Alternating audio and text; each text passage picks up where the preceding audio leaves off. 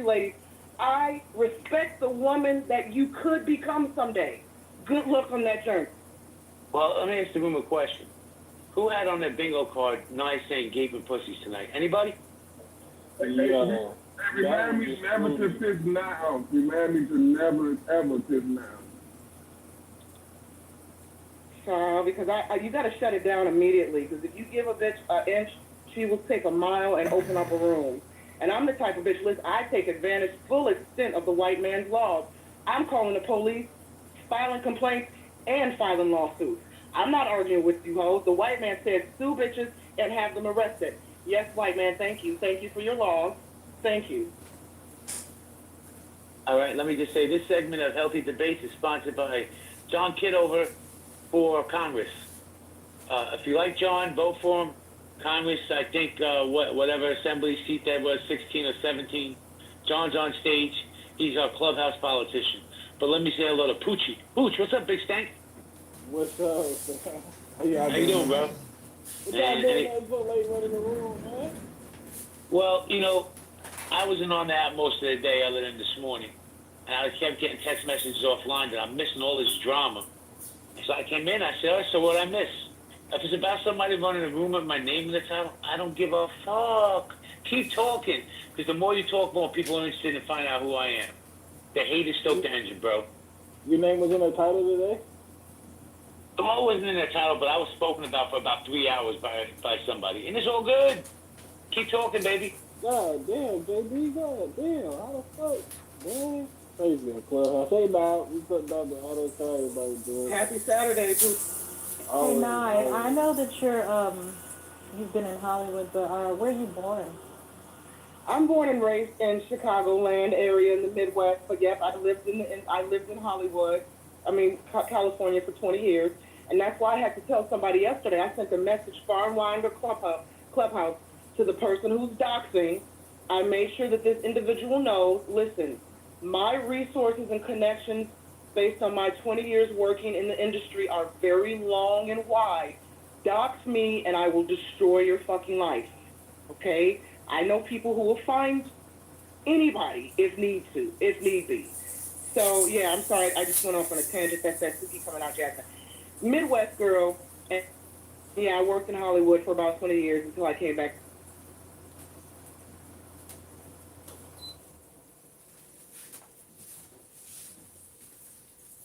There's my girl coming in. I won't say her name, but she knows who she is, and I love her. Shout out to my boo, Marley boo. Hi. I love me some Marley. Happy Saturday, Marley. Hey, Marley. Hey, Pat. Hey, HR. Kim, I see you, Kim. E, how you doing? Elizabeth, good to see you again. Man, Elizabeth's been coming to my room for years now. Good lady right there. Summer, how you doing? Notorious in the house. Guys, we're going popcorn style. If you have something to say, disrespect the one-mic policy. Nah, I do need to step away for 2 minutes. So I'm going to leave it to you, Adams, and Pooch, the big Pooch. No problem. It's popcorn style, guys. If you just came into the room, the chat, the poll at the top, if you don't see the poll, that means you have to update your app. Some people are not sure how to update the app, so you just got to go into your Apple Store if you have on iPhone, or Google Play, I think, if you're on Android. Download the most recent version of Clubhouse. Come back in. You'll see the chat on the poll, which is asking how important is Clubhouse to you. Very important, not at all. Clubhouse is life. I'm addicted. I'm addicted because, first of all, with my job as an entertainment news reporter, I have to spend an unhealthy amount of time on social media because of the type of work I do, researching, gathering, posting, interviewing, et cetera, et cetera. So between Clubhouse and X, I get my fill of the fuckery.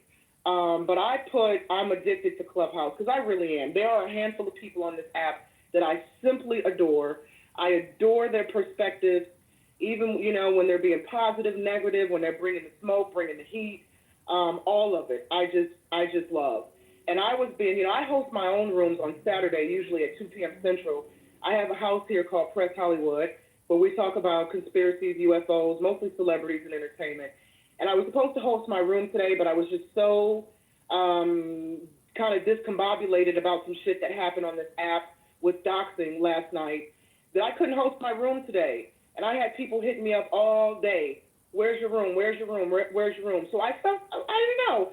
I always feel special to know that while there are people on this app that I appreciate and I like to tap in with to see how they're doing, seeing what they're talking about, the love is reciprocated when I don't, kind of feel that need for others when they want their celebrity gossip or they want to talk about conspiracies, because I am a proud card carrying member of the Conspiracy Theory Society. I put on my tinfoil hat daily. And so we like to tell, and I love that, I have this saying, your vibe attracts your tribe. And so I have found my tribe on this app, and I love these people. And even though some of these people I don't know personally, I feel a spiritual connection, that energy, that exchange of energy on this app, and I will defend these people, and some of y'all might be like, well, so-and-so is not worth you defending, so-and-so is not worth you talking to because they said this on the app or they said that or their past is this and that. You know what? That's got fuck all to do with me. You're kind to me. You're respectful to me. You don't talk shit about me. I reciprocate it. And if the shit hits the fan, I pride myself in not arguing and fighting with people on the app. Like I said, I will, if I have to get ratchet, I can, because I won't let people walk all over me. But if I have to defend people who are good people, I will, right? And I was speaking to somebody earlier about a mutual kind of friend, quote unquote, who is caught up in some shit. And I said, somebody's got to defend this person. We tend to support this person's faces. We tend to laugh and kiki with this individual, which would suggest we like to be around this person. Some of us spend all day in this person's room. And when the shit hits the fan, folks are like, well, they had it coming. The same people who like to laugh and kiki and be up in this individual's face, now they're nowhere to be found when it's time to defend. And you know what? I'm not gonna throw our friend under the bus like that, right? So defend your people. Be good to your people on this app. If there are people on here that you like and appreciate and respect, whether you know them personally or not, if you get a good feeling from them, if you feel like they're true, authentic person, I'm not saying involve yourself in drama. I'm not saying fight and spar with their enemies. But if the opportunity arises and you can subtly, safely defend them from bullshit, be an honorable, righteous person and do that. I feel like people, it speaks highly of your character, and I think people you defend might appreciate you for that, right? So I'll land. The stage is open. Yeah, I'm with you now. I'm definitely addicted to the app because I'm busy enough where I don't need to be on that. But even when I'm busy, I find time to come on here and listen for a wide range of reasons. Like sometimes I go in the rooms and they're like their philosophy rooms are like super intellectual and I learn a lot. And other times, people are on here going crazy and talking about shit that just cracks me the fuck up. I don't know. It's a different type of social media than I've ever experienced because I grew up when Facebook started and all that good stuff. So I don't know. It's something is very transparent even when people hide themselves. Something is very transparent about hearing somebody's perspective through their voice and getting to hear, from the fluctuation to the standpoint they're coming from there's something very transparent about this app. Hey, Pooch. Somebody hides themselves. Pooch, just hold on 1 second real quick. Yo, everybody, if you like healthy debates and you want a little bit of a spicier side, I pinned Press Hollywood on the top. Just hit that link and join this lady's house. She's amazing. You have great time in that, promise. Oh, thank you, JB. That's so sweet of you. So, like I said, I got to step aside for 2 minutes. I'm going to let you guys run it. Let's get some more people in here. Ping, ping, ping. Poochie, go ahead and finish. I don't know if you had a chance to land. Go ahead. No, that was a good interjection because I was done. But yeah, apps just I don't know, it's just interesting. So yeah, I'm definitely addicted to it. Nah, I'm with you on that. It's crazy. I'm an old goat. There was a time where, like, the biggest, like, interaction that I would have with someone was in Yahoo chat. There was a time where Yahoo had like a chat room, and you could like go in there. And I mean, there was like only typing and maybe a little bit of voice if your mic was good, but like it just was not as interactive. You continue in space, anything like that. And so this app is really great. I think for me personally, I think I like the old Clubhouse better, like how it was before they did the big change. I liked it the way it was because it was just set up nice and it was easy to find, you know, what you were looking for. And now maybe I need to do something because like I'm seeing all these rooms pop up in my feed and I'm like, I have no desire for like 95% of these rooms. When I look on the list, there's maybe 2 rooms at any given time that I may want to join. But other than that, it's just a bunch of hogwash. And yeah, so I usually get on here and I try to find people who I feel like are intelligent, but you know, still have the ratchet side. Because sometimes, you know, we be here for the smoke and we're here for the shits, and you want to, you know, talk shit and hear people get the shit beat out of them on, you know, verbally. But other than that, you know, I want to hear intellectual talk and people being smart, and you know, I like to learn things, you know, and I love to be around people who don't think they know everything and are always willing to learn. That's always fun. So, but yeah, I'm glad I fell in here tonight. Is this your first time in Healthy Debates Room? Not my first time, but it may have been like, this is probably like my first time actually feeling like maybe there may be people in here that aren't disgusting. I don't know. Just for lack of a better word, you know. So I'm just like, okay, cool, this seems nice. Unfortunately, I know the next time I probably see this and it'll be a totally different conversation, it'll be totally different people in here, and I'll be like, oh, who already stink. But for right now, you know, I'm happy with who's in here. Jasmine, we usually don't run rooms on Saturday nights, but, you know, me and Nye and Adams had a conversation. I said, you know, let me open a room. But rest assured, ma'am, there's piece of shits in the VIP section right now. And if this was any other room, I'd point them out. But tonight, I'm not going to take any headshots. I'm really trying to bring the temperature down. You know, listen, the people that I've been around for 5 years, people that I've got to know, like Nye, I know Adam's offline, Poochie, I'm hoping to get to know offline. These are good people. I'm not going to surround myself with scammers and scumbags and lowlifes. You know, so that's just welcome to Healthy Debates. Just so we have some good conversation. Like Holly just came on stage. She's a great lady, great mom. Hey, y'all, I'm back. I put my kiddos to bed. Thank you being such a wonderful mother.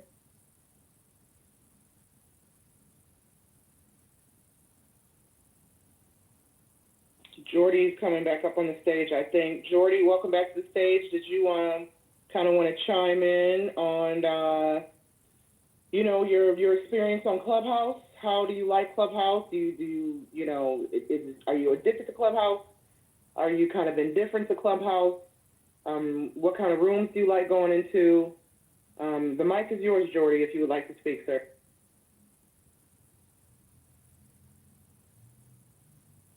Jordy, Bueller.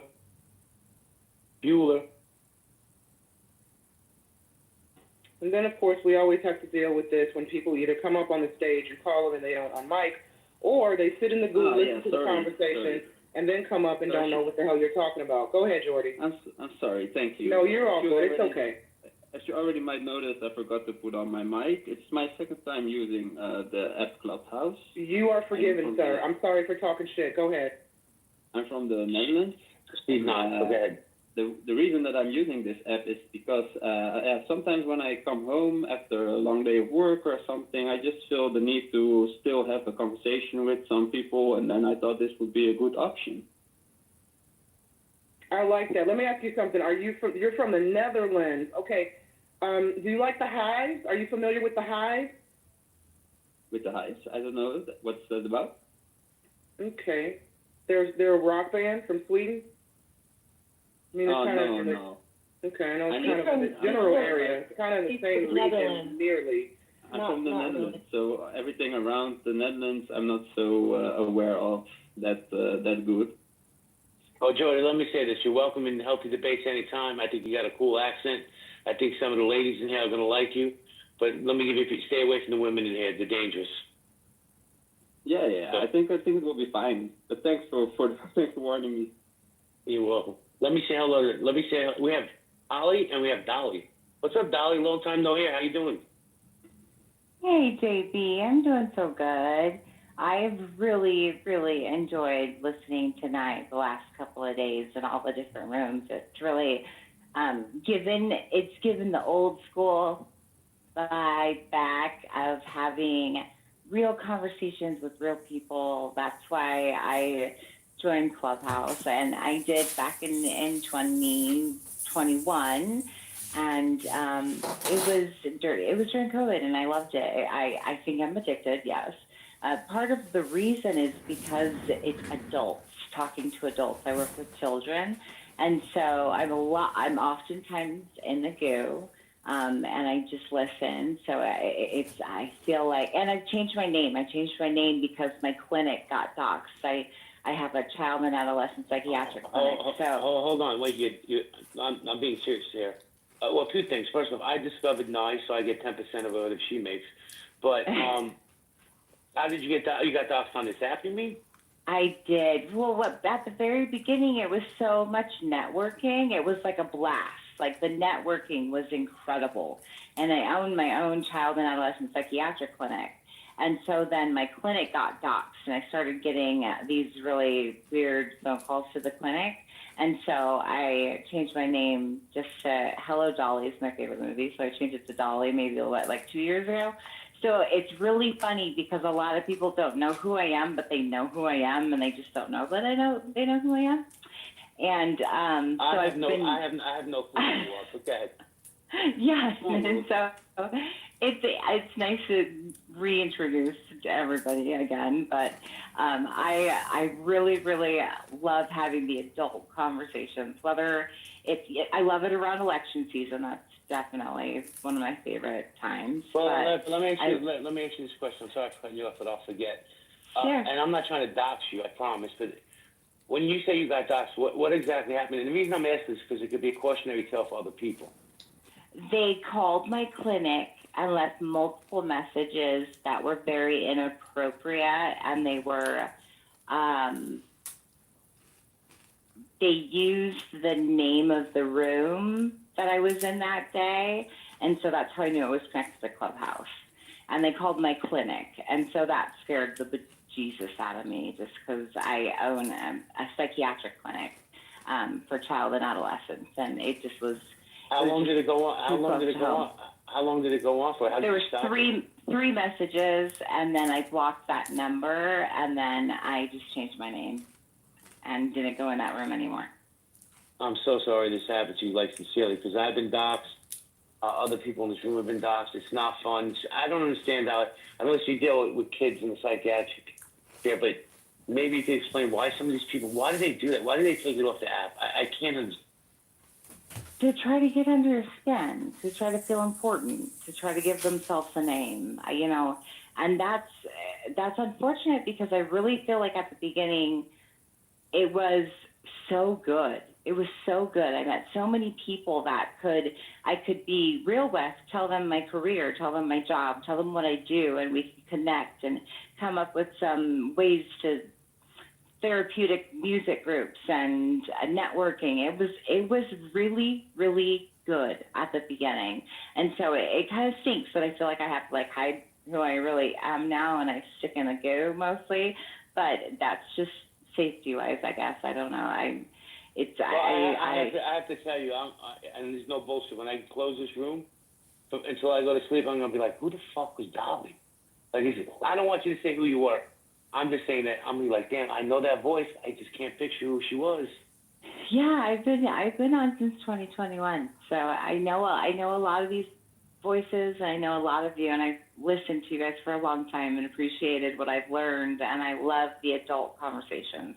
So yes, I'm addicted, but it's also because it gives a new perspective. It takes me out of my. I swear, working with kids, I've lost a lot of my big words. My language has gone down. So I just love to listen to adults, even cursing, even some of the banging, it's like, okay, yeah, this is kind of fun. It gives me out of my my world, and so I love healthy debates. I was sad when it was gone for a little while. I'm so happy that it's back. It's feeling a little more reminiscent of the old Clubhouse, which I love. So, yeah, that's why I love Clubhouse, and I would say now I'm addicted. Well, I have to tell you, and this is not me. Nobody feel bad for me, but running some of these spaces is very, very stressful.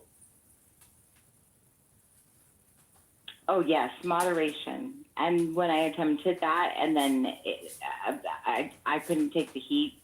I can't handle the heat. Like, you guys are rock stars, absolute rock stars. And I appreciate, and Dr. Adams, I adore Dr. Adams. I think he's hilarious and smart as shit. All of you guys are so smart. That's what's really cool about Clubhouse, is that the IQs, but not just the IQs, the outside, the abstract thinking, it's just different. It's different ways of thinking of the norm. And that is something that I love. I love. In psychiatry, you always want to look at every possible reason, or, dive deeper, and you guys dive deeper. And I love that. I love it. So I'm so happy you're back, Nye. I'm so happy to see you. And I just, I'll be in the goo. I come up sometimes, but not as often as I'd like to. So. Well, you're welcome. Love it. You're welcome here anytime. Thank you, and thank you for coming back. Yeah, Healthy Debates is definitely back, and we're not going anywhere, even though people are trying to take us down. I don't know. I think the more intelligent conversation you have on this app, the bigger bullseye you wear. People would rather have the dumbed down crash out rooms. Like, there was a room about me today that went for like 2 or 3 hours, right? And people hit me up like, "What are you gonna do? What are you gonna say?" I'm like, "I'm not saying shit. I don't care. The more they talk about you, the more they come to your rooms. Hate. And the haters stoke the engine of success. I guarantee if I open a room, more people hate me than like me. But they still show up, Dolly. Keep it bringing, baby. Let's go."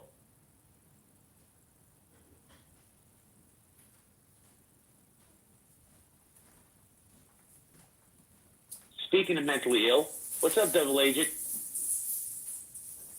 Malone, are you there? How you doing? You help? I know you're here. I see you. I hear you. Have you got help with that mental disease? Well, it's a good thing. I just got back to Canada, where at least all the I mean, I don't know if it's actually helping, but any treatment I'm getting is paid for by the Bro, let me tell you something, man. This is how I know you're full of shit. Because you said it's a good thing I'm back in Canada. Nobody in their life has ever said it's a good thing I'm back in Canada. Nice. It's a beautiful day, though. So, Malone, we're talking about people's experiences on Clubhouse. I know you've had a roller coaster ride. But I like you. I think you're a good dude. I can't wait to meet you in real life. Let's have some pizza at Spumoni Gardens. Oh, yeah. But what is your experience like on Clubhouse? I mean, it's been incredibly educational. Talking to people who I only heard about, in podcasts or in the news, and I honestly didn't believe it. And then to be able to interact with people and, just see how crazy people actually are, what we're dealing with. I would say I think it's radicalized me a bit in certain ways. I think my tolerance for nonsense has gone way down. But, I'm grateful for the education I've gotten and the friends I've made. Well, I tell you what, Jordy, hold on one second. Let me just say this to Double Agent, then I promise I'll come right back to you. Double Agent, I bust your chops because you have a good sense of humor and you get what I'm doing. But I do have a lot of respect for you, and I do like you as a person. I think you're a good man, so I just want to say that. I feel the same way. Thank you. I fooled another one. Jordy, go ahead. Yeah, what I found out about the app when I just installed the app and I was just scrolling through a few rooms and I was just joining randomly, so just to see how it goes, because my reason is just to talk to strangers and meet new people, learn about other people. It's what's my interest. But when I joined some rooms, I've been not so very welcomed in all rooms. Like I've been making fun of, or people being racist at me, or they call me. I remember I was joining a group with people from color, and I think I was the only one. They call me the white dude. What's this white dude doing here? And Hey, Jordy, let me just give you a little piece of advice. Two things, real quick. If you keep coming to my spaces, I promise I'm gonna make fun of you. That's a promise. But it's all good fun. If I like you, I'll make fun of you. But here's the thing: I got 3 different messages in the back channel. Some of these women in the room want to know if you're single. If that's your real picture. This is my real picture, and I'm single at the moment. Yes. Okay, ladies, there you go. Send me messages. Jordy, so we have a couple of terms. So if I say land your plane, that means stop what you're doing and just, finish what you're saying, and then mute up so we go to the next speaker. All right? Have you finished what you're saying? What did you say when I have to finish? When I say land your plane, that's a term we use on Clubhouse. All right. Okay, have you landed your plane, or are you still continuing? Yeah, that was what I wanted to share, and if you also had the same interactions on this app, and how you dealt with it. Every day. Every day, bro. I just had a room about me for 3 hours, some lunatic screaming about me. You always just use this app to debate, or also just have lively conversations? Well, usually we like to have lively conversations and debate at the same time, but I'm going to tell you this. If you're going to come on Clubhouse, and I'm being serious, you got to put your big boy pants on. Don't be sensitive on this app, because these people will tear you apart. You're welcome in this space. I'm going to make fun of you, but it's all in good humor. But let me say hello to Trayvon real quick. Wait, hold on. Okay. I did my PTR, but it's not. I was trying to change my PTR to an airplane landing to tell Jordy if he's ever talking on a stage, and if he's ever on a stage talking and he sees a person's photo changed to an airplane landing, that's their way of telling you that you're talking too long. So wrap it up. Jordy, look at my picture right now. Yeah, you'll see that. If you see that image, yeah. But you're cool. You're cool right now, Jordy. Just some tips. Yeah. Jordy, you came into the Cool Kids Club. Just hang out with us. We're gonna learn you real quick. Trayvon, what's good, bro? Trayvon has one of the smoothest voices on this app, man. What's good, bro? Well, first and foremost, respect to everybody that's good and blessed up out of mind. Bless up to the lovely people on the stage, not from the audience. Shout out to my guy, who spoke for me, man. One love to my brother. Welcome to Clubhouse. But on that note, getting straight to the point, my Clubhouse experience, I'm going to keep it relatively brief. Came on here when Clubhouse actually started. I've been on here for some years, of course. Clubhouse for me, it was kind of like an outlet going through, first, it was really for me to get my voice out there, as I'm a freestyle artist. I love freestyle music, freestyle hip-hop and poetry is my thing, definitely. But, as at that time I was going through a very toxic relationship, you know what I mean? Clubhouse became more so my outlet, my way to connect with people who was going through the same thing that I was going through, who could provide me a little bit of insight. At that particular time, I didn't really trust therapy and whatnot. So Clubhouse for me was kind of like therapy. Going through the process, met a couple friends, or what I thought to be friends, come to realize that, a lot of people on Clubhouse is not who they really say they are, definitely. Even though it's a social app, we tend to draw these connections with these people, but reality of the matter is if you ain't met them in person, you really never know what to expect. For me, I had a couple friends on here I thought was real, turned fake, but hey, that's life, right? So other than that, got to the point to where now, I'm in a position to where I'm creating platforms to be able to connect more with the people that's undergoing domestic violence, as well as be a voice for people that's going with domestic violence, and put a smile on people's face. Because I know we need it 2025. I'm going to leave it at that. Pass to bad love, peace and blessings after that. Yeah, I love that shit. Get Adams. So, as far as speaking to domestic violence, are you equally speaking to both women and men? Yes, most definitely. I think okay. both. I'm just making sure you're staying on code. Yes, most definitely. I appreciate that. Yo, Trayvon, man, you ping me into your rooms, I'll come support you. If I'm not running my own rooms, I'll definitely come in and throw you a little love and some online currency. Hey, Paulie. Hey, Paul, you seem to have a lot to say about me when I'm not around. The stage is open, bro. You're more than welcome to come up and share your thoughts on me. You don't have to hide in other rooms and talk about me. I'm right here, baby. I stand on my square every day. See, I'm not, if it don't apply, let it fly. But to me, any man that goes in another room and talks about another man is a bitch. Straight up, bitch. So if you got something to say, bro, hey, I'm going to give you grace and space. Come to my stage. How about that? Don't hide. Crazy? You know what's crazy, Jay? I mean, I know you went and, took a nice, lovely woman shopping. I personally worked and, made a pretty good bag today, A lot of these people just seem to be miserable. I mean, shout out to a lot of these people that claim to have families and claim to be engaged in the community. They have so much time to give their, unwavering opinion about other people on a fucking Saturday. Isn't that crazy? I mean, and none of these people have a honey to-do list. Like, none of these people are checking in on their parents. Shout out to some people's old-ass parents. I mean, school just started this week. People aren't going through the curriculum with their kids. They're not sitting down and doing the first week's worth of homework. I mean, to me, it's very bizarre. It's bizarre to me, Adams, and I don't disagree with you, but here's something else that's bizarre. A grown-ass man will go in another room, call a man who's not even there, call him a rapist, a sexual predator, and then when you call him out, their balls shrink. Come to the stage. I'm being respectful. I'm not yelling. I'm not screaming. This space, I try not to yell and scream. But if you got something to get off your chest, bro, come to my fucking stage. And I'll tell you what, I'll even clear the stage. It'll just be you and I. If you don't feel like people are ganging up on you. Don't be a bitch. Okay? You know what's crazy, Jay? In these political spaces, everybody's complaining about inflation, right? There's not a politician good enough to appease anybody on this damn app. I don't care if it's a left politician. I don't care if it's a right.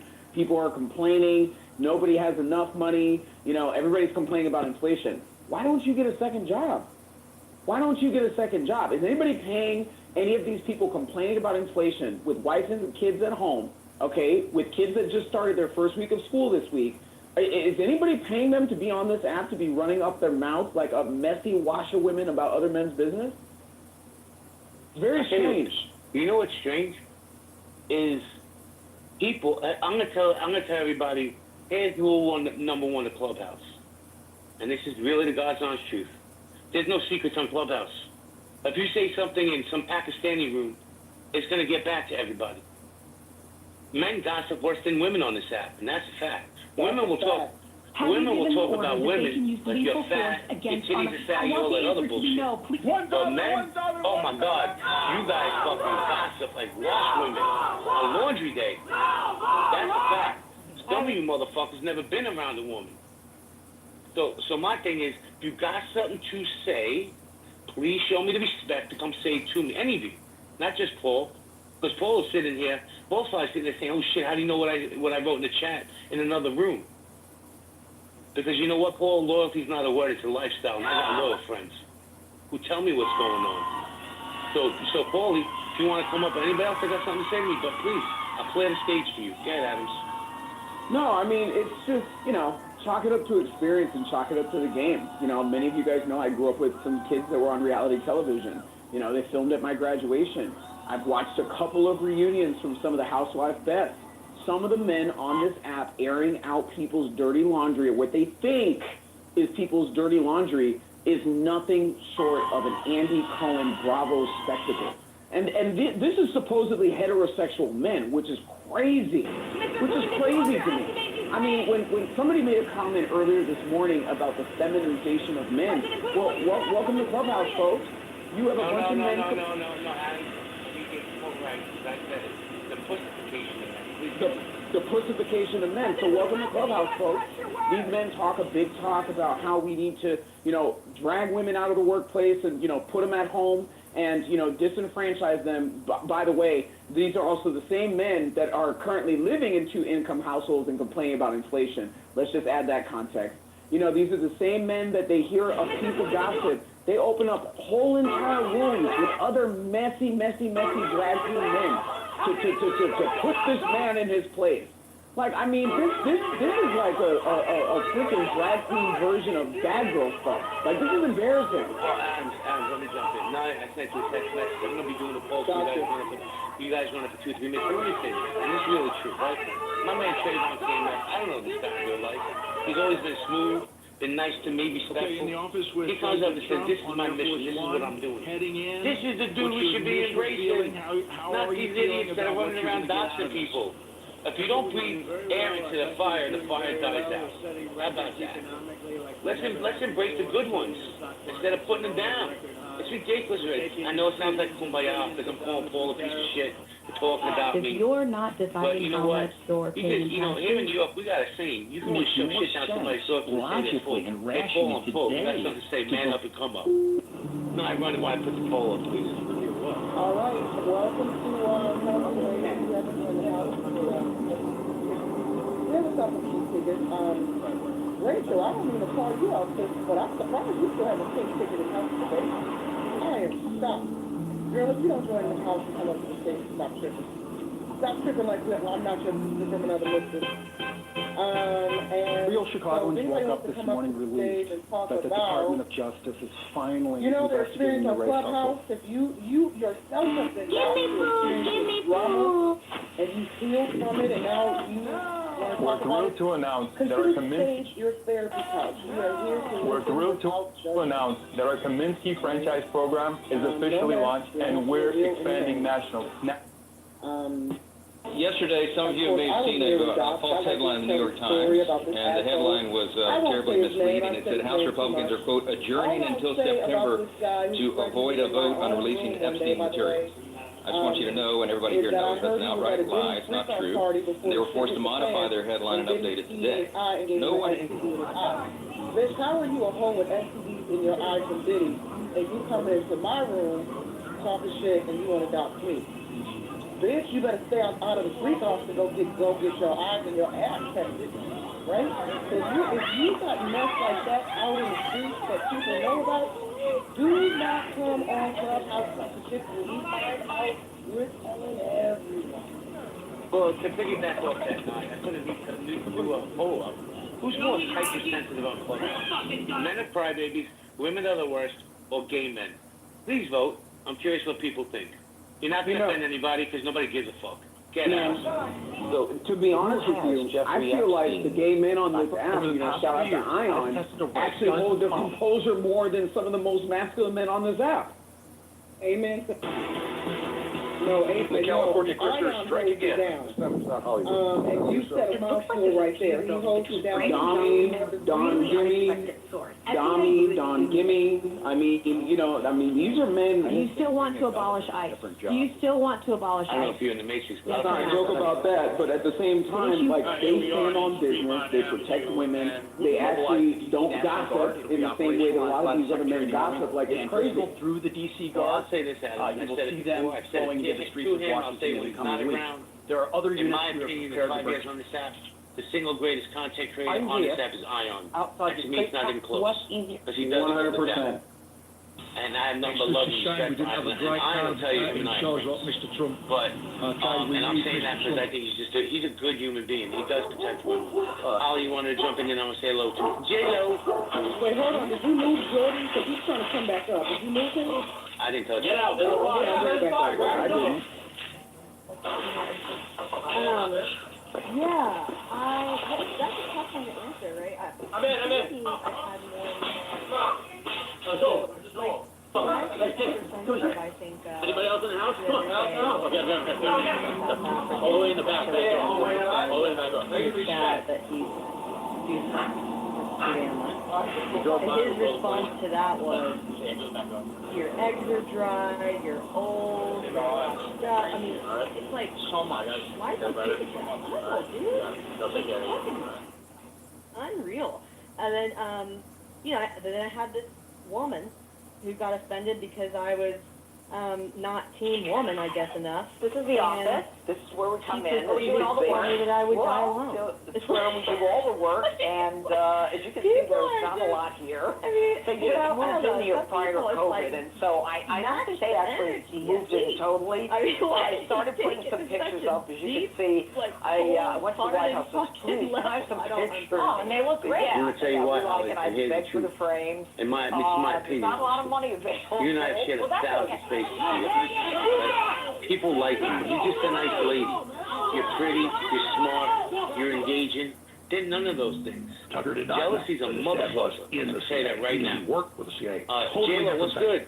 All major federal agencies that are involved overseas work hand in glove with the CIA. If you are at the State Department, you're above the CIA. Tucker wasn't lying when he said, I didn't know I'd have to the CIA. In my life, He knew he worked with alphas on the Tucker's dad I would have to go with men. was not With just men, CIA. men It was fighting beyond and fighting that. and fighting, and who And has I've a bigger explained this to people that I've seen this in so many Trump things. has cut my food I stamps learned my from thing. $2,800. J-Lo, but let me ask you, do you think they're alphas though? Because I think they're betas. Wait, you Because I I think think alpha I males think they're alphas, but then all of a Yeah. sudden, and now it's down to $350. $2,800 is more than And a lot of them are a bunch of fat, Welcome to the a lot of them are a bunch of fat dudes with a bunch of baby mamas, razor bumps, and a beer gut. Like, that's what it comes down to. Like, a lot of these, like, think about the amount of time that these dudes spend on this app complaining about women. How do you have the time to cultivate relationships with these said women? Not the razor one. Wow. But before I go, give me one second. Before I come to you, let me just say hello to Mary. Howard, what's good? Yoab, Victor, Shia, you're beautiful, Shia. I don't care. This special If I get edition down of to Immigration and Customs Tisha, how you doing? Love, Mama, how you doing? Jay? Guys, if you have a big ticket, please cash where's it. the boundary? KP, my brother from another mother, was What good. can I have agency over? What's What good, can I- bro? Man, think of this line. Man, I'm chilling. But I just want to address Adam real quick. Newly released body cam video shows gunfire erupt between a gunman and police outside Grand Sierra Resort in Reno, Nevada, after police say the suspect walked into the resort's valet area and started shooting. Defying those. Y'all done woke me The up now. incident on July 28th killed 3 people, including 2 friends from Southern California who were in town for a bachelor party, and injured another 3. Alpha betas of fostering prisoners that try to, Gunman was shot by police and sent to a hospital, where he was later girls apartment Investigators said they have not identified a motive for the shooting or any connection between the suspect and the victims. The shooter had no criminal record and no mental health issues. Man, KP, I hear where you're coming from, and respectfully, and you know I respect you. You one of my unks on Clubhouse, okay? But respectfully miss me with that, okay? Because some of the men, and I'm not talking about you and the space that you guys run. Y'all got it together. And a lot of y'all have gone over the finish line and have accomplished a lot more things than some of these young men with dirty dreads, pants hanging out their ass, and talking shit up on Clubhouse could ever dream to accomplish, okay? I'm talking about the young YNs, okay? Yes, I said it. Get mad? Yes, I'm talking about them young YNs, okay? They just discovered what politics, they just discovered what politics was when Donald Trump started running for president, and all of a sudden black women are the enemy, okay? These men don't know how to run a household. These men don't know how to save. These men don't know how to provide. But for some reason, when they come up into your spaces and they hear the way that you guys have accomplished certain things, they try to play a certain act on this app of people who they're pretending to be. That is my whole point. Yeah, I'm about to get up out the bed and give me something to eat now.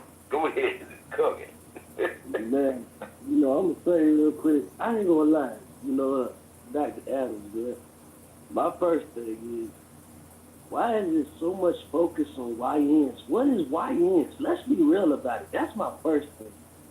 Because throughout the day, I've been hearing a lot of call y'all niggas. Why are we so focused on these? These is kids that come from a lot of our communities. Why are we considering kids in our own communities YNs? That's because right, that's what they call themselves, okay? Because they need to do better.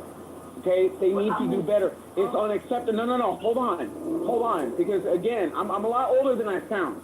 Okay, I'm closer to 40 than I am to 21. So looking at the way that these kids are moving, okay, it's unacceptable. Okay, it's absolutely unacceptable. The behavior is unacceptable. The pot smoking out in public. Okay, the freaking hair going in 5 different directions. The pants hanging down to the ass. The freaking pro club shirts looking like a dress. Okay, it's unacceptable. I'm tired of it. I'm absolutely tired of it.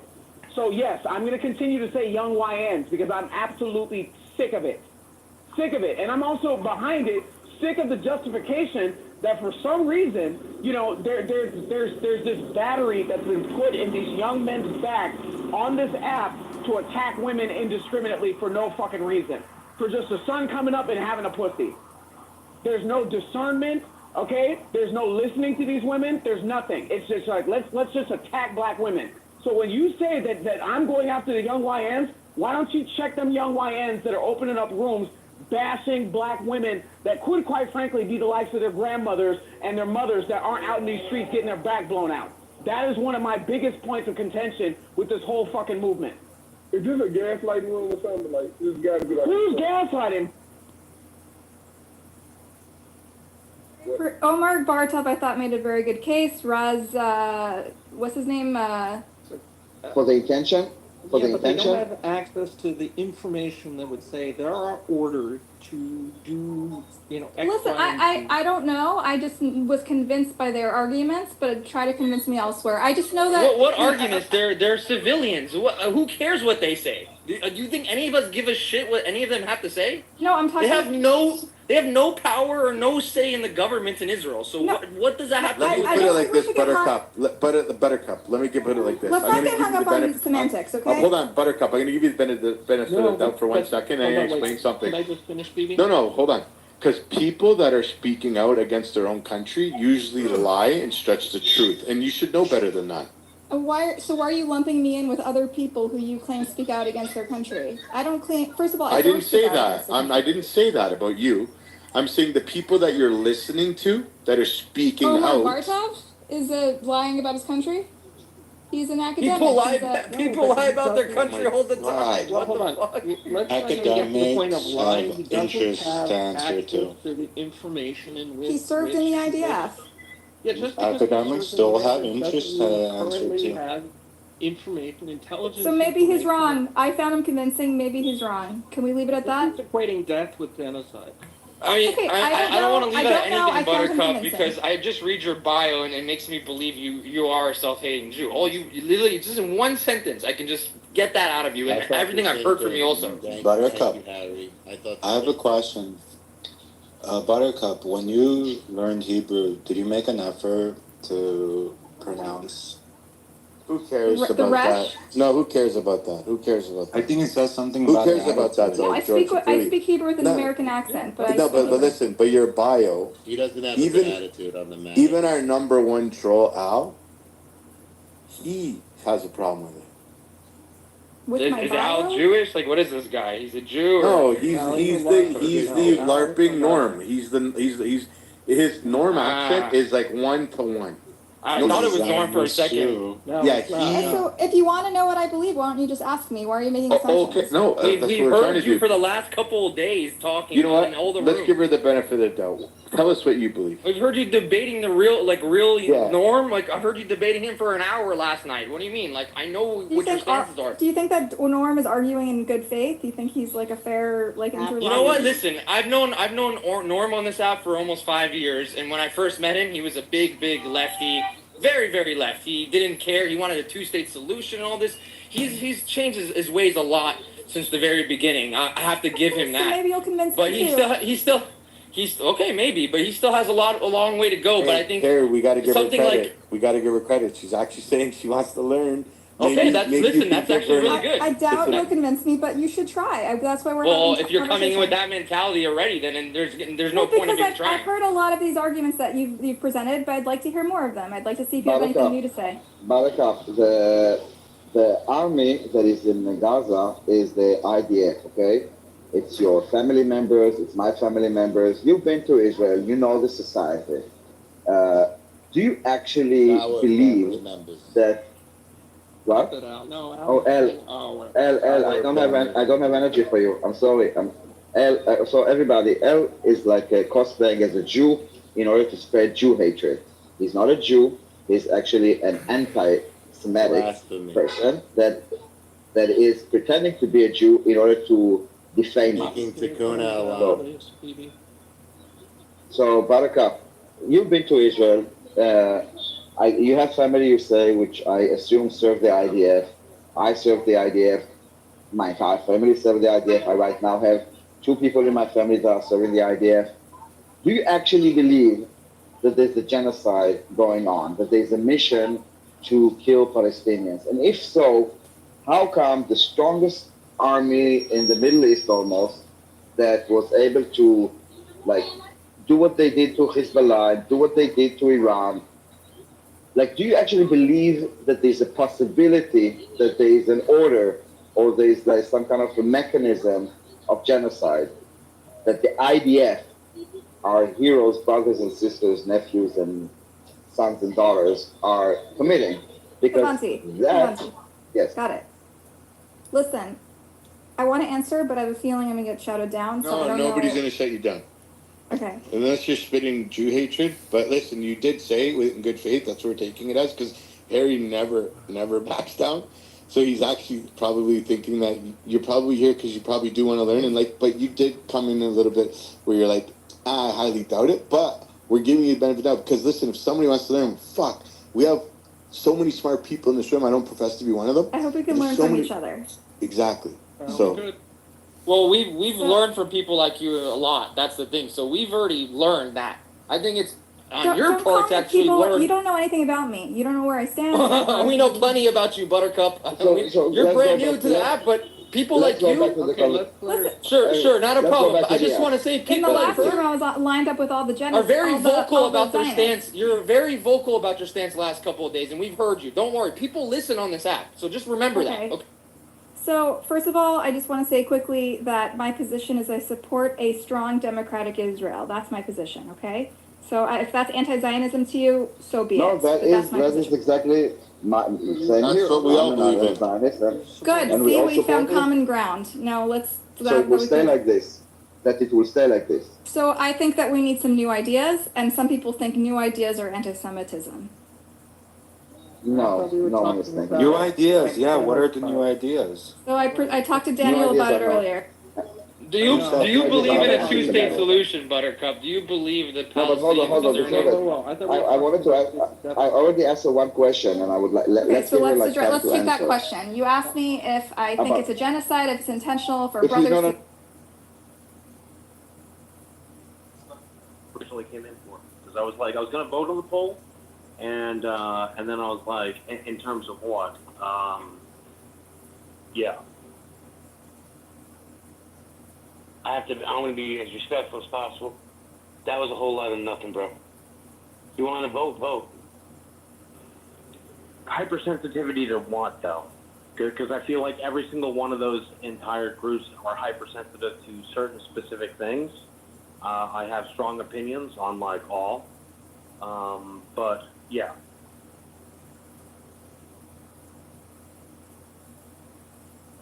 I would say the men, to be honest with you, Jay. My experience, and if it don't apply, let it fly, people. But a lot of the men on this app are straight bitches. They gossip worse than any old washwoman I've ever seen. The women will come at each other, but they'll say, you got saggy titties, you got a fat ass, whatever these women say to each other. But the men... ooh, and then what they'll do is they'll say something they know has maybe 1% nugget truth, and they'll start the fucking gossip, the rumors, all of it. That's the men on this app, right? Is this jerk-off still in here? There's a guy in here earlier who called me the most egregious names you could call a man in another room without him knowing that I saw what he said. Amazing to me. Amazing! Right? And then when I call him out on it, he wants to back down. Some of you men are straight bitches, and that's how I feel. It's my opinion. To crack me in the corner. You know what's crazy, Jay? I remember summers going out to New York, and my grandma used to have a bridge club. They're using innocent civilians She's right. to go Hamas is committing war crimes by using their people Why are you saying that they're innocent? let's say, okay, Because that they're children and there's a- elderly people. Even if they're guilty, they're not actively Hamas. How do you know? How do you know? How do you know that they are elderly? And who did you speak to?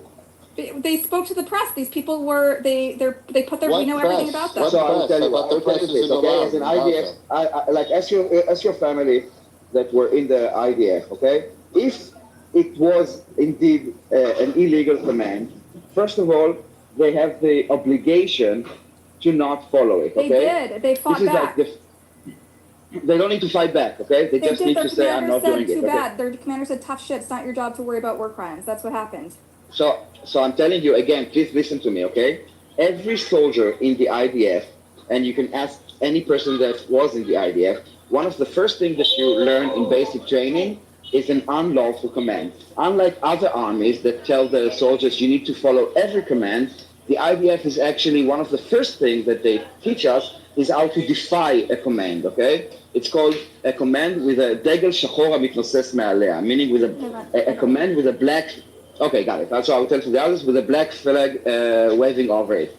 Those are commands that we are commanded not to follow. They don't need to, and if the commander say tough shit, it cannot, like he has no authority to say it. Those soldiers overruled him. Now, if they really did commit crimes or were told to commit crimes, you do not go to the press, okay? You can go also to the press, but there's an independent judicial system in the army that is not under the chief of staff. They went to the press. They went to. What do you mean? Hold on. What do you mean when it failed?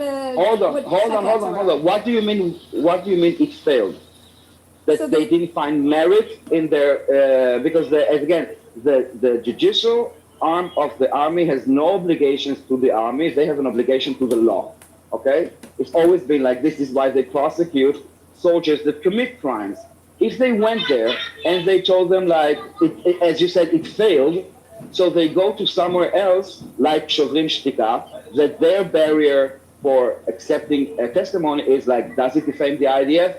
Sure, then we support it. So I'm asking you, you said that they went to to file a complaint and it failed. Can you elaborate?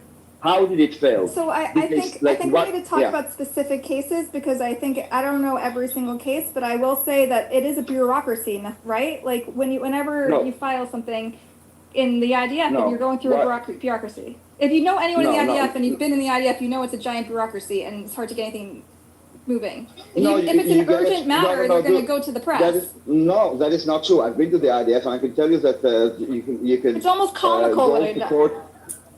You can go to court within like 2 days, okay? It's not a bureaucracy. And especially, there's a difference between someone stole my kid bag or I lost my kid bag than we're committing war crimes, okay? It's not like, okay, please take a number, we'll call you in 2 weeks. It's not the same. Why is there such a huge backlog of war crime complaints that have been filed? There's a huge backlog in the IDF. They're just sitting on it. Where are you getting this information? I'll find you a link. Oh, we want to see. Okay. We want to see where this link is. But when you read a link, okay, you need to read inside the article what is the source. I mean, whatever publication you might have, they are not like sitting at the computer and making up stuff. They will have to say, okay, we got this information from, I don't know. And if it's a public record, because obviously they have to put attribution to every claim in the newspaper. Right. So tell me what is the attribution? Okay, I'm finding it. If you have, thank you very much. And just so you know, okay, the fact that crimes are committed or that soldiers do things that are not supposed to do, it doesn't mean that Israel or the IDF are committing those crimes. Now, did you ever check how many soldiers were prosecuted during this war for like looting or for like all kinds of stuff? Because the system is working. I don't know what kind of backlog you're talking about. I know that the system is working. Also, they're not necessarily waiting for complaint. Remember there's that Amman rape allegation? There was a Nukhba terrorist, okay? A Nukhba terrorist that told the doctor in the prison that he was assaulted. The doctor filed a complaint.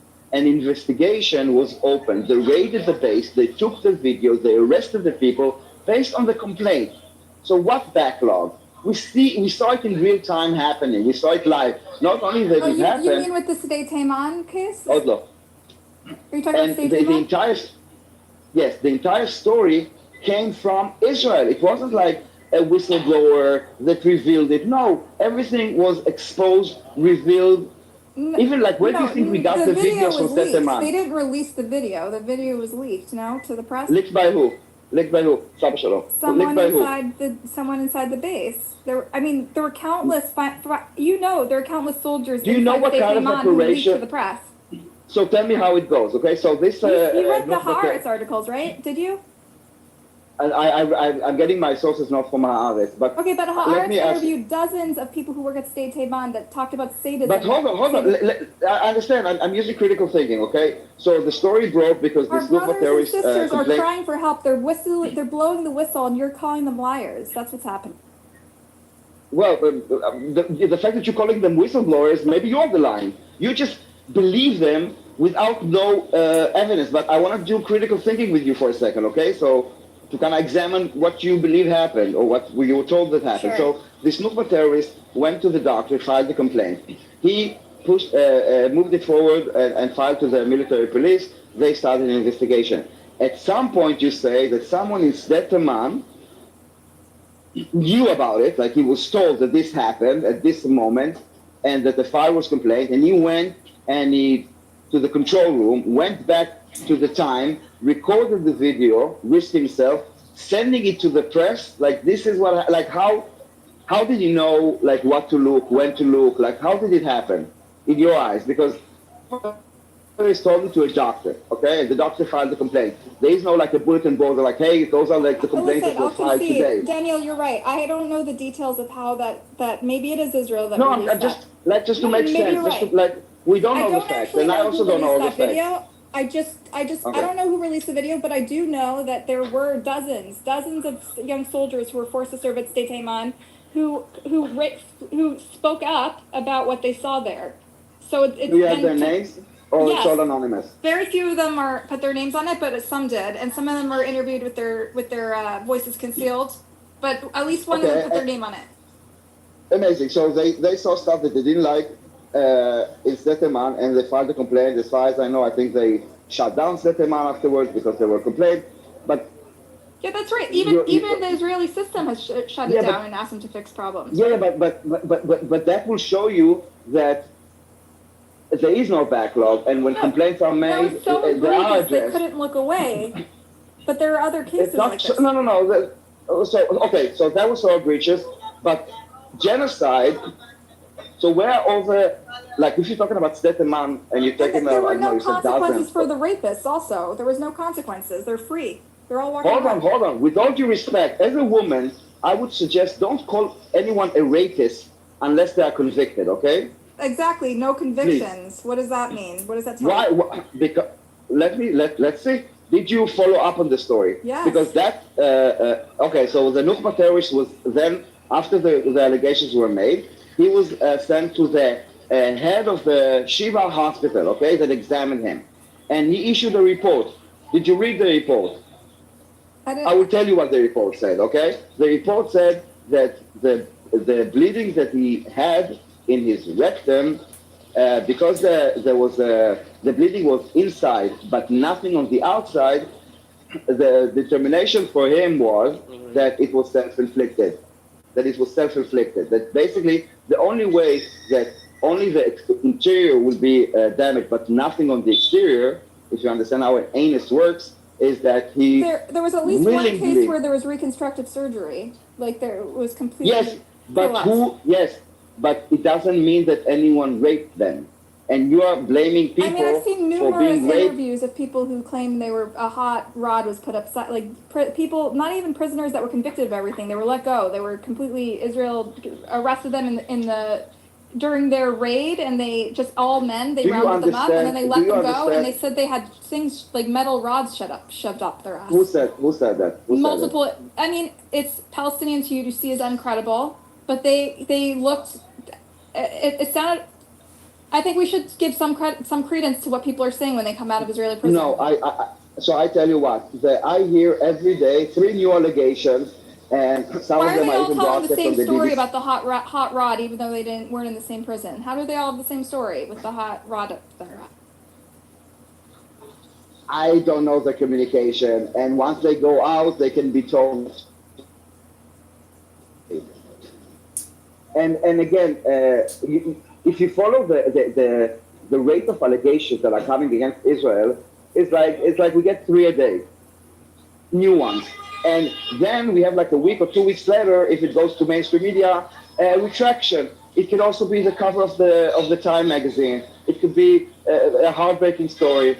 They don't check, and they just believe, basically like you do. You are here, basically with nothing but allegations, no evidence, no convictions, no nothing. But you are very convinced, and you are not only convinced. No, I'm not You very are convinced. kinda, I give credence to the voices of the soldiers on the ground. The soldiers, the you kids, 18-year-old kids who are forced to do this, who are being put in traumatic situations, right? That's who I'm listening to, and I think their voices need first to of be all, elevated. well, it's that no, they need to be no. The fact that someone says and no, I'm sorry. Repeating a lie doesn't make it true. You need to investigate and find the truth. I just The fact that posted a someone link. says What happens something, when they investigate? In 80% of cases, they just come up with no finding. They don't give a shit. so Like, No, nothing that's happens. not what it said in the article. All right, what does it say in the article? It said either they have 88% are unsolved, or they found no wrongdoing. So I don't know where you're getting your comprehending skills are so coming it basically from. But it basically proves the point of like allegations. Accusations as well. Allegations are cheap and fast. You know, lies it's cheap and fast. Investigation, find the truth. But you like. For you, they are only rapists. You don't care about the investigation. You don't care about due process. You want to elevate the voices of those accusing soldiers with crimes. You don't care about facts. Because if you did, I want to tell you. Soldiers who say they're being forced to commit crimes. So if now, like 4 of us will say that you raped us, that would make then we can call you a rapist because we want to elevate the voices of people that saying that you are a rapist. Listen, or if it would was you just wanna? one case and that was the only evidence, that would be one thing. But it's not. I understand. So you say I say so. Basically, repeating it. So this is why I said 4 of us will say that you're not just me. Me, one crazy. 4 of us. Then there's more because credibility. we don't like Yes, you. when multiple people accuse someone of rape, there's more likely chance All right. that So they're rapists. so I guess you're a willing to rapist. believe that you have raped us? Okay, so yes, she was willing. If all of us said that I raped you, Get off your crazy horse. Come on, that's crazy. if 4 people are accusing me of rape, I probably should be shunned. You know, I probably am a No, rapist. Buttercup, I'm sorry.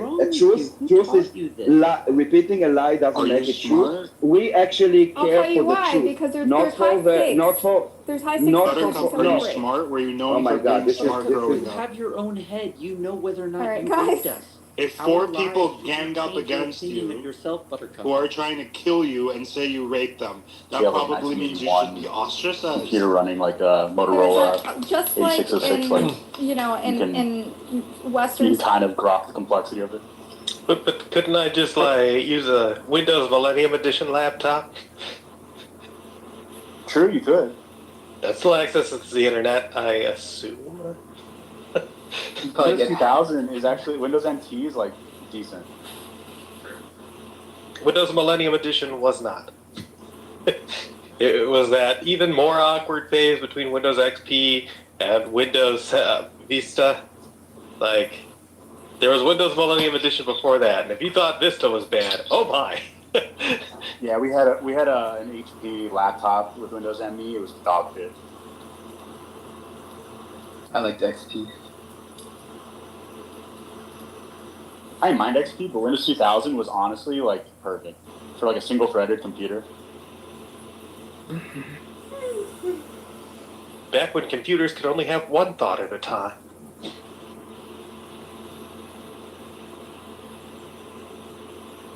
That was great tech. I loved that. Now we got asynchronous, we got thread pools, we got service workers, we got a whole bunch of shit. Make computers all super fiddly. I gotta know all sorts of fancy words just to Google shit. Blame Chromium for that. Blame JavaScript. Actually, a lot of old systems, like any company that actually makes real things, is still pretty much using like JDK, like JDK 7 or something.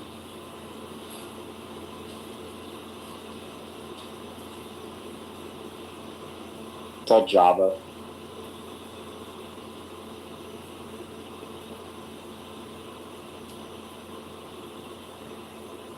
I see Wiggle there to bring him up.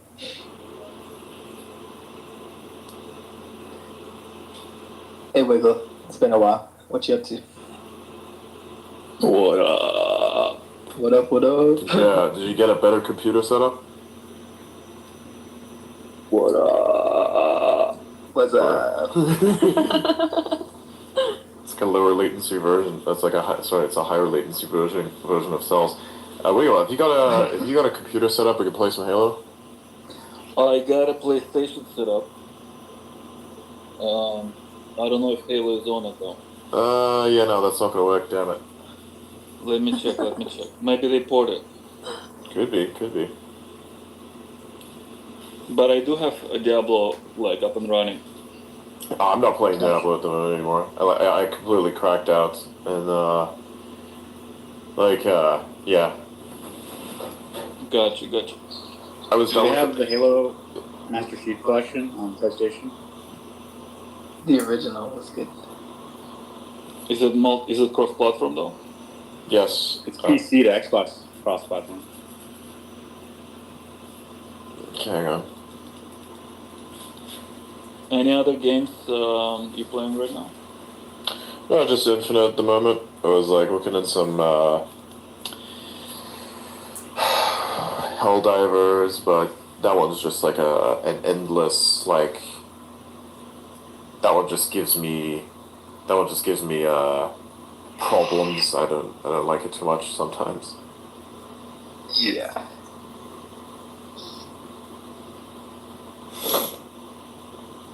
I went on Steam today, and they're having a Ukrainian game festival. So all the games that are made in Ukraine are on sale. I don't know too many Ukraine games, to be honest. I was thinking of playing Dune with one of our people. I heard they made board games. I'm gonna get you to play Borderlands one day. I swear, you're gonna love it. You guys ever play those like deep simulator games, like Farm Simulator or like Euro Fuck Simulator? Farm Simulator. Fuck work simulators in general. On that note, be right back. What? Yeah, I just never played those ones. Simulators. I'm gonna go take a nap. I'll be back in like 5 minutes. He talked about simulators. It's gotta happen. I'm so sleepy now. You gonna play Map Simulator? Yeah, Map Simulator 2009 when they hit their peak. Yeah, I don't like simulators. No, I don't. Yeah. It's a single player game, but it's also a multiplayer game. I think it's funny that you there's people who like live stream themselves playing like Truck Simulator. I know, right? And they have like actual truck bodies in their Dude, I was house. watching this guy. He's like this Mexican guy, and he's got like a full rig in his basement. Yeah, like, dude's fucking hilarious. An entire like 18-wheeler 10 with like a screens. shifter, and it's got like six screens around him. And they're all wrapping around like in a circle. Yeah, like He has like a cup holder and shit. yeah, and they have like a little horn on The it. thing that made me laugh the most is he had like a second seat next to his seat, so that like somebody he's hanging out with can like deal with him. Is he the guy who LARPs as the bus driver? I don't know. This guy had like 200 views on the video. There's one Mexican dude who does that, and he LARPs as a bus driver, and he like turns around and like yells at fake people. He yells at like fake kids. Yeah. That's pretty funny. See, I get the entertainment value. I would watch that. We've been talking so Don't long even the have to whole be time. Oh, here go Brahma. Wait, nah, like two things.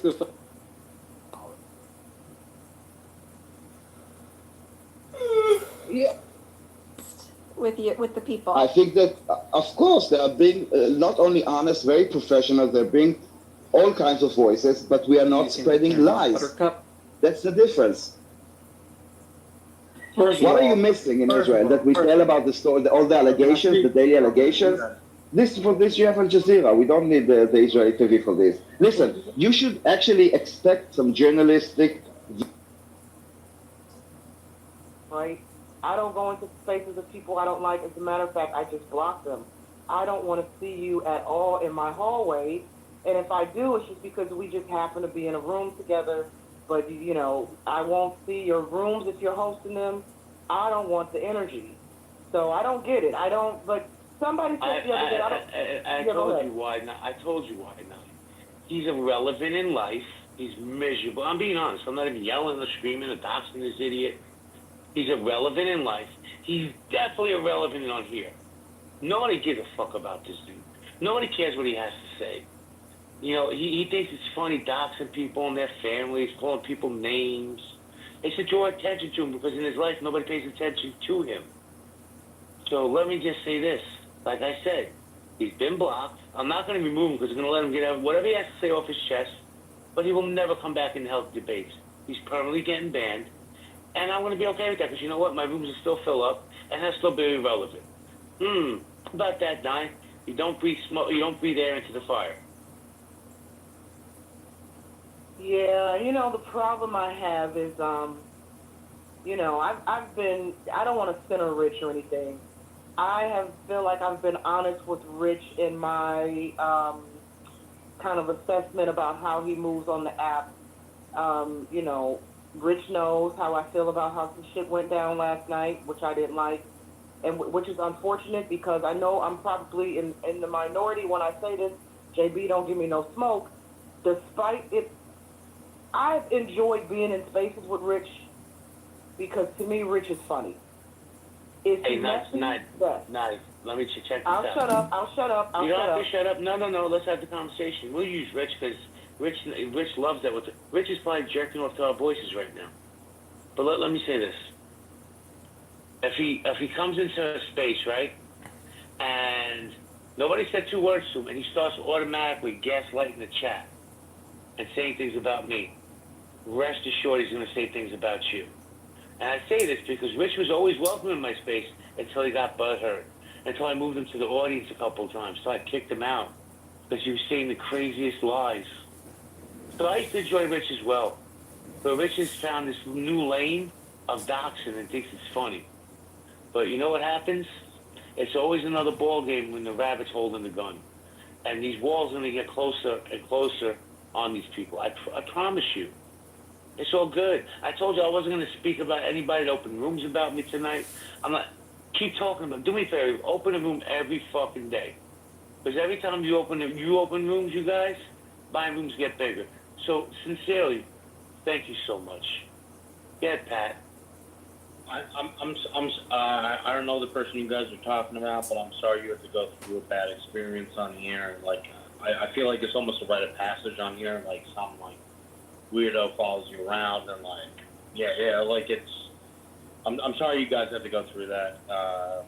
I'm surprised I haven't run into you on here before. Like, I came on Clubhouse during like COVID, and I wish I'd run into you guys before. You guys seem cool. You're both from New York, or like you. I'm assuming NY, New York. JB said. No, she's in Chicago. But then again, we still love it. Nobody's perfect.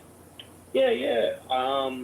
Chicago's a cool city. Top 5 city in the U.S. for sure. Oh wait, for crime and diarrhea. What's the top 5 about? Not Chicago? too much on the shy. Not too much on the shy.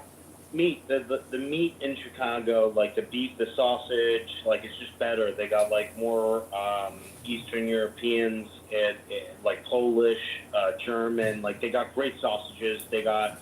I don't think a Chicago deep dish is. Hold on, Pat. Mute up for a second. Mute up for a second, please. I promise you can talk about all the meat you want. Nye, did you notice that? How I handled that situation, and he left the room and didn't say another word. So that's how you handle it. And I'm going to say this now since she's in the room. Monica, I'm putting all grudges aside with you. I'm not going to bring up your name anymore. You have my word as a man. She left. I tried to be respectful, graceful even night, and she fled. She doesn't want peace. She wants smoke. Yeah, I just noticed that. That's too bad she left, because she would have been surprised by what you had to say. It's all good. But you see how I handled Rich? Rich left the room and didn't say another fucking word in the chat. That's it. No, Rich. Hold on, Pat. I need you to mute up. Thank you. Read the room, baby. When I'm talking, let me talk. So, you see how you don't breathe air into it. That's it. And he never said another fucking word. He fled like the bitch he is. Listen, and I also just want to make note. You said to me that he'll talk about me too. I have no doubt he probably already has. There's a handful of these guys on here who I don't know for certain, but I'm going to 100% say I assume, and I know what they say about assuming, that he and a handful of others have talked shit about me either with each other in their own rooms, and that's cool, right? That's cool. The one thing they're not going to do is bring it to me, right? They don't stand on business like that. So I expect the only one who I think would stand on business is Brad, because Brad has called me out on stages in the past week. So I think Brad is the only one. If he had some real issues, Brad, he might talk shit behind the scenes, but when he sees you, he's bringing the smoke. Listen, one thing about Brad, even if I don't agree with him, he will stand on his square. 100%. Yeah, I agree. Whether he's right, wrong, and he's not going to admit that he's wrong, but he's going to stand on his square. So I saw you came back in, Monica. I'm offering you an olive branch. I'm not going to say a word about you. I'm not going to send any info about it. That's my word as a man on my children. I ask for the same courtesy in return. That's it. Just leave my name out of your mouth. You stop passing articles about me that have been passed on this app for 4 years already. I'm asking you respectfully. I'm doing this in a public forum. I spoke to Roger today. So, Roger, I'm going to apologize to Monica. I'm going to offer an olive branch. We don't have to sing Kumbaya. We don't have to even share spaces with each other. Let's just leave each other alone. Because you see what's been going on in this app for the last 24 hours. It's enough already, Monica. And I say that sincerely. And I'm not telling you what to do or how to move. You do you, kid. I'm just asking you, please, respectfully, leave my name out of your mouth. And I'll do the same courtesy. So, and I know a lot of people are shocked right now, like Nye's like, what the fuck is going on? John Kitover, where is my... I asked you to send me a message, Dingling. Yeah, what's your Instagram? It's in my profile. Oh, got it. Okay. Anyway, thank you, John. No, I said that because, I had a long talk with Roger today offline. I said, you know what, man, I'm tired of this petty bullshit with people. What's done is done. You can't undo things. What you can do is not just do them again. And I'm just going to stand on that. I hope she hears me. I hope she receives my message. And like I said, we don't have to sing Kumbaya, but we can at least respect each other. See, Monica, you came into my space. I didn't block you. I don't block you like that. I want you to come in. Monica, the truth is this. You're really smart.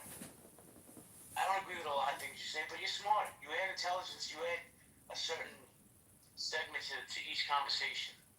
But I've never blocked you. You want to block me? That's fine. I'm not your cup of tea. That's okay because I drink coffee. We got Matt Cool in here. Matt gets a lot of smoke, but he ain't never room creators. I like Matt Cool. I like Matt Cool also. But he knows what he does. We got Viola. We got Rachel. We got Joe B. We got Yoev.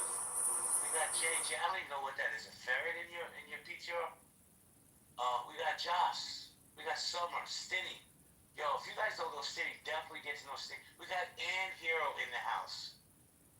For those who don't know, Ann Hero is an OG on this app. She's a pain in my ass, but she's like my sister from another mister. She knows when the shit hits the fan, she's running right here. JB, can you help me? Mike. Love Mike Moon. Anyway, guys, if you want to come up, raise your hand. Can I ask a question? You just did. While we are debating about topics, how can you make known that you want to interrupt, or do you want to say something? You flash your mic. Or you might not know how to do that, or you can say, what do you think about this, JB, when we say, can I get in the queue or can I speak next? What do you think of that? Flashing the mic will work. Okay, cool. Okay, that's clear. Thanks. I hate that Monica left because I wanted to say also, a lot of us kind of navigate the same rooms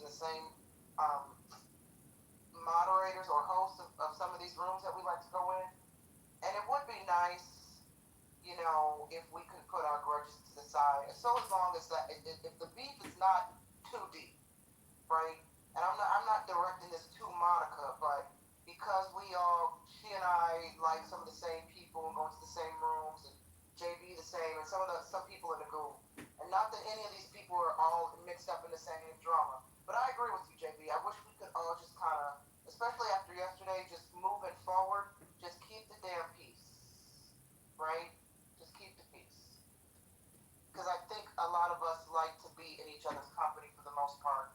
And we don't have to, we can spar and argue and agree to disagree, but we don't have to take personal shots and jabs and dox each other. It's really never that serious. So you know what I don't understand on? What is me having to run a Trump room or a race relations room or whatever rooms I run on a daily basis have to do with anything in my past? Where's the correlation there? I'm trying to understand that, right? Like if I'm talking about Donald Trump, Joe Biden, Mitch McConnell, if I'm talking about Nye McGee and her Hollywood room, what the fuck does my past have to do with anything? It just doesn't make sense how people just grab the lowest hanging fruit and love to gossip. John said it's clubhouse politics. John, there's a typo there. I think you meant to put clown house politics. Well, it's gossip and it's stirring the pot, and that's really what the definition of politics is in many ways. Yeah, JB, your past has nothing to do with anything as far as I'm concerned. I've already told you a million times over when I started coming into your space, the number of people who would reach out to me on the back end. Then when Roger started modding me, somebody called me Roger's token. And they're like, you're surrounded by racist white men on his stage. And, you can't, someone reached out to a mutual friend and said, I'm concerned about her proximity to women because I sit in the room with you. I drown out. Yeah, right. I didn't want to put your name in it, but she knows what I'm saying. I have to drown out the noise. I don't pay attention to these people because the one thing I've noticed is folks want to police your actions on this app and who you hang out with, who you talk to, but these same people will go into rooms, the messiest, most ratchet ass rooms, and entertain foolishness, entertain women being put, disparaged, threatened, black women who hit me up on the back end talking shit, the same black women who will sit up in rooms hosted by black men, and all they do is bash black women all day, right? So I don't pay attention to the noise, JB. And to answer your question, what does your past have to do with, when you're hosting other spaces? It doesn't. People just want to create drama, and they want your attention because they want to create beef with you. And if they can get your attention and get you to Rich, where you at, guess Rich? what? As you know, you've given them content. Now they're going to open up a room to talk shit. Wait, what? Yeah. What is happening? Yo, I love Adams. Adams, so you weren't here. JV extended an olive branch to Monica, apologized to Monica. Okay, and I was just saying, guys, can we keep it peaceful going forward? I was speaking in general, because some of us. Outrageous he is. And so he ends up quitting. So I told you right away that there are other Israeli experts who, in fact, disagree with Bartov.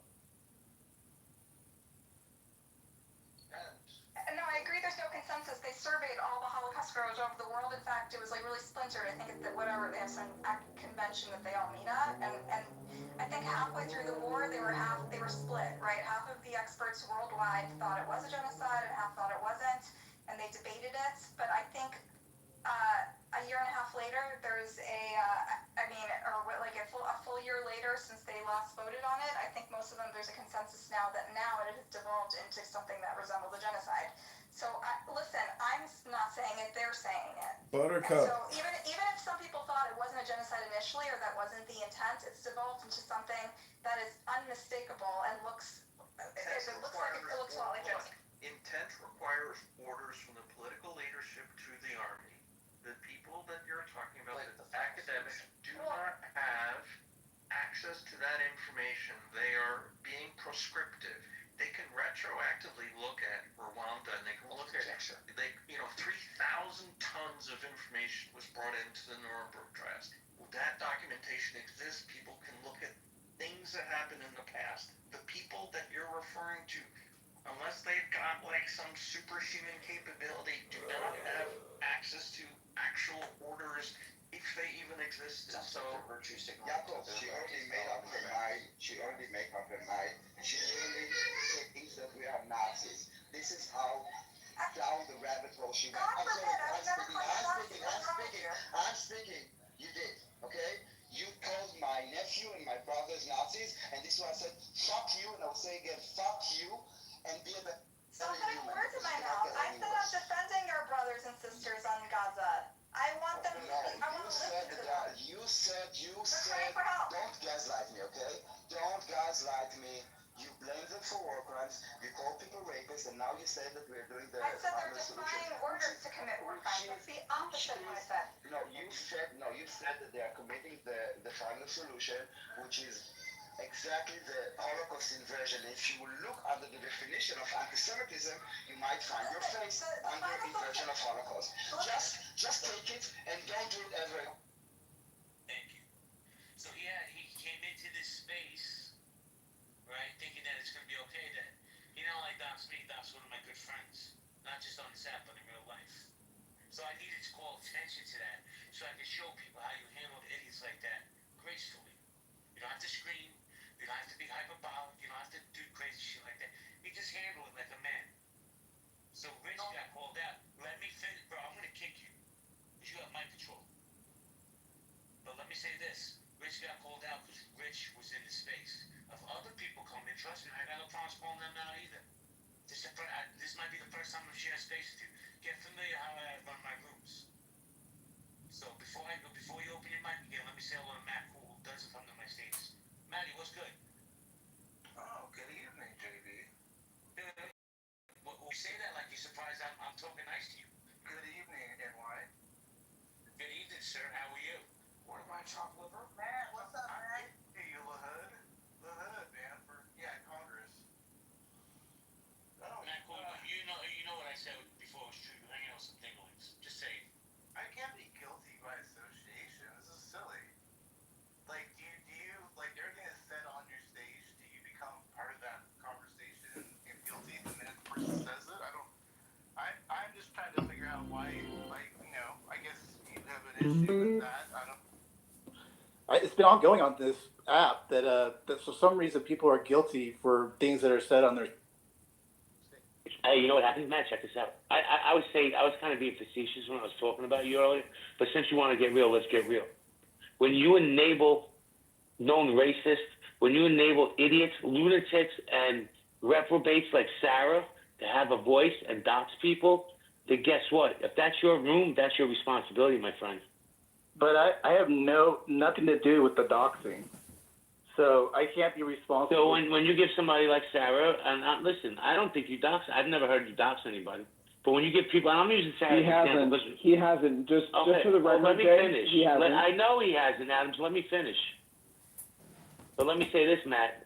When you enable these people, you're just as guilty as the perpetrator. When you give these people a platform, because listen, Matt, I like your rooms. I do. I like you. I said that twice before. But look around. Look what my mods are. Right? Look who I associate with. So unfortunately, yes, you're guilty by association when people come into your space and you mod them and they do egregious things. I just disagree. So I mean, a lot of people say a lot of bad stuff on your stage. I don't call you out and start saying, well, why do you support that? Why are you doing that? I mean, it's the tone policing and the dictating of what people do in the rooms has got to just stop. I mean, I have my own rules, right? If someone does, death threats, I'll definitely send them off on their way, right? There are some standards or whatever in that sense. But I'm just not following this whole, you have to do a certain thing for me. This is your own personal issue, right? With how I quote unquote enable people. I'm not enabling anybody. They can do whatever they want. Are you done? Did you land your plane? I guess he did. So, Matt, listen, we could agree to disagree. I think if you bring people up and you mod them and they say egregious things, listen, I can tell you some things, right? Roger has said egregious things. Roger will tell you. I have. Adams has. But rest assured, the names I'm throwing out here, Kelly has, Rohan, that moron Bren, but none of us have ever doxed anybody. I haven't, trust me, the thought has crossed my mind many times. And listen, Matt, like I said, I don't know what to say other than I like you. I think you're a good guy. You run good rooms. You know, I go into your rooms, honestly, so I can sit back and not have to run my own rooms and just listen to the chaos. You know, because you do have some crazy people. I go, and listen, MAGA's crazy. You know this. So I go in there just to listen to the MAGA. I think it's funny. But we could agree to disagree, bro. But I still like you, and I'll still come to your rooms until I get kicked out again. The one true Black King of Clubhouse is back. Welcome back, Hakeem. You know, I like to call you the Black King, and I mean that respectfully. I hope you don't mind. But if you're like, nah, don't call me that, I will stop. Oh, I get a heart. Thank you. Thank you. I don't want no smoke with Hakeem. I'm gonna tell you guys a quick story. It's story time. Okay, Hakima. Hakima, you wanted to address that? Oh no. I was only gonna say I don't want no smoke with Matt. Like the tongue lashing she just gave some people. No, I don't want no smoke with Matt. Well, let me ask you a question respectfully. Should I call you King Hakima from now on, or Your Majesty? No, it's definitely not necessary. I have not earned that. I have not earned it. That's just me. That's just me who refers to him as King. I got a question for Matt Cool. I mean, I'm in Roger's room. John, yesterday. you're very low, bro.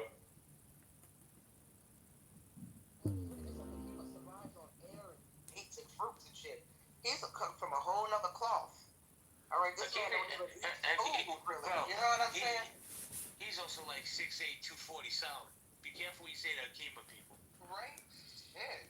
Wake that up. So I was in Mojo's.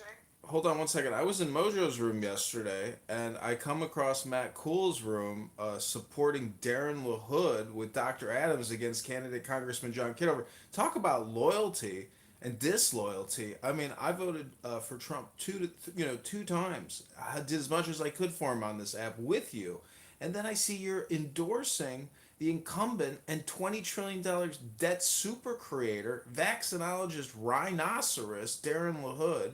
And JB and Hakima are the biggest contributors to the campaign to elect Kitover. So Matt, I went in your room with Anonymous, and then we listened to the Dr. Pepe and Dr. Adams show where they were drunk off their asses, mumbling, drooling all over the mic, totally drunk, shitting all over and doxing Roger Mayhem, aka Mojo Positive Vibration. So Matt, I mean, I gotta say, as a leader, your moderation, as the green bean and putting together your little shit show yesterday, I gotta say, you should go look in the mirror, because if you haven't contributed $10 yet to the campaign to elect John Kitover, your status and your reputation will go way up if you also become a campaign contributor. Putting the link in the chat. Thanks in advance, Matt.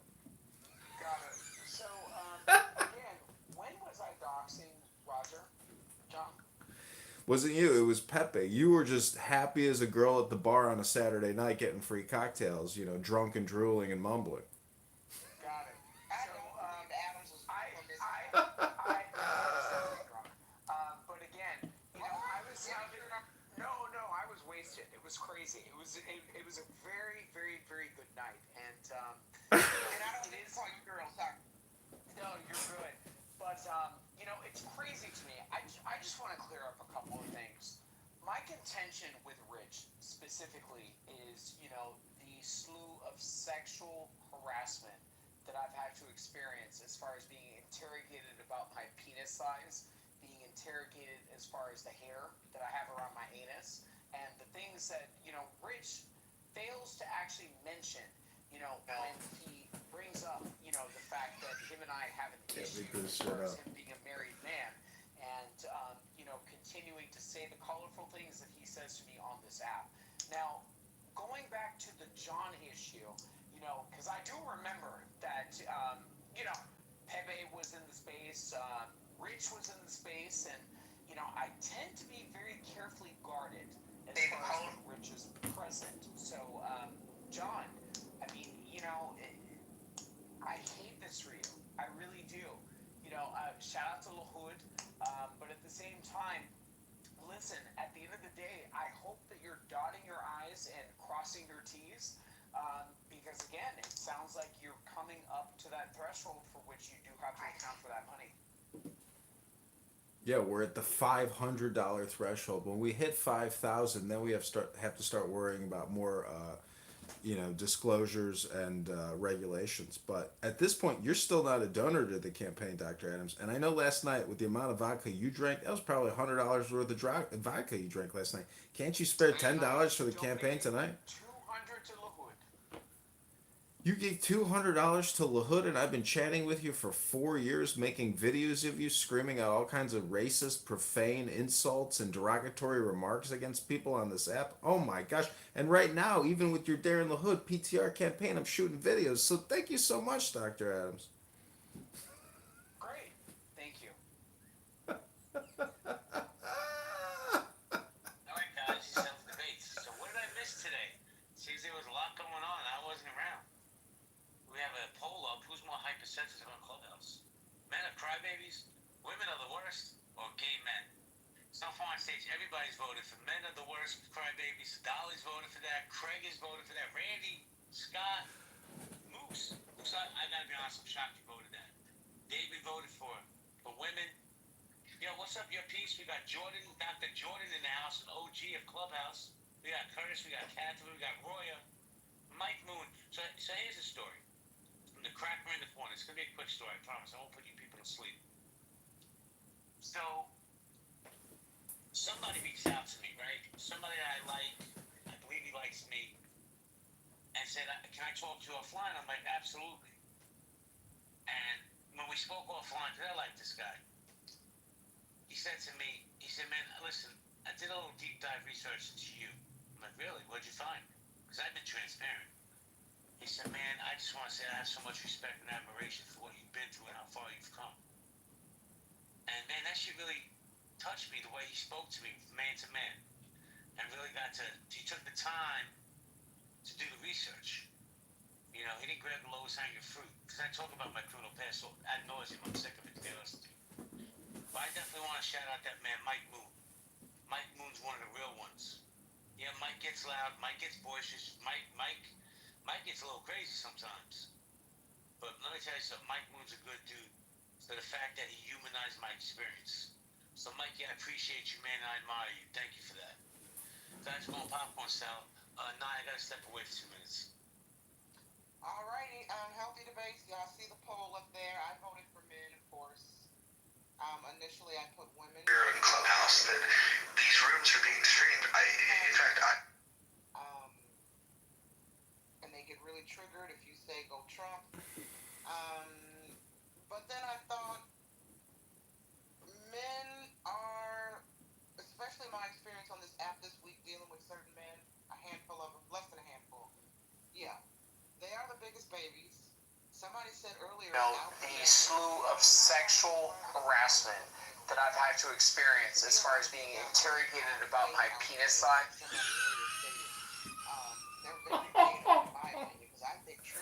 You can't make this shit up. Threatening to rape each other's wives and children. And so, as a matter of fact, true alpha males don't even have time to spend all day on this damn app. They might dip in and out. They might even engage in a little bit of drama for entertainment. But, they don't resort to doxing because they have grievances.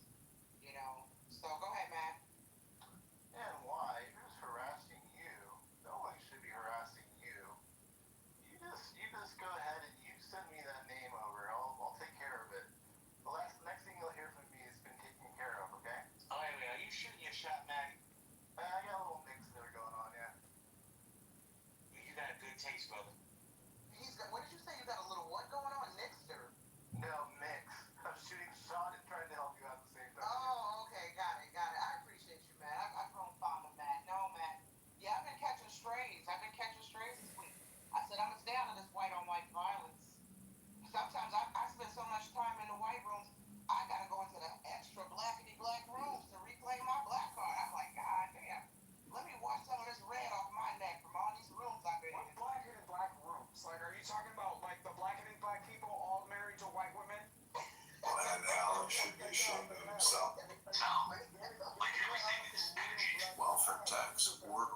influencing. I think there's something going on with the whole U.S. Constitution, Illinois running against. I think zero God. Suppose you have all time, all time. Yeah. I saw at least 10 rooms like that. Like I could not believe that shit existed.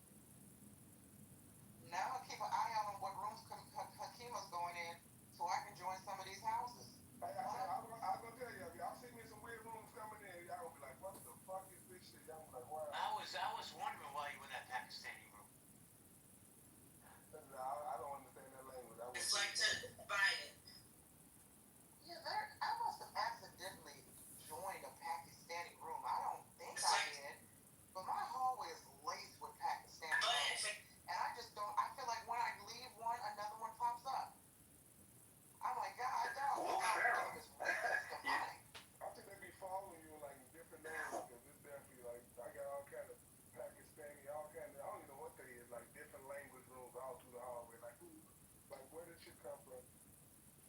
I joined a house called Republicans, and child, when I go in there, it's all Africans speaking in their language. They're not even American. I said, what? This is a bait and switch.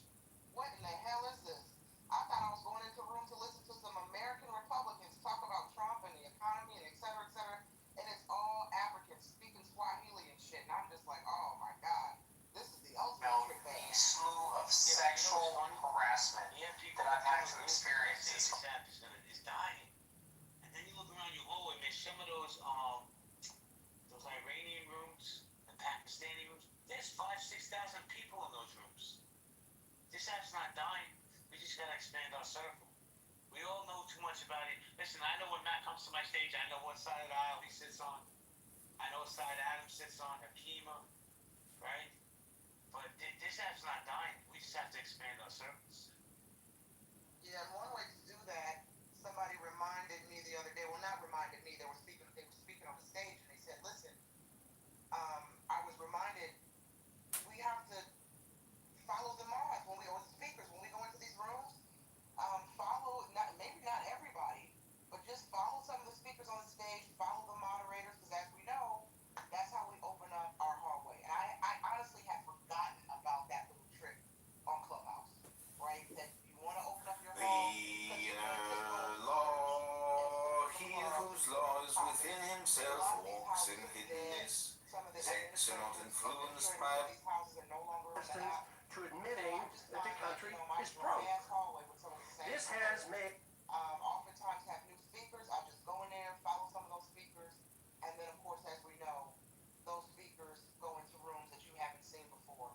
And I'm glad I was reminded of that little trick, that little Clubhouse trick. So for newbies in the room, if you're new to the app, or old heads, Clubhouse old heads, you may have forgotten how do I expand my reach. Follow folks that you would normally follow. Follow folks whose opinion you might not even agree with, because sometimes they'll go into a room with people who have TDS like you do, right? So, yeah. Well, I'll suggest one room that I absolutely love, right? I don't think she's in here right now, but I'm gonna shout out for those who don't know PB. Man, PB hosts rooms. They're always small rooms. They're intimate. No cap, no bullshit. Probably some of the smartest people on the app go in there. Have great time. There's no doxing. There's no toxicity. When she comes in, if she comes in, her name is P.Beepb.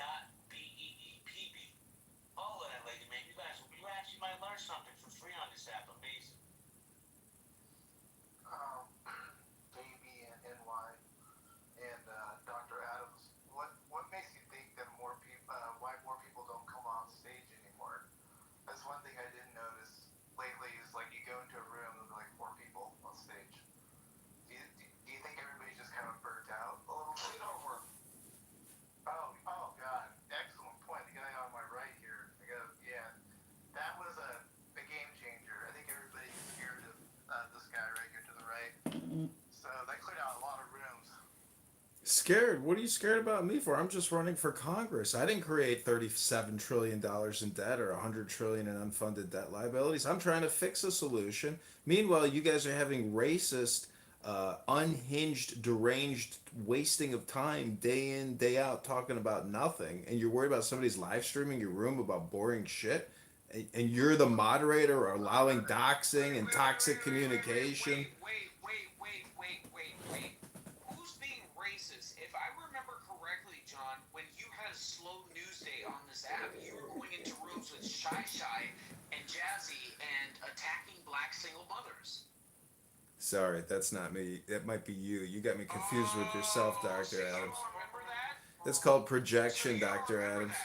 Right, so JB. Yeah, I live stream everything, so you can go look at all my YouTubes, and yeah, I record everything I do. So feel free to find the evidence. Post the receipts, Dr. Adams. Post your receipts, Matt. Everybody meet up. You gotta hit what you meant here. What were you saying, Matt? So he records everything, so there should be a recording of this. We need to have a whole room just on what you said, right, John? Yeah, go ahead. Post the receipts. I record everything. No, you have the receipts. You're the one that should bring it to us. No, you're the one asking for receipts, so post them yourselves. I do all the heavy lifting over here.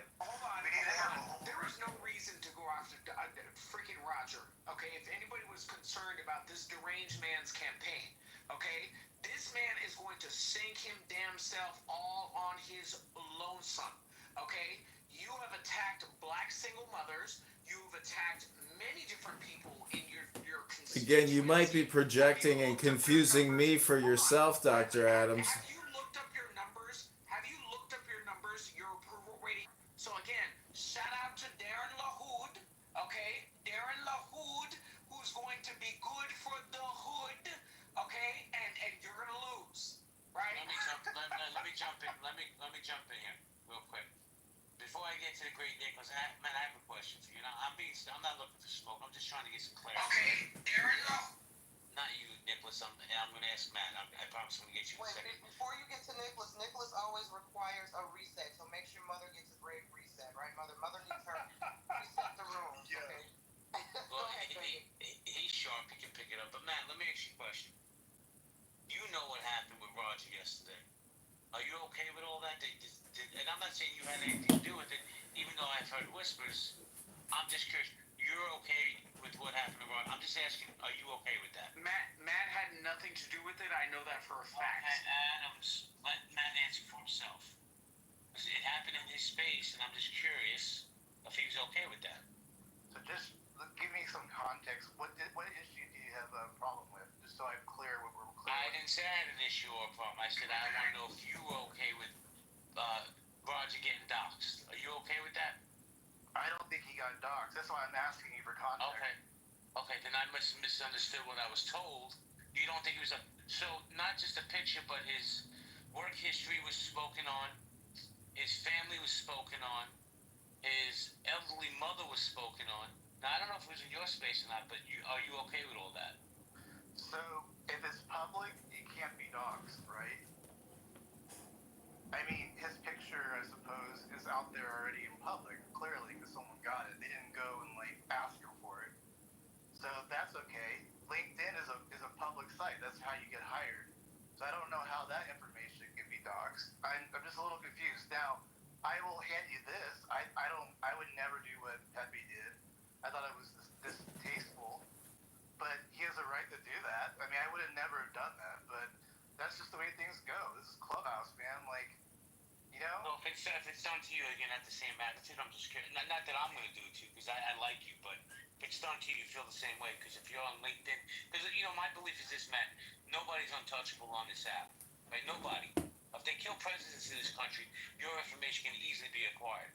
So my thing is, if it happened to you, would you feel the same way?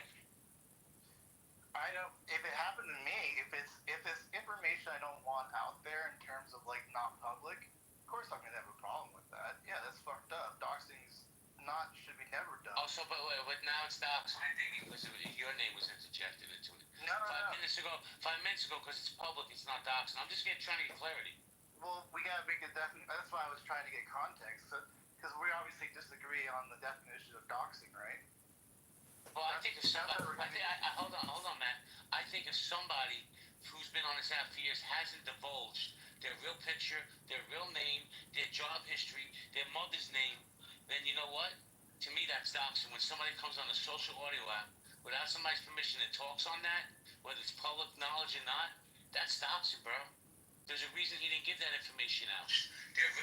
But the information is freely available. That's the difference. It's not like. No, but you have a choice whether to disseminate that and distribute it to the public. I have a listen. I have files on so many people that have been asked for. Do you know how many times I've used any of that information? Going back to the John issue, Just because it's public, because I do remember that. Hold on, Matt. I'm not looking to fight with you. I'm just saying, man. At some point, some people's moral compasses have to be affixed because they're askew when they think that private information. You know, if you don't use, I use my real picture, I use my real name, right? But let's say I didn't. There's a reason people don't. It's not my place to publicize it, Matt. Maybe that's just my moral compass and not yours. I'm just saying. Well, that's my part. That's the part where I say it's distasteful. It's not doxing, because there's a real legal definition and a real thing around this that what doxing really is. Because you know, if it's actionable stuff, like okay, if Pepe came on there and said, "Oh, find this guy at this address. This is what he looks like," and they go rob him or kill him, that's doxing. You know what I mean? Like that's. So Matt, can I ask you a question? Yeah. Okay. So when you go and apply for a job in the context of work history, right? You are giving that said employer the right to be able to dig into your work history. And they're only able to do so, right, if you sign a certain set of disclosures. Is that correct?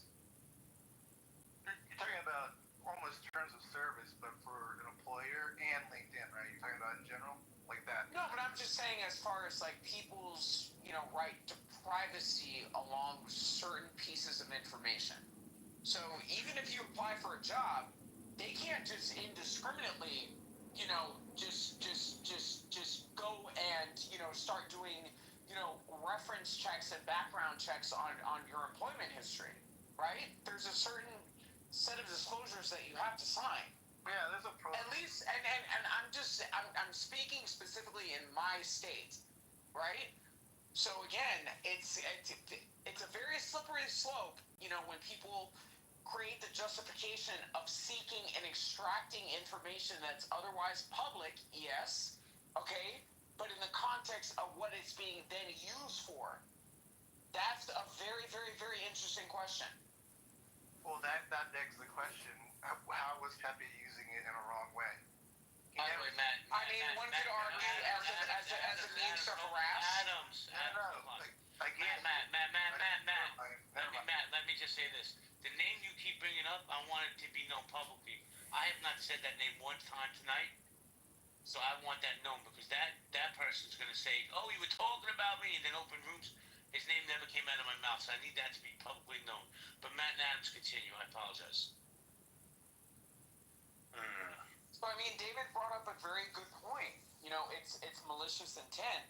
And, even some of these background websites and a lot of places where people are finding information, about people on Clubhouse, like they have certain terms and conditions of even those vehicles of information. And I don't think that people are really safeguarding themselves because a lot of those places are putting terms and saying that you cannot utilize this information found through these channels to then go and harass somebody. What's up, debate, Nicholas? Okay, so I actually hate when I agree with Adams, but partially I agree with Adams.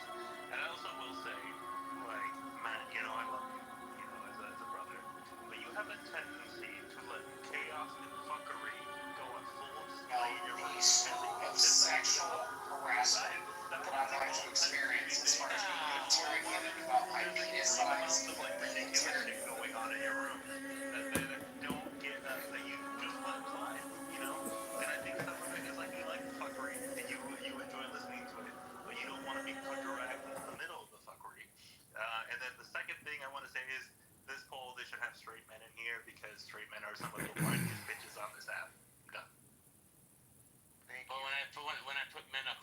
least. That's what shit, I should have voted for that. Voted for gay men. You can change your vote. Go ahead, Matt. Thank you for backing up my vote, Nicholas. Can I vote again? I hit the purple one. You noticed? You can change it. Just where the poll is, just change. There you go. I'm sorry. Changed it. But I don't know if you were when you came in on the conversation, but again, if I'm guilty of chaos, I mean, have you been around Clubhouse? I mean, I guess everybody's guilty of chaos, right? Not me. You don't see me hosting crazy. Well, you don't host rooms, yeah, because you would never dare do that, because you know chaos would break out. Actually, that's a great point, Nicholas. Why don't you host the room? And we'll see wait. We'll see how smooth it goes. Wait, right? You asked me why I don't host rooms because I don't have patience. Not why you don't. Why don't you? Oh yeah, Mike. Have you noticed that the moment I'm not interested in a conversation, I don't have the patience like JV to entertain you dumb fucks. The moment I'm not, I would just throw them into the hallway immediately, and then that defeats the point of a room. That's why I don't host rooms. It'd be chaos, wouldn't it, Nicholas? No, it wouldn't, because that would get rid of it. You're tossing people out. That's chaos. No, I wouldn't even say anything. They would just be gone.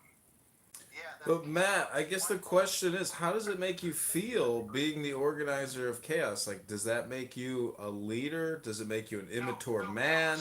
Does it make you somebody who engages in gossip, slander, defamation, libel? What is it, Matt, about? Is it the dopamine? What is it, Matt? Explain yourself. This is crazy.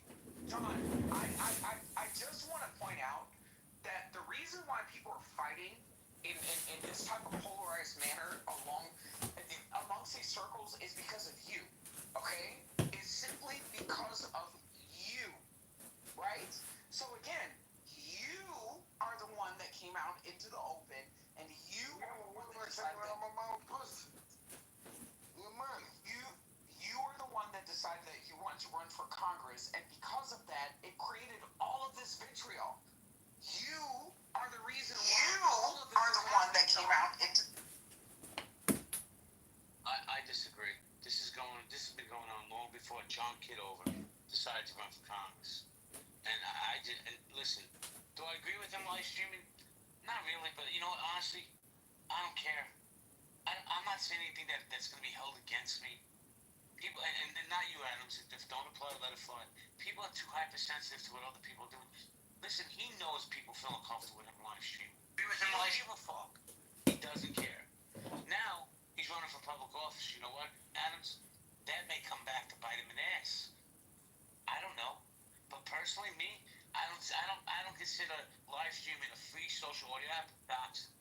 What I do consider doxing is you ascertaining somebody's information that they've tried to keep off this app and you broadcast it. That's doxing to me.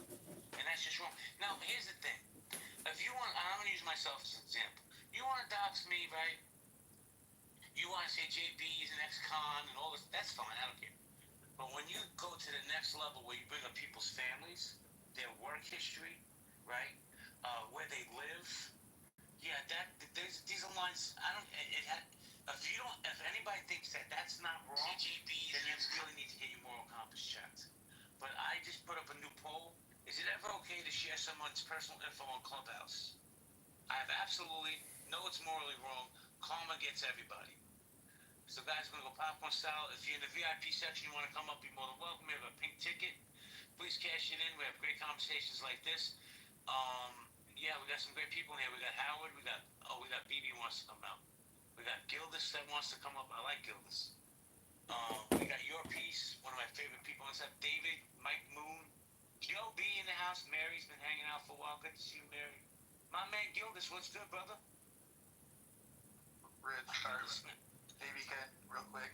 I got Rich trying to get me into a private. That's how crazy this is all gone. Right, because he can't get into the room. So, I mean, do what you guys want to do. Wait, Adams, hold on. Matt, Gildas, give me a second, I apologize. Matt, let me ask you a question. Why do you believe somebody like Rich can't get into my space? I'm just curious. Why do you think that is? He's been about 2 or 3 months. I don't know what's going on. I don't know what happened. I'm just saying. He can't go. Listen, Matt, this is what I want you to do. I'm sorry for cutting you off. Because I didn't throw him out, by the way. Go into the chat and read what he was writing about me. why would I want that toxicity in my space when I knew he was in the room and I didn't mention his name until he started talking about me? But go into the chat, go back maybe an hour, and see what they're saying about me. Would you want that in your space? Because I've had enough of it. See, if I don't breathe air into the fire dies out. And what I mean by that is if I don't have him in my spaces, I don't have to worry about him. And that's just how I feel. Gildas, how you doing, my man? Hey, man, I'm doing all right. I don't know much about the controversy that took place. I was kind of in the room earlier, yesterday, but I don't remember, what was going on with Pepe and Roger, so I won't even speak on that. But I will say, man, just for the record, JB, I used to live in New York City for about 10 years, and, no homo or nothing, but you really remind me of, the best of New Yorkers. Every time I hear you speak, man, I'm always happy to hear you, conflict resolved and check people, and, man, you're a true, cornerstone of a corner store New Yorker. Man, I appreciate that. And people won't realize what that means to a New Yorker. So I appreciate that, man. I'm leaving New York, Gildas, probably within the next six to 8 months. I'm moving to Texas. Because when this guy Mamdani gets elected, bro, I don't want to be here. Yeah, I can understand that, man. Sometimes you gotta change, but the essence will always be with you. So, continue on, Jedi. I appreciate it, bro. I'll tell you what, I have a sign in my office that says, you can leave Brooklyn, but Brooklyn can never leave you. I gotta ask you a question. I don't understand. You voted Kamala and Tim Walz. Kamala and Mamdani are pretty similar on positions. No, my man.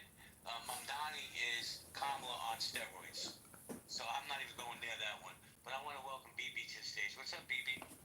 Okay, so one thing, I'm Persian. I'm a Westerner, and I was thinking, is okay, they're in the hood. Who's going to be good for the hood? Okay, and you're gonna lose. What's up, David? How you doing? Good, thanks. Wait. Did you move her? Because I want to make it clear that I didn't, because we were in the. I absolutely moved her. She's a drunk. Yeah. No, come on. What's a cock blocking, JB? She always flirts with me in the chat. What's going on? Listen, bro. I just wanted JB to clarify that it was him, not me, because we were in the muck the other day, and she's in the chat saying to me, she's always centering herself. So I want her to know, BB, the bitch who centers didn't center you and didn't move you down, okay? I just want to clarify that so you're not whining in the chat and blaming me. Thank you. Y'all continue. Listen, I know BB for quite a while. If you catch BB during the daytime, you may have a decent conversation. But at 11:30 Eastern Standard Time, BB is like David Bobadilla. So, yeah, I'm not putting up with that. I don't know why she comes up the stages to deflect off the conversation. But let's get back to the conversation. Mr. Katz, how you doing? I'm doing well. Had a good day. Worked some. Went to the casino. Had a good day there. I missed most of today, so I can't tell you anything about what you missed today. I'd say you missed. You're gonna lose. Maybe 3 days. Right. Let me jump in. Let me jump in. Language I've real heard. Quick. Before I get to Green Eagles, I have a question. Doesn't have,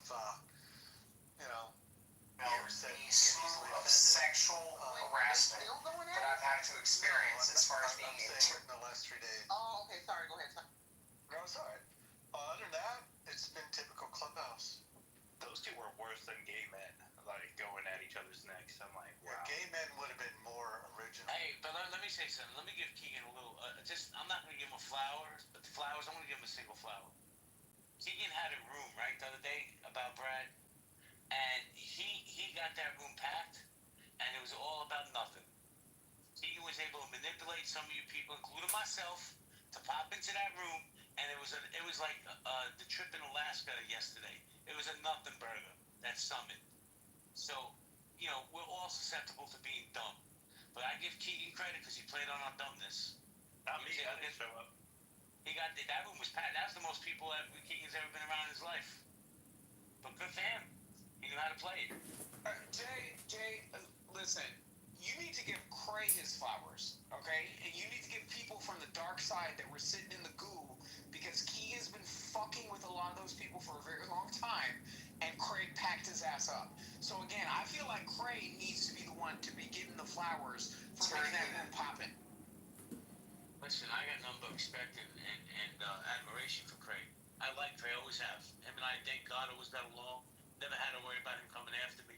Well, John Kitover, you got something to say? yeah, look at Jane down there. Poor, beautiful, innocent Jane just comes on the app to enjoy herself. Meanwhile, she suffers the brunt of Brad's death threats. So, Brad has a tendency to do death threat Tourette's in the same way that a lot of losers here do the N word Tourette's, like Pepe and others.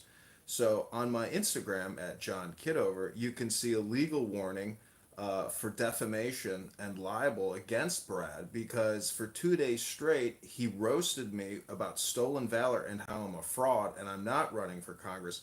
So everything, 2 days straight. I mean, this is typical Brad Tornado where he goes on a rampage and attacks people. And I've towed the line with drill sergeants. I got no problem with some social audio chat warrior screaming at me for 2 days. Have at it. It's good for my publicity.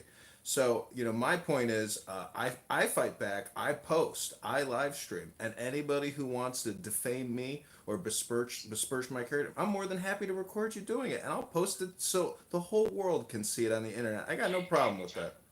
Thank you, John. Let me. A couple people just walked into the room, and I have to say this, because we've been having a real conversation. Nebraska, man, I gotta tell you, and I said this the other day. I don't know what happened to you that you got this switch going on, and I know it doesn't matter what I say. You shouldn't really give a fuck, but I have to tell you, I'm really disappointed in some things I've been hearing coming out of you. You're better than, and I believe that you're better than that because I've shared enough space with you to say that. You continue doing you, and you can come up, you can gaslight my stage and all that other stuff. But let me tell you something. I don't know if it's because you got chillism in your blood now. You're hanging out in that space, and that's your prerogative. But the interactions you and I've had, I'm a little disappointed in you. But before I continue, before I give you a chance, Bima, let me just say this. And a lot of you people won't agree, and I don't give a fuck. Jane's a real one. Jane's a New York girl. And she knows all. Jane is the real deal. I have a lot of affection and admiration for Jane. And if anybody don't, that's your problem, not mine. What's up, Nebraska? Hey, what's going on? What do you mean? We haven't even had any interactions. What did I do? You got me right? I know who I'm talking to. Yeah, what did I say? What have I said? Tell me. Well, your anti-Semitic stance really bothers me. I don't know. I've never heard it before in the years we've been around each other. That's your prerogative. If you want to hate Jews, that's on you. But I'm just disappointed in how you're disseminating your information and how you become an anti-Semite. And I also believe that, and I have no proof of it. It's just in my head, my crazy voices, Bima, that you're okay that Roger got doxxed because you had some smoke with Roger. But that, like I said, is just a voice in my head. But the anti-Semitism, bro, not cool. Well, I mean, Jay, first thing, I feel bad. Bima, let me just say this. The comment that you made towards Incan, as a proud indigenous man, in my personal opinion, I feel like that was so incredibly offensive. And I don't even think that you even realize exactly what you said. It led to a place where it was so incredibly demoralizing, it was so incredibly degrading, and it was unlawful as to the person that Jay is describing, that we became acquainted with at the beginning times of these apps.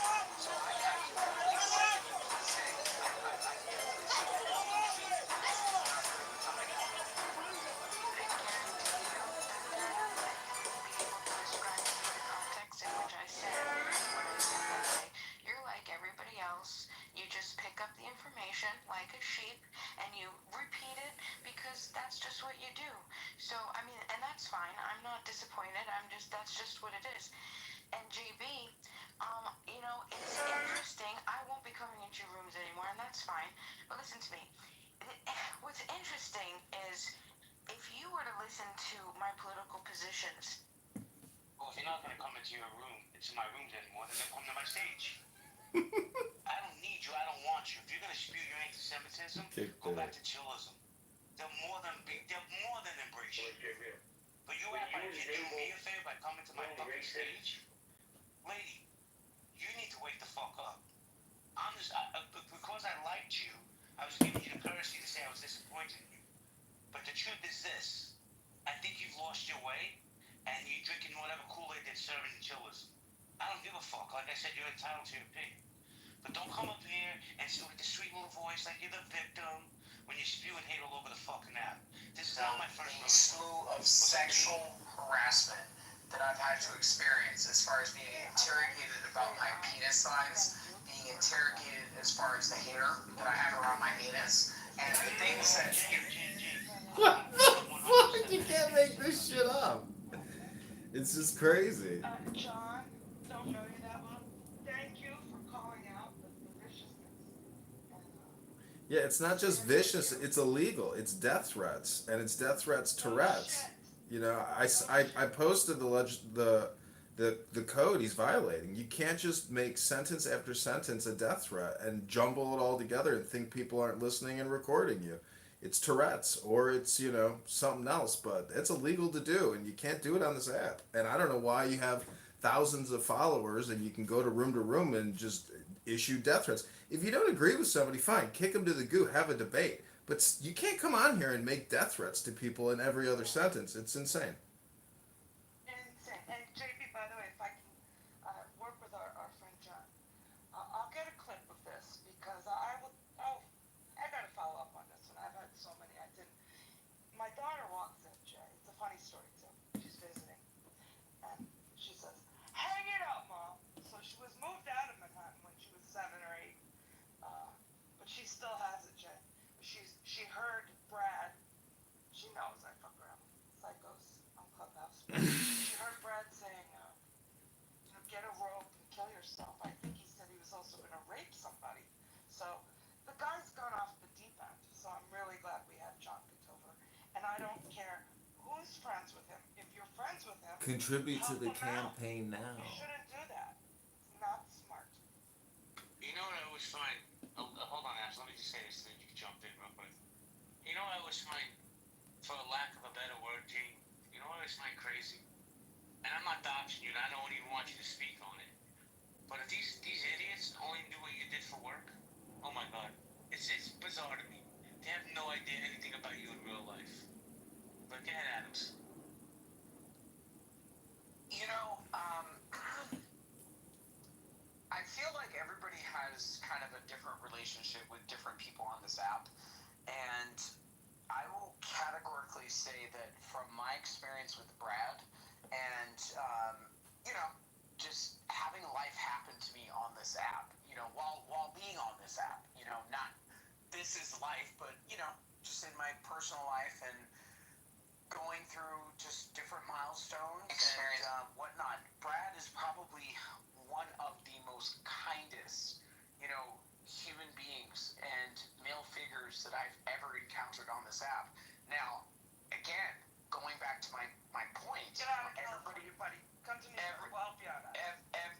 Everybody has a different relationship. So, you know, I encourage you to actually maybe revisit a different interlude and a different introduction with Brad, because he really, truly is one of the most kindest people that I've met on this app. Well, because we don't have a relationship, Adams, but I have no, as they say, beef with you. I don't know that you do with me. I will take your word for that. But if he's your friend, you should tell him to say sorry. It's not that fucking hard. I think Dr. Adams has said it before. Both things can be true. You know, I've heard him be a first responder. Be nice and say that kind of shit. Something's wrong with you. I don't agree that. I do agree that it is sick. You know, and I don't need to even have that. I'm sorry, David. I'm going to defend my friend. Did you guys hear the context for which his family was being brought up on this app throughout this week? Okay, one of the most painful struggles that any human can go through is choosing a person to raise a family with, to confide in, to be their life partner, and to not finish that race due to something that they cannot practically This is control. where like You know, Adams so breaks in instead of with dragging projection. Brad, It's pretty people funny. should have been donating to cancer treatment. Okay, people should be. No, they should have been donating to the campaign to elect Congressman candidate Kitover. It's very disgusting. It's just hold on. It's just very disgusting that people look at Brad's actions and it's met with a dismissiveness as to what actually triggered him and what actually brought us to this place. Well, let me jump in, Jay. I had cancer. I didn't do that. Let me jump in. No, but somebody, Keegan said to Brad, "Did you kill your wife?" And that was really fucking low. Yeah. All right, but still, not come on. And Brad has endured that a long time on this app. Like, I can remember somebody saying something to the I'll effect just like, say he's very hateful, okay? well, you know, to his, like, to back him up, man, like, people have said shit like, I'm gonna dig up your wife's grave, and, you know what I mean? And it's like, god damn, when you're faced with that kind of shit, yeah, man, you have a reason to go off the rails against another motherfucker. Gildas, I agree with you, but in the context that we're talking. Wait. Let me jump in here real quick. So first off, Brad's not here, so we shouldn't be speaking on Brad because by the time it gets back to Brad, he's gonna get all the wrong information. You go bananas. This is like charging the TNT. So Brad's not here, but I'll say this, Adams. Brad and I banged a million times on this app, right? We're civil to each other now, and I'm just using him as an example because his name's been brought up. But here's the deal. In my opinion, right? You could do 100 good things in real life. All it takes is one mistake to wash all that good away. So if somebody's coming on this app threatening to rape somebody or hang somebody or come kick their whatever people are saying, to me, once you cross that line, and I get it, I totally get it. People said the most egregious things to him, but look, man, look what was done today, right? There was a rumor about me for like 3 or 4 hours. They were ranting and raving and stuff like that. You know what I say my response is going to be? No response. Sometimes you just got to be the bigger man and walk away. And here's the deal, Adams, and here's how I really feel.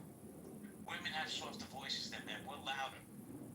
There's no reason to be punching down on, and some of these women are egregious animals, no doubt. But you know what? If you just ignore them, they go away. That's how I feel. Like I said, Brad's not here, so we're not going to talk about Brad. It's not respect. I respect Brad enough to give him that courtesy. Thank you. Adams, I do appreciate that.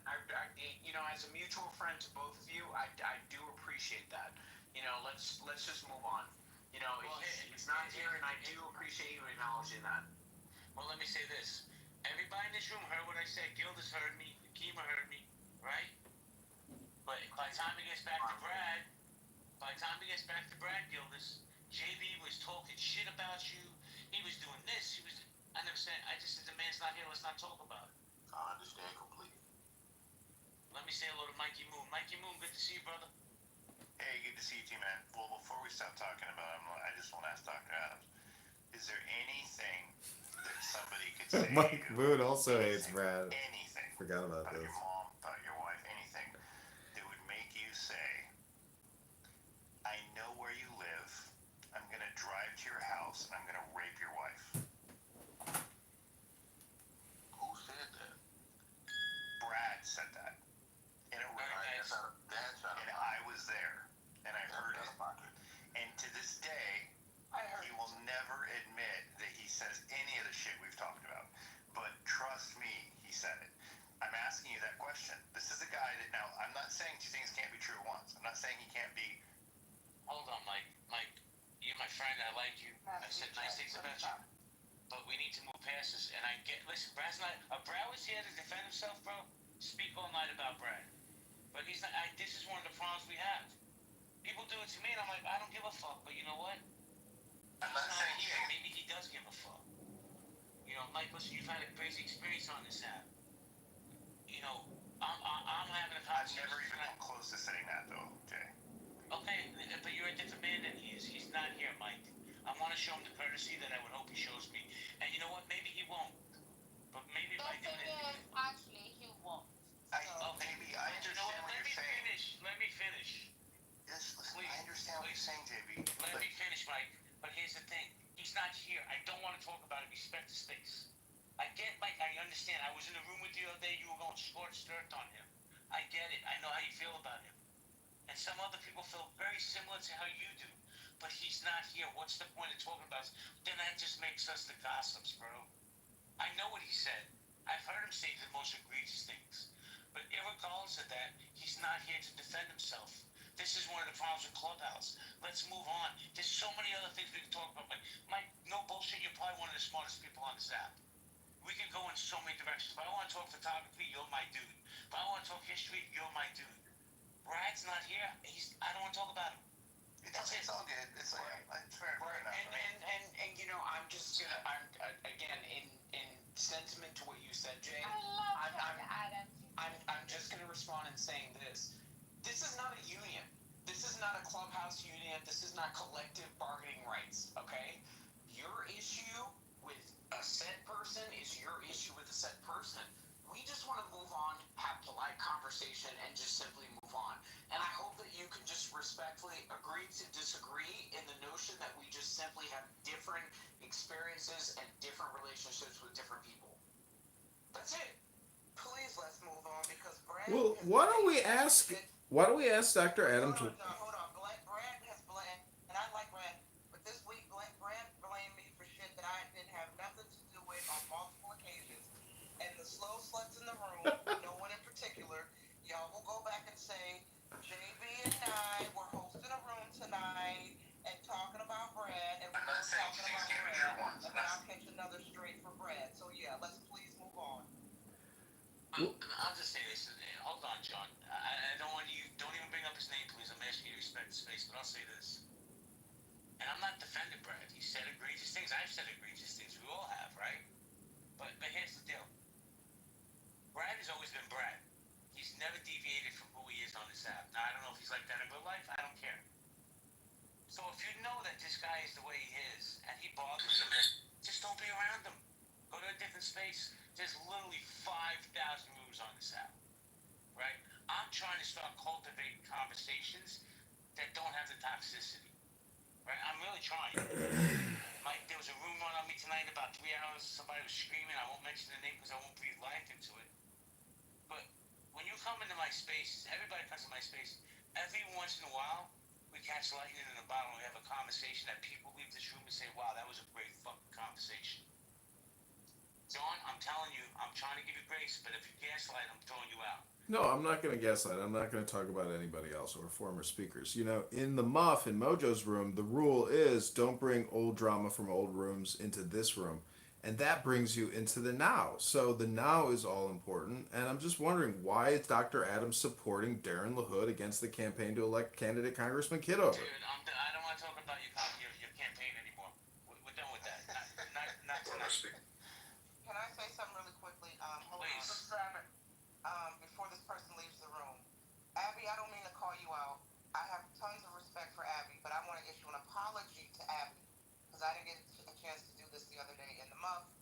There was a heated discussion going on, Abby and somebody else. I don't remember what they were talking about. Maybe it was Trump. I don't know. But they were very, very passionate in their discussion. And I think at some point I said, yes, please move on. And I know it probably felt dismissive, Abby. And I wanted to apologize because I was not trying to shut you up or shut you down. I respect you. I respect your voice. And I don't know if you left the room feeling some way. I did. I was just bored overall with the constant Trump conversation and Putin and whatever we were discussing in that room. I know one or two of the mods were trying to move on to a whole new topic, and it was impossible to move on. So I wanted to apologize to Abby. And Abby, I'm sorry for censoring you, but I see you're here, and I just wanted to apologize. If my saying, you might not even remember this, but I do, and it's been heavy on my heart since that day. And I said next time I see Abby, I'm gonna apologize to Abby. So this is my apology to Abby. I was not trying to dismiss you or shut you down or not give you space to speak. So that's it. Thank you. Well, let me say this. Abby's a tough Philly girl. Trust me. She she has banged with some of the biggest people on this app. People mistake her. The way she speaks, right? She's so eloquent. She's so nice that she's weak. Abby's one of the toughest ladies on this app. And listen, I love Abby. Abby and I haven't always agreed, but Abby's always welcome in my space, and I appreciate the apology. She's too tough, Jay. I need to butter her up for the campaign, and she's already given to APAC, which is given to Darren LaHood. Okay, I'm talking about that campaign. I knew that was coming on, man. Hey, I don't want to say that you are one of the most even-handed, kind people on the app. There's no question about it, and you are a blessing in every room. He's gonna regret ever contributing to the campaign. He's gonna do a card charge back. Frankly, because you're so kind and gentle under pressure, and you apologize when you feel like you made mistakes, which shows that you have empathy and that you second guess yourself after the fact and feel guilty and have a little bit of shame sometimes, and all these things that normal people with good hearts have. I mean, Lord knows I have a time. Point now, you know that, right? I know what's going on for that. Like, war crimes. Why are we talking about that? I want to talk about Hamas. You want to talk about war crimes? Well, let's talk about Hamas. I'm sick of fucking talking about IDF when there's no war crimes being committed by them at all. So their new narrative is, I noticed it the last week, their new thing is, no, let's talk about before Hamas was founded. That's their new thing. And we can talk about too, not a problem. We can talk about all the terrorists, the PLO. We can talk about them before Hamas, not a problem. They're a bunch of fucking terrorists too. Yasser Arafat, you want to talk about that? That's fine. We can talk about it. I mean, she's trying to bring shit up saying that there were documents released. By the Israeli courts or whatever, and only they released it in the 1970s and 80s. Most ridiculous thing ever. And then after that, it was sealed up again. Like no one knew what it was saying. Yeah, my new fighting tactic with all the... Yeah. You read that article? Yeah, I knew all about all that stuff, yeah. Oh my god, he makes it sound like he was a simple street pimp and I had 5 girls that were already drug addicts that worked for me and I took a cut. No, he invited 2 fucking models to a hotel room and him and his buddy raped them and they kidnapped them and sold them to 60 different men for $2,000 a day. Wow. That's fucking insane. That's not a pimp. That's a fucking sex trafficker and a kidnapper and a rapist. Yeah, I mean... That is fucking wild that he's making it sound like he was some simple street pimp, like fucking Cat Williams. Well, I think the way he explains it or downgrades it is he says that there was prosecutorial misconduct and trumped up charges and things like that. But he paid, he went to prison, so I don't know. I know. You can complain or gossip all you want, but that's not gonna get you the feedback you're looking for. I mean, that's why I record, because see, you can't get that dopamine the way I get it. Because if I got kicked and I got serious beef, now I'm just gonna focus in on that person and live stream them and record them, and then they become the hunted. So you can't get that dopamine the way I get it. So don't know what to tell you. That's funny. But yeah, I thought initially I was like, oh, he must be like some simple street pimp, but I read that article, that was fucking wild. That was... Yeah, well, I don't know. What do you know about Pepe's background? I don't know anything. Well, he's got a background too, and it's not pretty, and why do you think these two guys attack each other? Because that's how they, prop up their self-esteem. Because if Pepe is roasting you, how pathetic are you if Pepe's roasting you, and then vice versa? How bad can it be when Pepe's roasted you? Yeah. Well, the other thing is, how bad is it when you have to roast Pepe? That's also the other thing. So. Yeah, it's fucking hysterical though. This story is taking so many twisted turns that I just wasn't aware of, I guess. Yeah, this is why the app does have wings, because there's enough people in it to keep playing this game forever. The drama gossip game. It will go on forever because it's like a math equation basically. Yeah. It's not gonna stop. Tomorrow will be Brad's return, and there will be a huge Brad moment, and then Big party. it'll just A repeat. celebration. The whole cycle will repeat. The whole weekly cycle will repeat on Monday. Oh, I'm enjoying it. Keep the seasons coming, John. Well, we're live streaming it, and if the campaign doesn't work out, we may have, a video production business on our hands. So, Yeah, I'm watching you on the live stream right now. Wave at your camera at your 2 o'clock. it's hard to tell which one. There's so many. No, hold on. Oh, that's it. Maybe you're 2 o'clock. Anyways, but okay. Well, enjoy your evening. I'll talk with you soon. All right, later, buddy. Okay, Be bye. safe. Death Hippie, welcome to the show.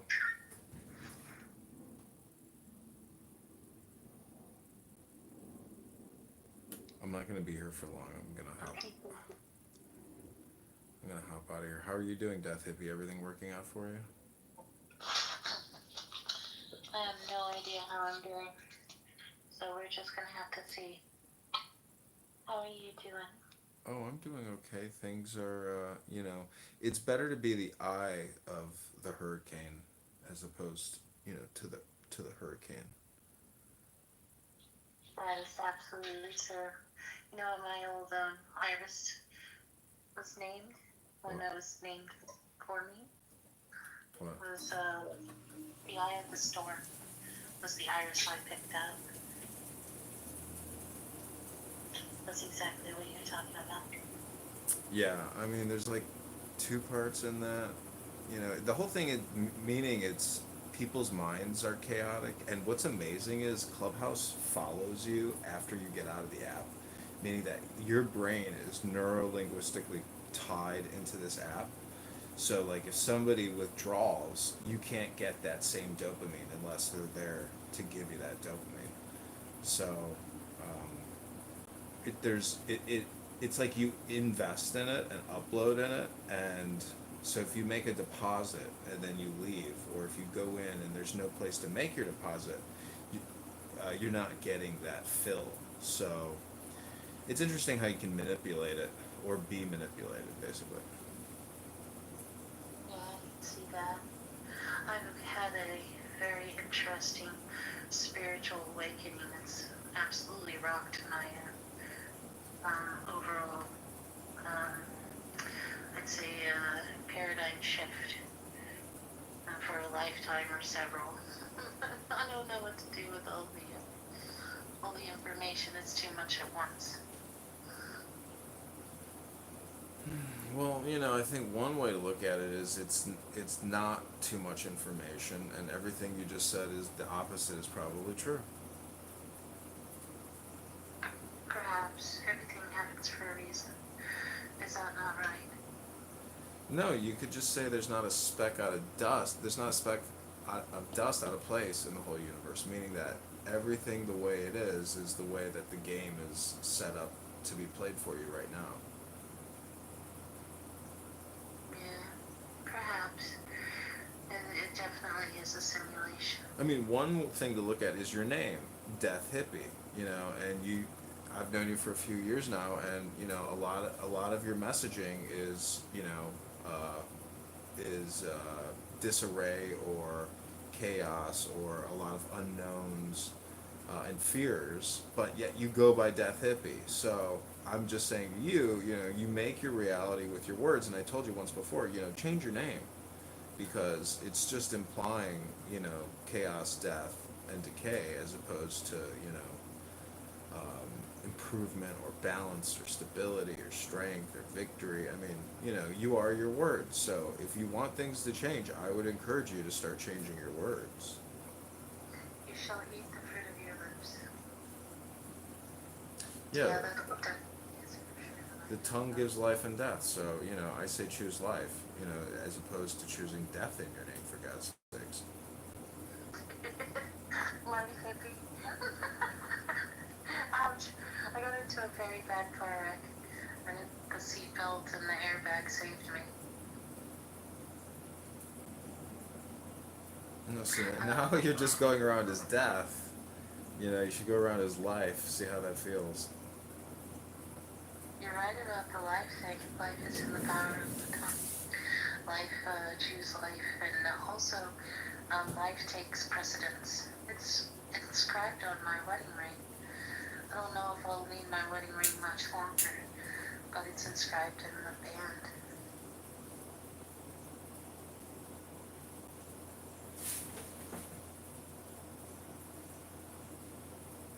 And you're right about the chaos. Definitely chaos.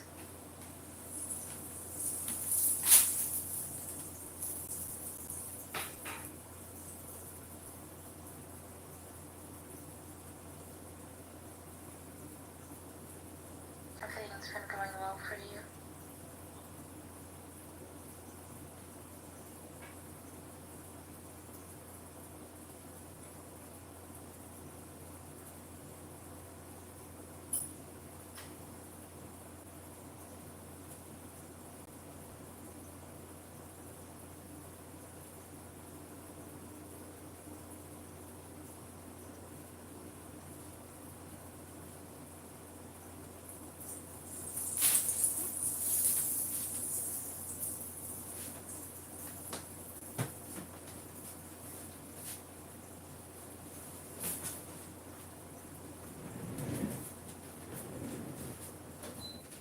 Yeah, all is well. Do you want to hear some love poetry? Absolutely, John. I love hearing your poetry. It takes me back to my old days. Okay, this is called Keeper of Secrets. You came here to tell my secret to everyone, what I give no sign of. Last night in a dream you offered a cup. I said I will not drink wine. Do not, the loss is yours. I'm afraid of being shamed. I'll reach for you and you won't be there. It's astonishing to me that someone offers you his innermost life and you frown. Would you be deceptive with me as you do with others? I am the keeper of secrets. You can't hide from me. I am the beauty of the perceived world, but you lay back on the ground. I am the true direction of the spirit, but you glance around at clouds. Look here. If you angrily turn away now, you will do the same on the day you die. Be pale for the one who created color. Don't put saffron on your face for the sake of shadows. Be a rooster, conscious of time and the leader. Don't change your rooster to a hen. Bend and sit crookedly, but tell the straight truth. Truth is enough. I am the friend, your spirit. Why look for someone else? If you like the verse about lending to God, lend a clipping from a counterfeit coin and get back the deed to a diamond mine. If for 2 or 3 days you bandage your eyes with awe, you make your sensible eyes a fountain for the other ocean. If for only a second you go straight for this target, that arrowy intention becomes your bow and bowstring.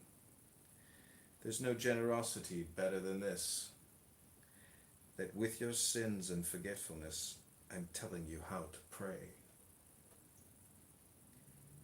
So much for words which have to be written down, or not contained in the mouth.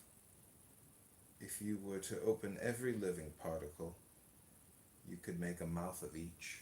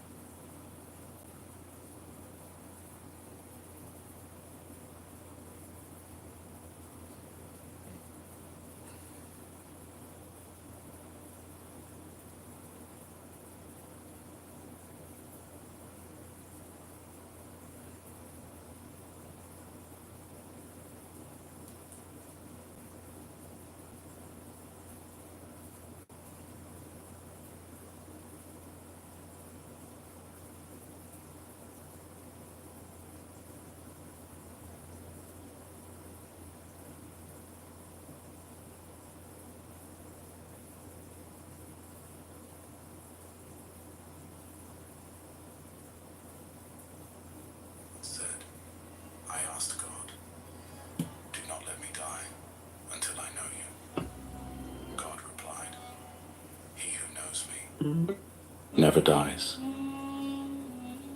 So, let's be drawn into the timeless wisdom of Rumi through 9 unforgettable poems that explore the mysteries of existence. We'll start with the existence of origins in before time, uncover the radiant truth that I am pure light, and tackle the profound question, how you came into existence.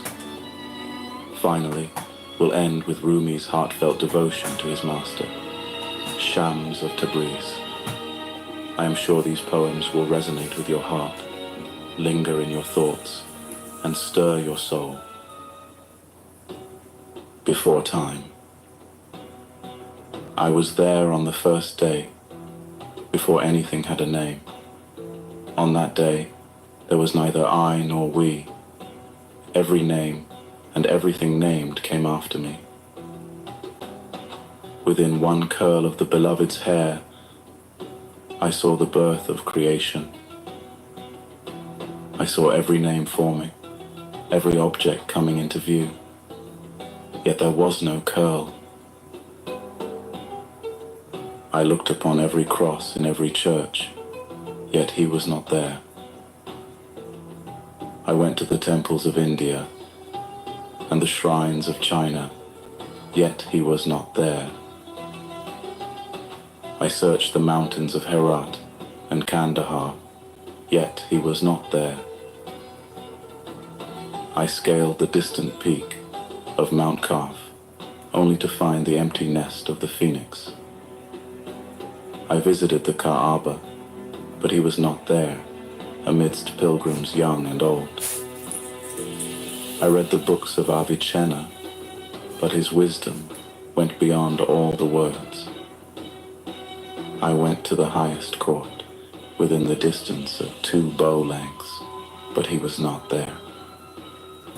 Then I looked within my own heart, and there I found him. He was nowhere else. Oh, my beloved, I searched both worlds, but never found joy without you. I have seen many wonders, but never a wonder like you. I pressed my soul's ear against countless doors, but never heard words as sweet as yours. Oh, what grace you pour upon your servants. From our view, the ocean looks so small. Osaki, sweet sight of my eyes, I've never seen one like you in all of Persia or Arabia. Pour the wine that takes me beyond myself, for this petty existence brings nothing but fatigue. You are the endless love. You are the heavenly song. You are the mother and father. You are the one I will always know. We are scraps of iron. Your love is the magnet that draws us near. Why should I seek? All I need do is love. Rest now, my soul. Leave behind your religion and your empty show of faith. Remember when you had no religion. Remember when all you had was him. I am not from this world. Why think thus, O men of piety? I have returned to sobriety. I am neither a Muslim nor a Hindu. I am not Christian, Zoroastrian, nor Jew. I am neither of the West nor the East, not of the ocean nor an earthly beast. I am neither a natural wonder,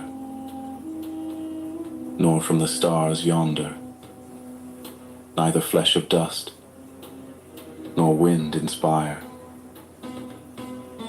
nor water in veins, nor made of fire.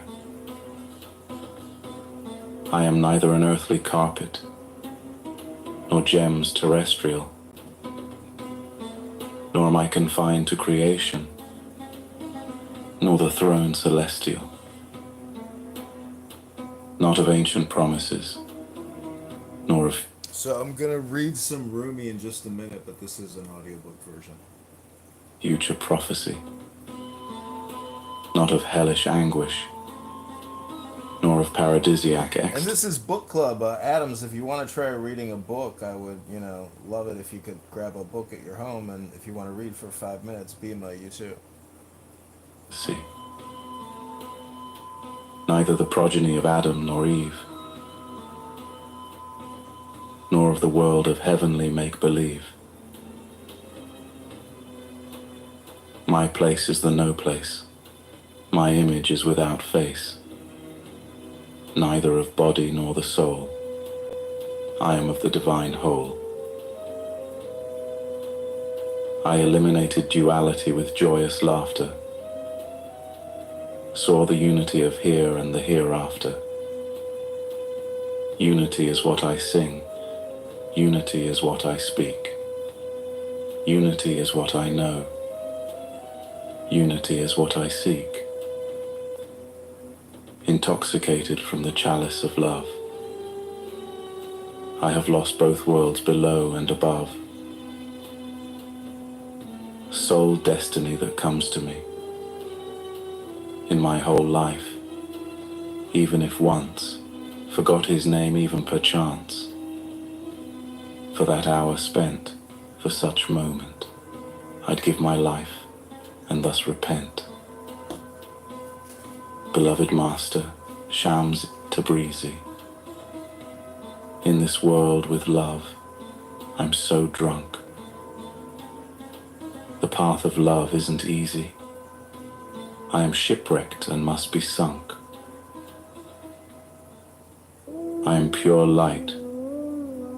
Every question I ask is about you. Every step I take is toward you. I slept well last night, but I woke up drunk. I must have dreamt about you. I am totally lost in the folds of love, totally free of worry and care. I have passed beyond the four qualities.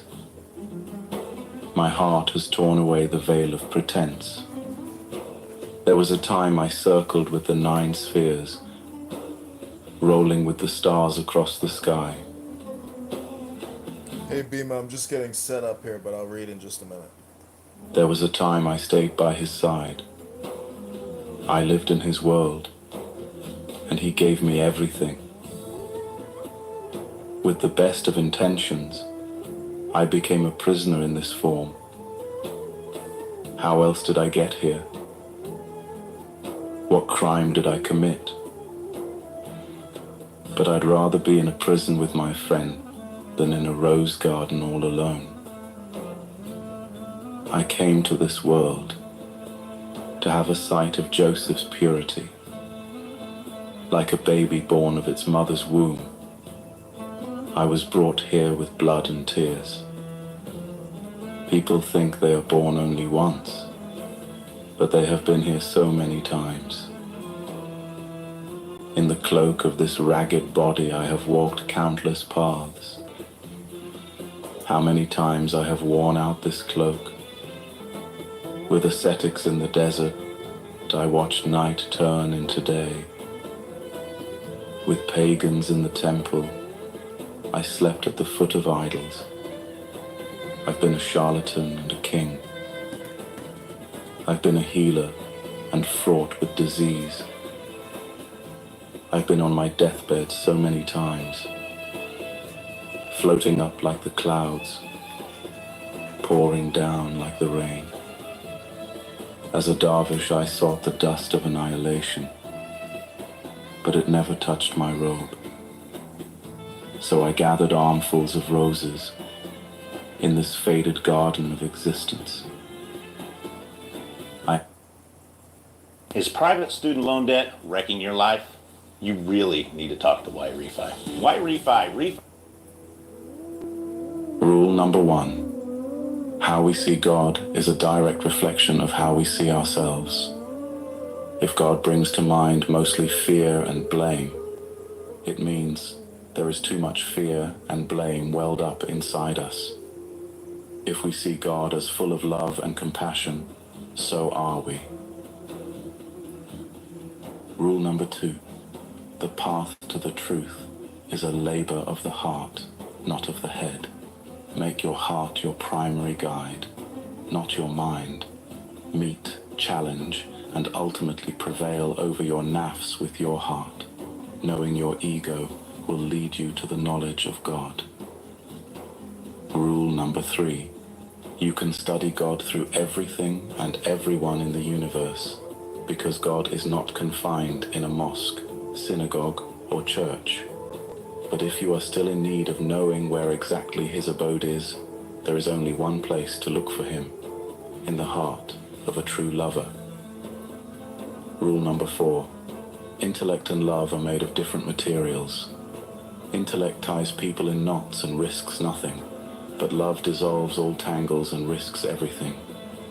Intellect is always cautious and advises, beware too much ecstasy, whereas love says, oh never mind, take the plunge.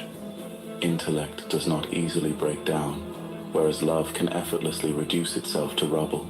But treasures are hidden among ruins. A broken heart hides treasures. Rule number 5. Most problems of the world stems from linguistic mistakes and simple misunderstanding. Don't ever take words at face value. When you step into the zone of love, language, as we know it becomes obsolete. That which cannot be put into words can only be grasped through silence. Rule number 6. Loneliness and solitude are two different things. When you are lonely, it is easy to delude yourself into believing that you are on the right path. Solitude is better for us, as it means being alone without feeling lonely. But eventually, it is the best to find a person who will be your mirror. Remember, only in another person's heart can you truly see yourself and the presence of God within you. Rule number 7. Whatever happens in your life, no matter how troubling things might seem, do not enter the neighborhood of despair.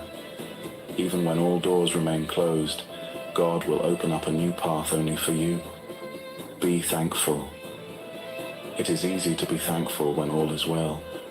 A Sufi is thankful not only for what he has been given, but also for all that he has been denied. Rule number 8. Patience does not mean to passively endure. It means to look at the end of a process. What does patience mean? It means to look at the thorn and see the rose, to look at the night and see the dawn. Impatience means to be short-sighted, as to not be able to see the outcome. The lovers of God never run out of patience, for they know that time is needed for the crescent moon to become full. Rule number 9. East or west, south or north, makes little difference. No matter what your destination is, just be sure to make every journey a journey within. If you travel within, you'll travel the whole wide world and beyond. Rule number 10. The midwife knows that when there is no pain, the mother cannot give birth. Likewise, for a new self to be born, hardship is necessary. Just as clay needs to go through intense heat to become strong, love can only be perfected through and after adversity. Rule number 11. The quest for love changes you. There is no seeker among those who search for love who has not matured on the way.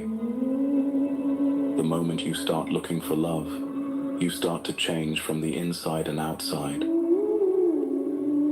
Rule number 12. There are more fake gurus and false teachers in this world than the number of stars in the visible universe. Don't confuse power-driven, self-centered people with true mentors. A genuine spiritual master will not direct your attention to himself or herself, and will not expect absolute obedience or utter admiration from you, but instead will help you to appreciate and admire your inner self. True mentors are as transparent as glass. They let the light of God pass through them.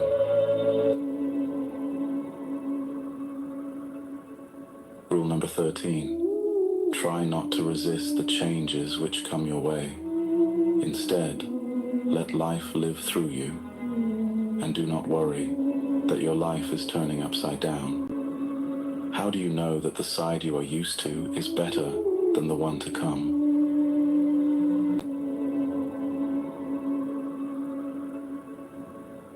Rule number 14. God is busy with the completion of your work, both outwardly and inwardly.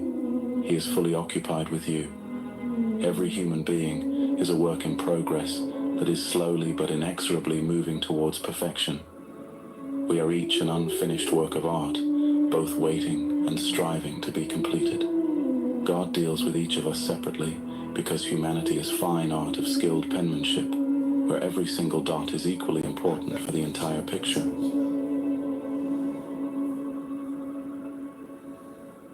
Rule number 15. It's easy to love a perfect God, unblemished and infallible that He is. What is far more difficult is to love fellow human being with all their imperfections and defects. Remember, one can only know what one is capable of loving. There is no wisdom without love. Unless we learn to love God's creation, we can neither truly love nor truly know God.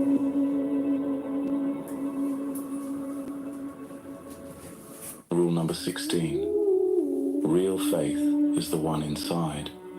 The rest simply washes off. There is only one type of dirt that cannot be cleansed with pure water, and that is the stain of hatred and bigotry contaminating the soul. You can purify your body through abstinence and fasting, but only love will purify your heart.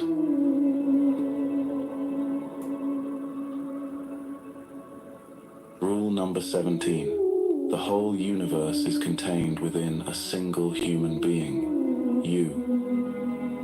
Everything that you see around, including the things that you might not be fond of, and even the people you despise or abhor, is present within you in varying degrees. Therefore, do not look for Shaitan outside yourself. The devil is not an extraordinary force that attacks from without. If you set to know yourself fully, facing it with honesty and hardness, you would see that it is an ordinary voice from within.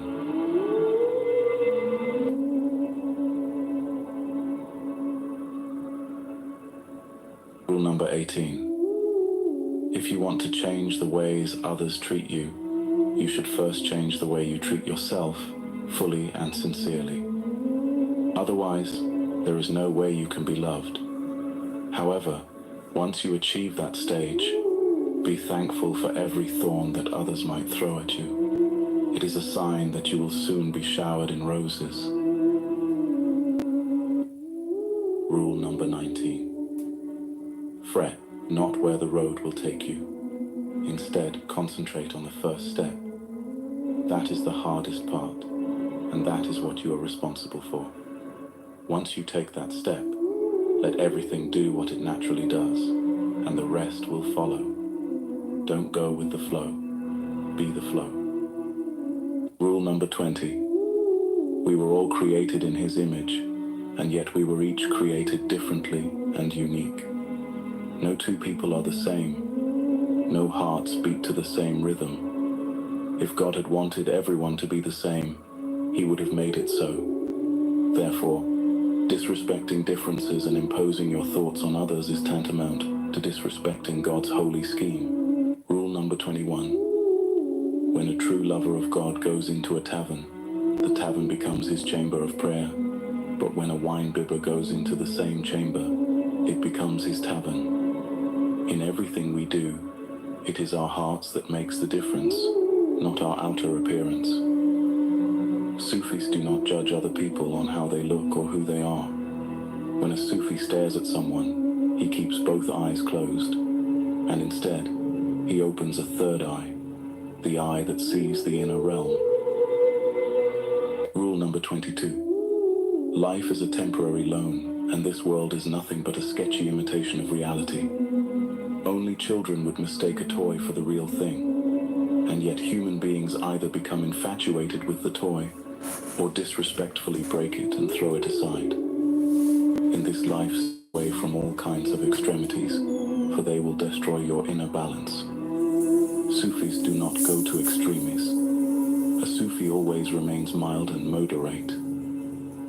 Rule number 23. The human being has a unique place among God's creation. God says, I breathed into him of my spirit. Each and every one of us, without exception, is designed to be God's delegate on earth. Ask yourself, just how often do you behave like a delegate, if you ever do so? Remember, it falls upon each of us to discover the divine spirit inside and live by it. How to automate repetitive tasks. Watch this. It's 2025. AI can build a pro-level website within a couple of minutes. Meanwhile, you're still asking it how to write emails. On each of us to discover the divine spirit inside and live by it. Rule number 24. Hell is in the here and now. So is heaven. Quit worrying about hell or dreaming about heaven, as they are both present inside this very moment. Every time we fall in love, we ascend to heaven. Every time we hate, envy, or fight someone. Okay, I'm gonna read you some Rumi quatrains. And I'm gonna create some clips on YouTube. Here we go. Late by myself, in the boat of myself. No light and no land anywhere. Cloud cover thick. I try to stay just above the surface, yet I'm already under and living within the ocean. I'm crying. My tears tell me that much. Last spring, they say, the new green, how weak you felt. Remember any night of all our nights, but don't remember things I've said. Friend, our closeness is this. Anywhere you put your foot, feel me in the firmness under you. How is it with this love? I see your world and not you. When I am with you, we stay up all night. When you're not here, I can't go to sleep. Praise God for these two insomnias and the difference between them. When I die, lay out the corpse. You may want to kiss my lips, just beginning to decay. Don't be frightened if I open my eyes. This bleeding eventually stops. The wolf appears. We run off in different directions, with always some thought of how lucky we are. But nothing floats for long. Death floods in the mouth and the ear. Every head goes under and away. For years, copying other people, I tried to know myself. From within, I couldn't decide what to do. Unable to see, I heard my name being called. Then I walked outside. Today, like every other day, we wake up empty and frightened. Don't open the door to the study and begin reading. Take down a musical instrument. Let the beauty we love be what we do. There are hundreds of ways to kneel and kiss the ground. The breeze at dawn has secrets to tell you. Don't go back to sleep. You must ask for what you really want. Don't go back to sleep. People are going back and forth across the door sill, where the two worlds touch. The door is round and open. Don't go back to sleep. Take someone who doesn't keep score, who's not looking to be richer or afraid of losing, who has not the slightest interest even in his own personality. He's free. Out beyond ideas of wrongdoing and right doing, there is a field. I'll meet you there. When the soul lies down in that grass, the world is too full to talk about. ideas, language, even phrase each other doesn't make any sense. I would love to kiss you. The price of kissing is your life. Now my loving is running toward my life, shouting, what a bargain. Let's buy it.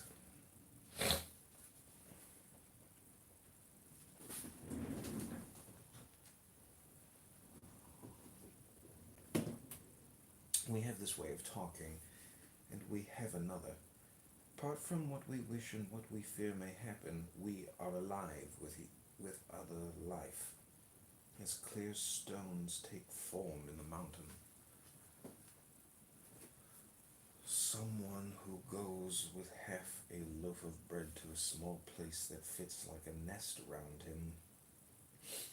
Someone who wants no more, who's not himself longed for by anyone else.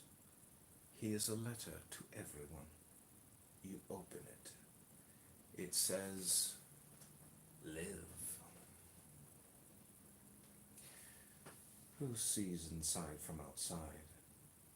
Who finds hundreds of mysteries even when minds are deranged? See through his eyes and what he sees. Who then is looking out from his eyes? The clear bead at the center changes everything. There are no edges to my loving now. I've heard it said there's a window that opens from one mind to another. But if there's no wall, there's no need for fitting the window or the latch. We take long trips, puzzle when what we're wanting to see and understand in this world, we are that.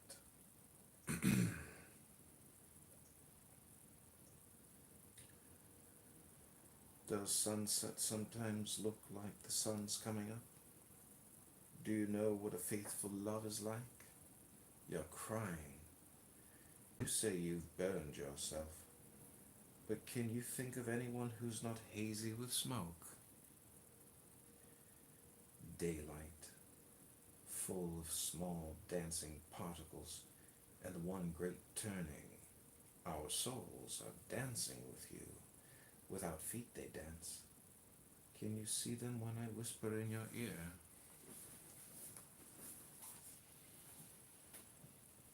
They try to say what you are, spiritual or sexual. They wondered about Solomon and all his wives. In the body of the world, they say, there is a soul, and you are that. But we have ways within each other that will never be said by anyone. The human shape is a ghost, made of distraction and pain. Sometimes pure light, sometimes cruel, trying wildly to open this image tightly held within itself.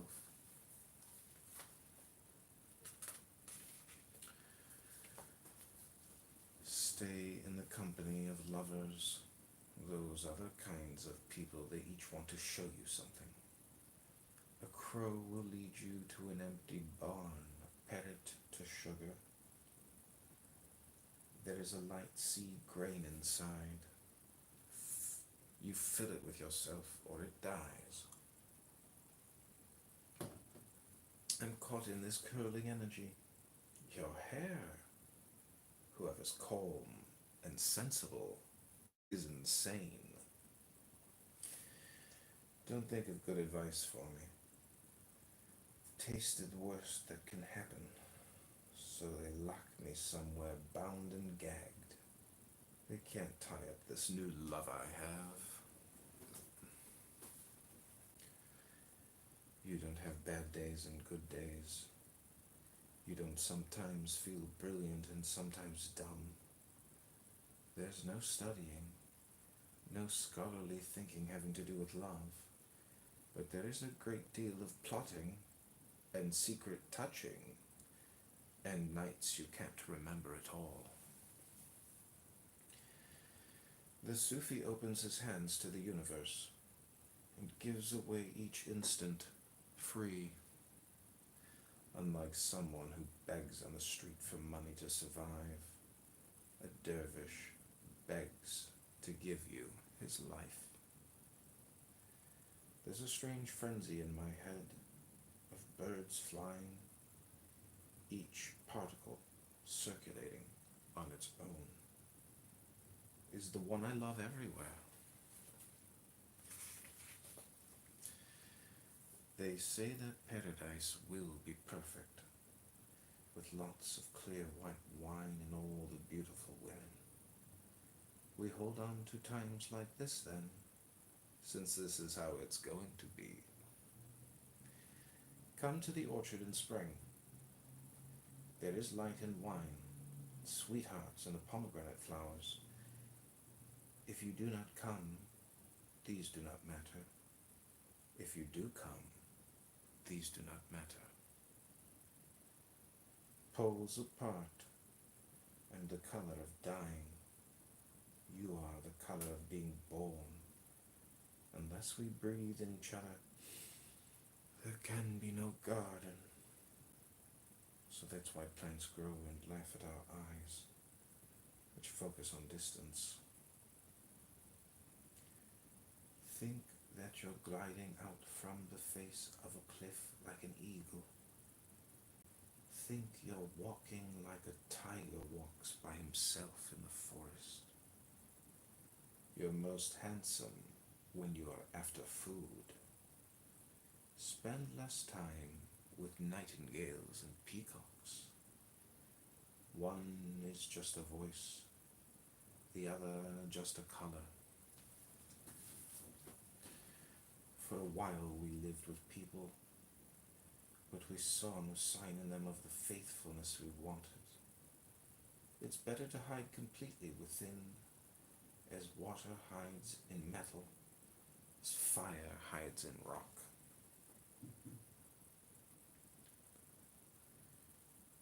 The mystery does not get clearer by repeating the question, nor is it bought with going to amazing places. Until you've kept your eyes, and you're wanting still for 50 years, you don't begin to cross over from confusion.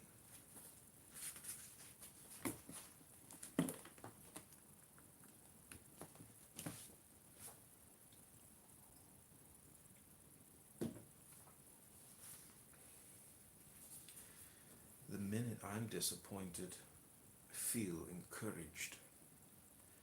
When I am ruined, I am healed. When I am quiet and solid as the ground, then I talk the low tones of thunder for everyone. I drink stream water and the air becomes clearer and everything I do. I become a water wheel, turning and tasting you as long as water moves. In pain, I breathe easier. The scared child is running from the house, screaming. I hear the gentleness. Under 9 layers of illusion, whatever the light, on the face of any object, in the ground itself, I see your face. Today I'm up wandering, turning my skull into a cup for others to drink wine from. In this town somewhere there sits a calm, intelligent man who doesn't know what he's about to do. I asked for 1 kiss, you gave me 6. Who was teacher is now student. Things good and generous take form in me, and the air is clear. I am insane, but they keep calling to me. No one here knows me, but no one chases me off. My job is to stay awake, like the night watchman. When they're drunk enough and it's late enough, they recognize me. They say, "There's daylight." During the day I was singing with you. At night we slept in the same bed. I wasn't conscious day or night. I thought I knew who I was, but I was you. Drinking wine with you, getting warmer and warmer. I think, why not trade in this overcoat made of leaves and dirt? Then I look out the window. For what? Both worlds are here. Since we've seen each other, a game goes on. Secretly I move, and you respond. You're winning. You think it's funny. But look up from the board now. Look how I've brought in furniture to this invisible place, so we can live here. The minute I heard my first love story, I started looking for you, not knowing how blind that was. Lovers don't finally meet somewhere. They're in each other all along. If you have any patience left, we know what to do. If you love sleep, we'll tear you away. If you change into a mountain, we'll melt you. If you become an ocean, we'll drain you. You say you have no sexual longing anymore. You're one with the one you love. This is dangerous. Don't believe that I have a love like that. If one day you see a picture of how you think, you will hate yourself openly.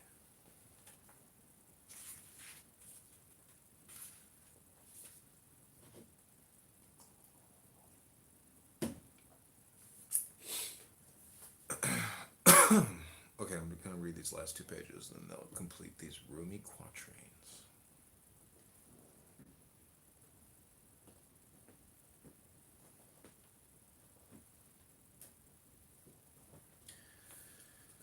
I'm not talking out loud. I'm talking to the ears of your spirit. Remember what I've said. Tomorrow I'll say openly what I'm saying tonight. We've given up making a living. It's all this crazy love poetry now. It's everywhere. Our eyes and our feelings focus together with our words. We have a huge barrel of wine, but no cups. It's fine with us. Every morning we glow, and in the evening we glow again. They say there's no future for us. They're right, which is fine with us. Do you think I know what I'm doing? For one breath, or half breath, I belong to myself. As much as a pen knows what it's writing, or the ball can guess what it's going next. Do not sit long with a sad friend. When you go to a garden, do you look at thorns or flowers? Spend more time with roses and jasmine.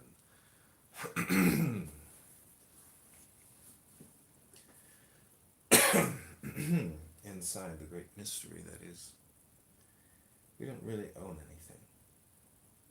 What is this competition we feel then, before we go, one at a time, through the same gates?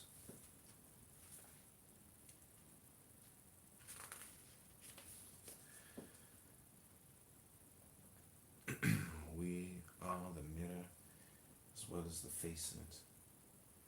We are tasting the taste this minute of eternity. We are pain, and what cures pain? We are the sweet, cold water and the jar that pours. At night we fall into each other with such grace. When it's light you throw me back like you do your hair. Your eyes now drunk with God, mine with looking at you. One drunkard takes care of another. We are walking through a garden. I turn away for a minute. You're doing it again.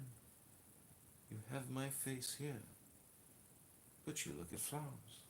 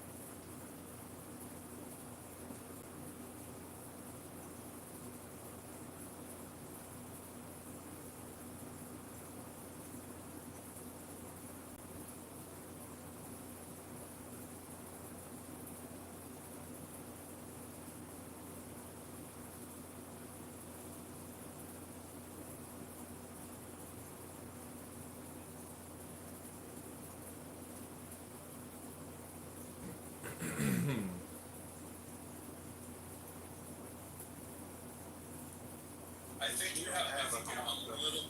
I think you have a little bit more of a simplified background. I mean, a little bit more of a simplified understanding of what it is that I do. But that's cool because it's. Do you have a quantum computer at your lab?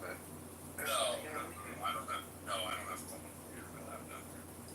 But you hook the kids up with a remote terminal to a quantum computer, right? Yeah.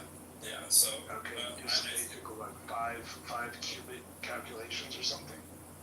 Yeah, sometimes, yeah.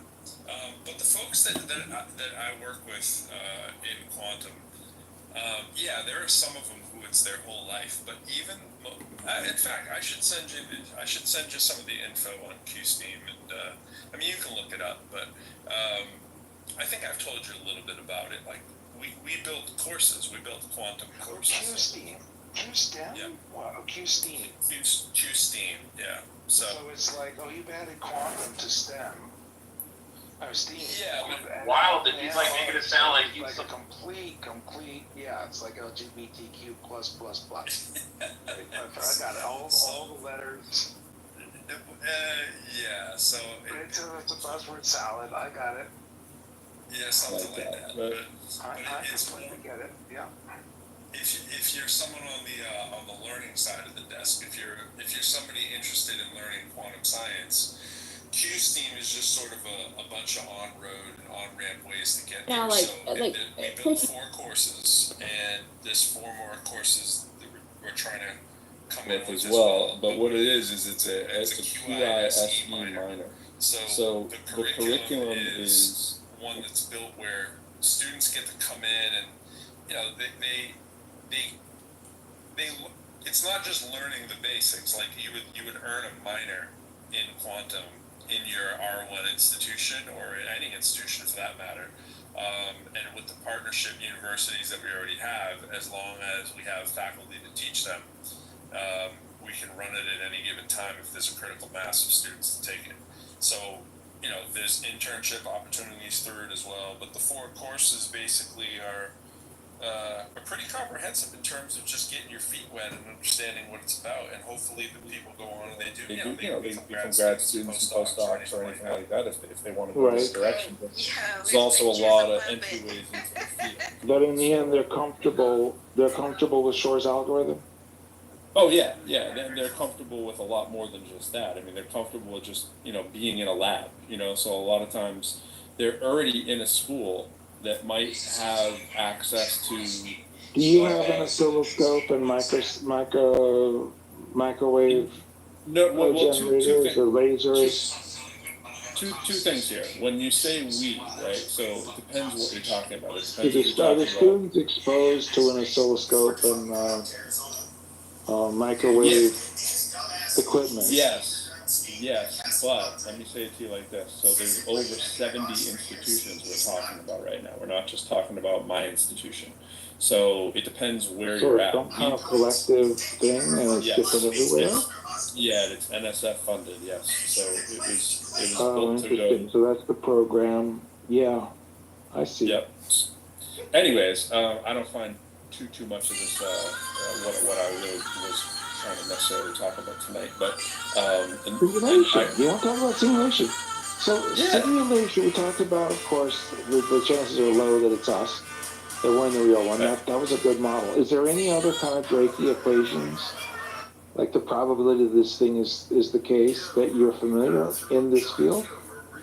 No, I can't. I don't think there's. So simulation and interpretation. Just like the Drake equation, any kind of math that you want to throw into the probability that you're in a simulation is going to be very loosey-goosey. Just like the Drake equation, every single one of those variables is up to Yeah, all the terms are loosey-goosey, right? But that's not what's important about the Drake equation. The importance of the Drake equation is whether or not it fully captures the terms that would be important. And then over time, you can. Well, I feel like it's a pretty good expression of that. I don't think anybody's added anything critical to it in 50 years, that way. Right. I don't need. Right. So I wouldn't call it incomplete, but I would agree to you that it's amorphous, meaning all of the terms do not have quantitative values. Sorry.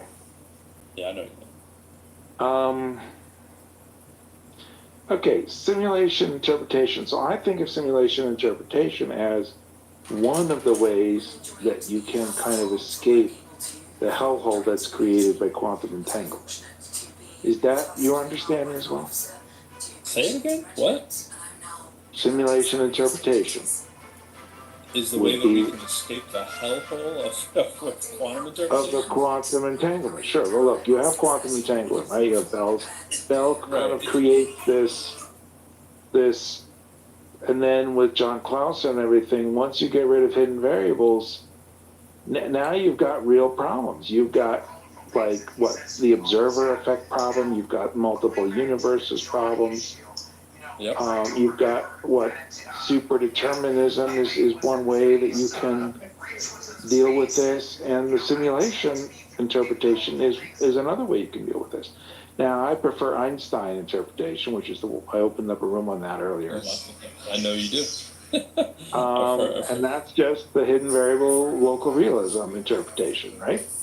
I think that one is on has the best grasp, but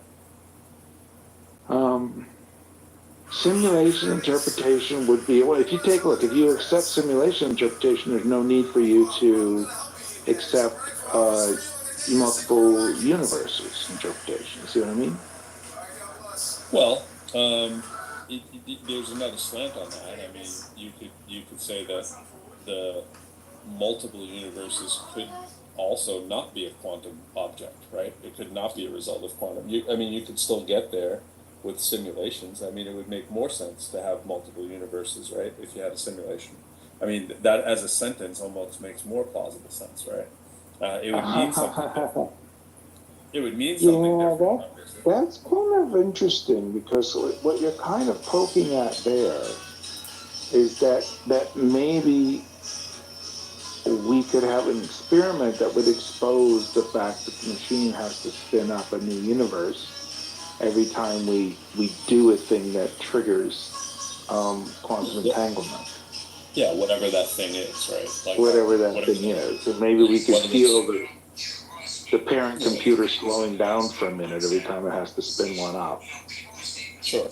Why we get weird effects like Casimir effect or Hawking radiation or whatever, these things that feel weird, anything that's quantum jittery maybe, I don't know if they have to be, you know, mutually exclusive. But anyways, I think without getting into the didn't realize there was people here that I haven't invited up. What up, Hanson? What up? Speak of the Hanson. Yeah, I was wondering what's wrong. It's very rare that I speak for more than about 25 seconds before there isn't 14 people who all want to. It's because of when you're in a room, Benjamin, people are like, "Oh my gosh, I have to contribute to the talk." Benjamin's talking, it's got to be good. What up, Hanson? Right. Well, usually they just come up and like. Entanglement. Yes, it is. When if you say the word quantum, it's like saying, standing in front of the mirror at midnight and evoking the devil to come out. What is it you used to have to say? If you leave the topic at the top of the room for about 14 seconds, I'm going to ask the two of you to attack my latest thesis so that I can defend it. Jeez. Hi, Sean. Sean and I haven't met, but I can tell he loves me. He's got. No.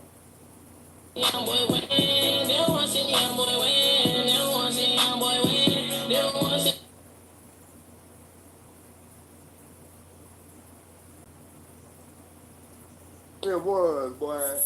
Come on, my How he run the play? Yes, sir. Boy, they jumping the shit out of fucking Hugo over there. Yes, sir. Well, how he run the play though? He ran a play on Hugo. He went over there and cat rapped on them. They jumping the shit out of Hugo. Hugo went over there on his own. Yes, sir.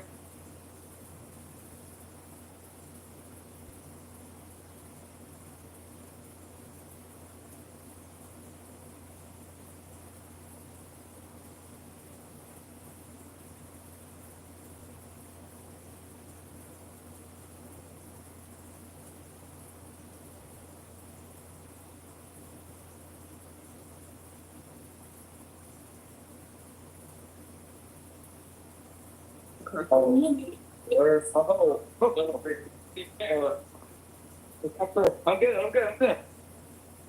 We in this bit. So happy.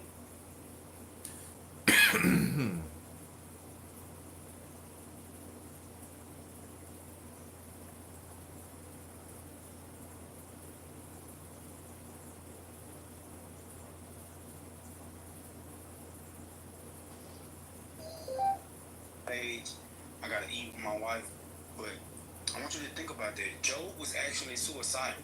Job wanted to die. He was going through so much. Do you want to keep answering questions from this guy? Because it seemed like you wanted to move on. This is getting sinners. I still don't want to. Hold on, Sam. You're hogging. Hold on, dang, hold on. You're hogging the mic. What do you mean? Him and D just had a whole conversation. You're hogging the mic. I just got two. You're hogging the mic. Please, Jill. I have 27 more questions. Can you come on? I have 27 more questions. Moderators, I'm trying to talk right now and everyone's over talking me. Why is everyone over talking right now? 27 more questions. I'm the one that's talking, y'all. I have 27 more questions. Why is everybody over talking me right now? What the fuck, moderators? I have 27 more questions. was having a sincere conversation with you. If you don't want to have the conversation with him, can you let him know? If not, they're going to troll Azariah. So I don't even want to troll. I just want to say something. if I you don't can want to give try him respect to let him know if you want to still have the conversation, so that he can go eat with his wife if you don't want to have the conversation. Well, I mean, if he wants to like kind of quickly give kind of his closing question, and then we can, because I know everyone might want to jump in. So if he wants to like quickly kind of give his closing question, we can knock that out real quick. Yeah, B-Mans, I just had two more questions. I'm not pigeonholing you or nothing. You just answer it and say you don't know. It's simple. Are billions of people from all eras simply just delusional by believing in a higher power, while modern atheists are the only ones who got it right? Yes. Well, I wouldn't go that far as saying like, it's a delusion. I don't. If people want to like believe in higher power, fine. Because I think it gives people strength to kind of get through their day. So I mean, I don't think it's fair to call it delusional. So no. Great answer, brother. Last question. I understand that people on stage go through my PTR and they get emotional when they go to see my pieces, but they will be okay. Did you not hear him say one final question? Be quiet. Be quiet. It ain't your turn. You heard him say one final question. Last question. Be quiet. If your thoughts came from a brain formed by accident, how can you trust that your reasoning is even valid? B-Max, this is my last question, brother. I hear what you're saying. I don't have all the answers. All I know is that it seems that we're here for natural causes. If there's truly a creator that put us here, and if you have a demonstration of a creator, I'm over here. But that's kind of how I answer it. All praises, brother. We're a great deal, brother. All respect, and he's disrespectful. Shut the fuck up. Look at him. And he can't even hold his peace as Shut a the man. fuck up.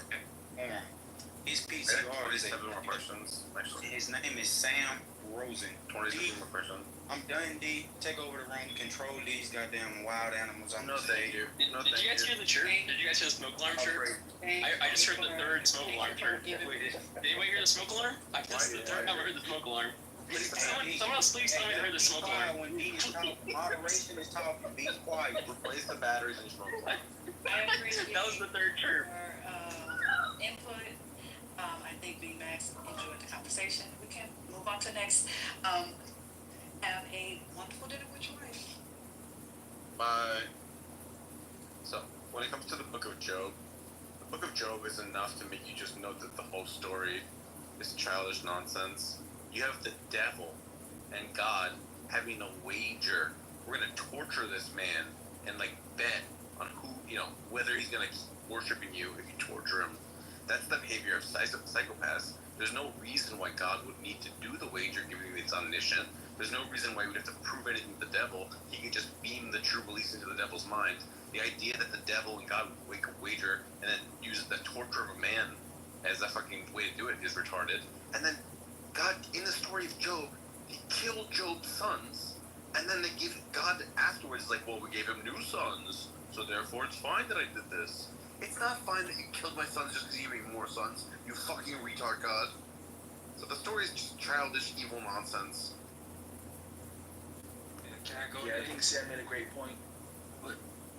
That's from the perspective of someone who doesn't know the Bible. So yeah, let's let King respond. Go ahead, King. Yeah. So I'm not even gonna. Well, I'll be in the Bible a little bit, but I'm just gonna be realistic. So recently, I just lost my homeboy, my best friend. I talked to him day and night. At night I talked to him. Morning I talked to him. It was a hard loss for me. You know what I'm saying? And he hurt me. I was hurt. I'm driving, trying to work, and it just really hurt me to the core. And I do believe in the God of the Bible that we read about. But what's crazy, what happened to me, is gonna blow y'all mind, bro. I drive trucks, right? I was in the woods just driving. An owl came down and broke my antenna off my truck. And I'm like, damn, so I had to get another antenna. The next night, another owl come down, probably an hour somewhere else, come down like he's gonna come in my windshield and just fly up. And I kind of jumped because I was messing with my phone at the same time. And so now I'm calling some of my friends, my wife, and I'm telling her, man, I had two owls. One of them broke my antenna, one of them down there came and broke my windshield, coming straight at me. And so I was talking to my homeboys, we joking. He's like, damn, you might be seeing a ghost. That might be your boy, because he just died like 2 days ago. And it's a person I talk to every day, all day. It's my best friend. And I laughed about it, and I was like, nah, man, I don't believe in that kind of stuff, you know what I'm saying? And so I said, if I see another owl, it's definitely a sign, And so I saw another owl that same night, and it came close to me. And so now it's got my attention. Now I'm searching. I'm on ChatGPT. What does that mean? And I'm seeing omens, and people see owls when people die and stuff like this. So I didn't think nothing of it. Did I go out? No, we can hear you. Oh, okay, yeah. So I didn't think nothing of it. And so I saw And so now I'm just really searching, going hard. I'm searching. And so what I end up doing is going back to the last conversation me and my friend had the day before he died. He got killed. And we was talking about how the ancient languages had meanings to them. Every letter had meanings to them. And so in the midst of this process, I see one more owl. And when I go to this place, I type in my number. And I was like, I done seen 4 owls within the span of 3 days. And they all close encounters. And while I'm talking, I put my number in the computer and the screen pop up. It got a picture of an owl. All right, I'm like, okay, God, you got my attention. And now I go search the ancient languages. I go back to the text message the day before to see what we was talking about. We was talking about ancient Hebrew.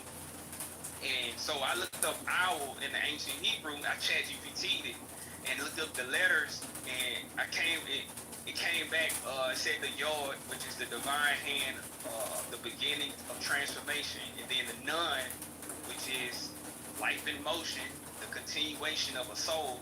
Shin, the fire, pain, or spiritual refinement.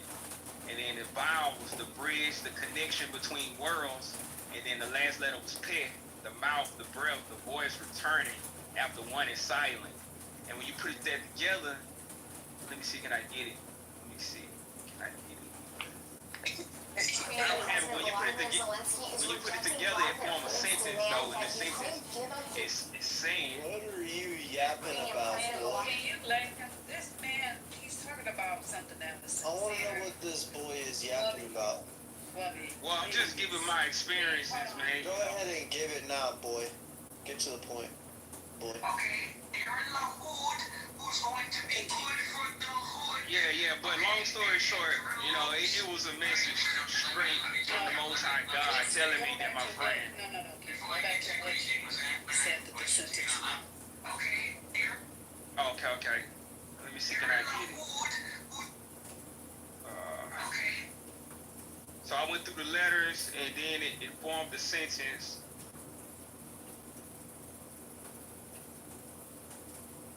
I can't get to it right now, but when you put those letters together, it's telling you that that my friend was in the hands of the divine one, and he's being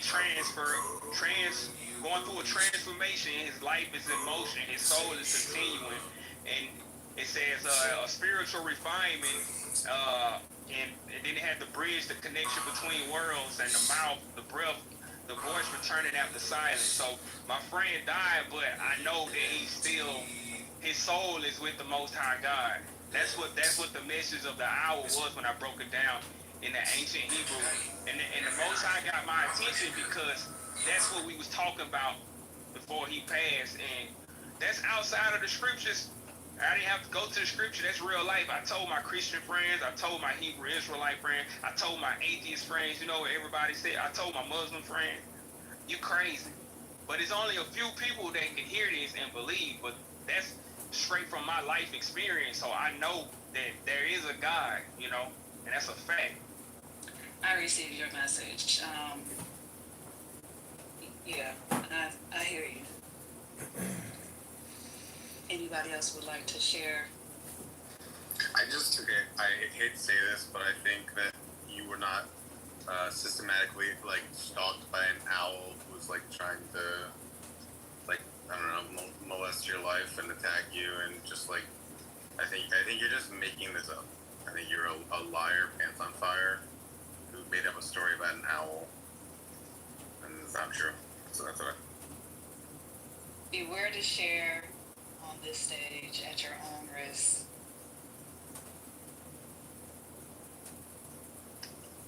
All laying prey MMA fighters should be banned from the damn sport. Listen, that was the most dominant win I've ever seen. It was. But I just, Hey, Edward, I see you there in the audience. Our Clown House director here, Mojo, has taken a break from the app. But, you know, we're going to have to get signatures still, so we'll see, you know, if you want to get signatures. But based on your text, I assume you don't want to because there's a lot of spam. And it's a waste of time. It could be a waste of time for you, but I'm pretty sure we could, you know, I mean, we've got $1,000 in the campaign account, and I'm sure you could raise more money on here in a lot of these rooms if you're actually getting petitions signed, you know? That waste of time thing, that was yesterday when before I spoke with everybody and I just seen all of the, I wasn't aware that you had some of your rivals on there. Yeah, there's a lot of haters on here, so, but they're part of the game, you know? Yeah. So, I mean, I guess you just not seeing that. So, yeah. Um, yeah, I was just following up with you. Seeing that you were live. I'm still interested, man. I think that you're a genuine person. You said you got what now? We've raised $510 on the app, so I'm gonna match it. So we've got about $1,000 in our campaign account. Mm-hmm. And last time I thought you said you had 1,000 already, and you were gonna match 900 at 19. No, we've actually only raised like 510 off of Clubhouse, so I may have misspoke, but we've only got $1,000 in the campaign. But And you got the papers yet? Have you got the sheets? I don't have the PDFs. I haven't spent any more time looking for them yet. But I'd also like to try to do like a digital way where voters could sign the PDF with DocuSign, and we could submit one petition, one signature, and do it that way. I'm not sure if that's all the way valid, but what we could do is have a mass meetup with the people that and correlate and coordinate like that. We'd have to look and see is that totally will that be totally valid in Illinois. But yeah, that's a great idea as well. And well, I'm about to finish up here, so I wanted to see, what was the urgency here, because I didn't want to just hang around Elmhurst. It's pretty expensive out here if I didn't have to. So if I could just shoot on out to Bloomington, I could. Yeah, I mean, not yet. I mean, if we do, it's always probably going to be on a Friday, Saturday. So, because I figure that's when most people are out, and you can, capture the most number of signatures on a Friday, Saturday. Me personally, I was just campaigning for today's 42nd district out here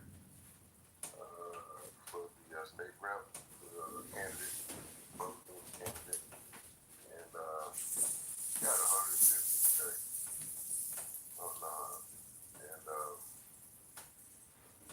And there's a festival. There was a festival Tuesday. I got 300. So,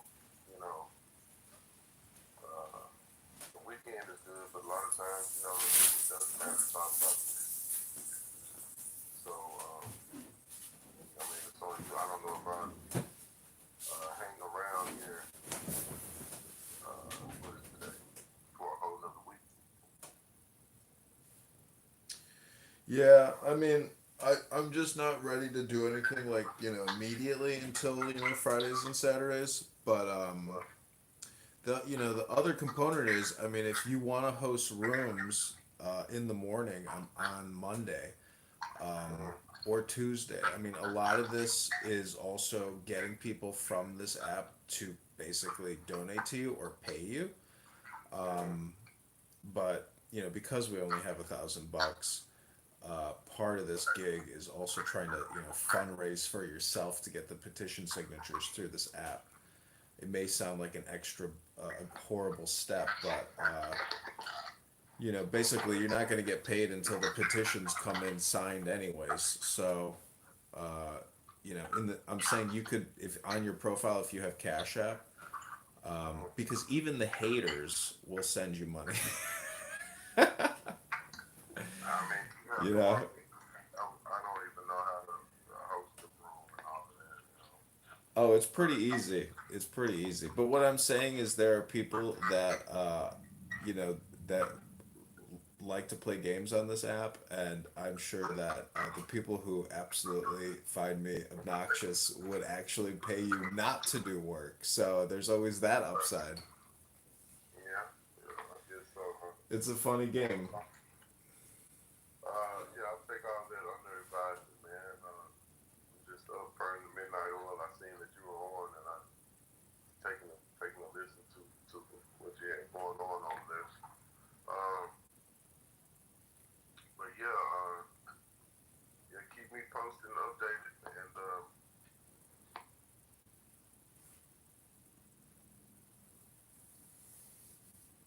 Yeah, Edward, if you can hear me, I will. So this is the Darren LaHood for Congress house, and one of our haters on here, Adams, who is supporting Darren LaHood, is giving us um, good content for YouTube. But we need Mojo X back, and he'll probably be back on Monday or Tuesday, hopefully. But he's the one who's helping or do a lot of the organizing here on this app and doing the money bombs, fundraisers, and content creation. And he liked you, so, and you know, I thought your interview went well, and I definitely want you to get signatures. But in terms of like, you know, if you did a Friday and a Saturday and it was $200 a day, plus lodging, plus fuel, you know, that's like gonna be like a $700 endeavor. You know, I would assume that would be the minimum you'd want to go out there for a Friday, Saturday.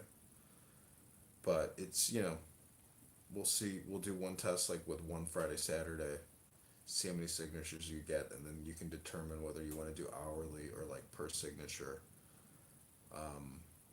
You know, and then hopefully if we can raise a couple thousand, then it'll be no problem. You'll be able to maximize how much you're able to, you know, bill doing this. But and you know, if you want to, you know, if you have an associate or a friend who wants to do it with you. Let me see here.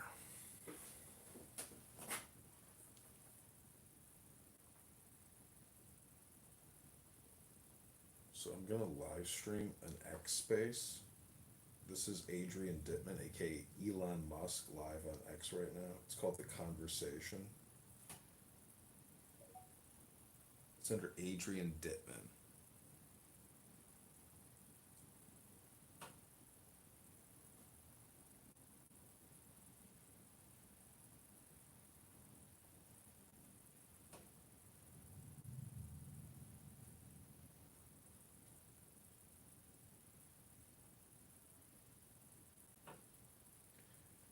That X account is called John Kitover IL16.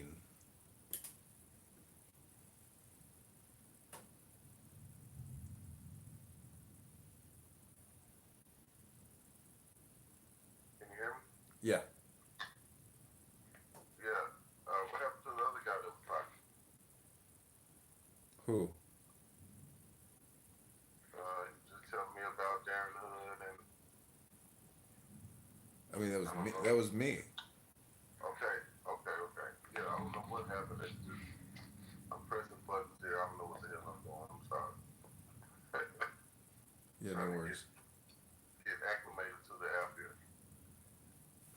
Yeah, no worries. Said what now? LLC what? Do you have an X account?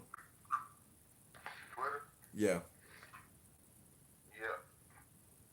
Try to find this guy called Adrian Dittman on there. I'll put it in the chat on here. Or actually, maybe I can just get you the link. Let me see if I can pin it. But this guy, this is Elon Musk. This is his pen name account or his burner account. He got a T Two American flag.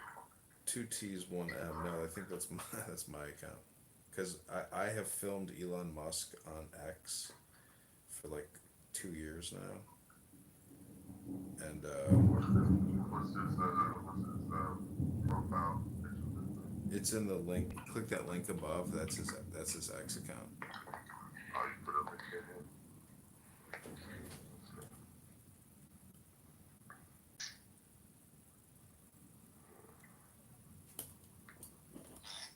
And we have a nationwide federal law enforcement apparatus that is also not accountable to the people.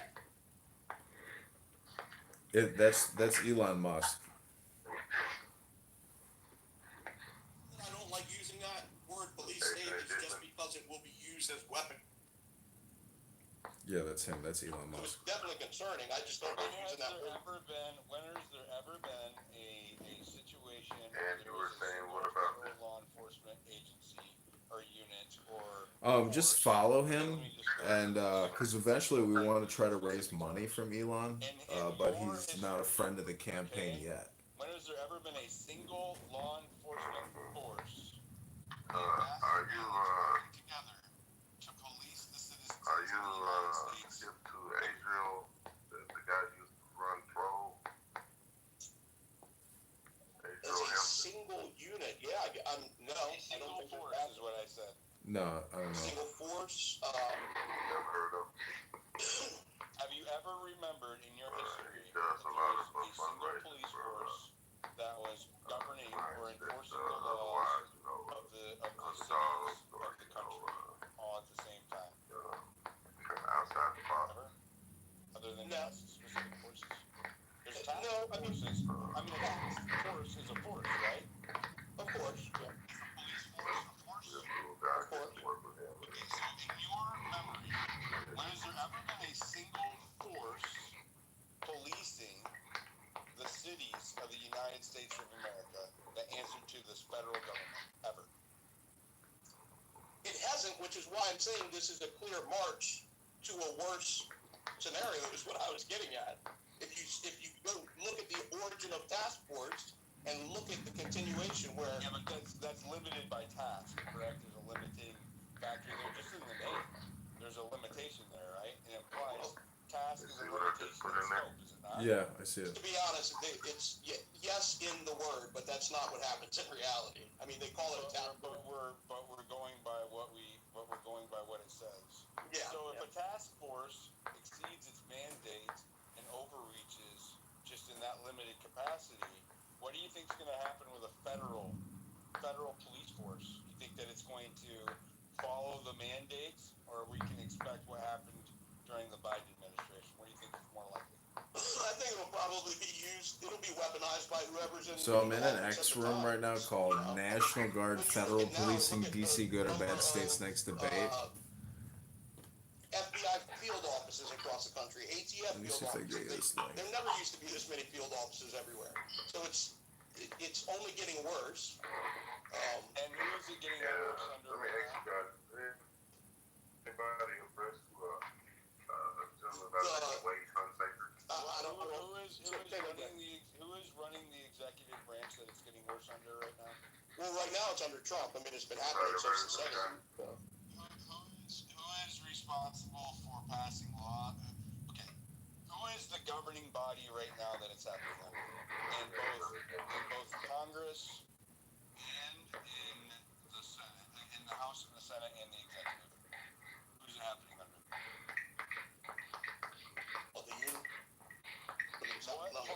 What party is in power right now in the United States?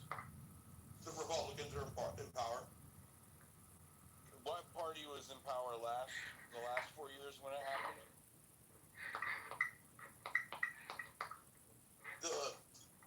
Are you talking about the Biden administration? Okay, Edward, let's chat back on Clubhouse on Monday morning at like 10 a.m., 11 a.m., and we'll see if Mojo's back. And we'll see if we can do a money bomb fundraiser on Monday to get you out into the field next week. Democrats, right? Yeah, I was trying to. Are you saying under the This isn't just about Trump, but we need to hold. Oh yeah. It's definitely third party. Okay, so I voted for Trump in Okay, let's keep our fingers crossed and enjoy the rest of your night. And I will chat with you tomorrow or Monday. To remove the deep state. Is that happening right now? Okay, sounds good. Have a good night. Talk to you And I soon. agree with you, it needs to. Is the power are the powers of the deep state expanding right now? Given that 100%. we're looking at a federal police force? They are definitely expanding. And sadly, I think the excuse that's being used is basically it's being looked at as a triage type of a situation. Okay, thank you very much, sir. Let's go to the keymaker. Go ahead. Hey, Diligent. I've been listening in for a little bit. Interesting topic. I love it. I love the conversation. I was thinking about the question that you said. I think it's actually a good thing. I've been listening to you. I understand your take. What's my take? I'm just asking questions. Yeah, well, that's what I mean. Like what you were just saying. This is happening under Trump. The Trump administration. There is an expansion of federal authority into the states. The 10th Amendment, there's going to be a battle. The governor does have some powers when it comes to that. So it is interesting. I think that How is that working out for Governor Newsom right now? Well, that's the interesting point, because when it's a state that the president doesn't agree with, it seems Ukrainian like President Zelensky is once again calling for a personal meeting with Vladimir Putin, saying only direct talks can bring lasting peace. He's proposing a new round of negotiations next week. The most important when people don't agree with them. Yeah, that's kind of why I wanted to chime in. So the sheriffs, I believe, are the most important. They are the ones that report to the local communities that elect them. They can resist the governors. They can resist the president. They are the most powerful in the nation. It's always been the sheriffs. That's where the root power of law enforcement actually comes from, is the sheriff's departments. So now whether or not you're going to have a strong sheriff that's going to stick up for its citizens and its communities when a president sends in or a governor sends in other law enforcement. Does Trump's new EO give him the authority to deputize sheriff and municipal law enforcement as ICE agents?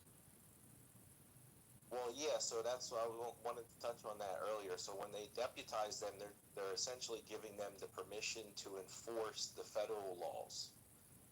From my understanding, it does it. They can actually deputize these, whether it be sheriff or local law enforcement officers, to carry out what would be federal law, this is a very interesting discussion. Yeah, exactly. So this is a very interesting discussion. So then the local law enforcement is being enveloped by the federal government, correct? That would be exactly a police state. Yes, 100%. There's no way around it, whether it's my guy leading the country right now or not. You know what I mean? Like, this is not a good precedent to set. Yeah, so then am I being hyperbolic or crazy, or what about my position of having a concern with this is fallacious? No, nothing. I think that your concern, and I've kind of heard it in the way that I kind of think about it right now. Our guy is kind of behind the wheel. We kind of agree with what he's doing, but we also know that he could abuse that power at any time, and he's not going to, this power is going to be left on the desk when he leaves. So whoever comes in after him, this sort of precedent that's being set is very dangerous. Why is our guy limiting the power of the people?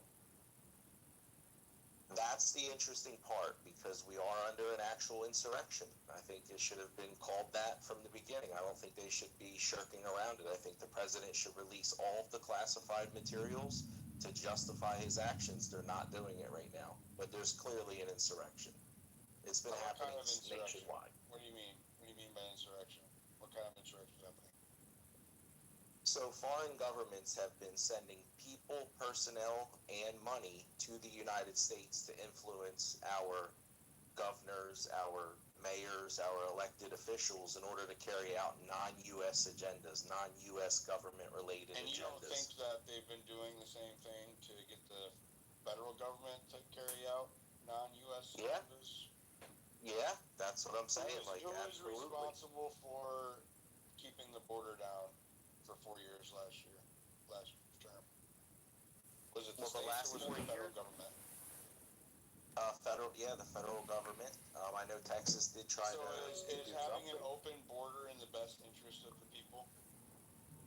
No, absolutely not. You can't have open borders. You can't have a country. So if the federal government is the one that's responsible for creating the invasion, how is policing the states going to fix a problem within the federal government?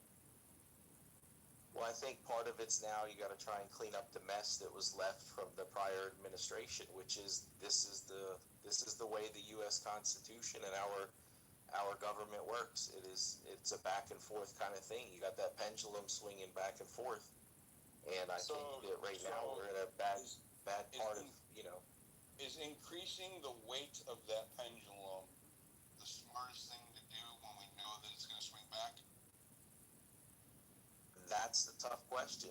How do you do this? And this is what I think Trump is actually trying to do. I think he's trying to be delicate while he does this, because he could have clearly just signed a piece of paper, declared it an insurrection, and handled this much differently. So I do believe he has the insurrection rights. You have to be both brutal and a great chess player, obviously.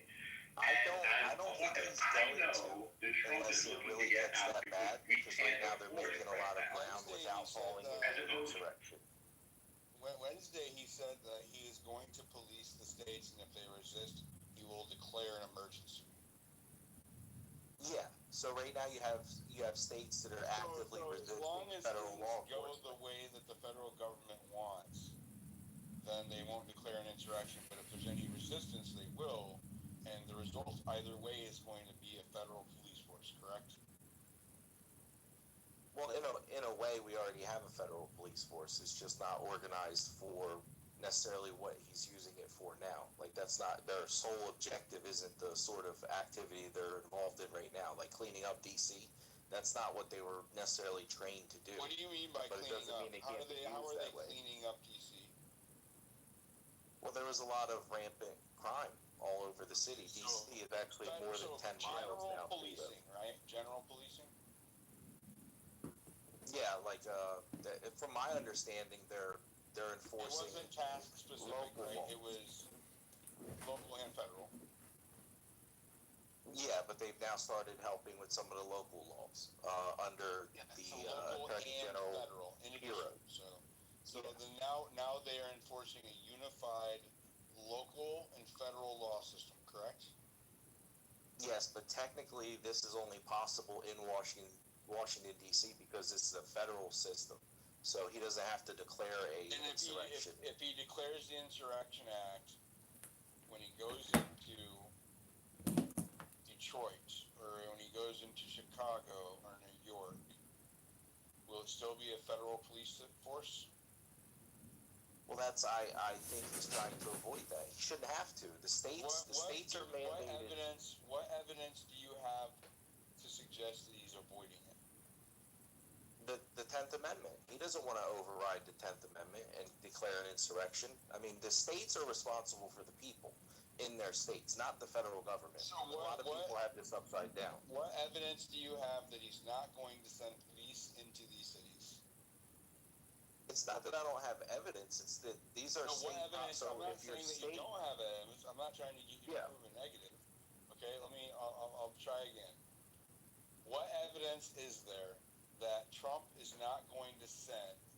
Okay, he's declared that he is sending police into the cities. Can we agree on that? Yeah, but he's doing it for a reason. That's not what I'm asking. I'm asking. I understand. Yeah. Okay. So, can we agree that he's declared he's sending police into state-level cities? Yes, because the states and cities have failed to protect the citizens, which fall under the jurisdiction of the federal government as well. So we can agree that he's sending police into state-level cities, federal police force, correct? Yeah, they have field offices all over the place. They're not enforcing local laws. Yeah, okay. Now, that I know. Are federal police enforcing local laws nationwide right now? Not nationwide, not that I know of. I know that they're doing that in D.C., in Washington, D.C. And does declared that he's intending to do it statewide, correct? Similar. I haven't heard the specifics, but in the cities that are kind of crime-ridden, as well as having what's now been declared foreign terrorist organizations in those cities. Has he said he was going to stop there? Section 1 of the United States Constitution. He hasn't. Yeah, I feel you. Did I he understand what you're say saying. how long they were going to be occupying them up? This is your U.S. No, right now there's been no determination, but I'm going to point this out again, Diligent. There has been a massive failure on the state side. State governors, all the way down into the cities, that have failed to protect their citizens. I mean, there's death records So to prove it. what has to happen for Trump to be able to successfully carry out the mission of lowering crime for a significant period of time in these cities? What has to happen to, what kind of force or what kind of police force does he have to organize to make that work? Well, it should be a cooperation, like a cooperation agreement. Yeah, but it obviously it's not a cooperation, or it would already be occurring. So let's get past the semantics of what it should be, and let's get to the semantics of what it needs to be. So, what has to happen for Trump to be able to enforce the rule of law in these Democrat cities? It depends on which one you're talking about, right? Like New York has a much different problem than Detroit. But if we're talking about just like one category of crime, what has to happen? When did they say that they were going to go into these cities and lower one category of crime? Did he say that when he spoke Wednesday? No, that would be a task force, correct? Exactly. That's what I was getting at. Eventually, that's what they're going to determine. That's not what was stated. So let's go by what was stated. Okay, so what would have to happen for Trump to go into New York, LA, and Chicago, because those are the three that he named? What has to happen for him to be able to go into those cities and lower crime in general? Well, he'd have to have justification to do so first, which I said he already has in many. What logistically has to happen for him to lower crime in New York, Chicago, and LA? Logistically. So don't try to come up with justifications, okay? When we're talking about logistics, it means actually, okay, making it happen. It's called the cause and effect. He could use the National Guard again, like he did in California. And so there has to be a police force present under the authorization or the authority of the president, correct? Yeah, and they'll deputize National Guard members. And whoever they'll deputize whoever they need to make it happen, correct? Yeah, in order to carry out the enforcement. There will be an enforcement from the federal level in a local municipality in Chicago, right? Yeah, that's kind of what the picture looks like. And then another one in LA. It's possible. I believe there's problems. If we described it, it was happening. If it applies. Does it not apply to all three cities? Well, logistically, yes. Logistically, yeah. 100% across the board. Yeah. There has to be a federal law enforcement present to enforce the laws in this crime rampant city of Chicago, correct? Yeah. Does that same logic to apply to LA?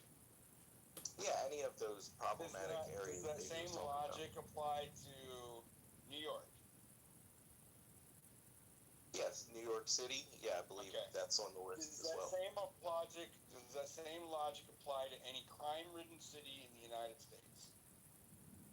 Yes, most likely. Okay, and so we have a federal police force that's enforcing the laws of the federal and local, answering to one person or one agency. Okay, see the federal executive branch of the government. I'll just leave it there. Right. So when do they need to stop doing it? What's the sunset clause? Is there a stated sunset clause?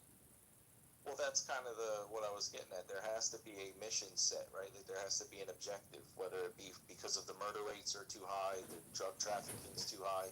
Any deprivation of rights on the citizens justifies it. How many on what basis or what time span is crime reported for any city? Oh, I'm not sure, but I know it's not annually. It's not daily. It's every year. It's every year. Yeah. Right? Okay, so is it going to be just a year? So we're gonna have we can agree that it takes a year to measure crime statistics in every city. That's how they're reported. Yeah. If anybody's on stage and knows if I'm right, can you give me 100? Is crime reported annually? Anybody give me 100? Anybody on stage? Anybody listening? Throw up 100. Okay, cool. One person knows. All right. So if crime is reported every year, right? How long is it going to take a federal occupation of these cities to determine whether or not they're lowering the crime? Well, it can't take more than 3 years, right? Because he'll be leaving office then. That's the protection in our system. That's the protection in our system. Yep. That's the only one we have. To be honest. When a president does executive actions, do those executive actions just immediately go away when they leave office? No, not necessarily. If the incoming president agrees with it, they can continue it. But we do have the other branches of government that are going to be weighing in the entire time. So if the executive action is to create a nationwide police force that's occupying cities, and it doesn't automatically sunset when a president comes into office. So I'm going to ask you again. When is the stated sunset for the federal police force? That's what I'm saying. There isn't one, unless And you said that by nature of the system, that it would be the end of the presidential term, but then you also said that the executive actions persist on to the next president, correct? The next president actually has to make an executive action to undo the previous president's executive actions, correct? Yeah, correct. So then the federal police state that's being created right now and getting ready to be deployed, there's a potential for it to persist indefinitely, correct? Yeah, there is, but that's where elections come in. That's where your congressmen and your senators, that's why we have the other two branches, the legislative and judicial. There could be things done that restrict that. If this causes enough problems, there could be things that restrict. We should wait for a single cohesive federal police force to be in power before we try to mitigate it. Is that what you're suggesting? No, that's the problem. We already created the system. It existed under Obama as well. It existed under Bush and Clinton. It's been around for a long time. When has there ever been a single federal police force like what's being proposed right now in your memory under any president? No. Nope. This is the first time I've seen the federal government do this. Yeah. Okay. So if it's not something that we've dealt with under Obama or Bush or any other. But the law exists, and your senators are the ones that voted for it, as well as mine. They're the ones that put it in there. It doesn't. Okay, I understand that. That's fine. We can. Hindsight's 20/20. That's good.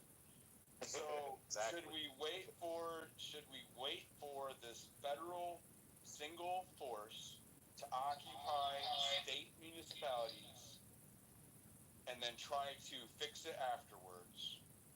Or should we try to prevent it from happening at all? Which seems more logical? The more logical one would be to try and prevent the powers from being expanded even more, and that would be through calling your senators and your congressmen and complaining and having discussions like we're having right now, where you're actually bringing up really good points, because I don't remember much power ever being given to government that ever gets given back to the people. And that everybody should be worried about that. Thank you. Let's go to Terry.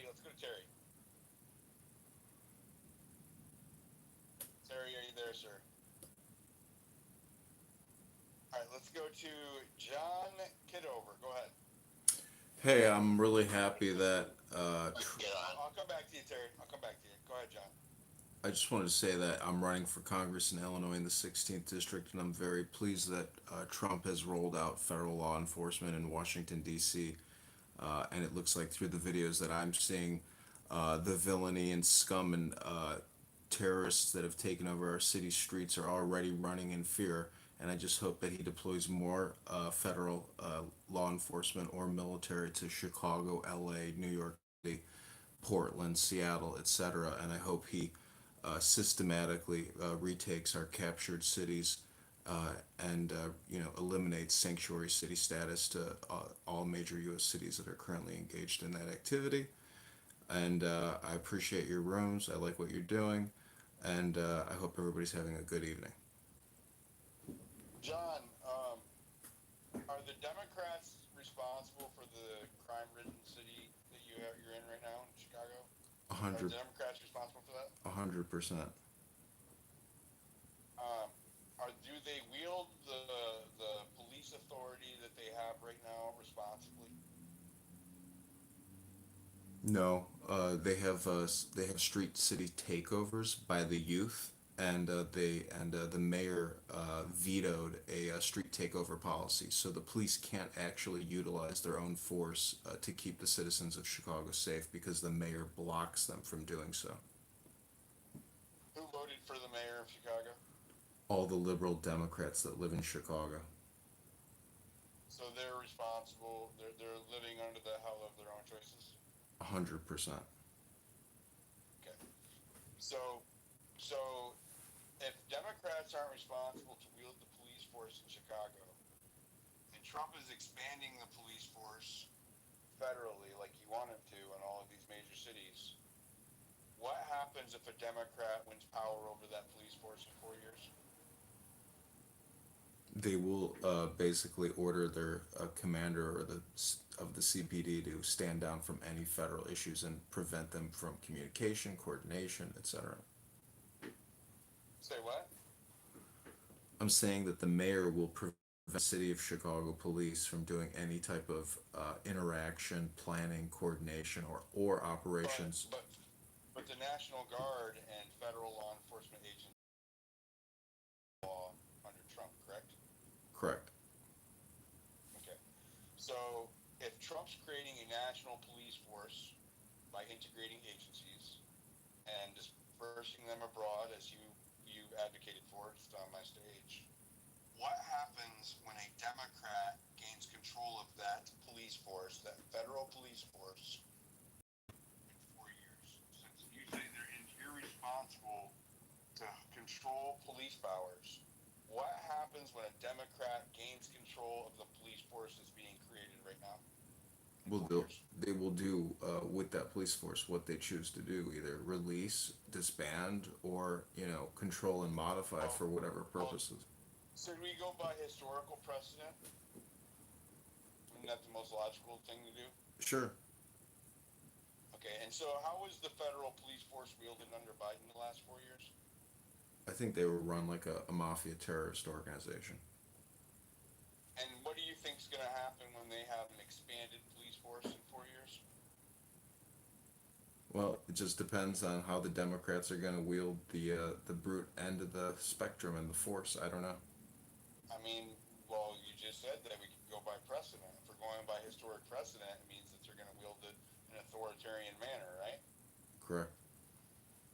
Okay. I mean, you sound educated. So if they're going to wield police power in an authoritarian manner, does expanding that power exponentially make logical sense? In the short term, yes. In the long term, no. And how are you going to limit that power? Well, I mean, it's the three branches of government. So as the government changes, that power and that force is going to change with it. So, okay. I feel like that's not an answer. So how are you going to prevent the Democrats from gaining control of the national police force in 4 years? Sorry. You know, I don't, I know it's not the answer that you might be looking for, meaning that it's uncontrollable and that we can't prevent Democrats from essentially uh, doing malignant activities with that police I don't know force. if you're covering up the microphone with your pinky or something, but we can't. You keep cutting out. I think is what the problem. Are you maybe if you hold your phone different or something? You're good cutting out. Are you using a headset? No, no, I can move the phone closer to my head. Is this better? There we go. Yeah, it's much better. Yeah. So if we're creating a national police force now, okay, how how do we prevent the government? How do we prevent the Democrats from using it against us like they did in the first 4 years of the Biden administration? I just don't think you can. I think the weaponization and the lawfare is always going to happen no matter who's in control because this is all one So giant. then is expanding, okay, based on your statement just now, if it's going to be expanded and used against us regardless of who's in control, okay, is expanding the police force power the logical solution? No, it's a If short. it's It's going a. to be weaponized, if it's going to be weaponized against us, is expanding it and actually centralizing it the smart thing to do, In as the, you it, suggested when you came on yeah, stage? as I said earlier, it's short term solution yes, long term solution bad. So is it smarter to play the long term solution or the short term solution when it comes to a society? Well, with Trump in the presidency, the short term solution is the quickest and easiest answer. So the quickest and easiest is the smart play here. Yeah, I think we're in crisis, and what he's doing now is a requirement, and hopefully it'll fizzle out, and there will be no, increase in powers or What some type of police hope, force in the hope future. hopefully it'll fizzle out. What so how does the expansion of the federal police force and their resources, where what clause or what law or what evidence, where do you think it's going to fizzle out? I don't see it. Where does it sunset before a Democrat comes into power again? Well, I think once you flush the sanctuary cities and you get rid of all the illegal alien invaders, we'll be in a much more highly secured state as a country. And if that will But eliminate Democrat power in was terms of it harvesting was it votes and was winning it sanct elections. was it sanctuary cities and and illegal aliens that were pulling pro-lifers out of their houses under Biden? No. No. So is it sanctuary cities and pro-lifers that are the problem? The more pertinent No, problem? I don't think abortion is as big as an issue as illegal alien invasion by, the tune of 20 to 30 million. Who is dragging pro-lifers out of their house under Biden? The FBI. What's that? The FBI. Uh-huh. And so you think that giving the FBI more power right now is the more pressing problem? In You think that I think Washington D.C. is just the first step and a much bigger rollout. that's my concern, right? If the FBI has been the problem, they're the ones pulling people out of their houses, and Washington D.C. is just the start, okay, which is where the FBI is based out of. Okay, do you not see the problem here? Okay, Yeah, it's a leadership problem. Is it a leadership problem? It is. Cash Patel and Dan Bongino have fired a lot of corrupt FBI officials, and in Chicago, on the train platforms, the FBI are already in the trains making arrests, keeping the citizens of Chicago safe. So how many officials have Dan Bongino and Cash Patel fired out of the FBI? At least a dozen. It's 505. No, I'm talking about senior executive leadership. So, This guy is so how so many people funny. work for the FBI? I think it's like 60,000 or 80,000. It's 100,000. Well,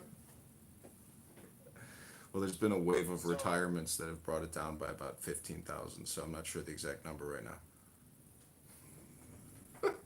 So if the problem that we faced under Biden was the FBI, okay, and the weaponized government that occurred under Biden wasn't limited to the FBI. It was the Department of Homeland Security. It was the intelligence agencies. They were the ones who said that Hunter Biden's laptop was bad. Okay, so we're talking about pretty much the entire administrative state apparatus. You think that firing 500 people, let's say that's 1,200. You know how many people work in the administrative state apparatus just in law enforcement?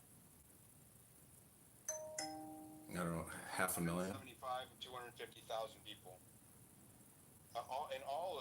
All of law enforcement throughout the entire country, it's almost 1 million. Do you think that firing 500 or do you think that firing 1,500 people is going to solve the weaponized government problem? No, most likely not, because there's too many. I think there's too many in the system right now, but it's a start. That's right. That's right. So, are we shrinking the law enforcement apparatus right now, or are we expanding it?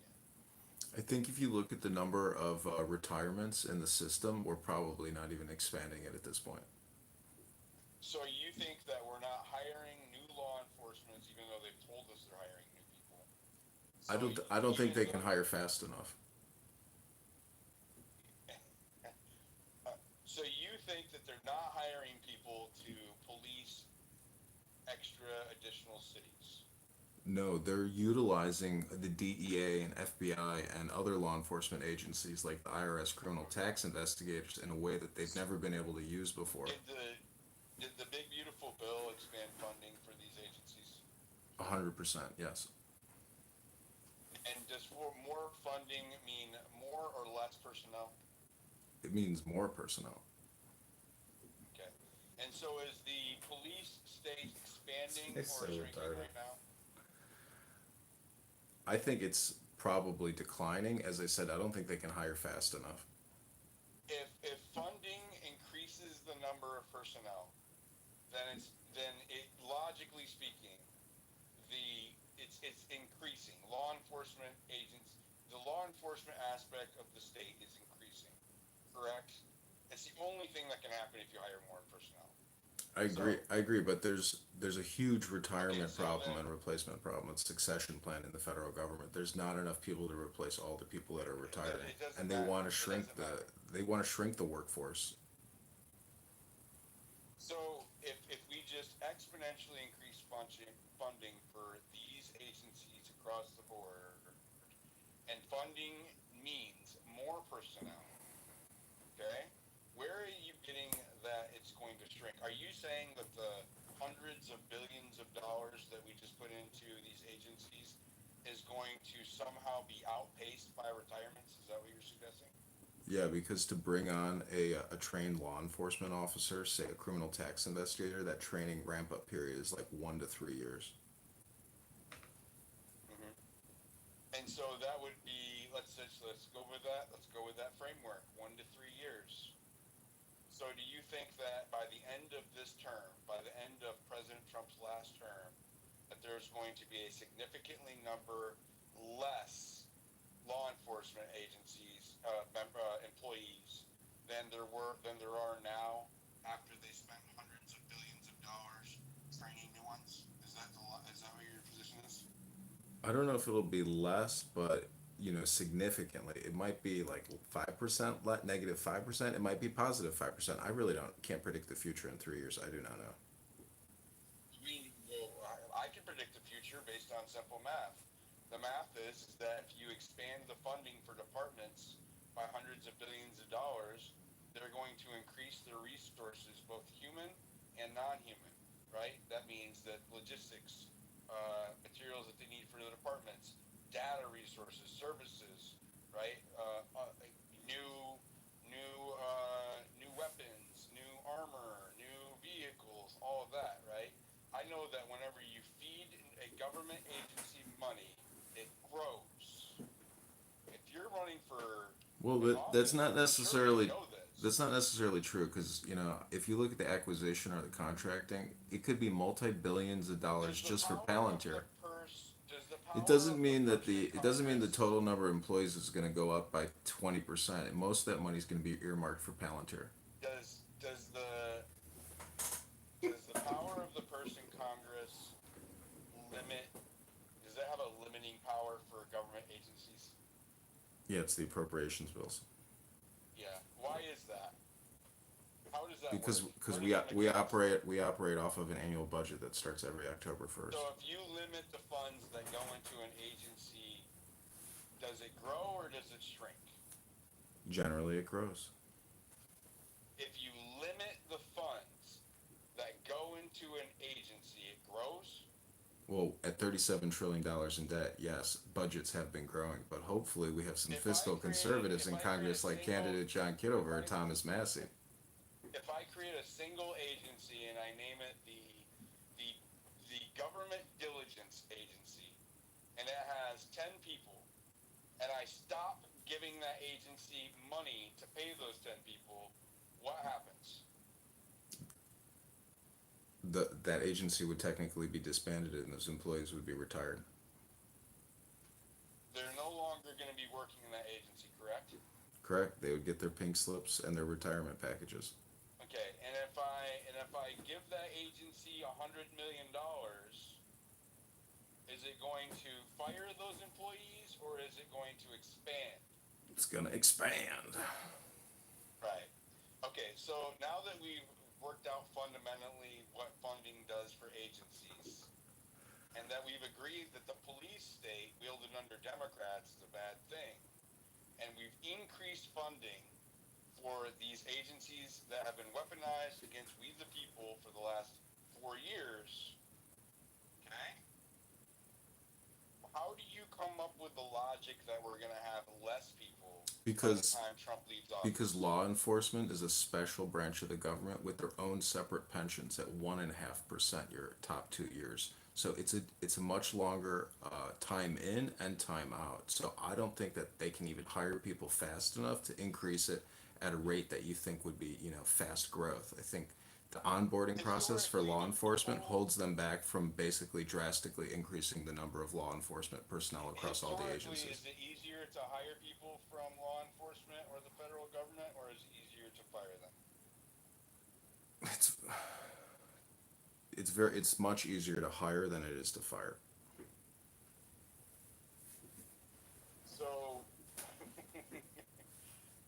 So it's easier to hire them than it is to fire them.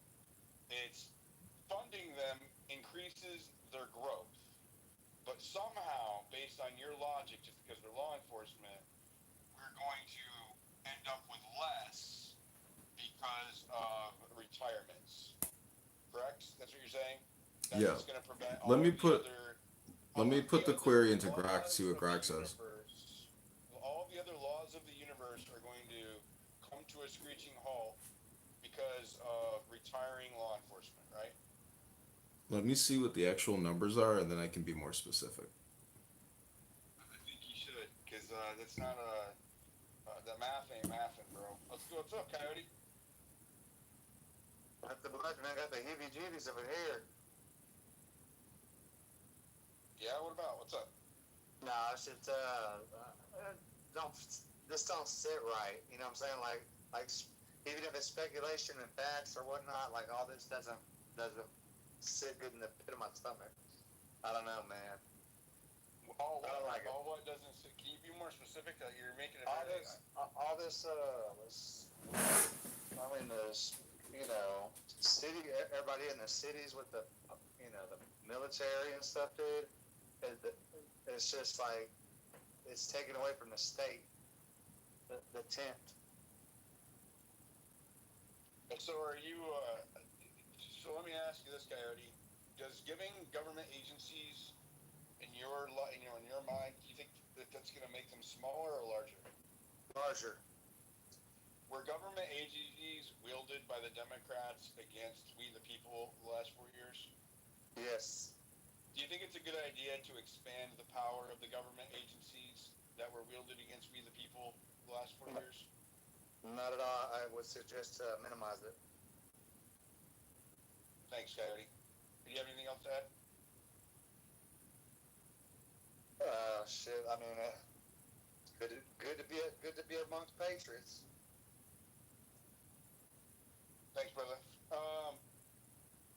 Zintani or Edith? I don't know. Edith, I know that you're not extremely political, but I know that you are mathematical. Hi, Zintani. You want to give us some levity? Yes, I am not engaged in farming. I would never disrespect you like that, and I just wanted to let everyone know, they don't have to follow me if they don't want to.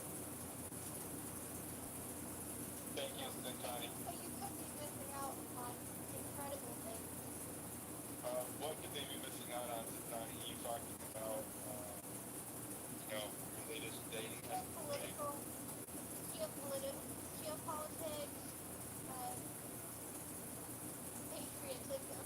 Zintani, are you in favor of a federal police force? Absolutely. I figured you would. I know that you're a fan of China. Does China have a federal police force? Federal police. Yeah, the thing about federal police forces is they're federal. The police force is actually on a federal level. It's just, which means lots of things. It does mean lots of things. Bonnie, you said so run for office. I'm thinking about it. I think that you had outclassed most of the candidates I've heard speak about running for office. So, good job, Zintani. What you said actually made a little bit more sense than what I typically hear. Edith, mathematically, if I feed a government agency hundreds of billions of dollars over a 3-year period, what's the likelihood that it's going to get small? I mean, I can say like possibly like a 7-to-3 ratio. Yeah. I'm not gonna say 100%, but it goes. I mean, I'm gonna exclude Palantir from here because Palantir is like the OS of the government. It's like literally the operating. I mentioned Palantir once during this entire space. Other people have, but I have not. Okay, cool. Yeah, so outside of that, okay, which is funny, because the other individual, John, did you get those? Yeah. Did you get those figures? So I asked Grok, I said, how many law enforcement employees are there in the federal government, state, and city governments? What is the anticipation of hiring growth and retirements in 2025 and 2026? Based on the latest data, federal has 137,000 sworn law enforcement officers. State and local, 721,000 full-time sworn officers, with 68,000 and 653,000 local city. Projections: 4% growth in police detective jobs to 2033. Why are we asking about local level when we're talking about federal? Because the federal government also funds a lot of these local police departments and major city police Yeah, but departments. that's conditional, right? Well, I'm just telling you that the growth is 4% according to Grok. That's all I wanted to say. Yeah, but you're skewing the numbers because you're giving subjective data into it by including local law enforcement. I was strictly talking about the federal, the answers to the president. All right, well, I'll post it to my X account. If you want to do a Grok query and get federal numbers, go right ahead. Got you. Grok, Federal responses specifically related to the president's authority over local law enforcement data, based on the context of our discussion about DC crime and federal intervention. I found no direct federal mandate requiring local law enforcement in DC to report crime data specifically to the president. That's not what we're However, asking. under the Home Rule Act, Grok. We want to know how many people currently work in federal law enforcement across all agencies. 90 agencies employed 136,815 full-time federal law enforcement officers in fiscal year 2020, with the Department of Homeland Security and its Office of Inspector General accounting for nearly half, at 66,410 officers. Or how many in 2023? Give me the most recent data you can get. 142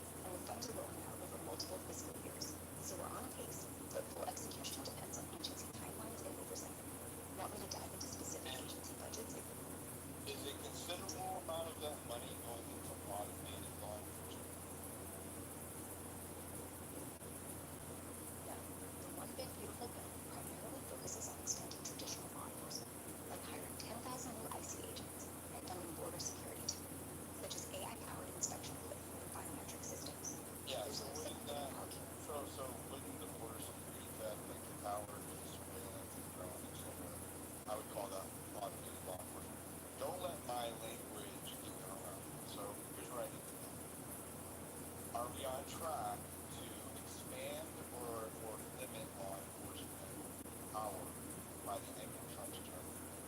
And I want you to tell me why. By the end of Trump's term, law enforcement power, especially at the border, is on track to expand significantly based on current policies and funding. The One Big Beautiful Bill allocated $250 billion, with $170 billion for immigration enforcement, including 10,000 new IC agents, $45 billion for detention and deportation, and $50 billion for border wall systems, which include surveillance tech like drones, AI-powered inspection tools, and biometric systems. These tools, which you call automated law enforcement, amplify enforcement capacity without fully automating it, as they still rely on human oversight. Executive orders from January and April 2025 further militarize the border, defining 8,000 active duty troops with plans for 10,000 and up to 20,000 National Guard, alongside national defense areas where troops can detain migrants for trespassing. The Laken Riley Act mandates local police cooperation with ICE, expanding federal reach into local jurisdictions, while the April 28th executive order reduces oversight by written consent decrees and boosts legal protections for officers, signaling a push for aggressive policing. This expansion faces pushback. Civil liberties groups like the Brennan Center warn of Posse Comitatus Act violations, and court challenges are likely, given historical lawsuits against Trump's policies. Critics argue. Pause for a second.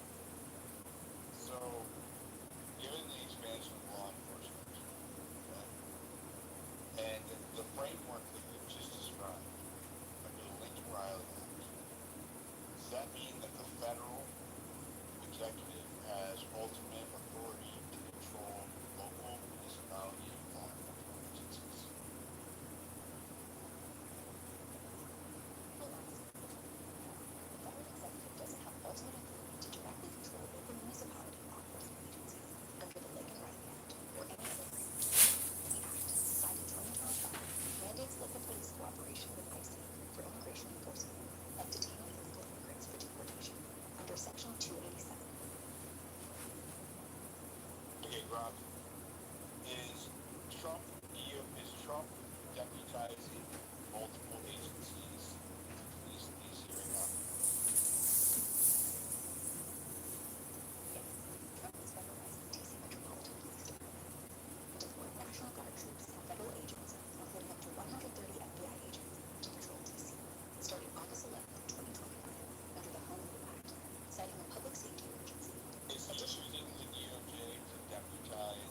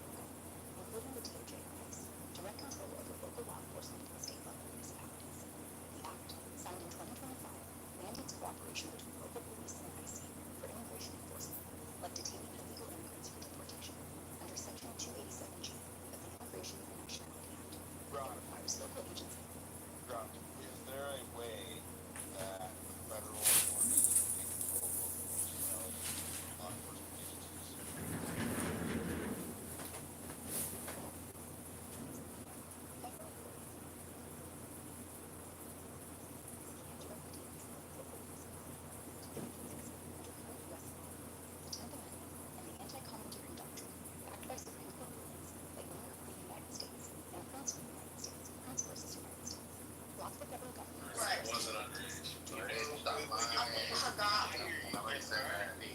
Nobody said that. What's interesting?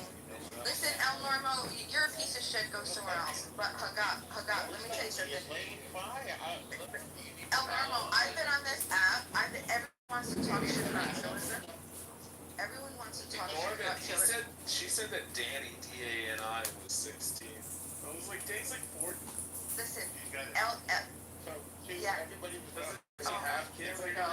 Here goes the El Normo show. So I said, nobody said to me anything because that's anti-Semitic. Which is funny. It is. I don't think that's. Well, what do you think? Well, this is the thing, Hagat. But you know what? But yeah, They're using it a little too much, so I think it's funny that he's making it funny.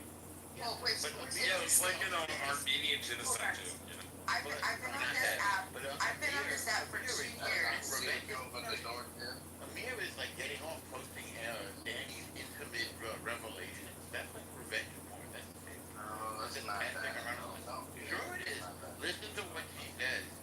She's being very explicit. It's really disgusting. They just keep playing it over and over again. Yeah, you know, I want to. What? Because journalism is not the space for this, like, Palestine-Israel conflict to take over. Hey, I didn't mention the word, did I? No, I'm not talking. I didn't mention that word. I'm not talking about you. Hold up. Like, it's not turned into the cesspool of revenge porn, accusations, toxic, calling people's workplaces and family members. I don't know anybody who's done that. It's happened on both sides, though. Wait, Shasha never did that. Not on my side. I can only speak for my side. Oh, they were talking about saying that you supposedly called Spice work. But whose workplace? That's what Hagat said about you. That's not. I've never talked to anybody. I don't know anybody. Talking about Hagat said that about Shasha. Say what? Norman, cocksucker says what? Says hello. Alright, so Norman, let me ask you a question.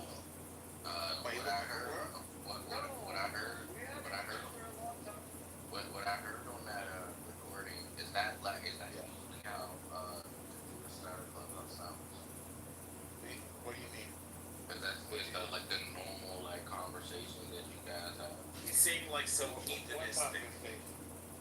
What do you mean? It's an audio recording. We heard. No, I know it's an audio recording. It's an audio app. What did you say? The one that Mayor posted. You know what I'm talking The about? one about giving blowjob videos and stuff. I've never heard that before. Oh, you should play it. He's not. Okay, now we're gonna play down. We should play your video audio again. No, we don't need to play it. He knows what we're talking about. Okay. I mean, there's something sick about you guys playing her intimate conversation over. A little weird. Don't you guys have anything exciting going on in your life? That's weird. That thing about And not begging for somebody. begging, sir? Did you say begging? Yeah, that's what Or did I say nobody sends me any pictures? That's anti-Semitic. Yeah, he didn't say that. He didn't say it only not once. He said it like 3 times. One time. Right No, there. it was 3 I times. think it's funny. I'll say it again. I think it's hilarious. It's only like a 10-second thing. No, it was longer than 10 seconds. It was about 2 minutes. What? 15? No, it's not 2 minutes. Well, it is about 2 minutes. Yeah, no, it's not. We had the clip. It's 2 Yeah, so minutes. so what? Yeah, Are you drunk and high? Somebody's smoking and drinking the tonight? live counter on right now. We're up to like 5. Somebody, 5. ding, ding, ding. Somebody's smoking and drinking tonight, bro? And the cop said he's not an asshole. Somebody's smoking and I just think Norm's an asshole. I just think Norm's an eccentric personality. There you go. What do you call this right now? And I also think that he's a horny old man that's desperate to see naked girls. But I mean, that's normal if you're like Norman's age. I have a girlfriend and a wife, man. That's fine. I didn't ask you. My girlfriend has a wife. Yeah, true. I got kids. My dance card is full, man. Huh? And you know, I spend more time running. I didn't even attack him, and I asked an innocent question. I feel attacked. To know, right? I heard you ask me. He couldn't even ask. I heard you ask me. I did. Yeah, ask. I did. You're gonna ask. I heard you ask me Yeah. about you with Clubhouse. What else you want? Yeah, that's what it was. I'm actually, is that like the normal conversation you guys are having? Is that normal? Or is that just like a one-on conversation? It's what a normal conversation. Like what? The conversation you guys had that night.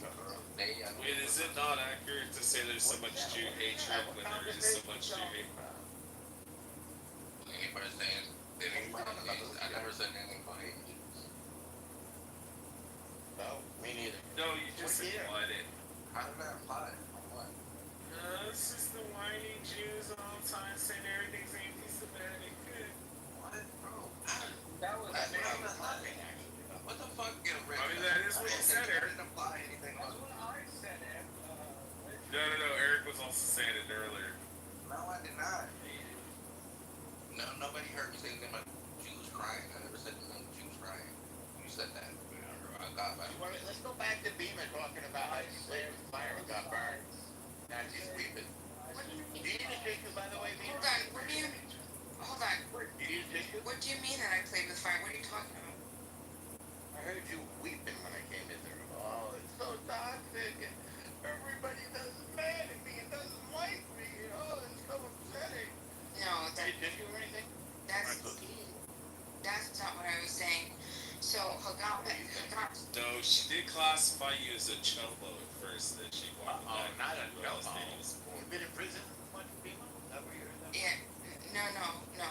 But I stand corrected. I stand corrected. I was told that the girl was a certain age, but whatever. But I don't care. Listen, this is the thing. So, She's about 45. Right. And I got that. But you know what? Listen, you know that you're fully alarmo. I get it. But listen. I don't know. I think she sent people pictures. I don't know if ever sent me any pictures. Which is anti-Semitic, because I pointed out. We can fix that. Right. And I get it. This guy's worse than Rich. This is the point. Elmer. You have Exactly right. Why do you guys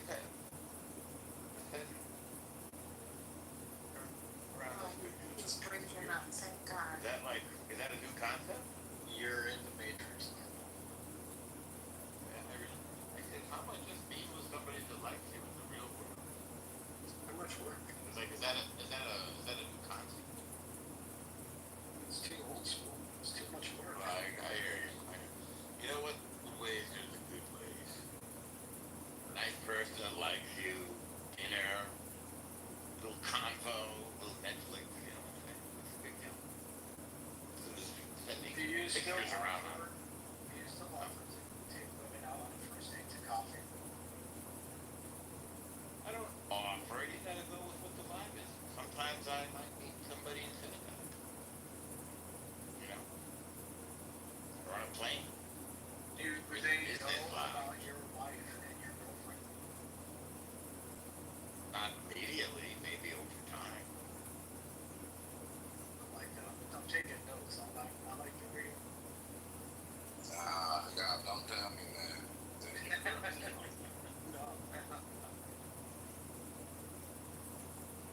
But you were saying my name, you were going to ask me something? No, I was just gonna say that you had asked me, like, you had said, why am I worried, like, why am I saying this now when the app has always been that way?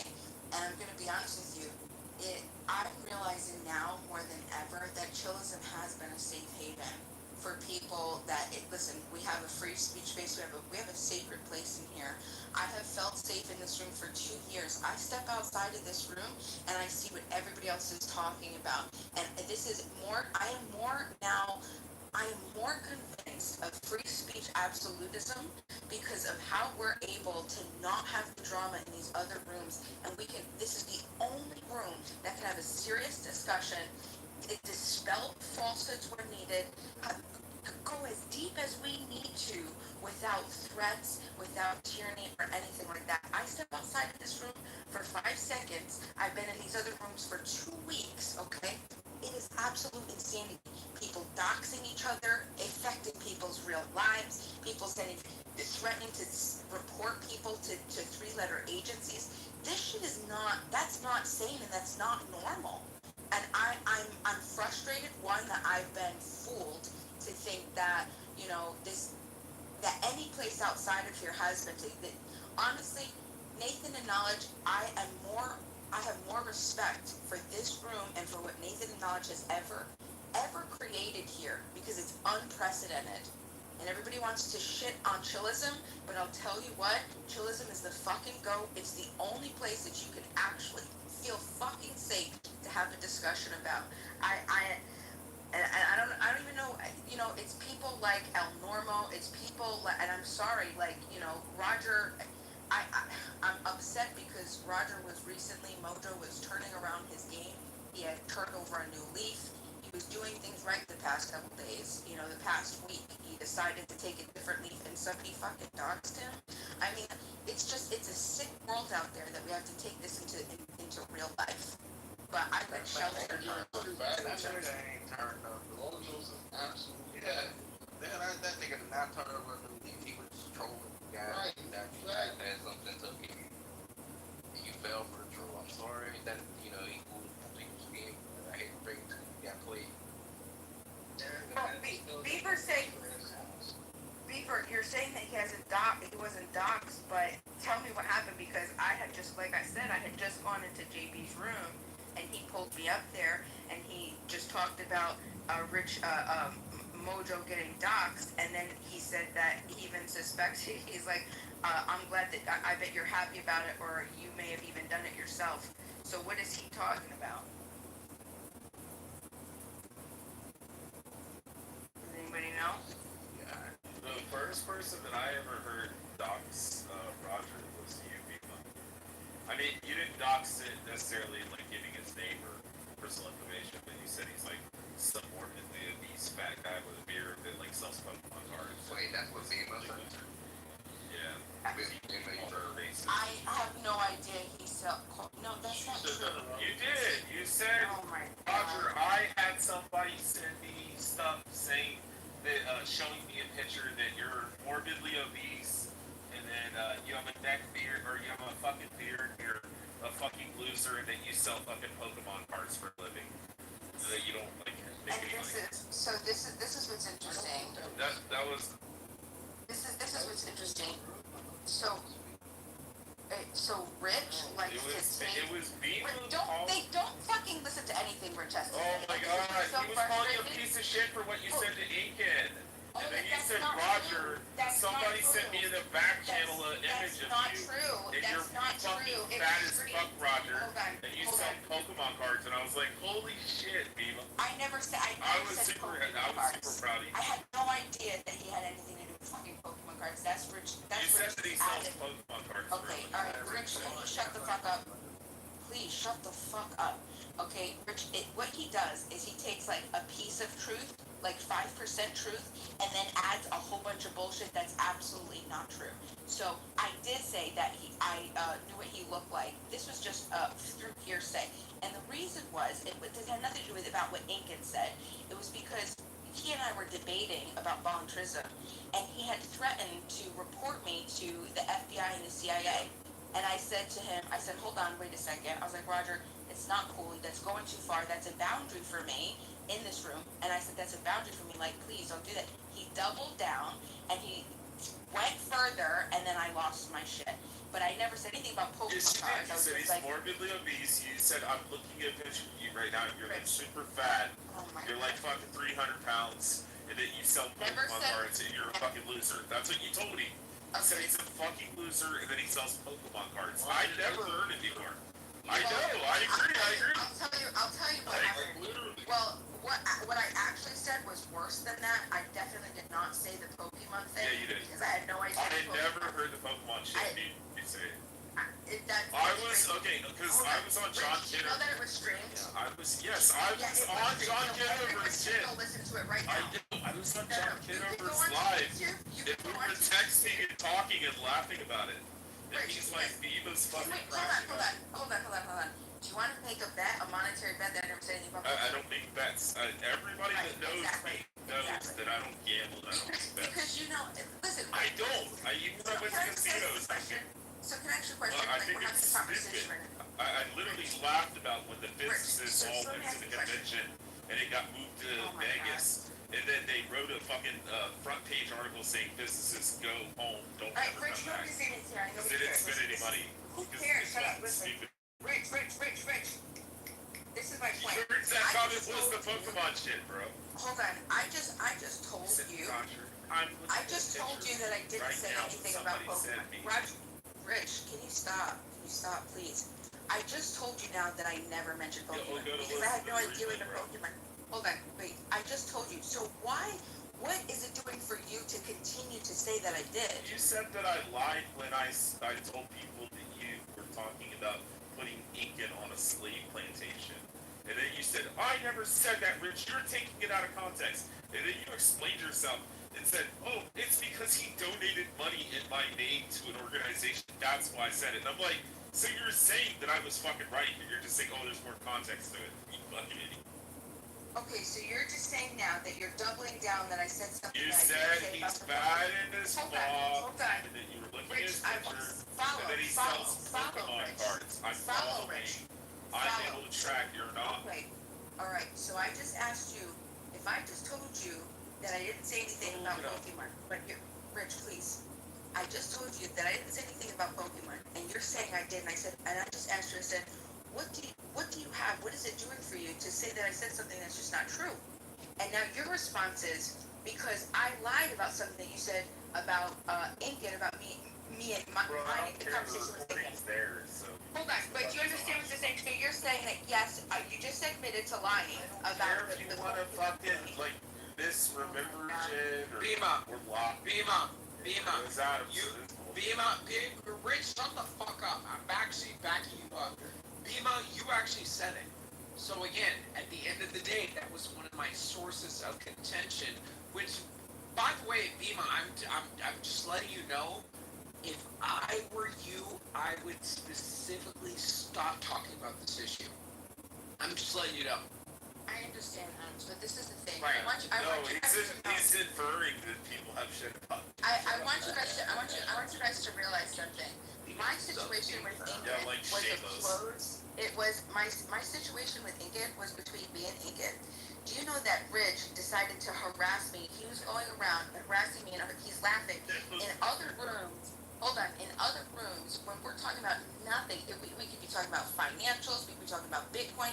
He'll follow me into a room to get on stage to just to say, oh yeah, well, you know, about that, and oh, do you know Bima here? He'll just wait for me to say something. Bima here, and he harassed me with the Incan thing, and then I have to explain myself over and over and over.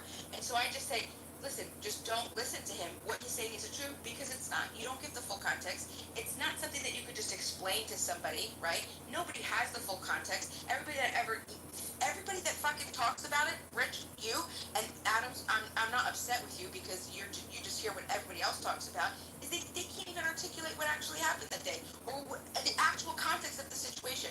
So all I'm saying is, listen, going back, I never said anything about fucking Pokemon. What I actually said was worse.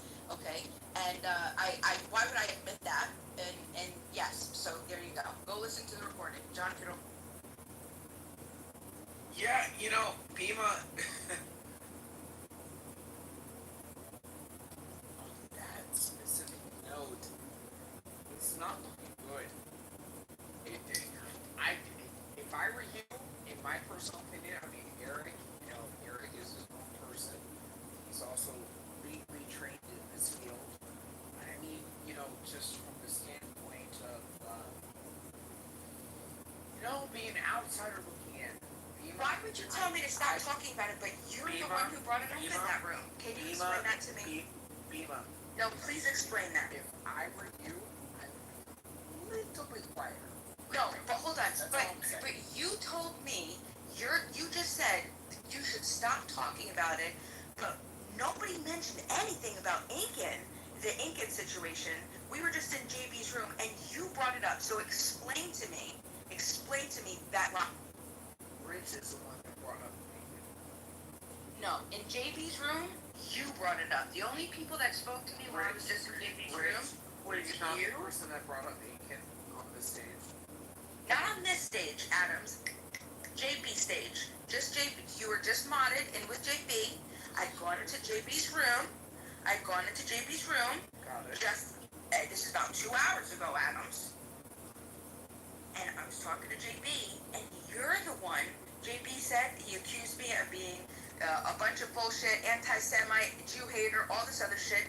You jumped in. I mean, that's the least of the problems. Like, Hold on. anybody thinking about you? That's not what we're talking about. We're That's talking a about least you telling me to stop talking about an issue, but you bringing it up when I never talked about it.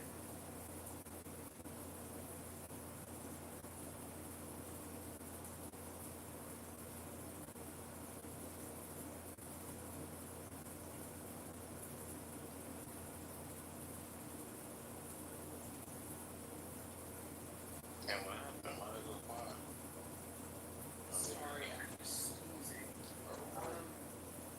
Pima, like I was saying, that's the least of your problems. You don't think that? No, hold on. I'm smiling the gas.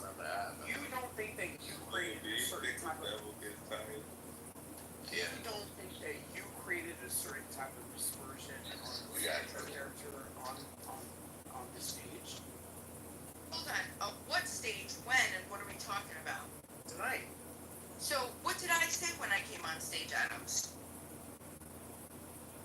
I mean, you weren't reading media articles as opposed to actually looking at factual information when you were talking about other people on the stage. Are we talking about journalism tonight or in you JB's gave room? such an egregious misrepresentation of the facts that Rich actually thought that El Normo was, of poor character. You know what I mean? Which is the furthest from the truth. And So, that's, Adams, you're the one Bima, who's just... Bima. I'm gonna take you back. You don't think that your mouth is a little bit messy?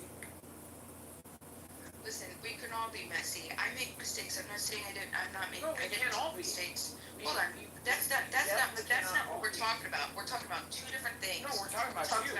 We're talking about you. And we're talking about what happened in talking about JB's room before No, this. we're talking about you.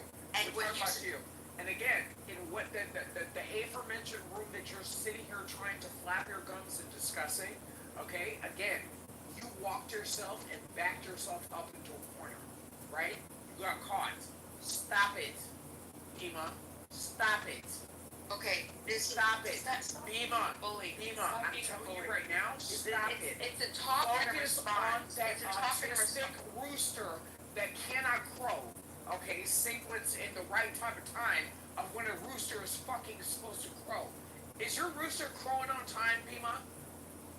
Is your rooster crowing on time, Bima? He crows every morning and No, stuff. you're, again, and you say on this app that Right, if you had a chicken, and if you live the life of Your rooster is not crowing on time, Bima. Stop gossiping and mind your fucking business. So as I was saying, I walked into JB's room. Adams was modded up with JB. I was in the goo. I didn't say anything. I was just in the audience listening. Okay? JB, oh, look, Nebraska, I'm disappointed. I'm still in the audience. I haven't said anything. I've said absolutely nothing. I'm not even on stage. Oh, I'm disappointed in your recent stances, blah, blah, blah, anti-Semite, terrorist sympathizer, anti-Jew, all this other bullshit, doxer supporter, all this other stuff. I come up on stage to say, like, what are you talking about, okay? Adams jumps in to say, yup, with this whole thing with Incan, and you told this, saying what I said about Incan. How the fuck did that have anything to do with anything? Okay, whatever. And then I said, you know what? At that moment, I said, you know what? I'm not going to come in this room anymore. And then JB put me down. That was the end of the whole thing. And then I left.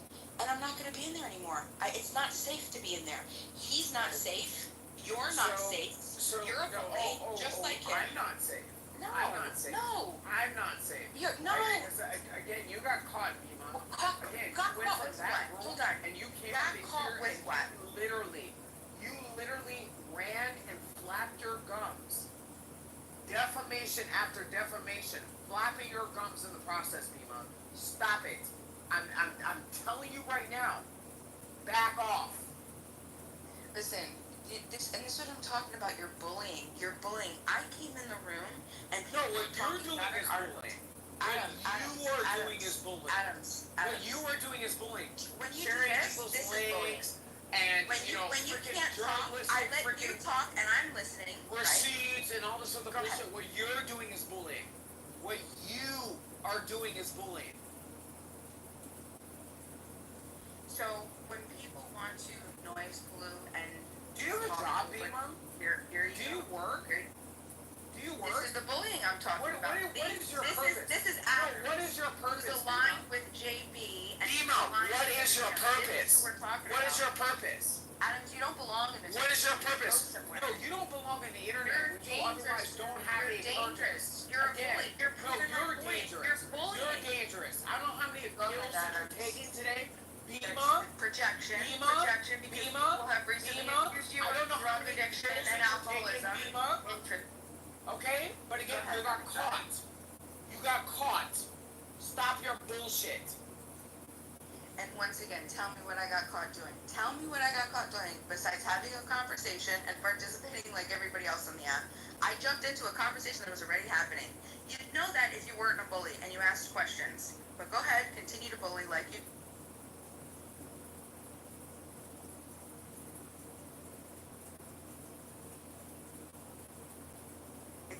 It's not a coincidence that you had so many wonderful things to say about another known bully, one of the other biggest bullies on the app. Oh, he's the nicest guy. He's the nicest guy.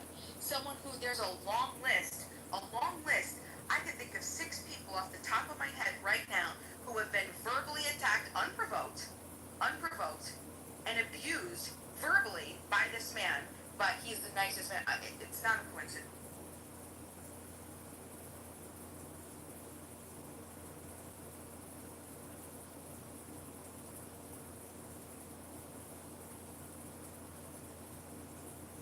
Not normal to dox people. It's not normal to take conversations, internet conversations, into the real life. It's not normal to bully people. It's fucking weird. Chillism has been a fucking safe haven and has shielded me from the insanity of the rest of this app. I will not be going outside of fucking Chillism, and it's so crazy that so many people want to shit on Chillism, talking about all the horrible things that they talk about. Listen, this is it. Chillism is the real deal. It's the go. It'll be better than any fucking room on this app ever. Ever will be. Ever has.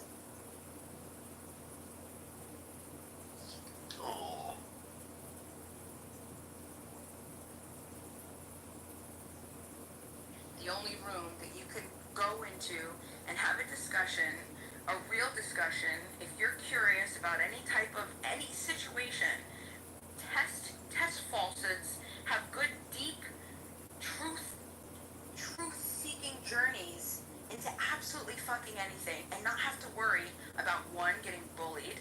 Okay, we have amazing mods that make sure everybody gets to say what they have to say.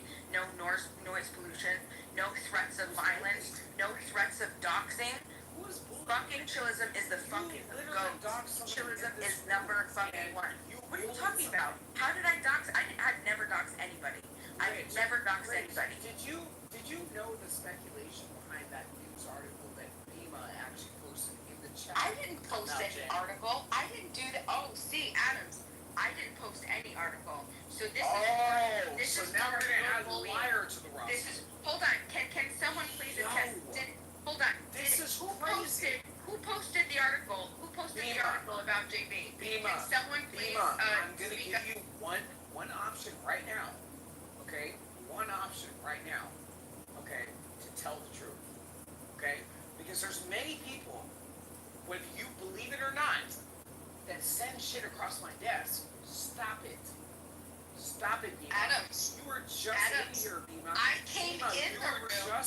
I came in the room and everybody was already reading it. You were just in here posting Rich links. shared it. You were just I in have here not posting links. I posted 0 links. 0 links. This is I posted crazy. Nothing in the chat. Rich was who posted. Bima. Rich posted that. Is anybody awake? Can anybody just dispel this idiot and shut this guy up? Can someone please speak up? Anybody? Anybody awake? Why you sitting here begging? Everybody was in here and know what happened. Like, what's good with you? Because Adams is friends with JB, and he's gonna go back and tell a dangerous man that I'm posting articles about him, and that's not true. Is there a link that Oh, so Rich is posting it. So let me ask you a question, Rich. You feel me? What starting point of information? Wait, hold on. What starting? No. So Shy, I'm getting to an overall point. So what starting point of Shy? What starting point of information did Rich find those sublinks? Adam, first of all, you gotta apologize to Bima. He's deserving of an apology because she did not post no thing and niggas was talking about it before she even came in. She came in into the conversation. She never posted no thing. So can you correct that? Adams, hello. It was Rich that posted the link. It was Rich. And the links are still up. Got it. Thank you, Shaq. Got it. So from the standpoint of where Bima had a standpoint of information to be able to speak so authoritatively, on this issue, and then Rich having a starting point to be able to post those said links, where did that information come from? See, now you fishing. How the topic even got brought up. It got brought up and that's what happened. How the hell are we supposed to know? I don't give a fuck. I came in the room. They were talking about that shit. Rich is the one who posted it. And do you know what I said? I said, leave the guy alone. Don't fucking dox people. Everybody knows a word against doxing in this room. It's that we don't fucking do. We're not fucking weak ass bullshit fucked up tyrants like the rest of you stupid fucks that have to run outside in real life and bring a fucking happy to real life. You guys are yes the fuck I did, bitch. You weren't in here. You weren't the fuck in here. Okay, so keep running your dumb ass down. Because you were wrong to begin with. Accusing me of bullshit. You know what happened, right? So when niggas start saying shit like, oh, I got this information came across my desk, and you better watch what you saying. When they don't know what they fishing for shit, right? They want to know what is being said and what's going on, and y'all can't be falling for the bait. I've seen y'all speak on matters, and I know y'all smarter than this. I'm not saying any, you feel me? But like, the nigga is tripping. He don't know shit. Don't We don't fucking dox in this room. If you want information, you gotta come and good. You feel what I'm saying? Come Jay. Don't be talking to people like they crazy, threatening people with fake information, and then talk about something. You don't even know what the fuck you talking about. You wrong. You feel what I'm saying? That's what I'm saying. This nigga. He wants to bring back some fucking information to start some more fucking drama. Not gonna work. We don't fucking dox people in this room. We fucking have a conversation like adults. If we don't like it, we leave fucking quietly. Let me just clarify and say what I agree with what's going on.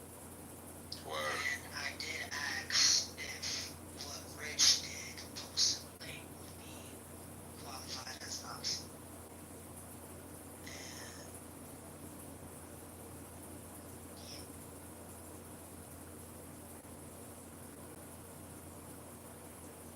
So it would be qualified as doxing. Me personally, that's why I ain't touching it. You feel what I'm saying? Like, I don't know what you guys talking about. I don't care to know. You feel me? Y'all hash out y'all shit, whatever. Move on to the next topic. I will stay oblivious to this. You feel what I'm saying? This will be the most I know about. And trust and believe it ain't gonna cross thought. I'm not gonna put another thought into it. That's it. You feel what I'm saying? Like, I'm thinking of, like, is that retrograde shit true or not? You know what I'm saying? I'm thinking about, like, what's the opposite of a pygmy? You feel what I'm saying? Like, that's literally what I'm thinking about when I'm smoking.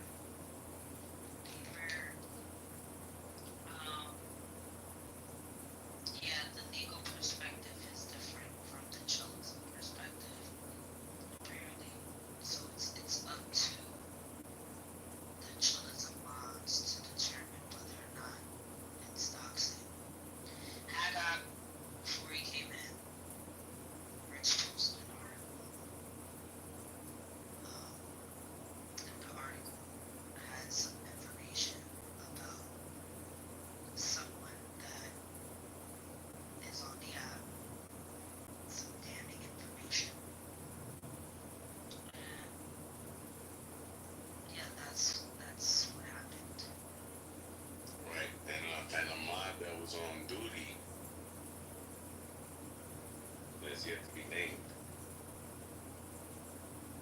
said that because said mod was already privy to this information, then when it comes to him, he doesn't consider it doxing, or she doesn't consider it doxing.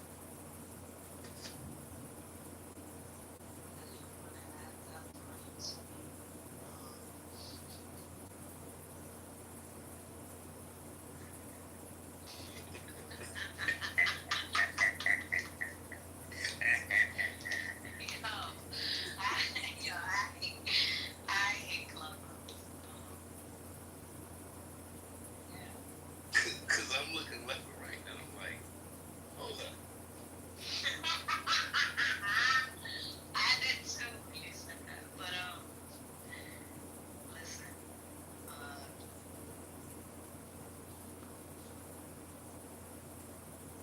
I'm very Man, this shit is like set up real good for Flip City, boy. That's why I had to difficult with get go take a shower, come back, and watch my profile.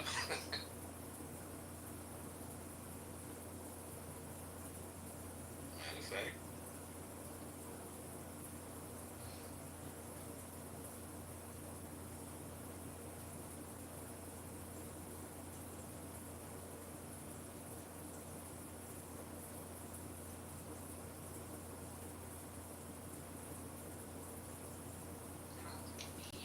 rich to be on mute this entire time.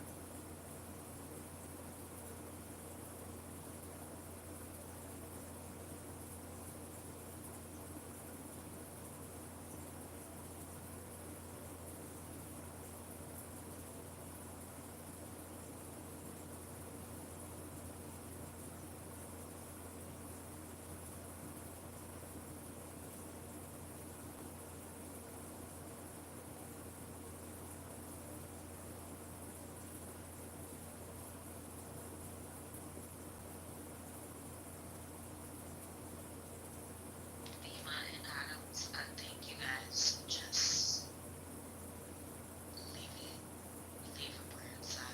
I don't think you guys should be arguing over this.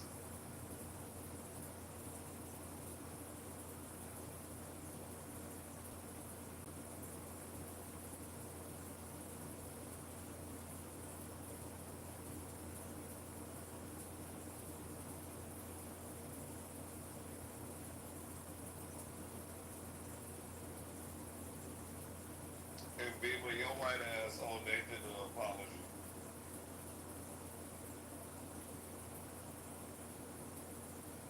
Probably what about? Cause you said this was the worst club, all this other shit. And Yup, then you just yup. came in here.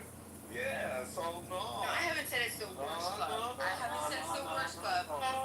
No. I've All of defended this the shit. club.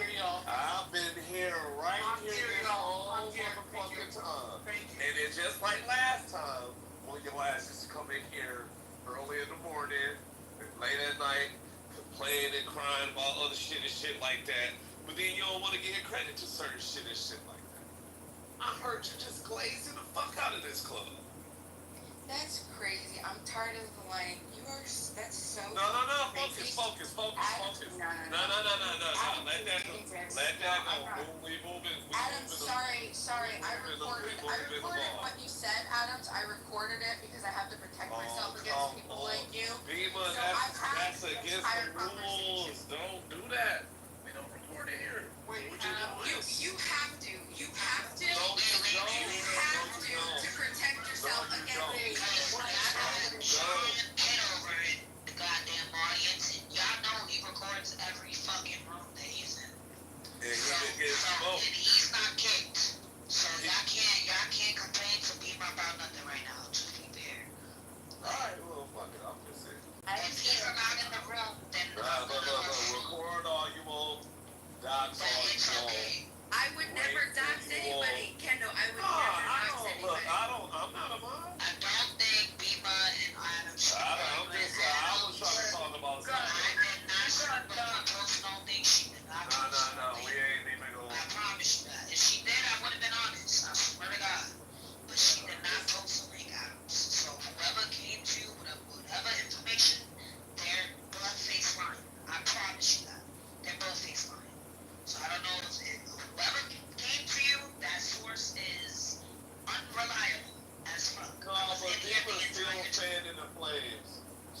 were fanning the flames, though. She didn't come in here talking about JB though. She didn't come in here talking about JB, but what she was doing, fuck it. Look, I'm trying to move the ball, man. Do y'all want to keep talking about this shit all night? Because it seems like y'all do. You know what? I'm going to go on mute because I was trying to move the ball. Y'all got it, bro.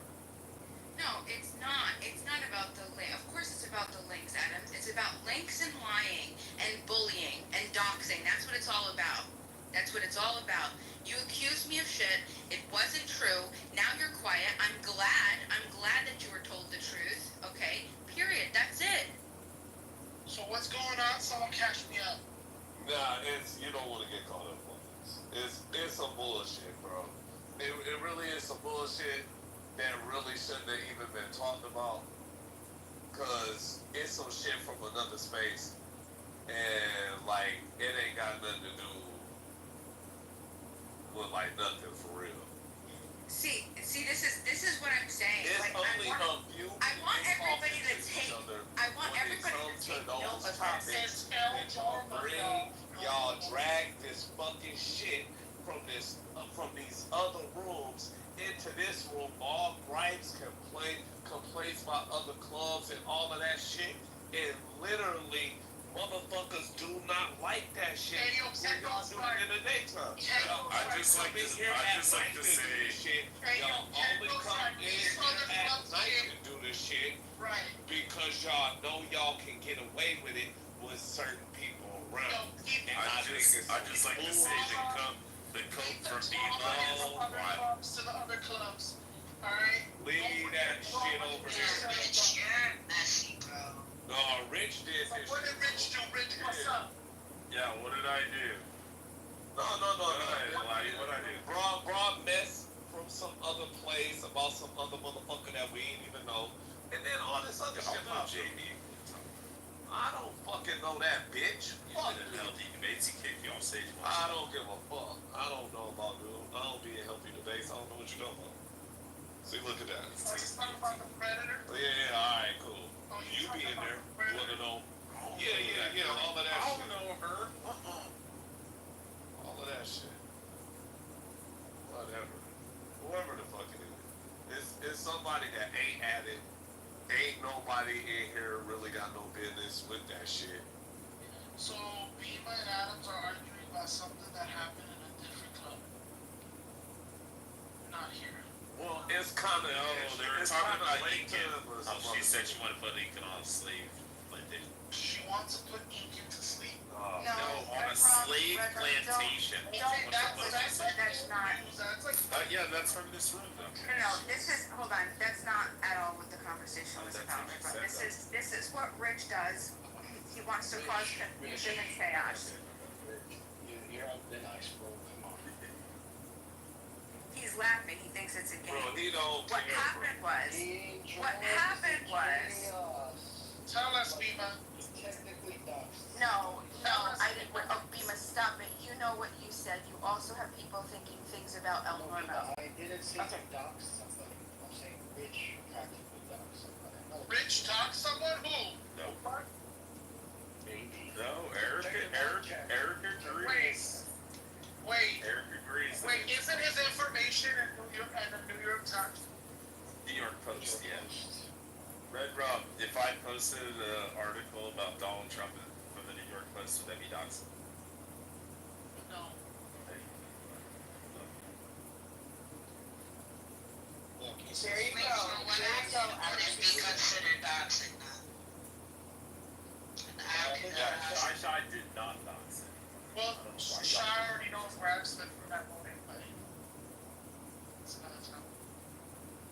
And Adams, it's hilarious that you say all of this stuff. You weren't even in here. You weren't in here. Then you come in. See, there's Rich, the chaos creator. John Kitover is live streaming. Adams says he's accusing me of lying, but he wasn't in the room to hear the entire context. Okay, he comes in, falsely accuses me things, was proven wrong.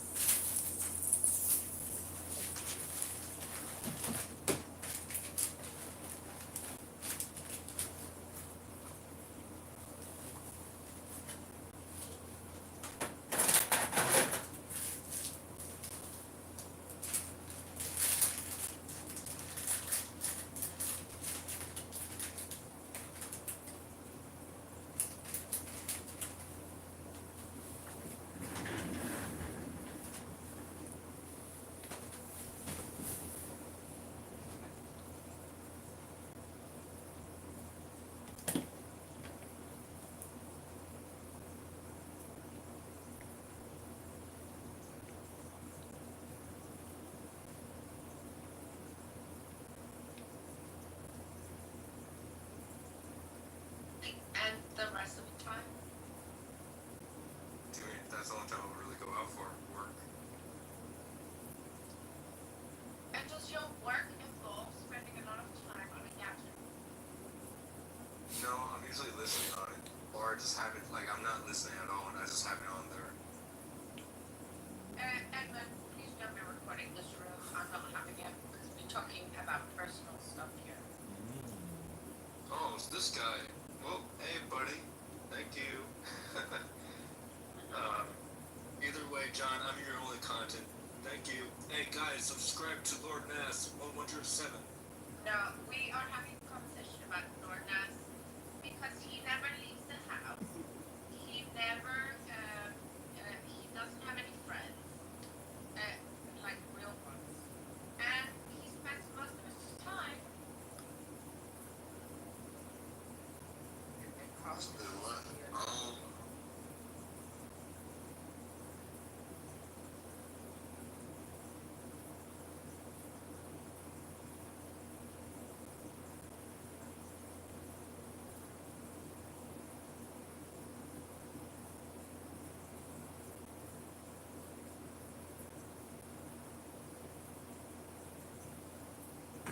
Look, this is 4 a.m. super positive mojo vibrations.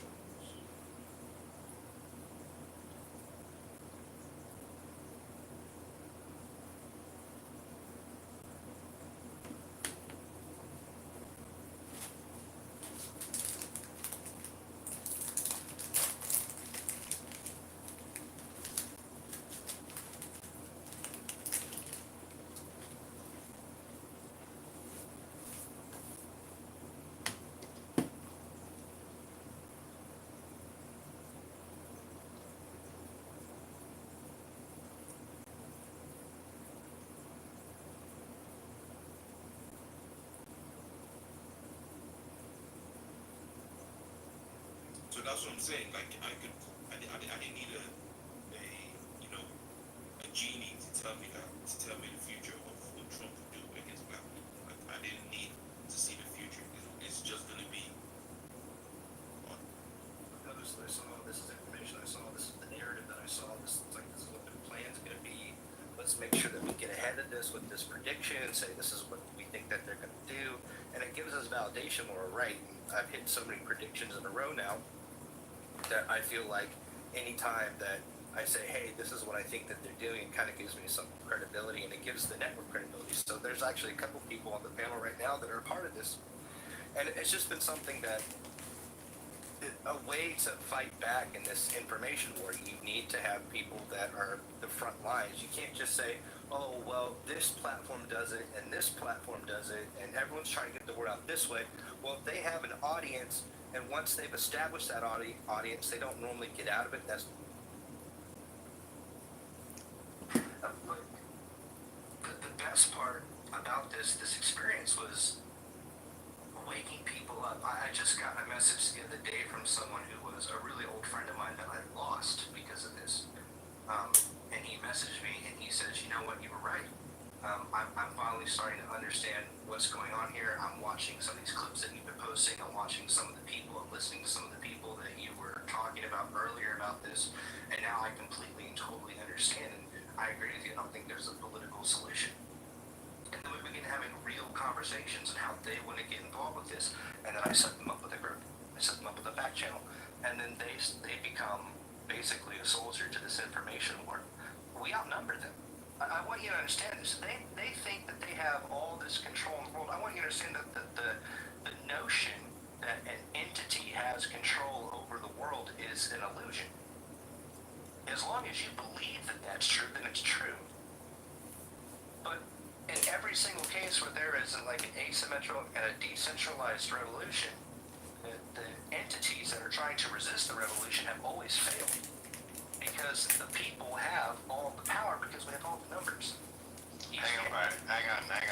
No, don't interrupt. I think he's drunk. Like, this is crazy. No, sorry, then.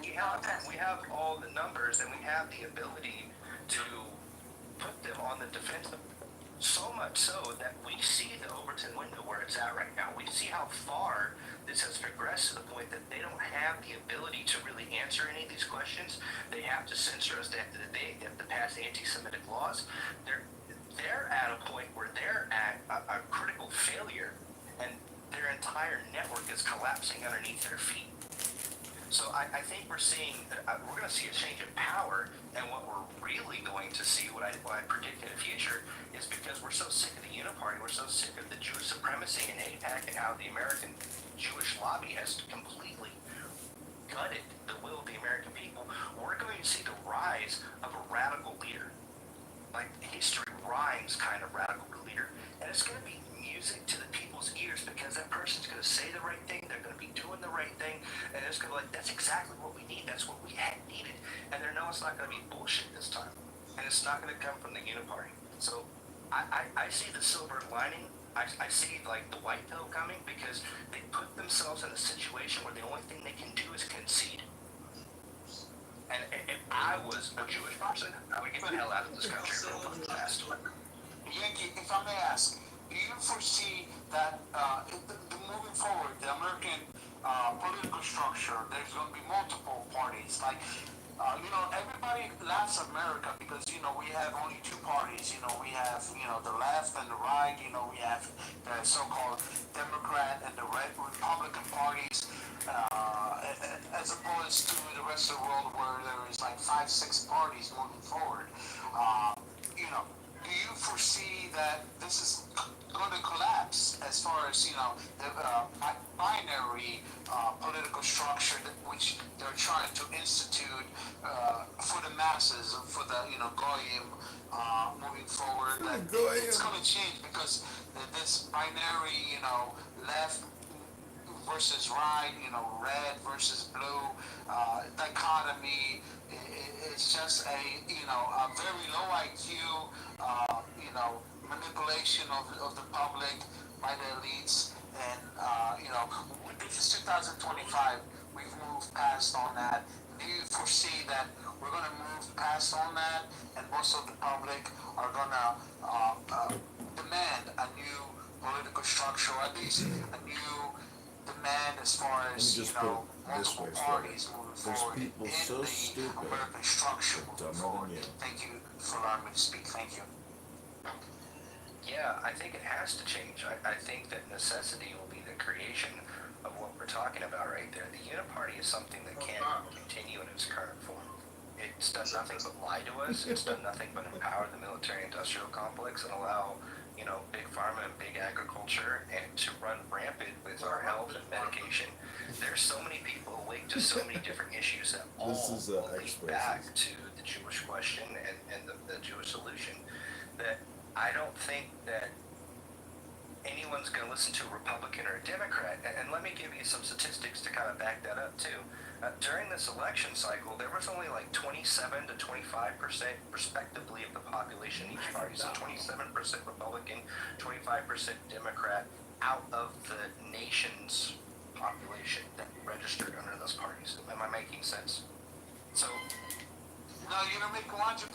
The more the left and the right agree on a formative or a equilibrium as far as political structure is concerned, the more the individuals, the oligarchs, are losing their power. The more the left and the right agree, the more the oligarchs lose their power structure. Like, please continue. And whatever that solution is going to be, however we're going to form political entities, however we're going to form an economic structure to fix what we're going to do, what's most important is that answer is going to be an American one. And it's not going to be one that's, occupied by the, these Jewish Zionists. It's Jewish Zionists? I don't see them able to support financially a candidate, considering that, we have things like open secrets and seeing that where the money's going, how awake people are. Anyone that is saying that they're pro-Israel or I'm pro-Israel. Getting money from AIPAC, you can send candidate congressman I don't think they're going to have $1,000 if you want. Now, do we see a third party coming up and changing the solution right now within the next 5 to 10 years? Maybe not, no, because they have passed a lot of election laws that prevent people, third parties, really from running. Like, you can't see a president and run right now if you don't live in all 50 states. No, that's impossible. I have to have an address in New York, and I have to have an address in Colorado, and I have to have an address in North Nevada, or the state, because since they have control over their own individual ballots, can kick me off the ballot. Yep. So there's a lot of things that they've done to prevent a third party from having any type of control. So is there a political solution for like voting our way out of this? Probably not. Sounds like the Zionist conspiracy theory. Yeah, definitely. Who was that? It's not exactly conspiracy theory. John. What he just spoke is the truth as far as the American. Oh no, we know that guy's fucking. Come in and tell us to vote Republican in the midterms. Right, John. Should we vote on Republican in the midterms, John? Yeah, you should vote for candidate Congressman John Kitover in the 16th district and go to johnforcongress.com to make a campaign contribution right now to liberate America from moron, low IQ Jew haters like yourselves.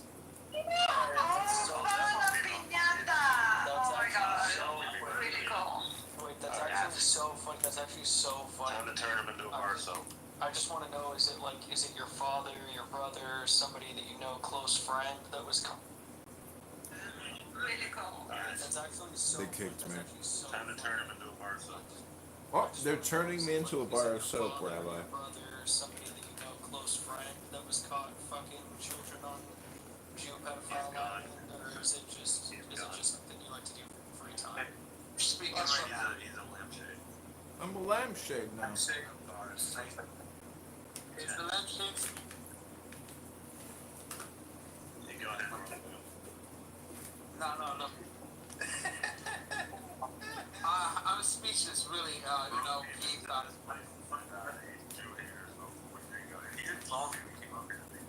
Oh, don't you boys know you just need to vote Republican? That's how we fix the problem. No, it's not about Jews. This is how Jews control the situation. They interject themselves in American history, in European history, and they try to make themselves be a spectacle. The prime, in theater, like they jumped out, like, oh, I'm the fucking spectacle. Look at me, look at me. We don't fuck at you. The world revolves more than around Jews. The world economy has nothing to do with Jews. No but Jews, Jews no want to place news. themselves in the aspect of world Jewry. They place their soldiers or their individuals like Zelensky's, all these fucking Jews, so that they can be instrumentally important. But we don't give a fuck about you Jews. World powers like America, Russia, China, Japan, we don't give a fuck about Israel, this tiny puny pimple. You know what? You're a fucking pimple. They just sent was it 550, or they're picking out of 550 influencers to go. And they just sent a bunch of food in that fucking nigger bread and Tatum. Also, Tatum came back just went to Israel. He comes back and now he's talking about how much Jews are the best and there's no genocide. If you go to it, I'm so embarrassed that he's watching videos. But he does a good job because he's a former cop, breaking down cop videos. But they literally sent there was a picture of 5 of those motherfuckers that went there, and all those people came back, and within hours they were tweeting 100% straight. You don't know Nick Fuentes? No, I didn't for the longest. I've been out of the loop, brother, for Damn. God knows All right. how long. Well, a lot of people don't know Nick Fuentes. I'm not gonna lie. A lot of people that think they're right wing or whatever. Not saying you, but a lot of friends. I'm like, oh, you're watching, and they're like, I don't even know who Nick Fuentes is. One thing about Nick, right? One thing I gotta give it to the kid, right? What I really like is that he is very intelligent about when he does say something, the way he says it, and it can be. Fuentes really is just unbelievable, but it's just these little talents. He's not that intelligent. He's from Chicago. He's a Polak. Alrighty. Okay. Anyways, I just enjoy his when he talks, right? When he has debates. the comebacks, right? He has good comebacks, right? And then what is interesting, right? To Machi's point and to Victor real quick, and Colin got Trump. God damn it. Hang on one second. Hang on one second. Hang on a second. Hang on a second. Okay. I'll shut the fuck up. What I hate seeing, right, is that everybody was on team fucking. You pull yourself up as cool for me. I'm upstairs already. Everybody was on team Fuentes until Candace, until all these fuckers. I had to take you down, Truth, to get Colin back up. He's gonna call himself and I get you back up. Because you're the only one I want to kick off here right now. Because I love you. But anyways, it's just unbelievable to see, dude. After Fuentes, right, all this whole time, and now, right, it's because the anti-Semitism shit is rising. People are fucking waking up. The movement is growing like crazy, right? And it is because of also part of Nick Fuentes' team, the Kuipers, right? And then we have our team, and we have all Myrans, they have all these teams, right? But Nick Fuentes has his team. He has his voice. And they're scared of this because what did he do? Honestly, what did he do? He's waking up the generation, Gen Alpha. He's the Gen C's, right? And look where we're heading, right? And look at this message. He just creates Jew hate videos all day long. That's not educational. He's a low IQ schmuck. Yeah, all right, you can go and.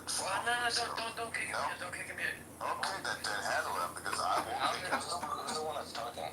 Alright, as far as from Wolf, who was the one that was saying that? Anyways, I just want to mention something. Okay, you know what?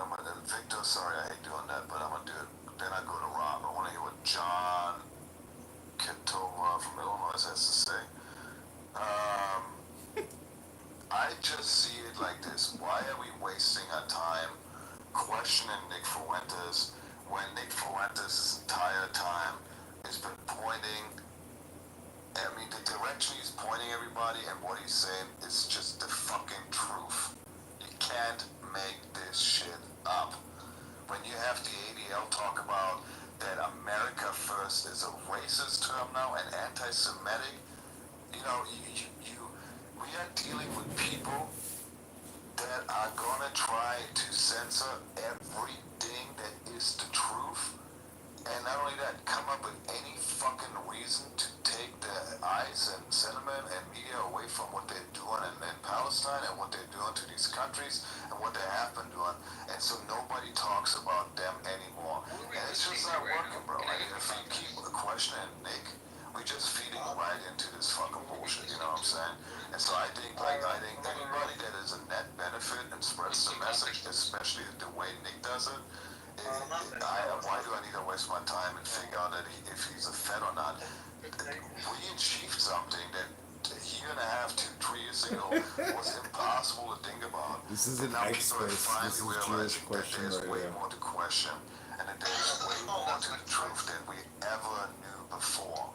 And you know what, man? If it takes a kid like him, to be out there and speak the stuff he's speaking, and it's truth, and it has receipts, I don't really care, right? He's a Polak from Cicero. That benefits,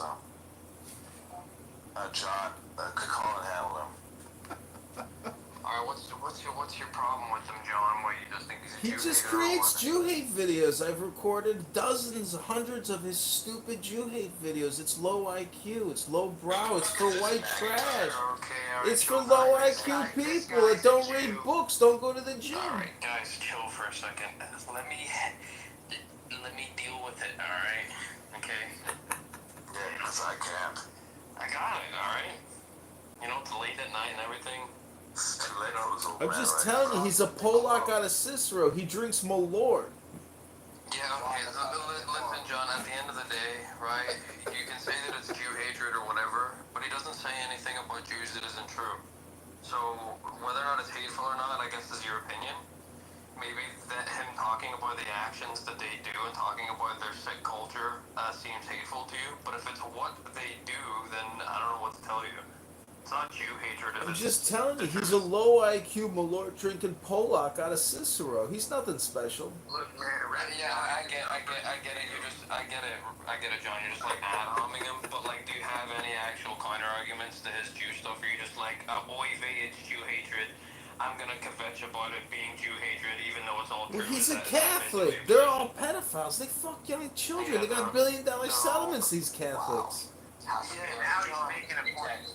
Oh, listen, guys, relax. I got it, alright? Even the Catholic stuff. I know that this guy's retarded. Like, pedophilia rates in the Catholic Church are slightly lower than that of public schools, dude. Like, there's no sort of over-representation of fucking pedophilia in the Catholic Church. This is a... Well, I know a lot of faggot priests that fuck Control children. yourself, you retard. Yeah, how much you can control that? Zip it, you dog, alright? I just said. Schizophrenic nut job. He must be a Jew because that's what Jews 100%, bro. He's a psycho fucking cocksucker that thinks that, we have to fucking not worry about the American flag, right? That the American flag is okay to be burned, but don't touch the Israel flag, right, Negatown? Or don't be mad at fucking America first being now anti-Semitic or racist, right?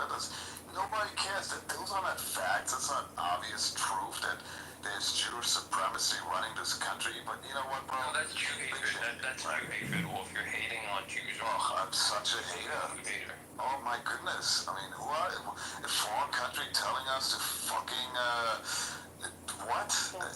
Wow. Bend over, yeah. I mean, I guess what is his name? Rep John Kitover, right? Kitover. The last name sounds Polish almost. Right, so yeah, do the last name origin check real quick. Are you a Polish nigga? No. Why we do that? I go with Funky. No, Luke. No, Alpha. No, Jose. No, much. I don't know. Go ahead and anybody wants to go. Let me jump in here. First up, quick note. Then we're gonna go with whoever Wolf said. It's Eastern European. It looks like one of those names that Jews like to steal. All right, so just saying. That's all I'm saying. Anyways, whoever was going. Yeah, that's definitely a Jew name that he's stole. 100%.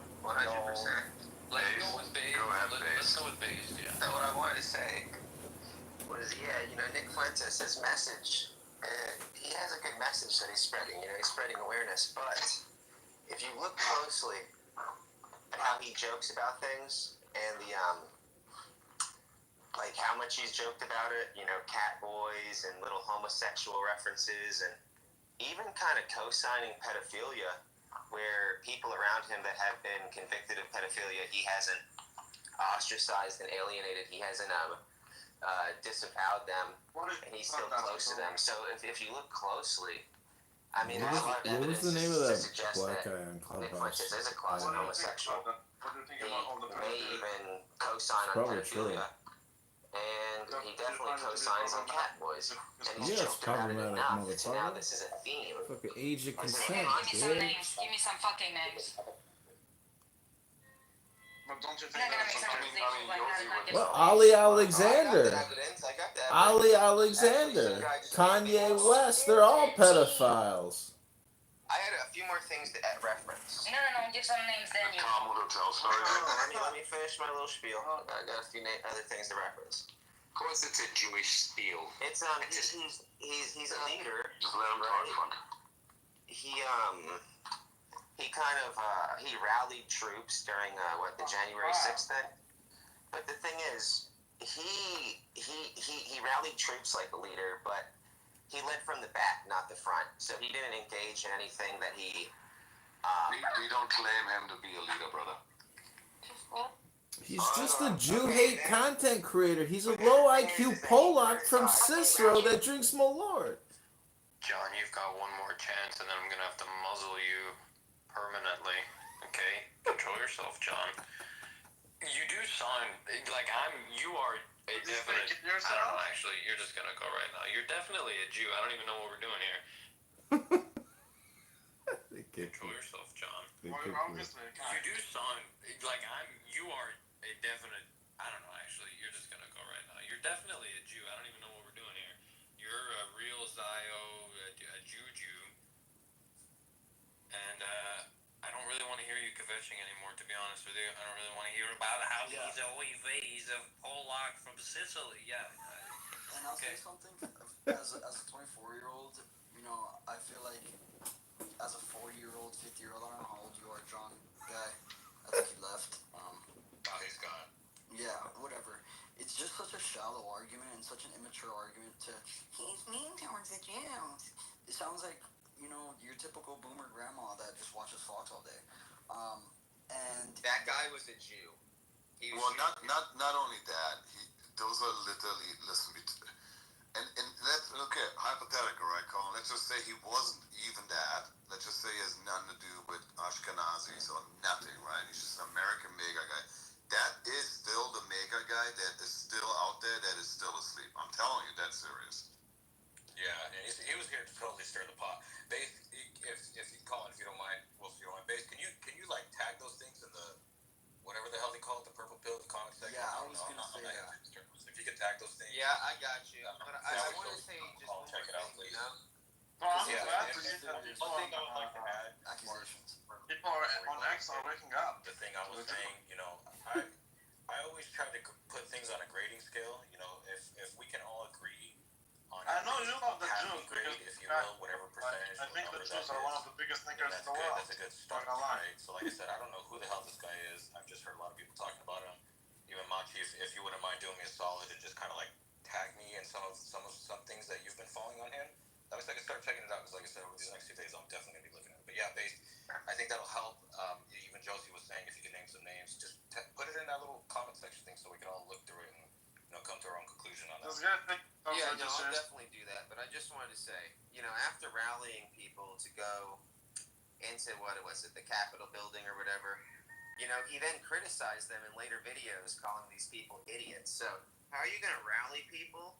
And then they follow your lead, and then you're going to criticize them and call them idiots and things of that nature. It sounds like we're talking to CNN right now, man. You're misrepresenting. You're not coming with facts. You have to come with evidence if you're going to do that. You're basically speaking for him, and he's never said that before. And I'm sure Hitler can attest to that because he has said it though. That's the thing. All right, then send it to so we can put it up in the thing. I think this is the other extreme of the other guy, where you're kind of like, instead of being the guy that gets offended at him being racist towards Jews, you're kind of like a spur, kind of like Dustin, where one thing that he did in the past when he was okay. First up, I didn't spurg out at all. I'm not. It's not personal, bro. I'm just saying. I want the better for our country, and if you're on my side, then I have nothing against you. I'm just saying, as constructively as possible. I mean this. I think it's better to look at, like Victor was saying, grading things on a scale. This is not our hero, and we fell for it. A lot of people fell for it. I'll speak for myself. With Trump, that he was going to save this country, but in reality, it's going to be us. So if he was actually a pedophile, then we'd probably see evidence of that by now. And he probably would be getting convicted because he's the most hated voice from the establishment. So, to me, it's like that's not going to be enough to to paint him in a bad light. And he was 21 years old when he was at the January 6th. That whole looking at somebody's past and constantly condemning them, especially when they clearly were young. And we make mistakes, It's about what he's doing now, the level of gravity that he's pushing with his message, the amount of people that he's bringing in to our cause. It's like some guy that I follow has a big platform with Orthodox Christian content, and he was mentioning that, Nick Fuentes, he was criticizing him for having a take on Catholicism. It's like, dude, at the end of the day, I like what he has to say about culture and politics. And he hits the nail on the head. We both believe in the Father, the Son, and the Holy Spirit. I don't claim to be a scholar in Catholicism. Neither does he. So it's like, what's the point of nitpicking these little disagreements? But yeah, a guy like John, you don't take that serious. That's just shallow. It's disingenuous and intellectually dishonest. Cool, man. Hey, Wolf, do you mind if I just fucking say one thing? Go, no, please. You've been waiting forever. Go. All right. So, hey, listen, JQ Radio, beautiful people, fucking the most blessed place on earth. This place thrives when Wolf and Colin are co-hosts, and we should revel and appreciate the actual moment that we have where these two boys are at the helm.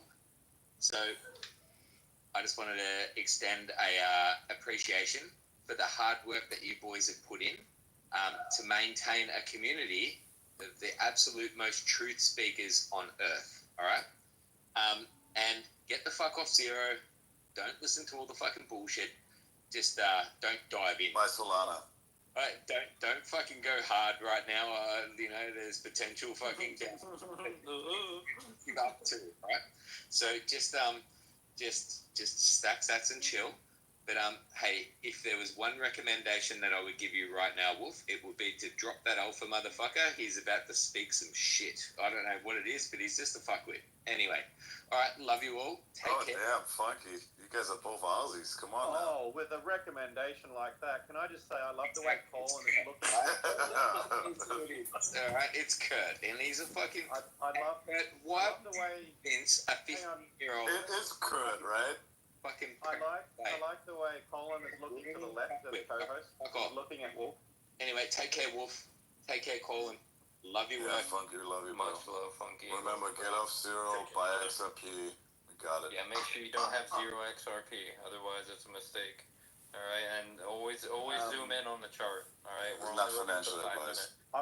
I've got a great point, Wolf, for you and everyone. Listen, if I hit, oh god, it's 2:30 in the morning. She's cringing on my telephone again. Say something that's intelligible. That let's debate, bro. Come on, give me something. Come on, John. Say something. Come on, John. Tell me that you not have at least 70% Ashkenazi Jew in you. Come on. Yeah, are you Jewish? What's up? Where does the name Kitover come from? You Jewish? I'm just saying, if at 4 in the morning on a Saturday night you're in a Jewish question radio, maybe you don't know the source of wisdom, the source of love. Maybe you need to get laid. What do you mean a Jewish question radio? Where does it say that? Yeah. Where does it say that, huh? It says clearly JQI is just questions radio. I'm just saying, try reading a book instead of drinking Malort like that Polak Nick Fuentes from Cicero. Where does it say that? Where does it say that, huh? It says clearly JQI is just questions radio, my friend. I'm just saying, try reading a book instead of drinking Malort like that Polak. Wait a minute, you're telling us? Okay, go ahead, come to Colin, handle it. Dude, he used his 30 seconds. German rage is boiling. He used them not so wisely, and so he's gone. All right, building with. Appreciate it. We don't need these superpowers right now. It's white altruism. The wife doesn't want to deal with it. I knew it was a mistake when I decided to do it, but I don't know, whatever. It is what it is. All right. So what was the point just now? Nothing. He's just retarded. He's just retarded. He's just okay. All right. I'll let That's it go. the problem with most politicians nowadays, and I know for the Gen Z guys in this space, probably the millennials as well. He's back. It's like, dude, the message does not resonate with us. What you're saying, that's so shallow thinking, and it's the reason why we're at this point right now. Because of people like that, that'll say, "Oh, he's racist," and then allow a bunch of H1B define racism, please. Machi, are you Hispanic? Yeah, I'm Hispanic, but I'm also American. I'm Hispanic in ancestry.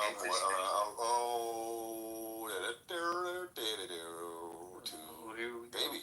Here we go. Baby. Just don't let me just mute him. Goodness. Here we go. All right. I mean, listen, it's late night. You guys can talk about whatever you want. You want to be like, fuck you, you're not American? Let's get into it. We can do it. Let's do it. All right. Who's brown? Who's not brown? Who makes the best quesadillas? I got your back, Machi. Okay, that's my comedy show with JQR.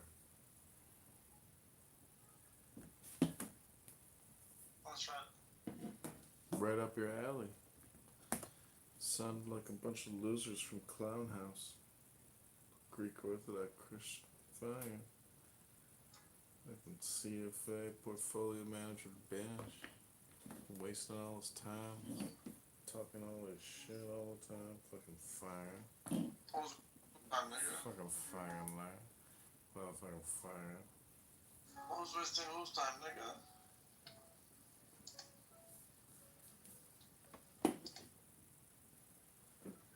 Oh well, I guess there just wasn't enough time.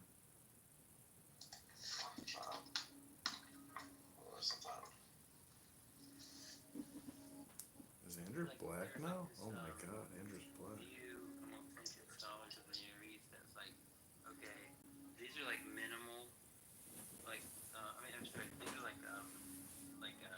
something like what you actually owe. Like some of the law, like what you actually owe. The law has been sleeping for. You put out a guy's eye. You actually. What is 7 hours, dude? Owed to have your eye taken out, like stallions, but they don't actually do that. So the court stuff that we have is like, they actually, some guys like. That what Zionism truly was.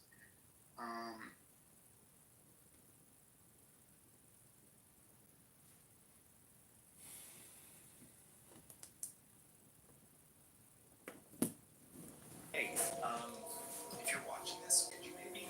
Why am I so short? I'm so tired of...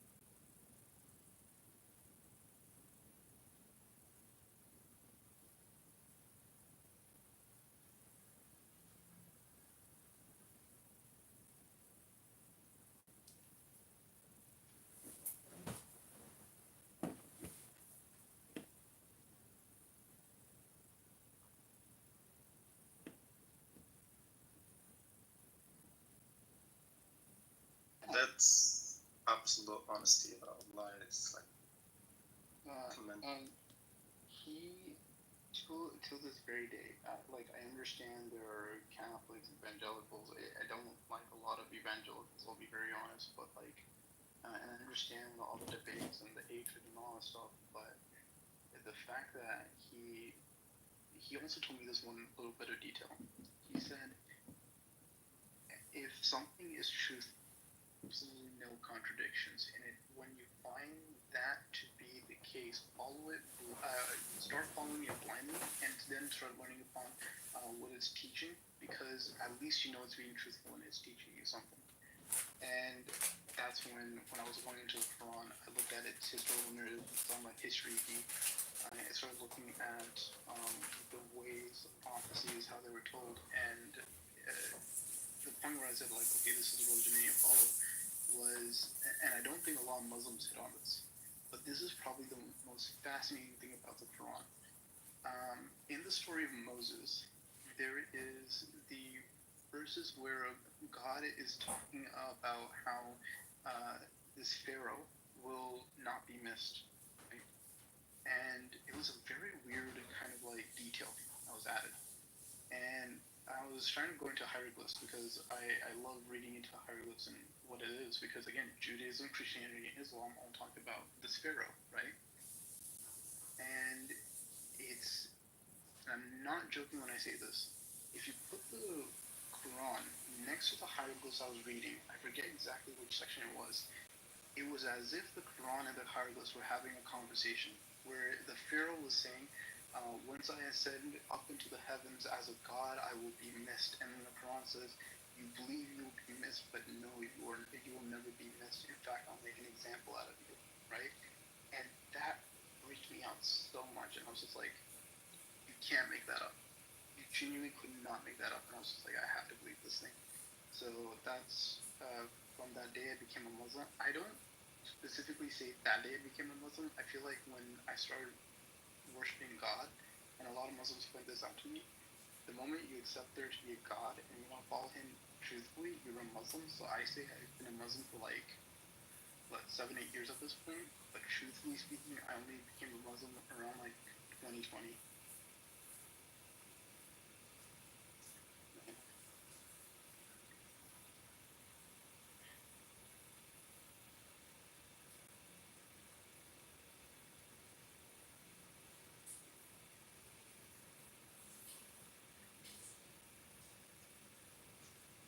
that was amazing. That was very insightful. It's really nice to understand like the perspective from someone who was an atheist, especially if someone who was against religions. When he makes the transition, like how does it change? What was his journey? That was very good. Yeah. That was very good. MashaAllah. May Allah keep you on the religion and guide us, inshallah. The nation is too good. How come? That's because when I started learning from Palestinians, they started teaching me a little bit of Arabic here and there, so I picked it up from them. Wow. Do you try to read? In Arabic? At first, no. Now I am. I struggle with it, but I've only read the Quran completely in Arabic. Like, I think I just finished my 4th time last month. So it's a struggle. It takes me a long time, but I really am trying to get fluent in it. Yeah, because you read my name and your pronunciation is really good. Yeah, no, they took their times out of their days to teach me Arabic the way I know it. I still mix up a lot of things, I'll be honest, but it's better than what it was.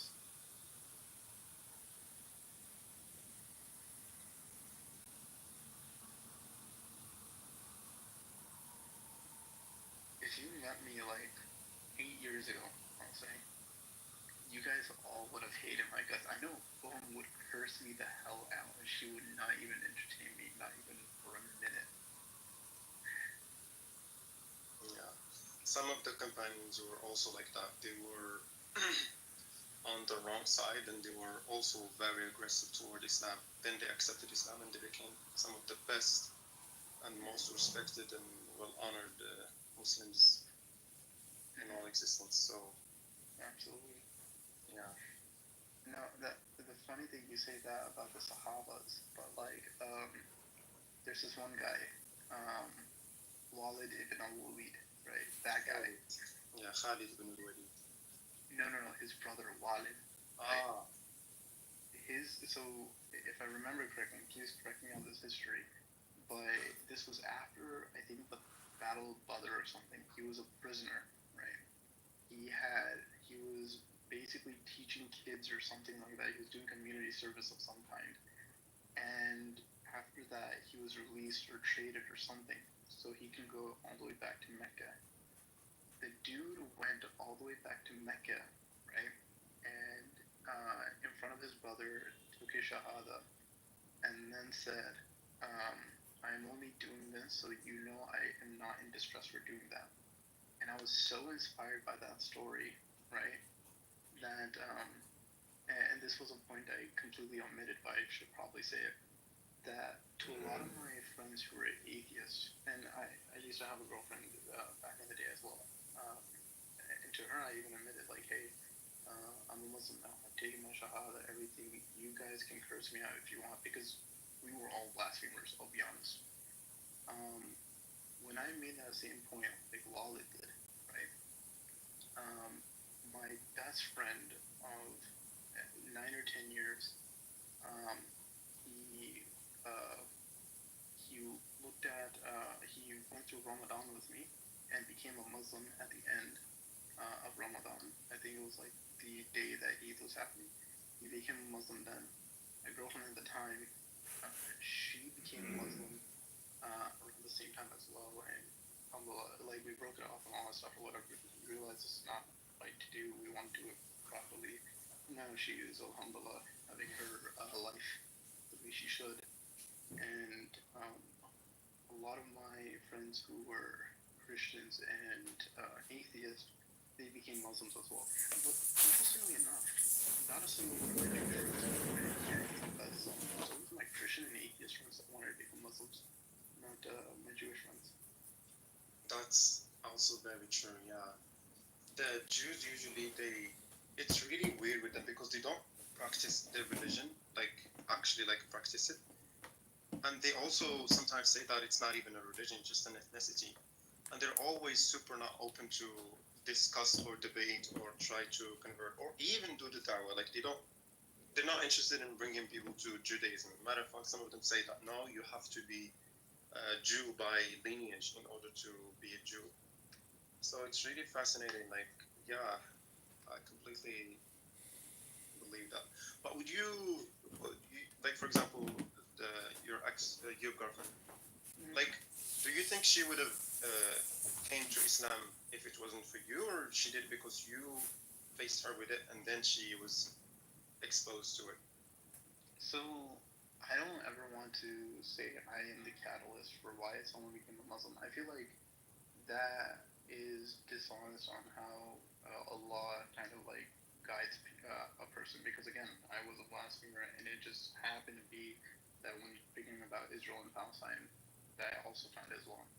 But I feel with her, because she was such an honest person, she would have figured it out eventually if I was never there in the picture.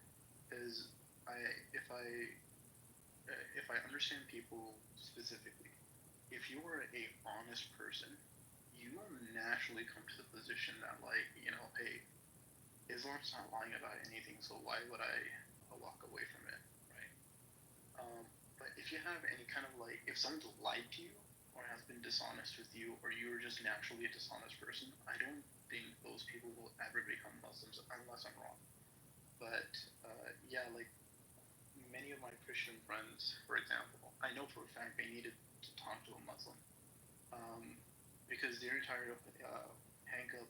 And I don't know why this was a thing here in Texas, but a lot of people think that we Muslims hate Jesus, and I literally had to open up a Quran in English in front of them and just point to the verse where it literally says that Jesus was like where Jesus and his disciples, the disciples talked about being being Muslims, right?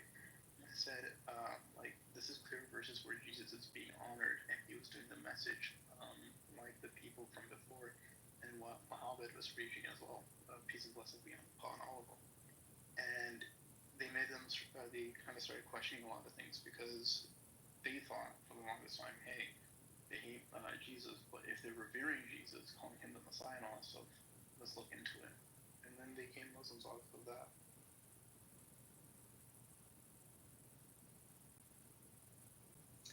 Yeah, I hear that a lot. A lot of people think that we hate Jesus when it's just like surface information that they picked up from their local cafes and whatever. But No, I really, don't think like, is that every? I don't think it's that.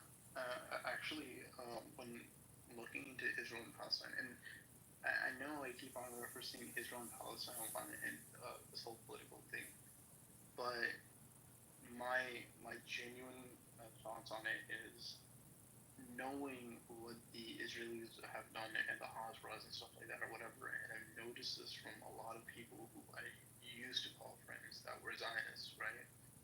They have this notion of just making shit up and passing it off to be true in the most authentic ways, and like it's eerily scary.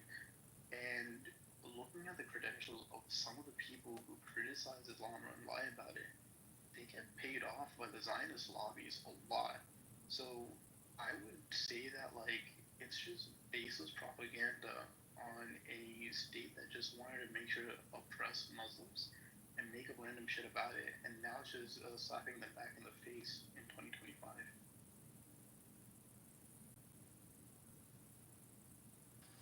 MashaAllah. Alhamdulillah, I'm really happy to hear that you embraced Islam. Sorry, I just wanted to say salam alaikum to Giz as we've not spoken to her yet and just said hello. So, no, it's fine, honestly, and we appreciate you and we welcome you. But yeah, thank you so much. Really appreciate hearing you. No problem. Salam alaikum, Giz. How are you? Yeah, 1 second. Giz is probably dealing with your kid. Yeah. What is Falcon doing?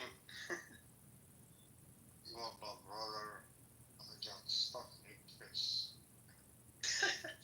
I thought he was gonna say I'm stuck in traffic or something. I'm stuck in chest. Did you say you got smacked in the face? No. He said stuck in chest. Oh, chucking. Okay, okay.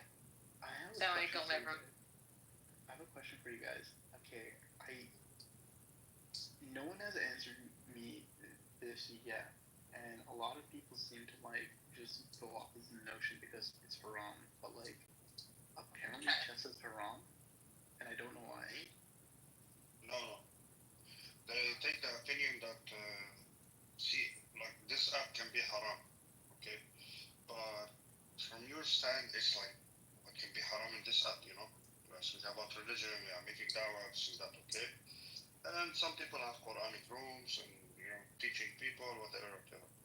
So, let's say, in a way, so these things you are doing, like reciting Quran and being on this app, and this app is taking you away from prayer, missing prayer, so on and so forth. So in that way, they are saying like, so this app is now haram. This is what you are doing is haram.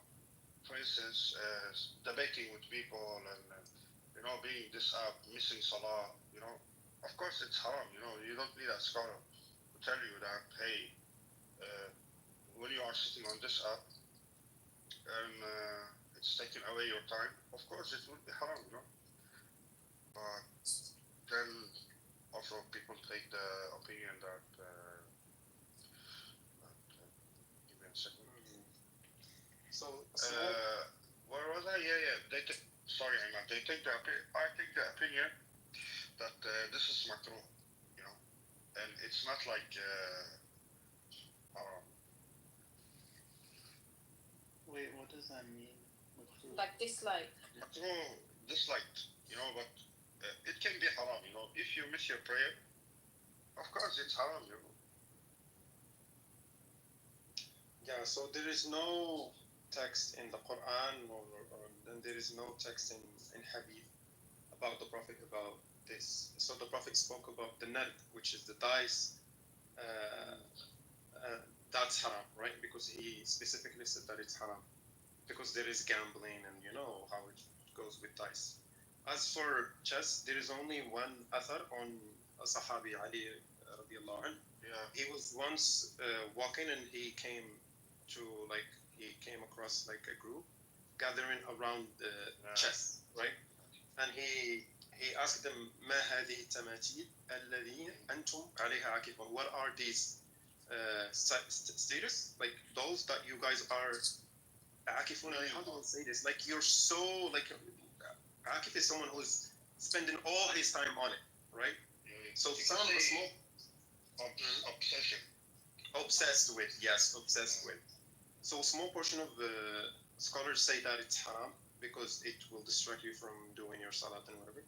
But I don't think that's good because that applies on anything, literally. If you do anything so much, you don't do anything else in your religion that is vital and necessary, that makes that act itself, not correct. Other than that, I think the only thing that you can say about chess is that it contains like these like crosses, maybe like the status of like horses. Maybe you can say that's not good, but that's it. So at best, I think you should say it's makruh, dislike. I think it's also okay to say it's allowed. There is no crosses. What about shooting? It's just a game. What about shooting dice? No, dice is haram. The Prophet said that it's not allowed. Why? What's the reasoning behind it? If it's just like any other game. Yeah, but dice It's like dice. Dice is about luck. Dice is and gambling. Yeah, dice is more about luck, and it can easy. Like for instance, let's say when you are playing dice, I have seen a lot of people playing dice. So when they play dice, they would say, "Oh, please give me a 6, give me a 4," and somehow you think that you made it happen. Like. Yeah, but it's not for any money, and It's mainly money. It has luck. It is for money. It is for money. No. I said if you play for without. No. Some games you're using dice, it doesn't have. Yeah, but the containing luck is still yeah, but still you are shooting with dice. Yeah. Yeah, but I think that can be applied everywhere. You hope like okay, No. The price of stock goes up. You hope for whatever. It doesn't mean you have any powers. So it was understood that the dice is associated with luck, gambling, all of these bad stuff that are necessarily haram, right? So because the Prophet said that it's haram explicitly by words, khalas, there is no exceptions. That thing becomes haram, period. Because the Prophet did not specify if it's for because it's gambling, or if you don't do it with gambling, then it's okay. No, he didn't say that. He just made a general statement that dice is haram. Yeah. Let me fetch it. I think it's sahih.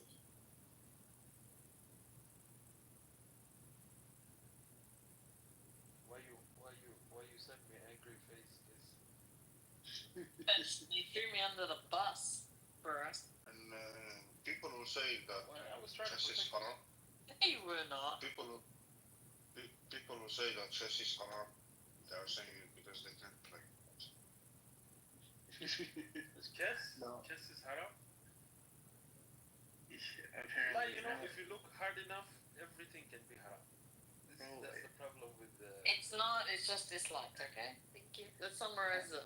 So we'd have to go over it again. You name it, we can find a way to make it haram. Trust me. No, the reason they are noobs. That's why they are noobs.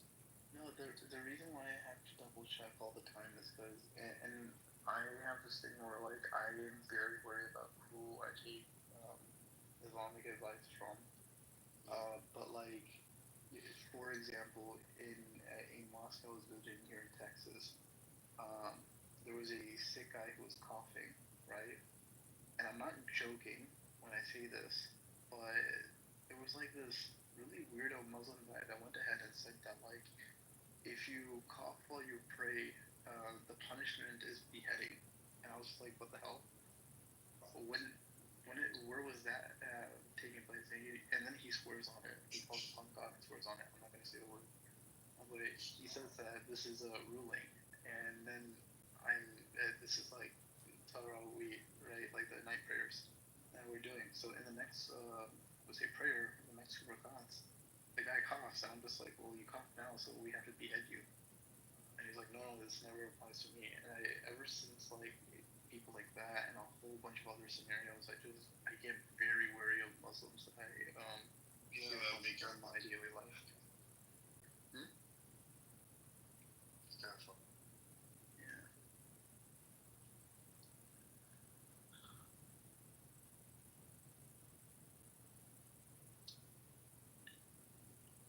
Yeah, I think people hate on chess just because they're bad. They don't have reflexes or intellectual ability to play. They don't know how to move the pieces. They don't know how to be strategic. How to, they're too dumb. So we might as well just do tahrim on it. I can't play it. No one should. So Yeah. You should play drafts. It's much better. Drafts correct. is like a international checkers. The one you jump Bro, back and across the stop, board. brother. What? Checkers is Do you know which game I'm talking about, Falcon? yes. Checkers is for noobs. Checker is for noobs. It's not American Who checkers. can't play chess. No, it's not American checkers. No. You don't know nothing, bro. You I know the game I'm talking about. I know which game you're talking about. You do? Yes, you zigzag. You zigzag. When you're gonna eat someone, you zigzag. No, that's even in normal checkers. But this one, it's like you eat front, back, and then when you become a king. Well, then you're playing the Arabic Jump one. across. If you can take forward. Wait, this is not. It's much more fun, trust me, than chess and checkers, man. Yes. But man, you're right, Falcon. Chess is too stressful. I don't like chess. Yeah, that's why Imad said, and I take his opinion, and there is a ijma. You are noobs. So it's normal. No, I didn't practice chess. It's too. I can do it, but it's not too. Matter of fact, I challenge you to a game.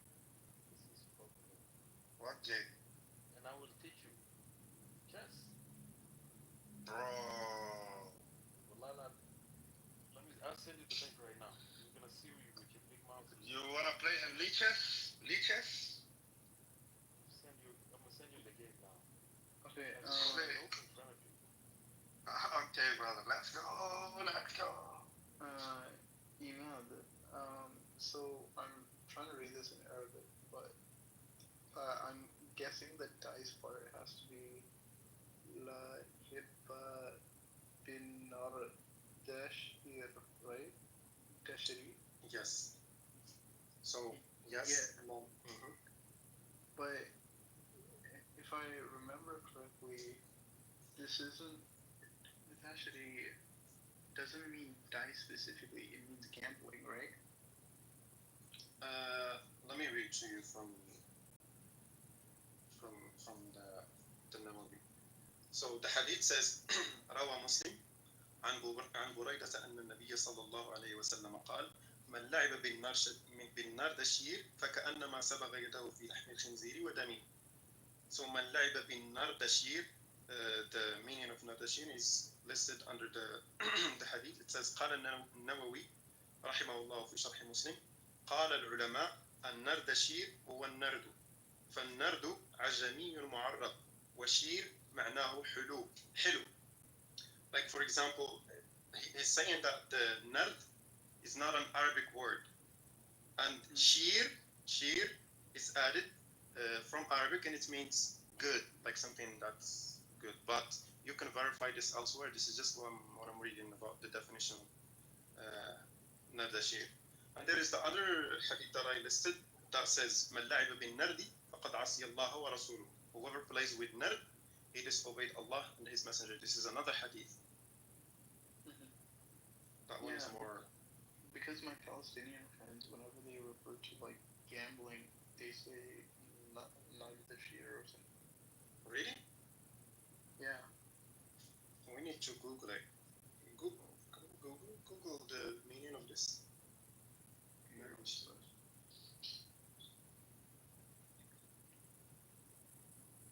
Apparently, you're teaching a lesson. Nardi refers to over gambling, while shir means sweet and pleasant. I'm gonna DM you the link, okay? Yeah. So it says here, games of chance, like gambling, are often referred to as Nard al-Shir, depending on who is speaking about them. Are you reading from AI? Yeah, I just kind of put it in ChatGPT. It's just new Google at this point now. Yeah, it also tells me, it gives me that it is not النردشير هو اسم لعبة النرد. The Nardashir is the name of the game of dice. So it could mean both, but we have other hadith anyway. Yeah. That says nard explicitly.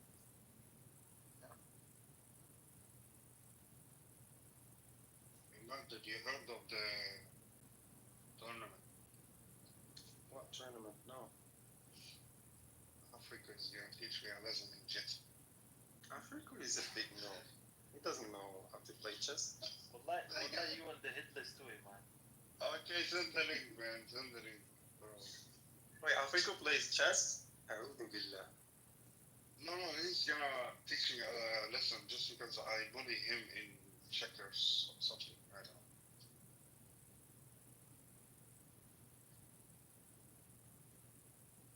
I think mind games are beneficial, to be honest. Hold on.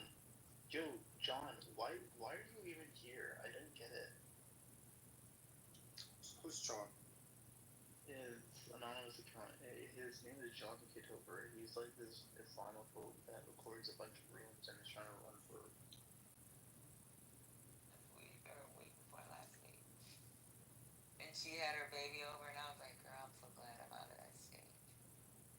She was like, sometimes I wish I had my kid as a teenager. I don't know. Teenagers are. Jeez, man. I think I was lucky that mine wasn't comfortable. But you know, she considers herself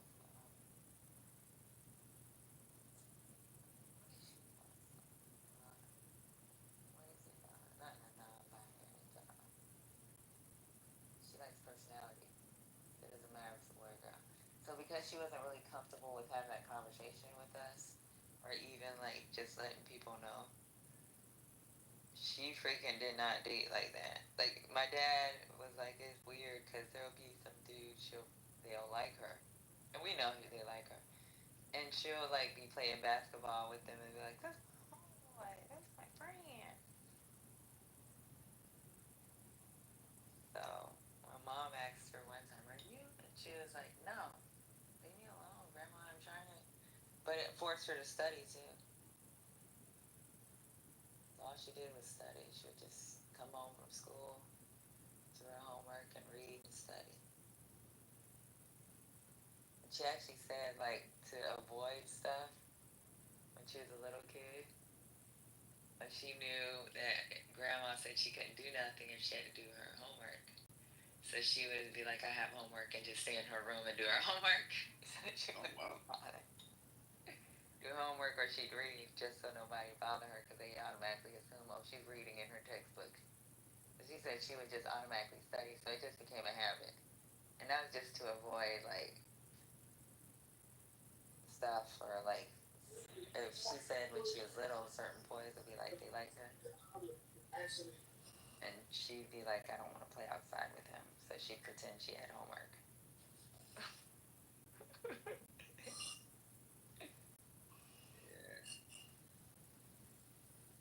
Hey, who is this?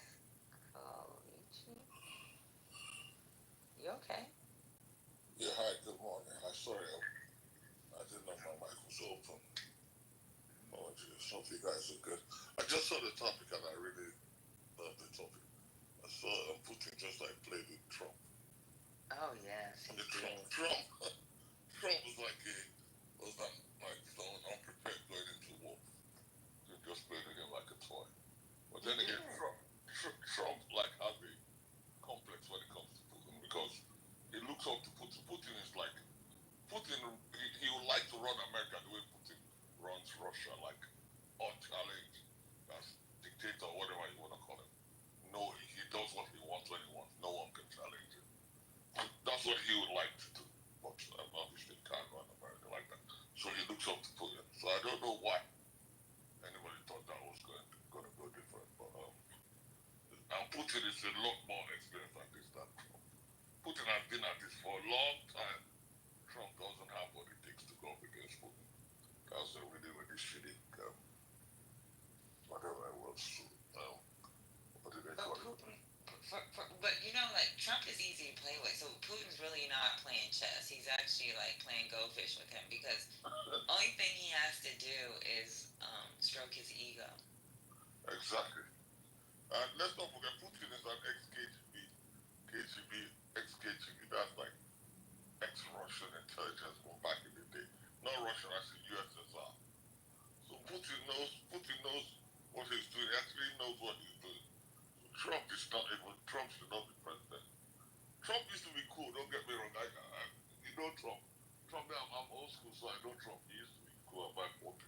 I know Trump, he used to be cool. Like, basically, I even think the whole Iron Man thing from Marvel, the billionaire playboy, selfish. I think that was Trump's life, really. That whole Iron Man thing. I think that's from Trump's life, too. But, I don't to really be a think it was president, cool back then. I think with us as Americans, or a lot of people, I'm not going to only say Americans.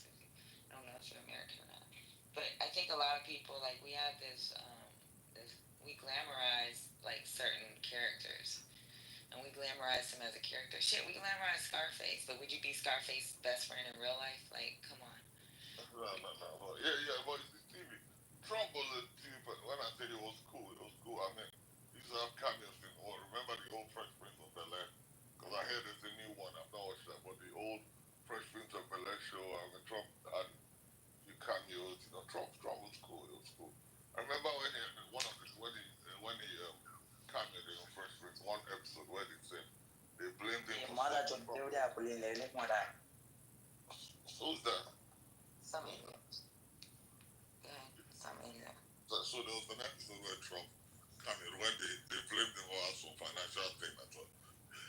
So someone's like, well, he wasn't even there. He shot that. Trump went like, yeah, I always get the blame for everything. Trump was a cool dude.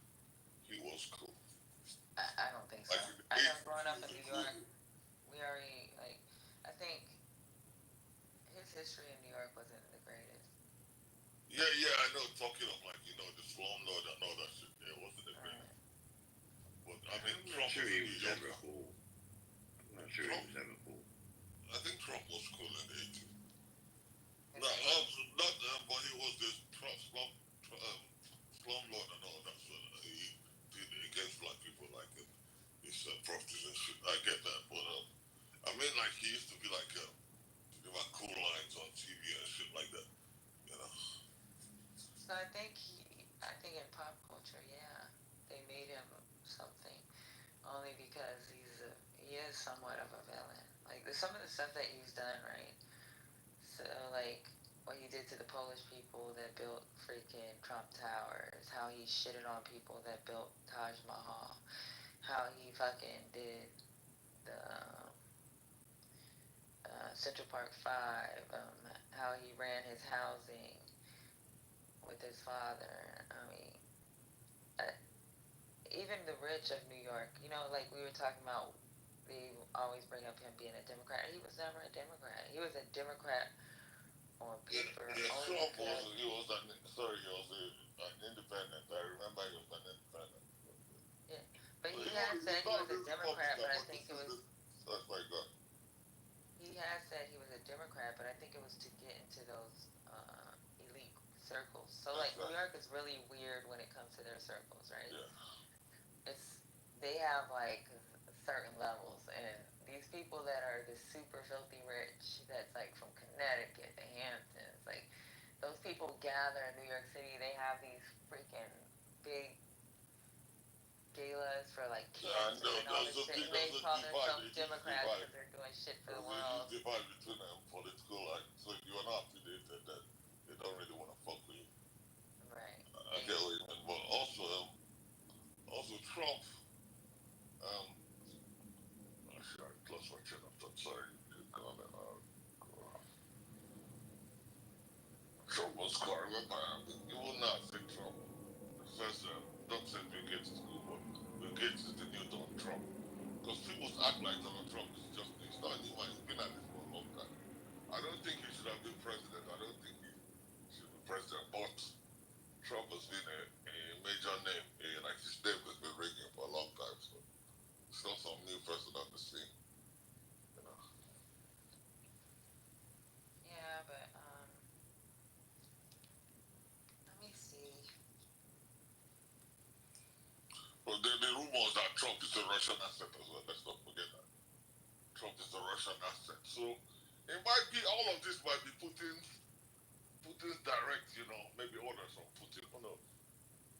Even if it's not direct orders from Putin, it went Putin's way anyway. So Putin is playing with Trump anyway. But this might just be an order from Putin, because I know there are rumors, but there's rumors that Trump is the Putin asset. So it's a Russian asset rather. So who knows, Maybe that's how they were able to even interfere in the 2016 American elections. Who knows? So from my understanding, what came from this summit, right?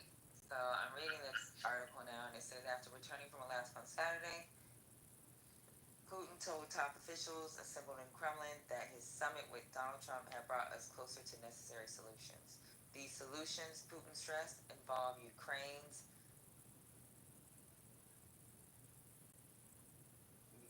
giving to the demands that prompted his 2022 invasion. Settling these root causes for the war must be the foundation for the settlement, he said. The extraordinary meeting at Anchorage Air Force Base has ended Putin's pariah status and brought Washington's stance on the war closer to Moscow's, and Putin did not need to budge an inch.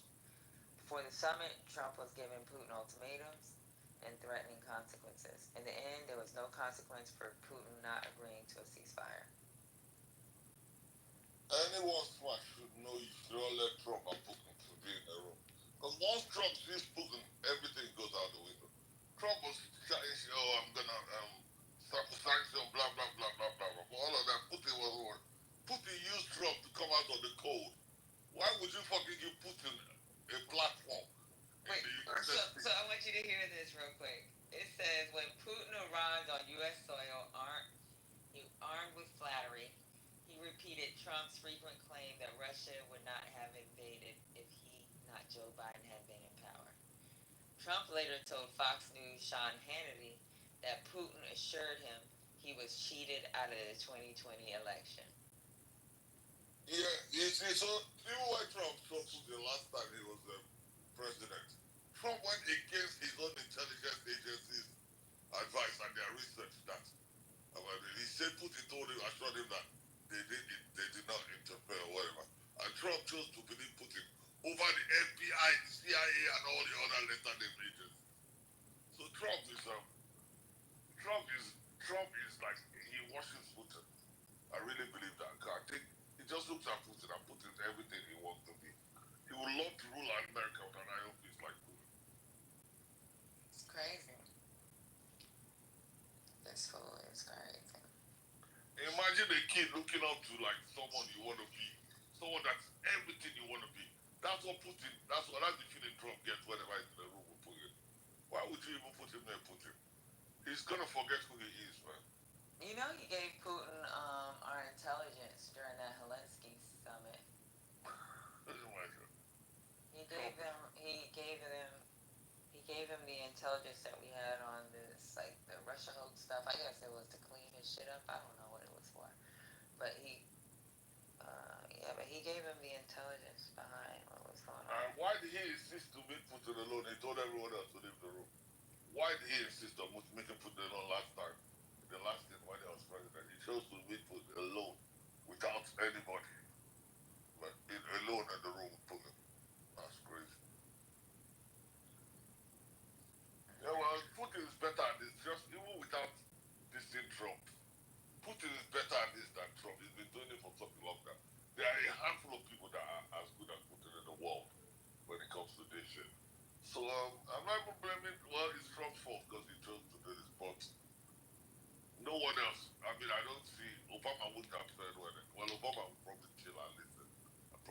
That's right.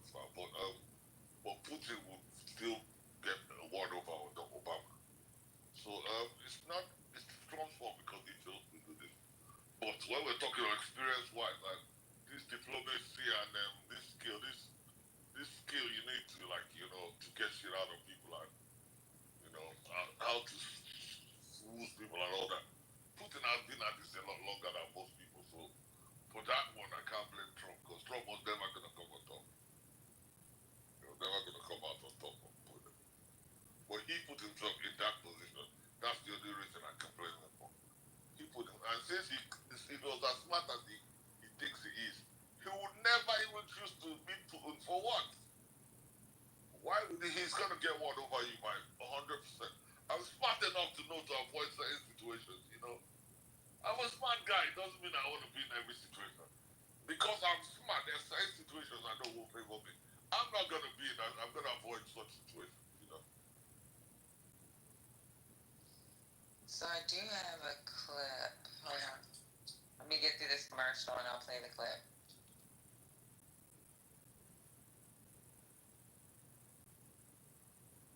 And then Trump also wants this goddamn Nobel Peace Prize. Oh, he desperately wants that Peace Prize. He gave Obama for just being the president, so why not? That was probably the worst Nobel award Obama. For what? Obama did more evil than anyone than Trump in office, so why is he getting the Nobel Peace Prize? He did more evil than Trump? Sorry? Yes, he probably did. So, I shouldn't really, I'm not just pointing out one person, I don't mean just Obama per se. I mean that Trump, anybody, or most people. Obama did a lot more. I mean, he attacked a lot more. Obama was anti-African first. Then but I don't blame him per se because I like explaining this way. The person in the office doesn't have the power. The office has the power.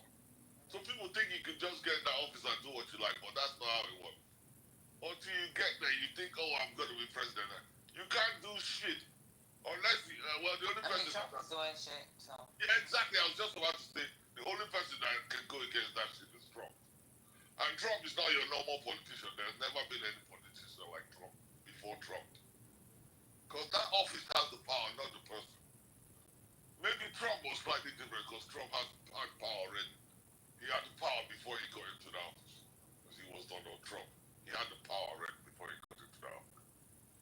So I'm gonna play this clip real quick. It's not that long. About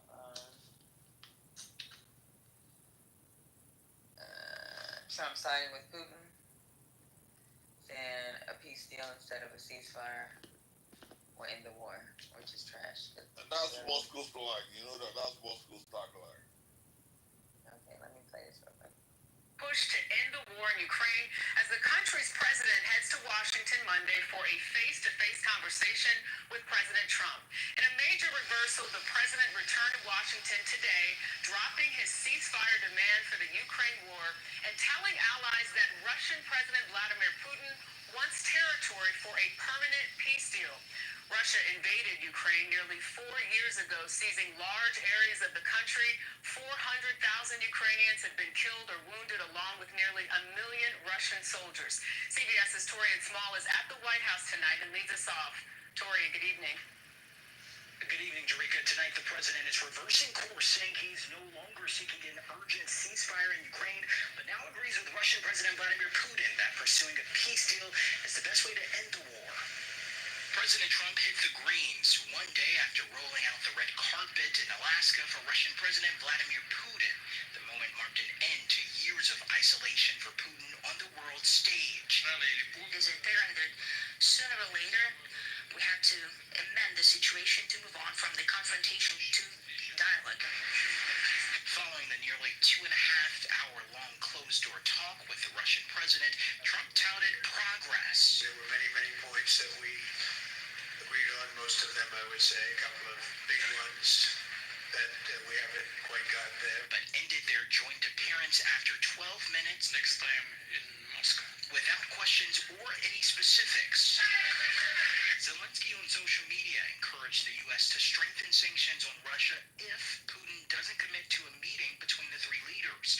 But speaking to Fox News, Trump says the next move is Zelensky's. Now it's really up to President Zelensky to get it done. Sam Vinograd is a CBS News national security contributor. And there are certainly concerns that heading into the Oval Office meeting between Trump and Zelensky on Monday, that Trump will try to bully President Zelensky into accepting the contours of the deal that he hammered out with President Putin. CBS News has learned President Zelensky has been receiving a lot of coaching on how to interact with President Trump since their disastrous Oval Office meeting in February. Jerika? Tori Small reporting from the White House. Thank you. If you don't need anything, and you can spend it on people who actually need help. 200 and... Wow. Putin played Trump like a puppet on the string. That's crazy. Zelensky knew what was going to happen. European leaders. Yeah, Zelensky knew. Everybody knew about Trump. And the funny thing with Trump is that this is why Trump cannot learn. He cannot learn from his mistakes. And when you can't learn from your mistakes, you're bound to repeat them. Because Trump is going to come out and lose. Obviously, I don't know if he knows what he does, but everyone is going to see that you lost and you're going to come out and say, there are a lot of good points. We made a lot of progress, yada, yada, yada. I really don't know if Trump doesn't understand, I really don't know if he's, or if he's doing it. If it was any other human being on earth, I'll say, surely you're just pretending. But I don't know with Trump because he's done it so much that I'm not sure if he understands, if he has a so-called normal comprehension of things. Because something that is obvious to even a 10-year-old who knows Trump will come out and say, nah, this went well, and da. I don't understand the man. The man is weird. No, he successfully changed the news cycle, at least for now. So from his perspective, that still may be a win. He can't change the news. Everybody saw that he lost. He can't just say he won. I guess, actually, maybe I might be the wrong one here, because Trump understands Americans. Even like, this is why, when it comes, he's a TV personality, so he understands. I think he's a demagogue. He actually knows what he's doing. He understands people vote with their emotions in America, so, well, generally, most people do it everywhere. But Trump understands the American voters probably to a point that no one else does. But he's a TV personality, and everybody, America, you guys love, everybody wants to be on TV. For reason, I don't know. So Trump knows how to play the shit. Even whenever he has debates with Kamala, Biden, whatever, they try to chat some politicians, and he just starts insulting them. And that's more interesting TV. That's better TV than some boring policies nobody wants to hear. So Trump's always comes out on top because I think he's comfortable in front of the camera. He's probably been in front of the camera all his life, so he's really, really good. I don't think he's good at all. I just think that American people are so lowbrow. At least from certain parts of the country. Like I don't even think people do research anymore on who they're voting for. So I don't. Well, he really was trying to distract from Epstein, though. So, if that's. Isn't it ironic that this is the age of information? You can just type anything you want on your phone and you find out any information, and this is when people don't do research anymore. You don't even need to do research. You go on social media, you see all the shit you need to know, And yes, people right before you get to the booth, use your phone. Google is at your fingertips. But remember how they say smart technology dumb people, right? Because the easier technology makes our life, the harder basic things that 10 years ago would have been like basic. Now it's a troll. Every little thing, these kids are microwave generation, Google's kids. Everything. I remember once I was talking to my sister, and so my son and her daughter were there. We're talking about a dictionary. And they said, what? You're telling me there's a book that contains all the meanings of words? Yes, there's a book. They say, how big is that book? I understood it from their position, because think about it. They could just go on the internet and Google something that shows them the meaning. And now we're telling them there was a book that contained the meaning of all the words. They was like, that's impossible. Well, how big was that book?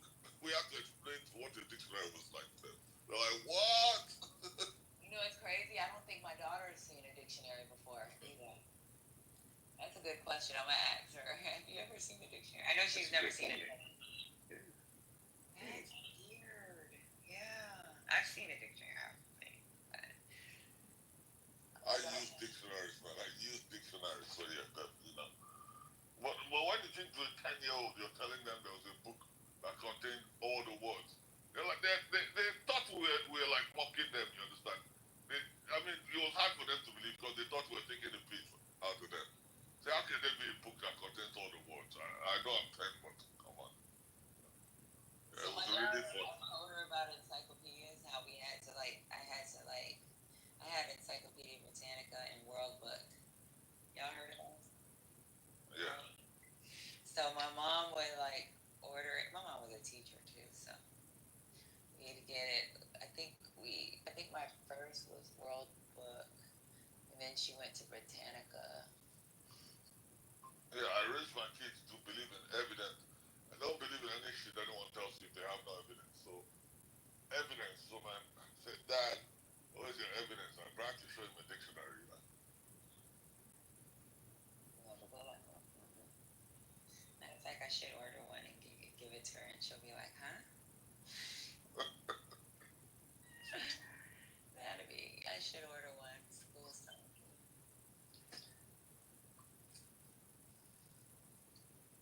My daughter goes back to school. I'm gonna be by myself. Oh. What's your major? It's engineering now. So originally, I was gonna kill her because she wanted to be a journalist. She still likes writing, but she's changed it to engineering. I don't even understand why she wanted journalism. I know she would write stuff every now and then, but she was she's always been perfect in math and science. She would have when she was in high school, she would her average would be for math would be 104. For science, Is there a specific type of engineering she wants to go into? I'd have to ask her what exact. So what happened was, my dad and my mom was talking to her about AI and GD chat. And she was like, so then she was like, yeah, maybe I do need to change my major. That's the future, man. Anything AI should I encourage her to go into anything AI. That's the future. I mean, I call AI the final frontier because I believe personally that from today, not today literally, but from now till whenever, I don't believe in the world end. I believe when you die, that's when your world ends. But every technology that comes out now, from now to maybe the next 1,000 years, is gonna have to do something with AI. So AI is gonna help us colonize other planets, terraform environments. AI is going to help us build the space elevator from Earth to space. Dyson spheres, all these are theoretical models that have been around for a long time. But all these things, what was lacking together is AI. And since we got AI now, and AI is going to also, AI is affecting every field. Medical science is amazing. I love what AI is doing with medical science because research doctors are, that hundreds of doctors, what it used to take hundreds of doctors, months to research. And even with all that time, there's certain patterns humans just can't make, humans miss. AI does that in seconds and gathers gets all those patterns that humans cannot even connect. So imagine, I'm telling you, a lot of cures are about to come out. In the next 5, 10 years, we're going to see cures for things that we never thought was possible. We're going to see cures for cancers, Alzheimer's, all those type of things. We're going to see there's going to be a lot. There's a lot of amazing things about to happen. That's why, when people, if you look up cyberpunk, people are negative about one of them being scared of AI taking over the world, yada yada yada. The other promotes the benefits of AI, and basically. So I'm excited. I'm the excited part because I know I've seen what AI can do, and I believe what AI will bring to us. I understand it's quite possible that AI will take over the world, and or whatever. But just the way I put it is that basically, just because your kids, you know that your kids will end up rebelling against you, is that a reason not to have kids? No, No, you're still gonna have kids, whether you know that it's inevitable. They're probably gonna rebel against you inevitably. That's not gonna stop you from having kids, right? Yeah. So AI is too important to like to shelf just because we're afraid that they might take. They will probably do because eventually it's gonna get to a point where if you believe like Elon Musk and some other more people that more credible people, one day we're gonna get to a point where we're gonna have like when we start getting like the actual AI robot. I think there are lots of them already out there, but when it's gonna become like public, they have to find a way to mass produce them in a way that is cheap enough. So so for the elderly, AI is gonna take over every job eventually. So anyone who's thinking AI will take your job, you're just great. AI is gonna take over every job eventually. But it's a matter of time. I know it's engineering. I think it's a. AI will definitely take over engineering. That's not gonna be too long. But every job, lawyer, doctors, everything, AI is gonna do it quicker and faster and more efficiently than any human can do it. So eventually, AI will take every job. But the point is, AI will take every job. That's for sure. But AI is gonna get to a point where you know where there are more, where we have like robots, where they are mass produced and they're cheap, and our AI is gonna be carers for the elderly, stuff like that. They're gonna be doing everything. Our drivers, they're gonna control our whole life. You understand? Banking, you can have your AI is your carer for the elderly, does your banking for you, everything together. Your shopping, grocery shopping, everything. And they're gonna outnumber us probably 4 to 1. So there's 7 billion people in the world, so they're gonna be like maybe 28 billion AIs or something like that, machines, robots walking around the world. And one of these AIs is gonna be smarter than 7 billion of us combined. So how long do you think they're gonna serve us for? If a single AI now they numbers 4 to 1, and a single AI is smarter than the 7 billion people combined. That's a scary thought, but we're gonna make advancements beyond our imagination. We're gonna colonize galaxies that we never thought we would be able to travel to in a lifetime. AI is gonna help us do a lot of things. The potential for AI is amazing. Transhumanism, which I'm sure you guys know. Transhumanism is like basically like cyborg is the easiest way to explain it. Basically, so man and machine in collaboration. So you replace some body parts. We're gonna have synthetic brains that operate much, in a way that beyond what a human brain can do, stuff like that. So they're gonna probably start by you can replace certain sections of the brain to make it work a bit more efficiently, much better than what we have then. Probably we'll get to the point where we can replace the whole brain with a synthetic brain that can do things that are beyond our imagination. Then they will like skin, synthetic skin, so you can have a skin, replace your skin, or have something on top of your skin that allow you to like live and work in harsh environments that normally your normal body wouldn't be able to operate in, stuff like that. Might be able to walk in fire or really hot temperatures that our human bodies would not be able to, stuff like that.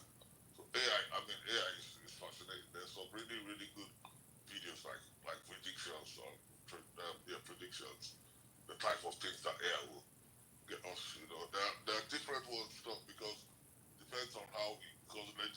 So the what do you call them? The so-called world leaders would also have it.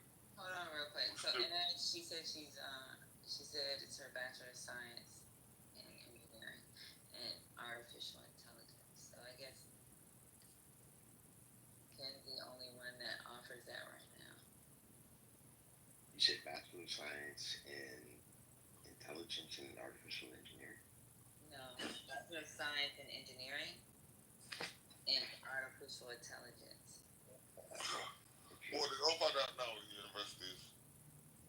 Well, she said it was one of the first schools to give it. Yeah, that's gonna be a new course, pretty new. But definitely encourage her to do that, man, because AI is the future. And for anyone that wants to do security, cyber security is the future.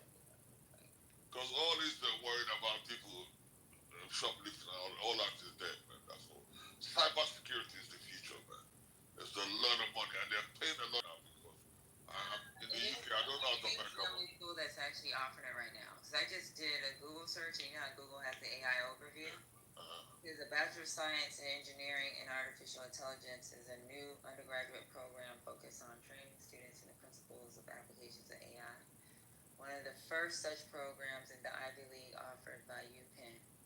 The program jointly administered by the Departments of Electrical and Systems Engineering and Computer Science Information. Check out cybersecurity. They probably have something for cybersecurity as well, because man, that is another of the fastest growing industries. Yeah, that sounds fantastic though. If that's what she's gonna major in. Yeah, I could see a lot of career opportunities there. Yeah, I don't think there's ever been anything more relevant, to your day than that, because that's amazing. She's gonna be at the forefront of things. She's gonna be highly competent when she finishes, even her BSc. Not even advanced, just her BSc, man. I said, what's your minor? And she said, I don't have time for anything else. She's gonna be walking into jobs that is as soon as even before she finishes her degree, she's gonna have so many offers that she's gonna be inundated with my. Probably getting on her nerves. She's like, why is she asking me this? She's probably trying to make me change my major again. Because me and my dad was like, you paying all that money for school, you're gonna be broke. She's gonna be broke. She's gonna be living at home. Because like when she first started, it was like, I want to be a journalist. And we was like, why? Like you're really good at math and science. And she was like, I don't want to do that.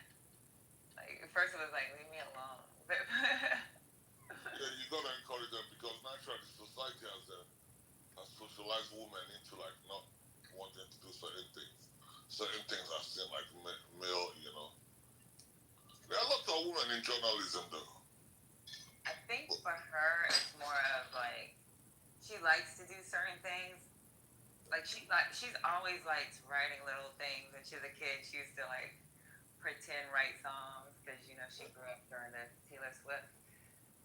So she was like 3 years old, and my mom bought her a guitar. So when I came back from deployment one day, she made this stupid song. It's cute though, and she was trying to play her little guitar, and I was like, oh my god, she thinks she's Taylor Swift.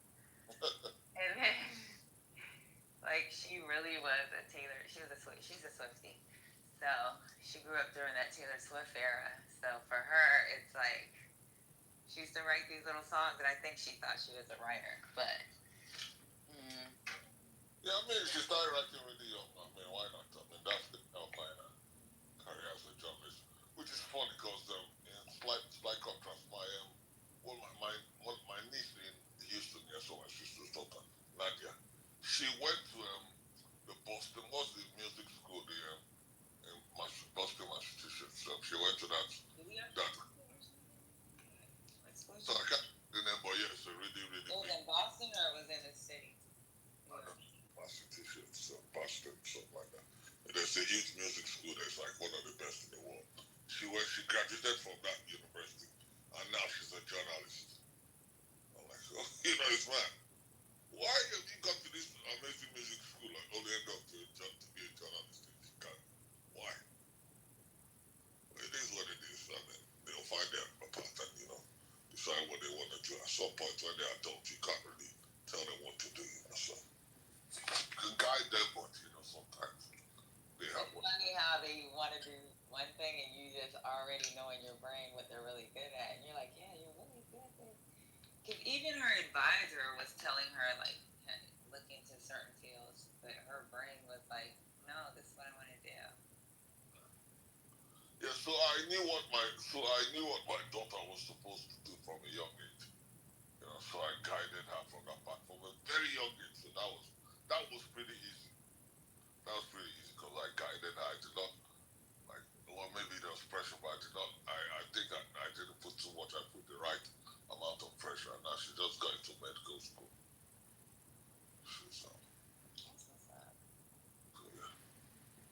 And it's not like she's doing something she doesn't want to. As far as I know, she's happy doing it, So I didn't pressure her into doing something that she doesn't care about, because she's passionate about it. So I know it's something she cares about, even though I guided her in that direction. But I know it's something that she cares about. Because when someone speaks, you can tell when they're passionate about something. So.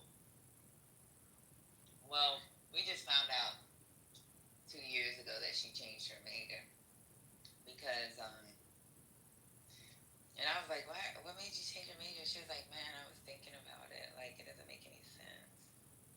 she's got even doctors are going to be out of work one day.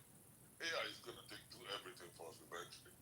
You'll get to a point where there will be no job for people. Then we're going to have, if you believe Elon Musk, or well, he didn't coin this, but he kind of switched it, adjusted it where he said universal, or he say high wage or something. The actual term when it was coined was universal basic wage. So we're not going to be working on AI will be doing everything. So everybody's just be getting paid some type of work, some type of wage rate. But obviously the rich people are not going to want that type of thing because nobody's going to want to earn the same thing with them, other people, So obviously that dynamic is the part of it that is not fit. I mean, I don't know how that will work because rich people are not going to just be earning the same thing with everybody. That's not going to. The world is never going to be like that. So I guess they're going to be the ones making the rules. So yeah, they're going to design it to favor them as it always is. Yeah, but AI is going to take over in every industry eventually. Back to our top story this morning, Donald. Okay, so right now Zelensky is having an issue. I think he brought up what was Trump's intent with this meeting with. Yeah, it's not going to be good for Zelensky because Putin played Trump so well that now Trump has said the ball is on Zelensky's court. How? You didn't do anything. You started out saying you're going to say Putin doesn't concede to a peace, to a, what's it called? I don't know. Ceasefire. If he doesn't agree to put sanctions on him, then all of a sudden you just came out with Putin's tagline, say a peace deal. It has to be peace deal or no deal. Say there's no deal until There's no deal with Putin. The only way there's going to be a deal is if he dies. There's not a deal with Putin. Period. It's never happened before. Any deal that was made in the past has been freaking flawed. Like Minsky 1, Minsky 2, nothing has been in place with him. He fucking makes his excuses and he goes against these deals. Putin is gonna. I really. I want to play real quick. Sorry? Oh, you want to play? Let me go into music. Go back in music. First to our top story this morning, Donald Trump is heaping pressure on the Ukrainian president to get a peace deal with Russia over the line, effectively telling him the ball is now in his court. Now, Vladimir Zelensky will travel to Washington tomorrow for a sit-down with Donald Trump after the high-stakes summit with Putin in Alaska. Let's go live to Rob Scott, who is in Anchorage, where the summit was held. And Rob, the US president, doesn't want a ceasefire anymore. He's aiming higher. Yeah, that's right, David. And after the disastrous end to the summit here in Alaska yesterday, the focus now shifts to what to do next. And as you say, Volodymyr Zelensky will be heading to Washington on Monday to talk face-to-face with Donald Trump. This will be his first trip to the White House since that disastrous Oval Office encounter back in February. Up for discussion will be Donald Trump's pivot away from wanting a ceasefire, which is what he said he wanted going into the summit, now saying he believes that ceasefires don't always hold up and it would be better to go to a full-blown peace agreement. Now, that shift will worry Ukraine and European leaders who say that an unconditional ceasefire must come first. This change in position from Trump really aligns him with Vladimir Putin's point of view and buys Russia more time on the battlefield. President Trump also reportedly telling those Western leaders on a phone call after the summit wrapped up that he believes that President Putin would agree to a ceasefire, to a full-blown peace agreement quickly if Ukraine were to surrender vast tracts of its land in the eastern Donbass region. In exchange, he said he would freeze the current battle lines where they are and promise not to attack Ukraine anymore. Now it's really up to President Zelensky to get it done. And I would also say the European nations, they have to get involved a little bit. But it's up to President Zelensky. I think we are, and if they'd like, I'll be at that next meeting. They're going to set up a meeting now between President Zelensky and President Putin. And myself, I guess, I didn't ask you about it. Not that I want to be there, but I want to make sure it gets done. And Donald Trump, for the first time time now saying that the United States would be willing to be part of any security guarantees for Ukraine if this hypothetical peace agreement were to be reached. So a lot to discuss on Monday. So is all eyes on Washington DC. Rob Scott there in Anchorage. Thank you. Let's get some more news now. Here's Hugh. This is crazy. You know Putin is not going to sit down with Zelensky, you know that, right? Because they see Zelensky as illegitimate. They see him as a fake, a Nazi. They're not sitting down with him. He don't see him as that. That's just propaganda. He doesn't want to sit with Zelensky because Zelensky is not going to agree. He's not going to. He's not sitting. Zelensky is beneath him. And Western He doesn't like Zelensky. He's not going to sit down with Western him. countries are not going to agree to that either, because then that puts them in an energy crisis situation. And Americans are just as stupid because they don't understand what it looks like globally if Russia was to take over the Eastern Bloc, as well as just keep Crimea, right? So them having Crimea is one thing. Also, maintaining the Eastern Bloc becomes another problem, because then there's the breadbasket and there's fucking energy that Europeans rely on. I don't think it's a problem. I think Russia is taking, USSR is taking back what was rightfully theirs. I don't think it's a problem. Are you crazy? I don't think it's a problem. That's I think not Russia's right. he's taking back what is rightfully his. It's not, I don't see that as a problem. His. How is Ukraine rightfully his? Ukraine is part of the USSR. What was the USSR? The Soviet Union. Right. So each one of those countries had their own constitution. No doubt they all fell under Moscow. Got it, right? But they were countries that wanted to separate. And this was well before. No, not necessarily. I mean, come and play. I haven't heard any Crimeans complaining. Have you? Oh my God. What? Have you heard any Crimeans complaining? They got Russian passports now. They're not complaining, are they? You think Putin would let them complain? And only please, come on. We got the internet today. I know Putin. And only 15% of the country voted. So it's kind of weird. That is Western propaganda. That's American propaganda. That's not true. So even when America's strongest weapon is actually American propaganda. Just rest for a second. Just rest your voice for a second. So during the elections in Crimea, only 15% of the population voted, right? And this is after they got the hard data. They wanted someone to be there to, what do you call it? They wanted a third party to ensure that these were fair elections. They did not allow a third party. Period. And why they should have a third party? Let a CIA agent to come and destroy your. No, it wasn't going to be a CIA agent. It wasn't. They would have said a CIA agent. No, it was not a CIA. What is going on here, dude? What is wrong with you? America is the enemy. That is what I'm trying to point out here. Putin is. Okay, well then you're the one because we're American, so we're the enemy. Well, you might be American, but America is the enemy even against you. America is attacking you, and you're standing up for America. You know what? Right now, America is attacking poor communities and black communities. So yeah. Exactly. Okay. Right, but that's okay. So I didn't know. I thought you were black. Maybe if you're not black, then I guess. Under Trump. Because even though I didn't agree with Bush's policies, some of the things that he did do because he wanted for the American people. Like even though that housing shit was a fucking crock of shit, and it fucking put us in a bad situation. He wanted people to be able to have home ownership because he understood what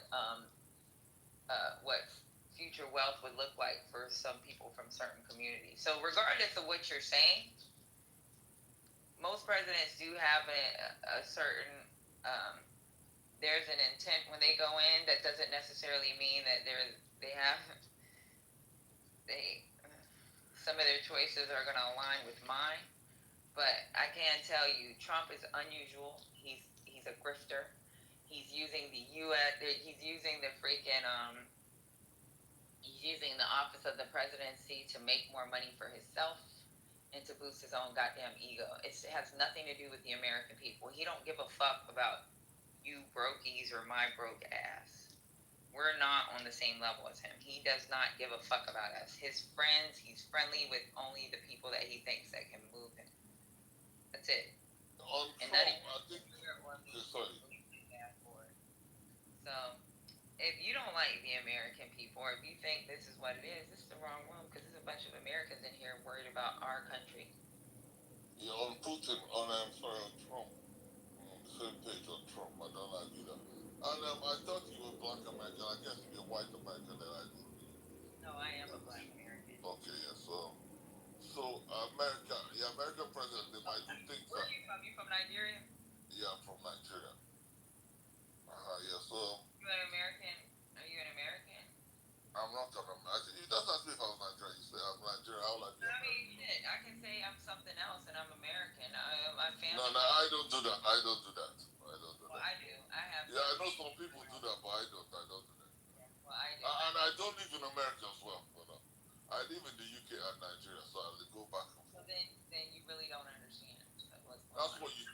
the difference. Americans do not understand politics outside America. Hold on. Hold on. Americans do not understand what goes on outside America. But the rest of the world understands what goes on in America. Sometimes even more than Americans. So that's the difference. So okay, you might not know this, but America's greatest weapon is propaganda. I don't know if you know this or not. Or this is Greatest weapon is Department of Defense. no, that's what you What's think. Department of Defense? That is what people think. Actually, it was USAID. It was our fucking. It's our State Department. That is our biggest. That's our biggest weapon. Our It state. actually is not. It's actually propaganda. Our State Department freaking influences policies. Our fucking USAID help influence policies, and our Department of Defense make sure that these policies that are being influenced are followed through. So like. Yeah, all of those things combined do not do nearly even up to. They don't do half as much as what. I've seen where something as simple as a fucking irrigation system has given us fucking access to certain things that we need in our country. So a fucking base being aligned in a certain country has given us access to so much. So you can say what you want, but I can tell you from like what I see, what it does. You're talking from Nigeria. You stay in Nigeria. I'm not talking from Nigeria. You're talking from inside. You don't see the outsider's perspective. You can't see the picture when you're in the frame. Right. I am outside. I can see it better than you. You cannot see the frame from the picture. It's impossible. You can't be in the picture and see it as clearly as someone that's outside. You only know what they and you know the funny thing is that outside of the UK and Nigeria makes a lot of sense. Sorry?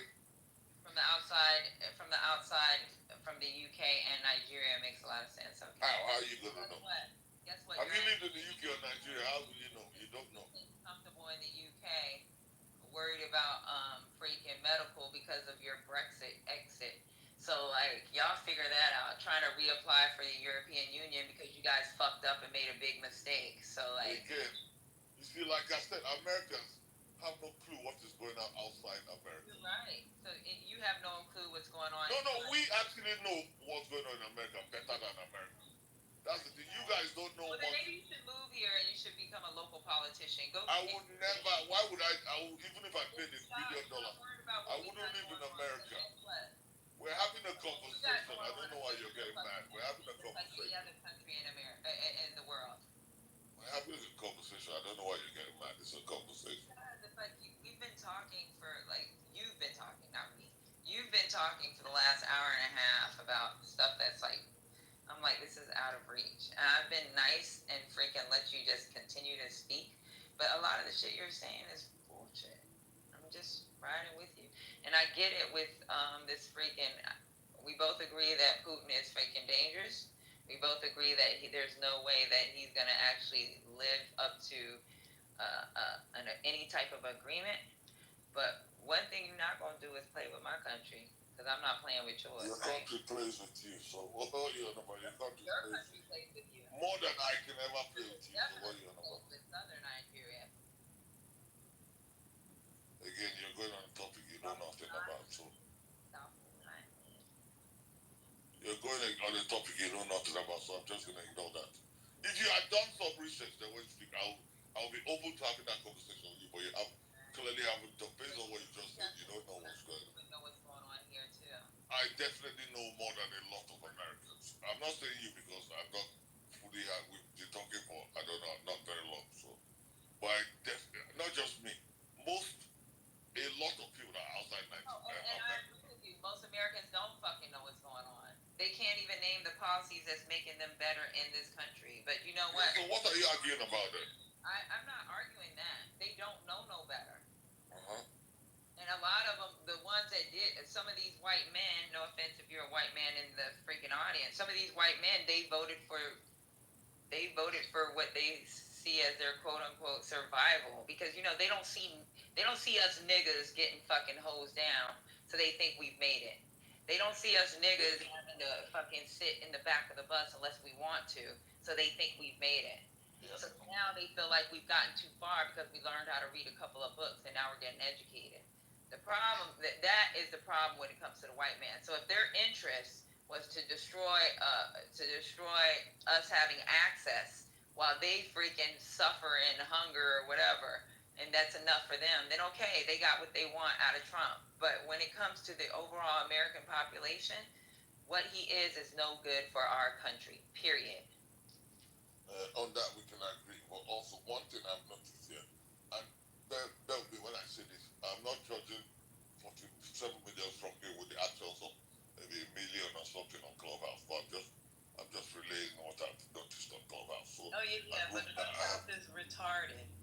I say Clubhouse. Clubhouse is the deflection of reality, not a reflection. That's what I say. So yes. To be honest with you, if I would have been on Clubhouse when I was freaking 17 years old and heard half of these, my daughter heard some of these conversations. She was like, "Are these people stupid?" Exactly.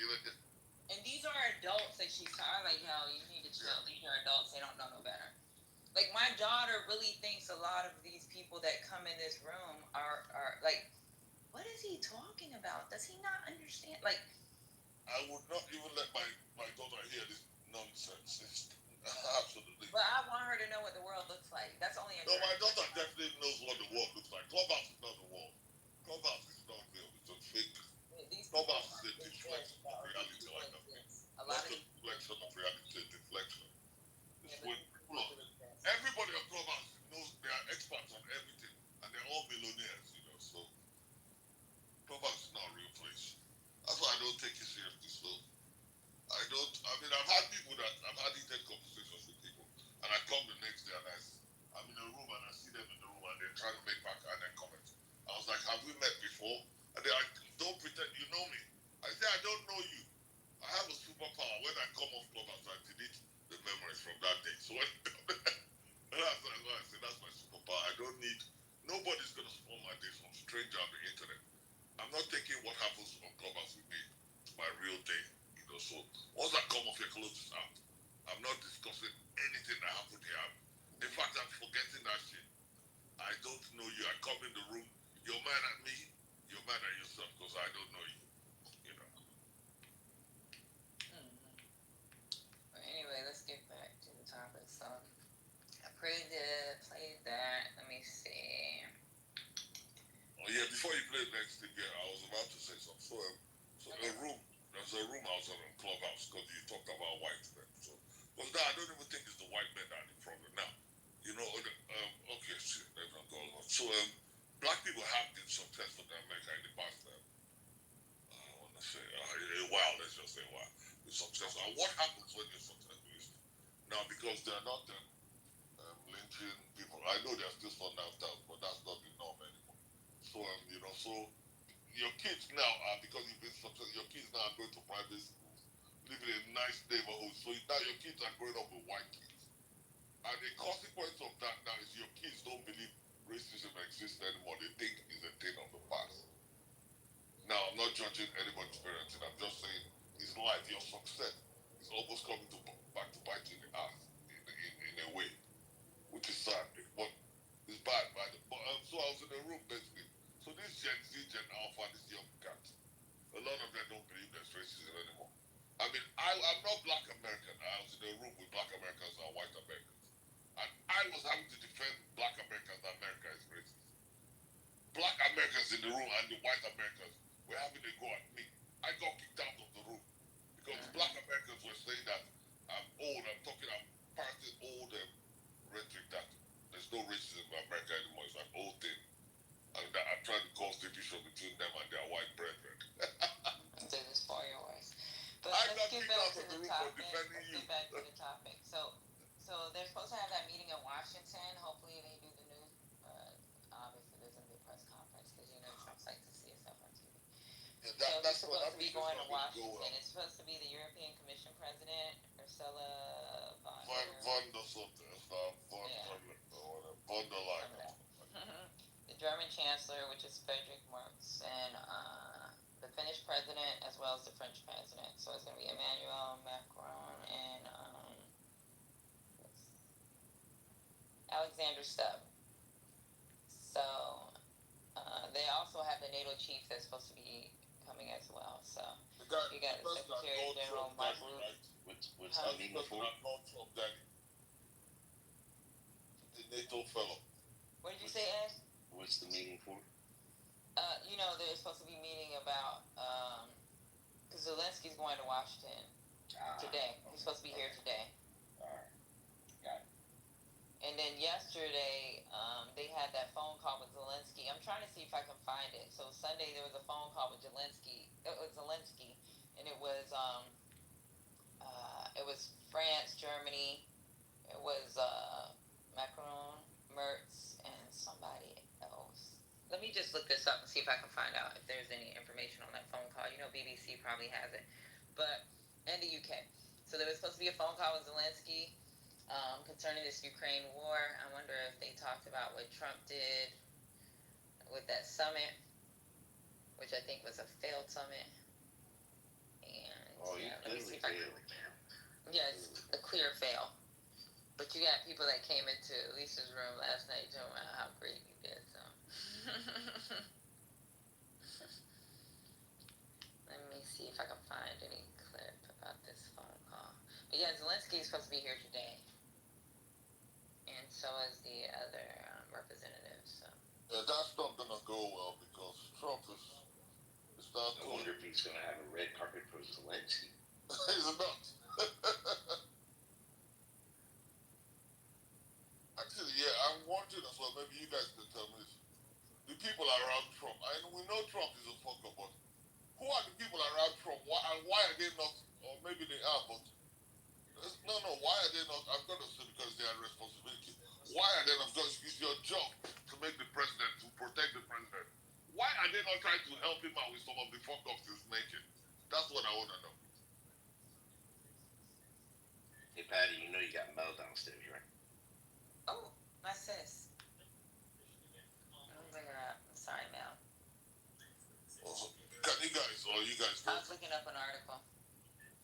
Hey, good morning. I'm trying to look at this Zelensky if there's any, because he had they had a phone call yesterday after this summit. I'm trying to see if I can find it. Ooh. They said, I do find something that says Zelensky in panic mode after Alaska snub.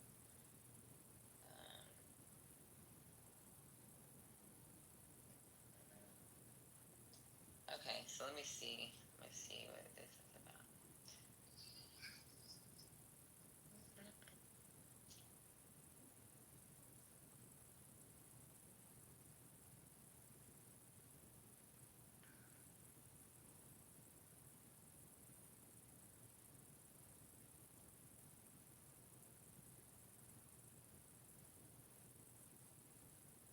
So I'm play this stupid ass 12-minute press conference real quick. We played it yesterday and just to be played. Oh my god. Ed, that dude was driving me nuts. Yeah, he was he was special. Oh my god, Mel, you should have been here. He was like, even the moment we opened the room, me and Ed was just talking, and then he took over the whole conversation. I was like, you got it, bro. If you read the chat, this girl was like, you keep cutting her off. And I was trying to talk about what the topic is. He was all over the place. I was done. I was like, yeah, at the end, I was like, yeah, I'm done. I can't do this shit no more. Okay, so now I'm going to go ahead and play this real quick for y'all in case you missed it. President, ladies and gentlemen, our negotiations have been held in a constructive atmosphere of mutual respect. We had very thorough negotiations that were quite useful. I would like to thank once again my American counterpart for the proposal to travel out here to Alaska. It only makes sense that we've met here because our countries, though separated by the oceans, are close neighbors. So when we've met, when I came out of the plane and I've said, "Good afternoon, dear neighbor. Very good to see you. In good health and to see you alive." I think that is very neighborly. And I think that's some kind words bearing, though there are 2 islands only between the Russian island and the U.S. island. They are only 4 kilometers apart. We're close neighbors, and it's a fact. It's also important that Alaska has to do with our common heritage, common history between Russia and the U.S., and many positive events have to do with that territory. Still, there is tremendous cultural heritage back from the Russian America. For example, Orthodox churches and a lot of, more than 700 geographical names of Russian origin. During the Second World War, it was here in Alaska that was the origin of the legendary air bridge for the supply of military aircraft and other equipment under the Lend-Lease program. There was a dangerous and treacherous route over the vast emptiness of ice. However, the pilots of both countries did everything to bring close to the victory. They risked their lives and they gave it all for the common victory. I was just in the city of Magadan in Russia, and there is a memorial there dedicated to the Russian, the U.S. pilots. And there are 2 flags, the U.S. flag and the Russian flag. And I know that here as well, there is such a memorial. There is a military burial place several kilometers away from here. The Soviet pilots that buried there who died during that dangerous mission. We're thankful to the citizens and the government of the U.S. for carefully taking care of their memory. I think that's very worthy and noble. We'll always remember other historical examples when our countries defeated common enemies together in the spirit of battle camaraderie and allyship that supported each other and facilitated each other. I'm sure that this heritage will help us rebuild and foster mutually beneficial and equal ties at this new stage, even during the hardest conditions. It is known that there have been no summits between Russia and the U.S. for 4 years, and that's a long time. This time was very hard for bilateral relations, and let's be frank, they have fallen to the lowest point since the Cold War. I think that's not benefiting our countries and the world as a whole. It is apparent that sooner or later we have to amend the situation to move on from the confrontation to dialogue. And in this case, a personal meeting between the heads of state has been long overdue. Naturally, under the condition of serious and painstaking work, and this work has been done in general. Me and President Trump have very good direct contact. We've spoken multiple times. We spoke frankly on the phone. And special envoy of the president, Mr. Witkoff, traveled out to Russia several times. Our advisors and heads of foreign ministries kept in touch all the time. And you know fully well that one of the central issues was the situation around Ukraine. We see the strive of the administration and President Trump personally to help facilitate the resolution of the Ukrainian conflict. And his strive to... I'm a 6-figure funded trader and I've passed plenty of challenges just like this one, using just one tool, the FIB. To the crux of the matter, to understand this history is precious. As I've said, the situation in Ukraine has to do with fundamental threats to our security. Moreover, we've always considered Let me put this on pause. Have y'all noticed that with Putin, he allowed Putin to speak the entire time. Anytime there's another foreign dignitary that comes, he's constantly talking. Like Trump has this thing for Putin. I just don't know what it is. But let me go ahead and play. We're at 4 minutes and 26 seconds of this guy just being able to speak, and Trump hasn't interrupted once. So let me go ahead. Ukrainian nation, and I've said it multiple times, a brotherly nation, however strange it may sound in these conditions. We have the same roots, and everything that's happening is a tragedy for us and terrible wound. Therefore, the country is sincerely interested in putting an end to it. At the same time, we're convinced that in order to make the settlement lasting and long-term, we need to eliminate all the primary roots, the primary causes of that conflict, and we've said it multiple times, to consider all legitimate concerns of Russia and to reinstate a just balance of security in Europe and in the world on the whole. And I agree with President Trump, as he has said today, that naturally the security of Ukraine should be ensured as well. Naturally, we're prepared to work on that. I would like to hope that the agreement that we've reached together will help us bring closer that goal and will pave the path towards peace in Ukraine. We expect that Kiev and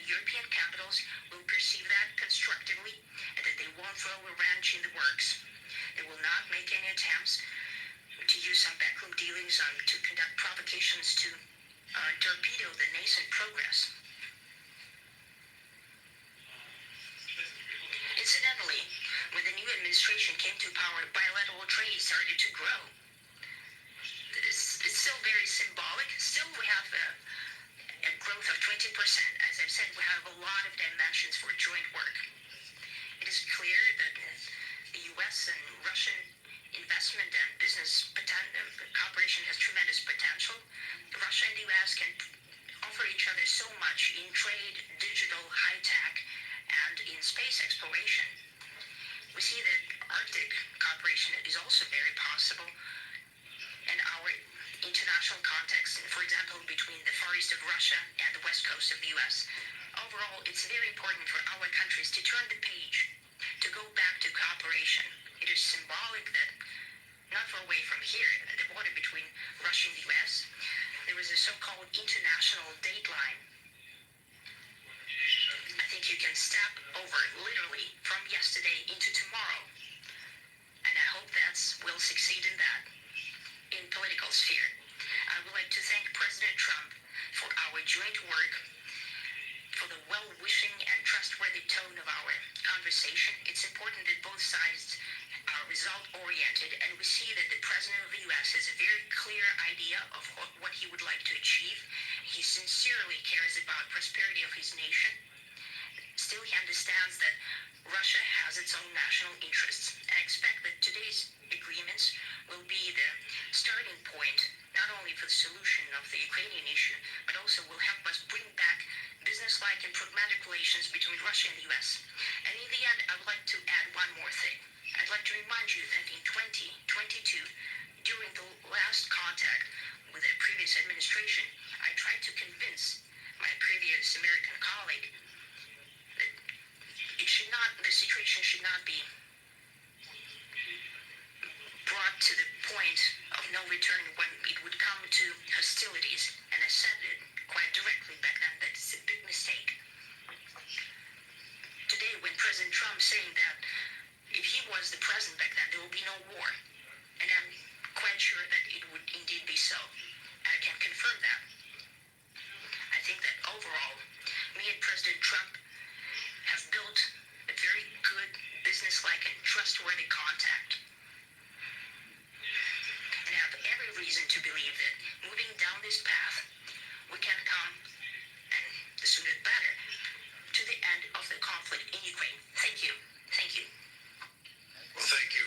So I'm gonna put a pause on that. Does anybody got any comments in reference to what Putin has to say? You can come up on stage if you want to. If not, then I'm gonna go ahead and play the last 4 minutes. This is freaking ridiculous. This is weird, right? So this is the first time, and if anybody looks at anything that's happened within the last couple of months since he became president, that we've actually allowed another dignitary to freaking, or at least Trump has allowed another dignitary to freaking open the press conference. Like, he has this thing when it comes to Putin. It's weird, but I don't know.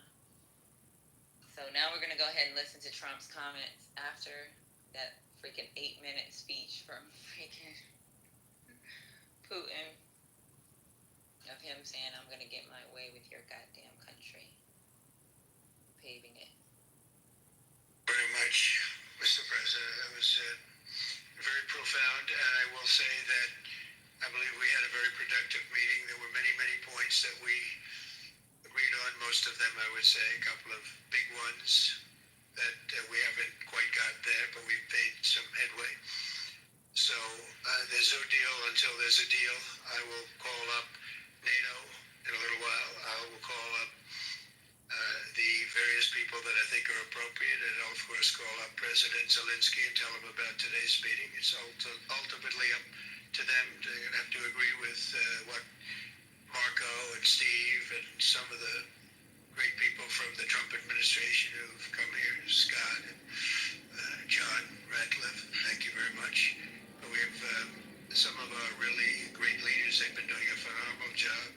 We also have some tremendous Russian business representatives here, and I think everybody wants to deal with us. We've become the hottest country anywhere in the world in a very short period of time. And Here's one habit that makes you extremely intelligent. Replace social media with microwave. We look forward to that. We look forward to dealing. We're going to try and get this over with. We really made some great progress today. I've always had a fantastic relationship President Putin with Vladimir. We had many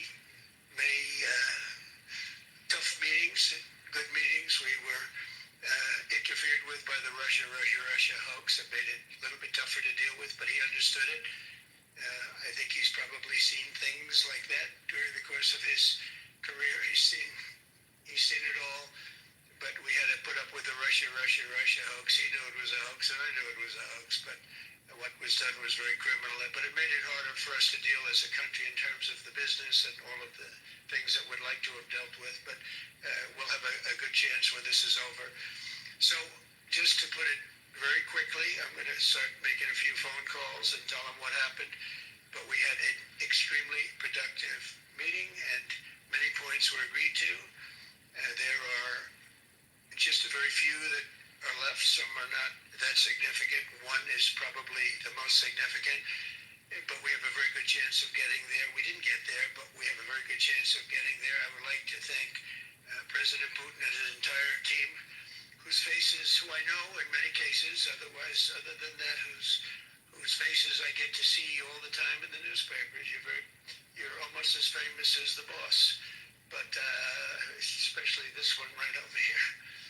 But we had some good meetings over the years, right? Good productive meetings over the years, and we hope to have that in the future. But let's do the most productive one right now. We're going to stop really 5, 6, 7,000, thousands of people a week from being killed, and President Putin wants to see that as much as I do. So, again, Mr. President, I'd like to thank you very much, and we'll speak to you very soon and probably see you again very soon.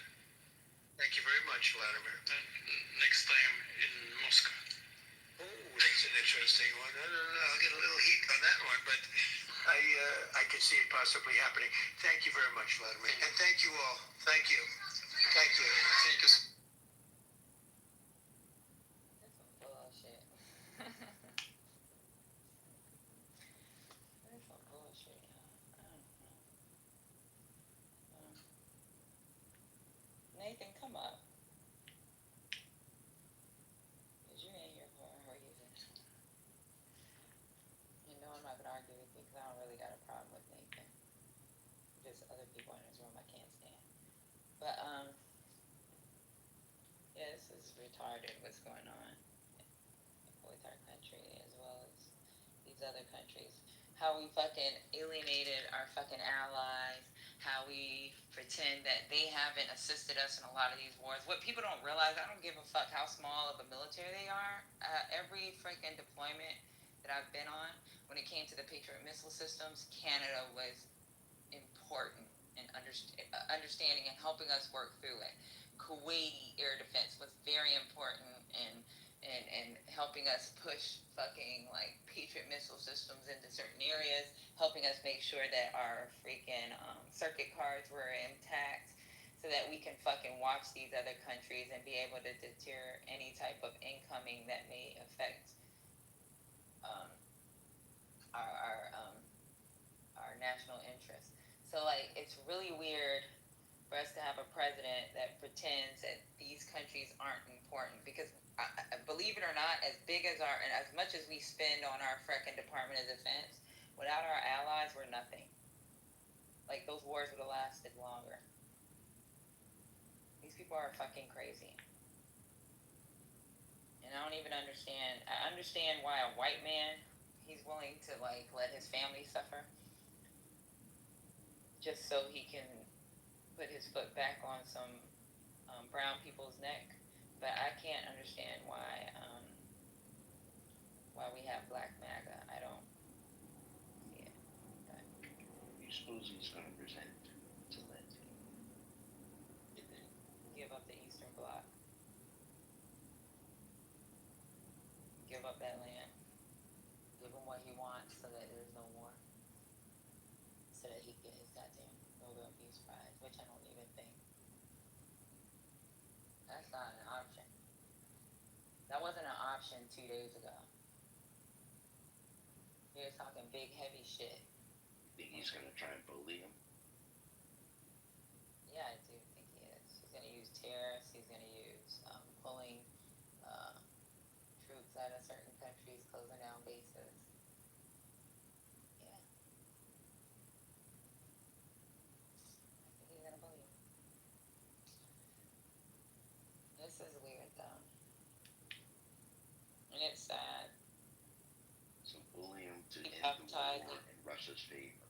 Huh? bully him to end the war in Russia's favor. Yeah, right? This is some weird ass activity. Like, Russia is not somebody that you can believe nor make real agreements with. And then they're talking about opening trade and freaking fuck it. Let them continue to do what they're doing. They working with what is it? China, North Korea. Let them do what they do. Make their money the way they need to make it. But not with us. Not with us. They haven't done anything that's like great for us. Not in this. Not in my lifetime, at least.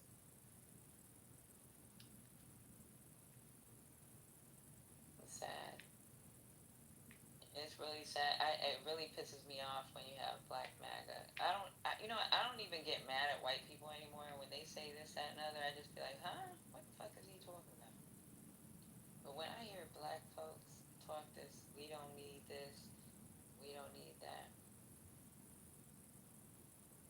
I just be like, where are you from? What planet you from?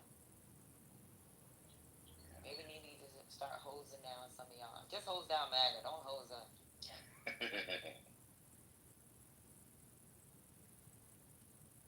I ain't buying to that.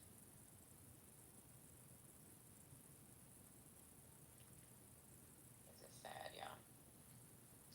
Well, let me see if I can find another article. I am really trying to find this Zelensky's conversation. What if there's anything that's been published? There was a conversation with Zelensky already that's published. No. So yesterday, after the summit, Zelensky and some European leaders got on a phone call, and I'm trying to figure out if there's anything. You know, somebody leaks a little bit of something. Yeah, I'm trying to see if I can find something on that. But there was a conversation that was had in reference to the summit. Because right now, this is a victory for Russia. For a president to say, hey, Russia's right, just give them what they want so you can move around. Let me see. What can I find?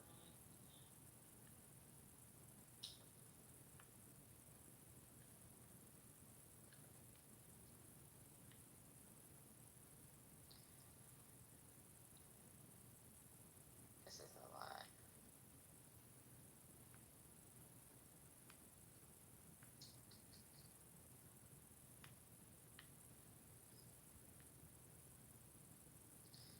They do have nothing.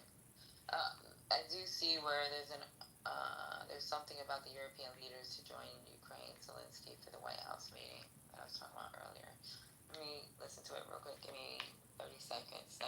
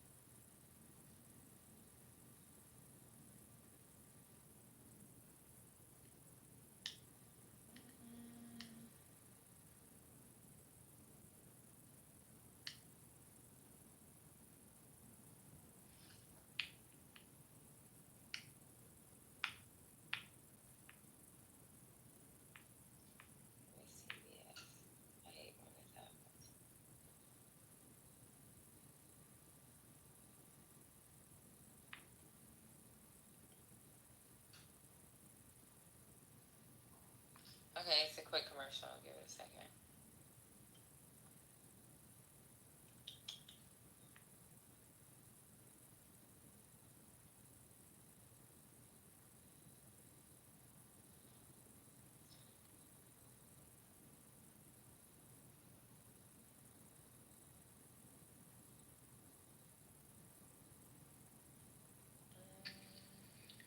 We don't hear anything.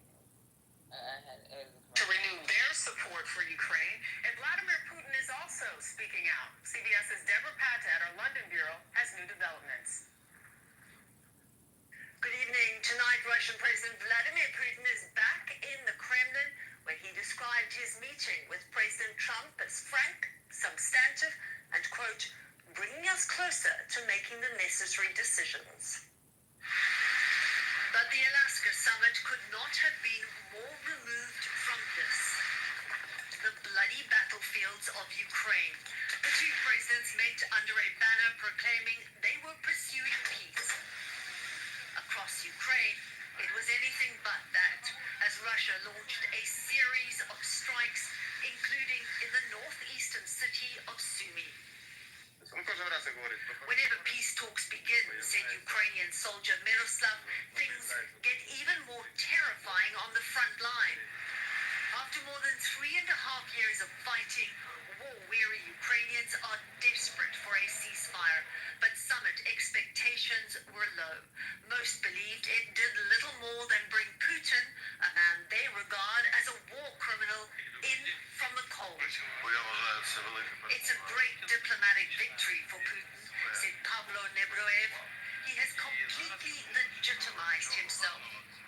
Ukraine also turned up the pressure with drone strikes in the southern Russian cities of Rostov and Belgorod. The summit capped a week of intense diplomatic activity as European leaders, including Germany and the UK, met with President Zelensky and held a video call with President Trump in a bid to ensure he did not sell out Ukraine.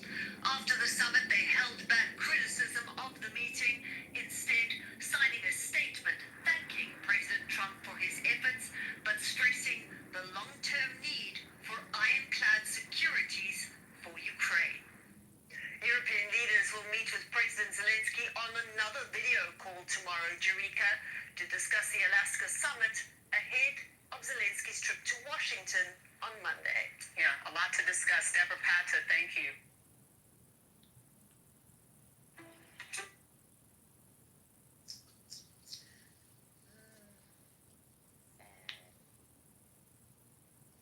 Oh well. Hey Sandra. Hey Alicia.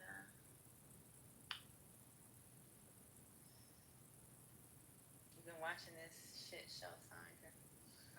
No, I'm just getting up. What's going on? What I missed? What Putin do now? No, just the same shit from yesterday. And I was trying to see if I can find out if anybody leaked what the conversation was about the summit after. Because, there was a teleconference with the UK, France, and just the European leaders and Zelensky regarding what has happened. Hey, Dupree. And pretty much him giving Russia what they want. This is not it. And I know European leaders aren't going for that shit, because now giving up Eastern Bloc is going to give them freaking leverage on everything when it comes to Russia. To our Western allies. Exactly. Good morning, everyone. Good morning. How are you? There's no coming in hot. Yeah. I'm waiting for that press conference today with Zelensky. Okay. He's gonna let Zelensky talk. Not like he let Putin talk. Putin got to open the press conference and everything. It's now I've had time to process things. Take some time out to look at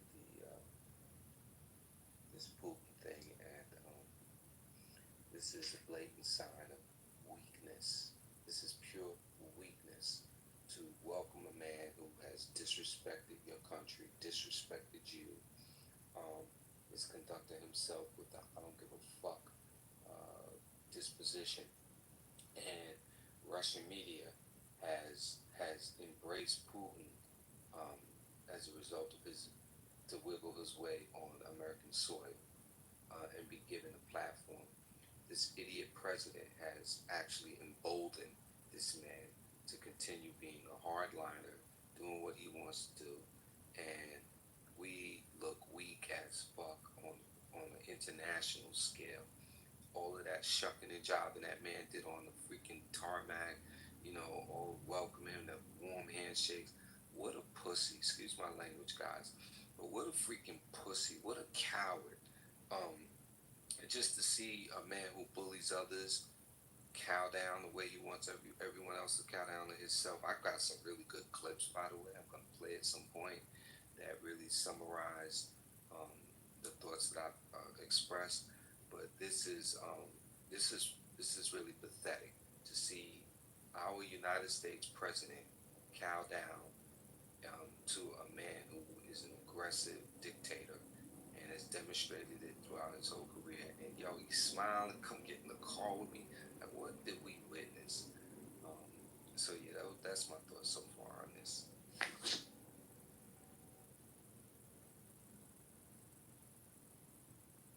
And the unfortunate part is he's probably going to push Zelensky really hard tomorrow to try and take, a horrible deal. Today. No, it is tomorrow. It's tomorrow. You're right. It's tomorrow. The Zelensky meeting? Is it tomorrow? Zelensky's supposed to meet with Trump. What a freaking coward. Oh, man. And, so, yeah, I think, if I may, let me know, Mel or Patty, when I can play some clips. Right, so this clip that I have, well, this is the first clip. This is Trump's claims that he would end the war within 24 hours, and that war has only gotten worse. And this is in Mr. Trump's work. Hold on. Oh wait, I forgot to use it. Hold on.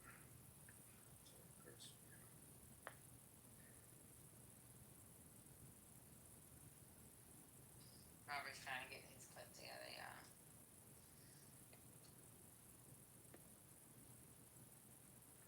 Between those two countries, it won't even take that long. Mark my words, I'll stop that war in 24 hours. I will have the horrible war between Russia and Ukraine totally settled. I'll have it done in 24 hours. I would have a deal done in 24 hours from the time we started. And even now, I could solve that in 24 hours. I can do it in 24 hours. I know both players, and I can do that in 24 hours. End the war in Ukraine in 24 hours. Yes, How would you do that? I know Zelensky very well. Before I even arrive at the Oval Office, I will have the disastrous war between Russia and Ukraine settled. It will be settled quickly. I will get the problem solved, and I will get it solved in rapid order, and it will take me no longer than one day. I know exactly what to say to each of them. I got along with very well with them. I'll end that war between those two countries. I'll end that war. So suffice to say that didn't happen. And I have one more clip I'll play for now, because the room is still filling up. And this one is a good one.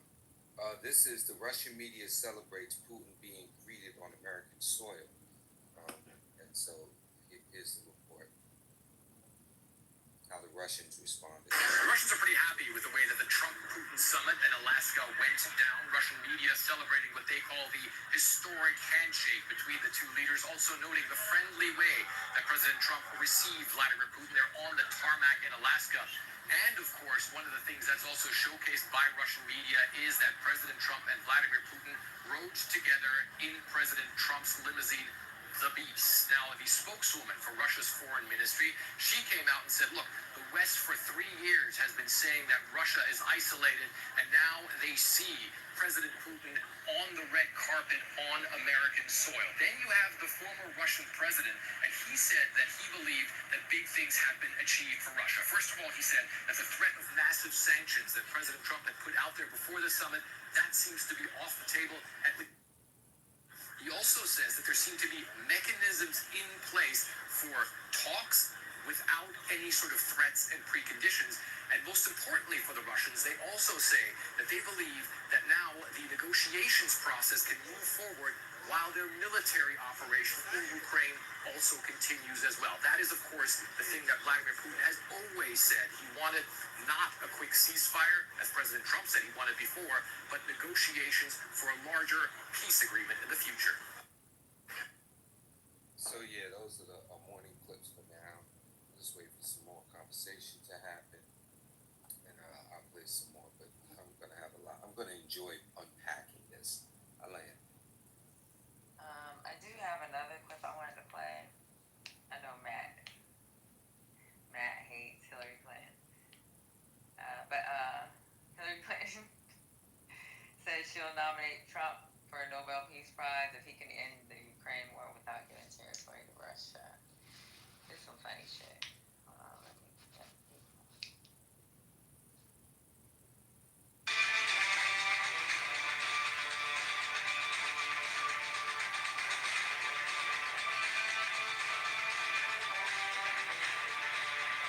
This is a CBS News special report. I'm John Dickerson in Anchorage, Alaska, alongside Margaret Brennan. President Trump and Russian President Vladimir Putin are here for a summit called to start the process of ending Russia's almost 4-year war against Ukraine. This is Putin's first meeting since Trump's re-election. Hold on, let me look it up. But Hillary Clinton did say that she would nominate him. It was on some podcast. It's called Raging Moderates. It's Jessica Talos. Yeah, the condition she listed though. She say let them keep their shit. Nope. Trying to see if I can find it. Here. Enjoy all that's possible with the original and most trusted cargo automation system. HomeLink. Control at your fingertips. But maybe this is the opportunity to make it clear that there must be a ceasefire, there will be no exchange of territory, and that over a period of time, Putin should be actually withdrawing from the territory he seized in order to demonstrate his good faith efforts, let us say, not to threaten European security. You know, look, if we could pull that off, if President Trump were the architect of that, I'd nominate him for a Nobel Peace Prize. Yeah, that was from a podcast she was on. Yeah, good luck. That's not gonna happen. He's trying to find the easy way out. Doing the territory cycle, saying we made peace in the country. I can't believe people are really biting into this shit. Yeah, it's wild. Like, just so welcoming of him. It's just, and I just saw how he did the handshake. That clip that I put in the chat. Yeah, look at how he pulls Putin's hand to him. Like Trump be trying all the tactics, man. I swear, this guy is something else, man. He's really something else. Piece of work, as they say. But So what's up? So you guys want to go fight Russia heads on? Is that what you want? We want to what? Do you want to go fight Russia head on? Is that what you want? You want to go fight a war with Russia? Why? Okay. Why would anyone want to fight anything? Like, So why would you oppose the peace summit? I don't understand the criticism. Nobody opposes a peace summit, Matt. Nobody opposes a peace summit, Matt. Where the fuck did you get that from? No, I mean I'm listening to the criticism of like, So oh my the God, criticism has to do oh with my God, the criticism has to do with him saying that he wants to take the Eastern Bloc. That's it. That's it, bro. he already got it. So now how do you take it back? Let me tell you what's crazy. And you know what? A lot of senior leaders agree with what I'm saying, okay? Because a lot of people have said this, and I'm talking about senior leaders within the Department of Defense. A lot of them believe that maybe there would have been a way for them to like deter what already happened because they had logistical issues in the beginning. They could have pushed them back. The same shit that we did like in other countries. Instead of like fighting a war, push them out of the country. That's what should have been done. Period. But it didn't happen. Right, it didn't so happen. Now we're fucking here. So that's what needs to happen. Our allies, as well as the United States military, needs to fucking push them out of fucking Ukraine. Period. That's not gonna happen, Patty, and you know it. Matt, it's not gonna happen because we have a Trump as a president, and a lot of people are that like. wasn't gonna happen no matter who we have as a president without a greater war. Matt, let me ask you a question. Do you feel comfortable with knowing that a dictator is taking over lands in another country and he will only increase his aggression? Do you realize that he invaded another country? Why do you try to paint this picture and take us down this fucking distraction rabbit hole that will we fight and all of that nonsense? See, this type of shit and this type of thinking that you have. No. Let me ask you a question. Are you okay with naked aggression? Are you okay with it? No, I'm not okay with naked aggression. This is why I'm against U.S. imperialism. You see, if you know the actual history of this conflict, you would understand the role that the United States played in it. If you knew the actual history of this conflict, you would understand the role that American imperialism plays in it. And you would have looked in the mirror. I'm not going to give you guys a history lesson every time I come on the stage regarding this war. Let me tell you what I do know, sir. What I do know is this. What I do know. Maybe you got confused with Nathan's room. Wrong. Yeah, and what I do know is this, right? I know the other day that shit show that we saw in Alaska was a show of weakness. That wasn't no peace summit. That was somebody that thinks his shucking and jiving and his reality show gaming shit. He's living like he's in a fucking reality show. Everything is scripted for this guy, right? That's what we saw. We didn't see a serious peace summit, a serious discussion. That was just a show for the world to try to psychologically fool people into his own reality. So that's not what we witnessed. If you're familiar with what a peace summit is, these are not the protocols. You don't go and shake a man's hand and chummy with a man who's invading another country, who has disrespected you, told you one thing and did another thing. And he's done this for many years, Putin. And you don't just welcome him like that. That shit is a sign of cowardness, brother. That ain't no peace summit. That is not what that was. So knock it off. Yeah, you clearly don't know anything about peace summit. I can give you the Treaty of Versailles that ended World War II, how it happened. You can even look at the way Japan happened. You can talk about Vietnam. Secondly, what is your alternative? What is your alternative? Your alternative is to surround yourself with your military and your intelligence apparatus and conduct the meeting from that standpoint. Have those that know and understand the intricacies and the history militarily and geopolitically by your side as you go forward to bring solutions. Yeah, that would be a war meeting. That would be a war meeting. If you don't have a peace summit, you don't have it with the adversary. So you're gonna line up your military and your intelligence to have a peace summit with yourself? I didn't say that. That's not what I said. Listen to yourself. What is your alternative? What is your alternative to this peace summit? To have an intelligent approach which shows strength. Yeah, give us some detail. Give us some detail. Are you gonna sit down with Russia at some point to discuss it? Or are you just gonna bring your military to them? This is not the first time, though. This is crazy. Matt, what is going on here? Yeah, you just have. Wait, hold on real quick, Dufresne. Matt, don't act like there hasn't been various summits with him. These peace summits is not something fucking new. Now, if you want to suck a dick, just say that. But this is not what this is the conversation that happened yesterday was not what was supposed to happen. At least to help the people from We don't know. We all agree diplomacy has to happen, but not with Putin. Putin is not the guy. He proved it over and over again. Hold on, Patty, who are you doing this with? There was a fucking summit a couple months ago. Patty, who are What you did Russia do? They didn't show up. They didn't want to participate. Yeah, because they're in a So position guess what? of The power. agreements that were made were just fucking symbolic agreements. Right, because he was not gonna be there. If he does not get his way, he does not want involvement. So yes, because they are direct in a position engagement of power. with him has to be sucking his dick. Because he's in a And that's position what of Trump power, is Patty. doing. Sucking a dick so he can for a fucking piece of paper. Patty, for a fucking peace prize. They are At in the a expense position of a power. sovereign country. So They what the are in fuck are you talking about? You They think are- we don't believe in peace summits? You think we don't believe in diplomacy?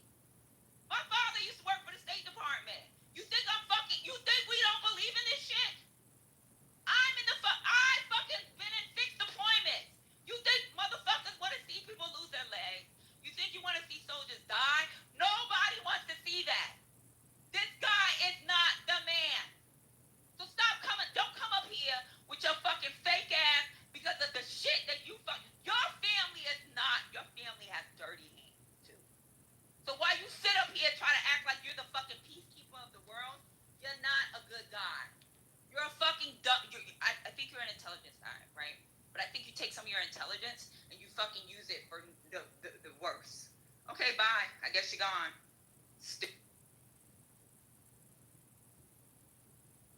You're hateful, Matt, and you're mad behind Haiti. But guess what? Your family helped with that. You're mad. Go get mad at your mama and daddy. How about that? Get mad at your mama and daddy for fucking hurting your own people. Figure that shit out.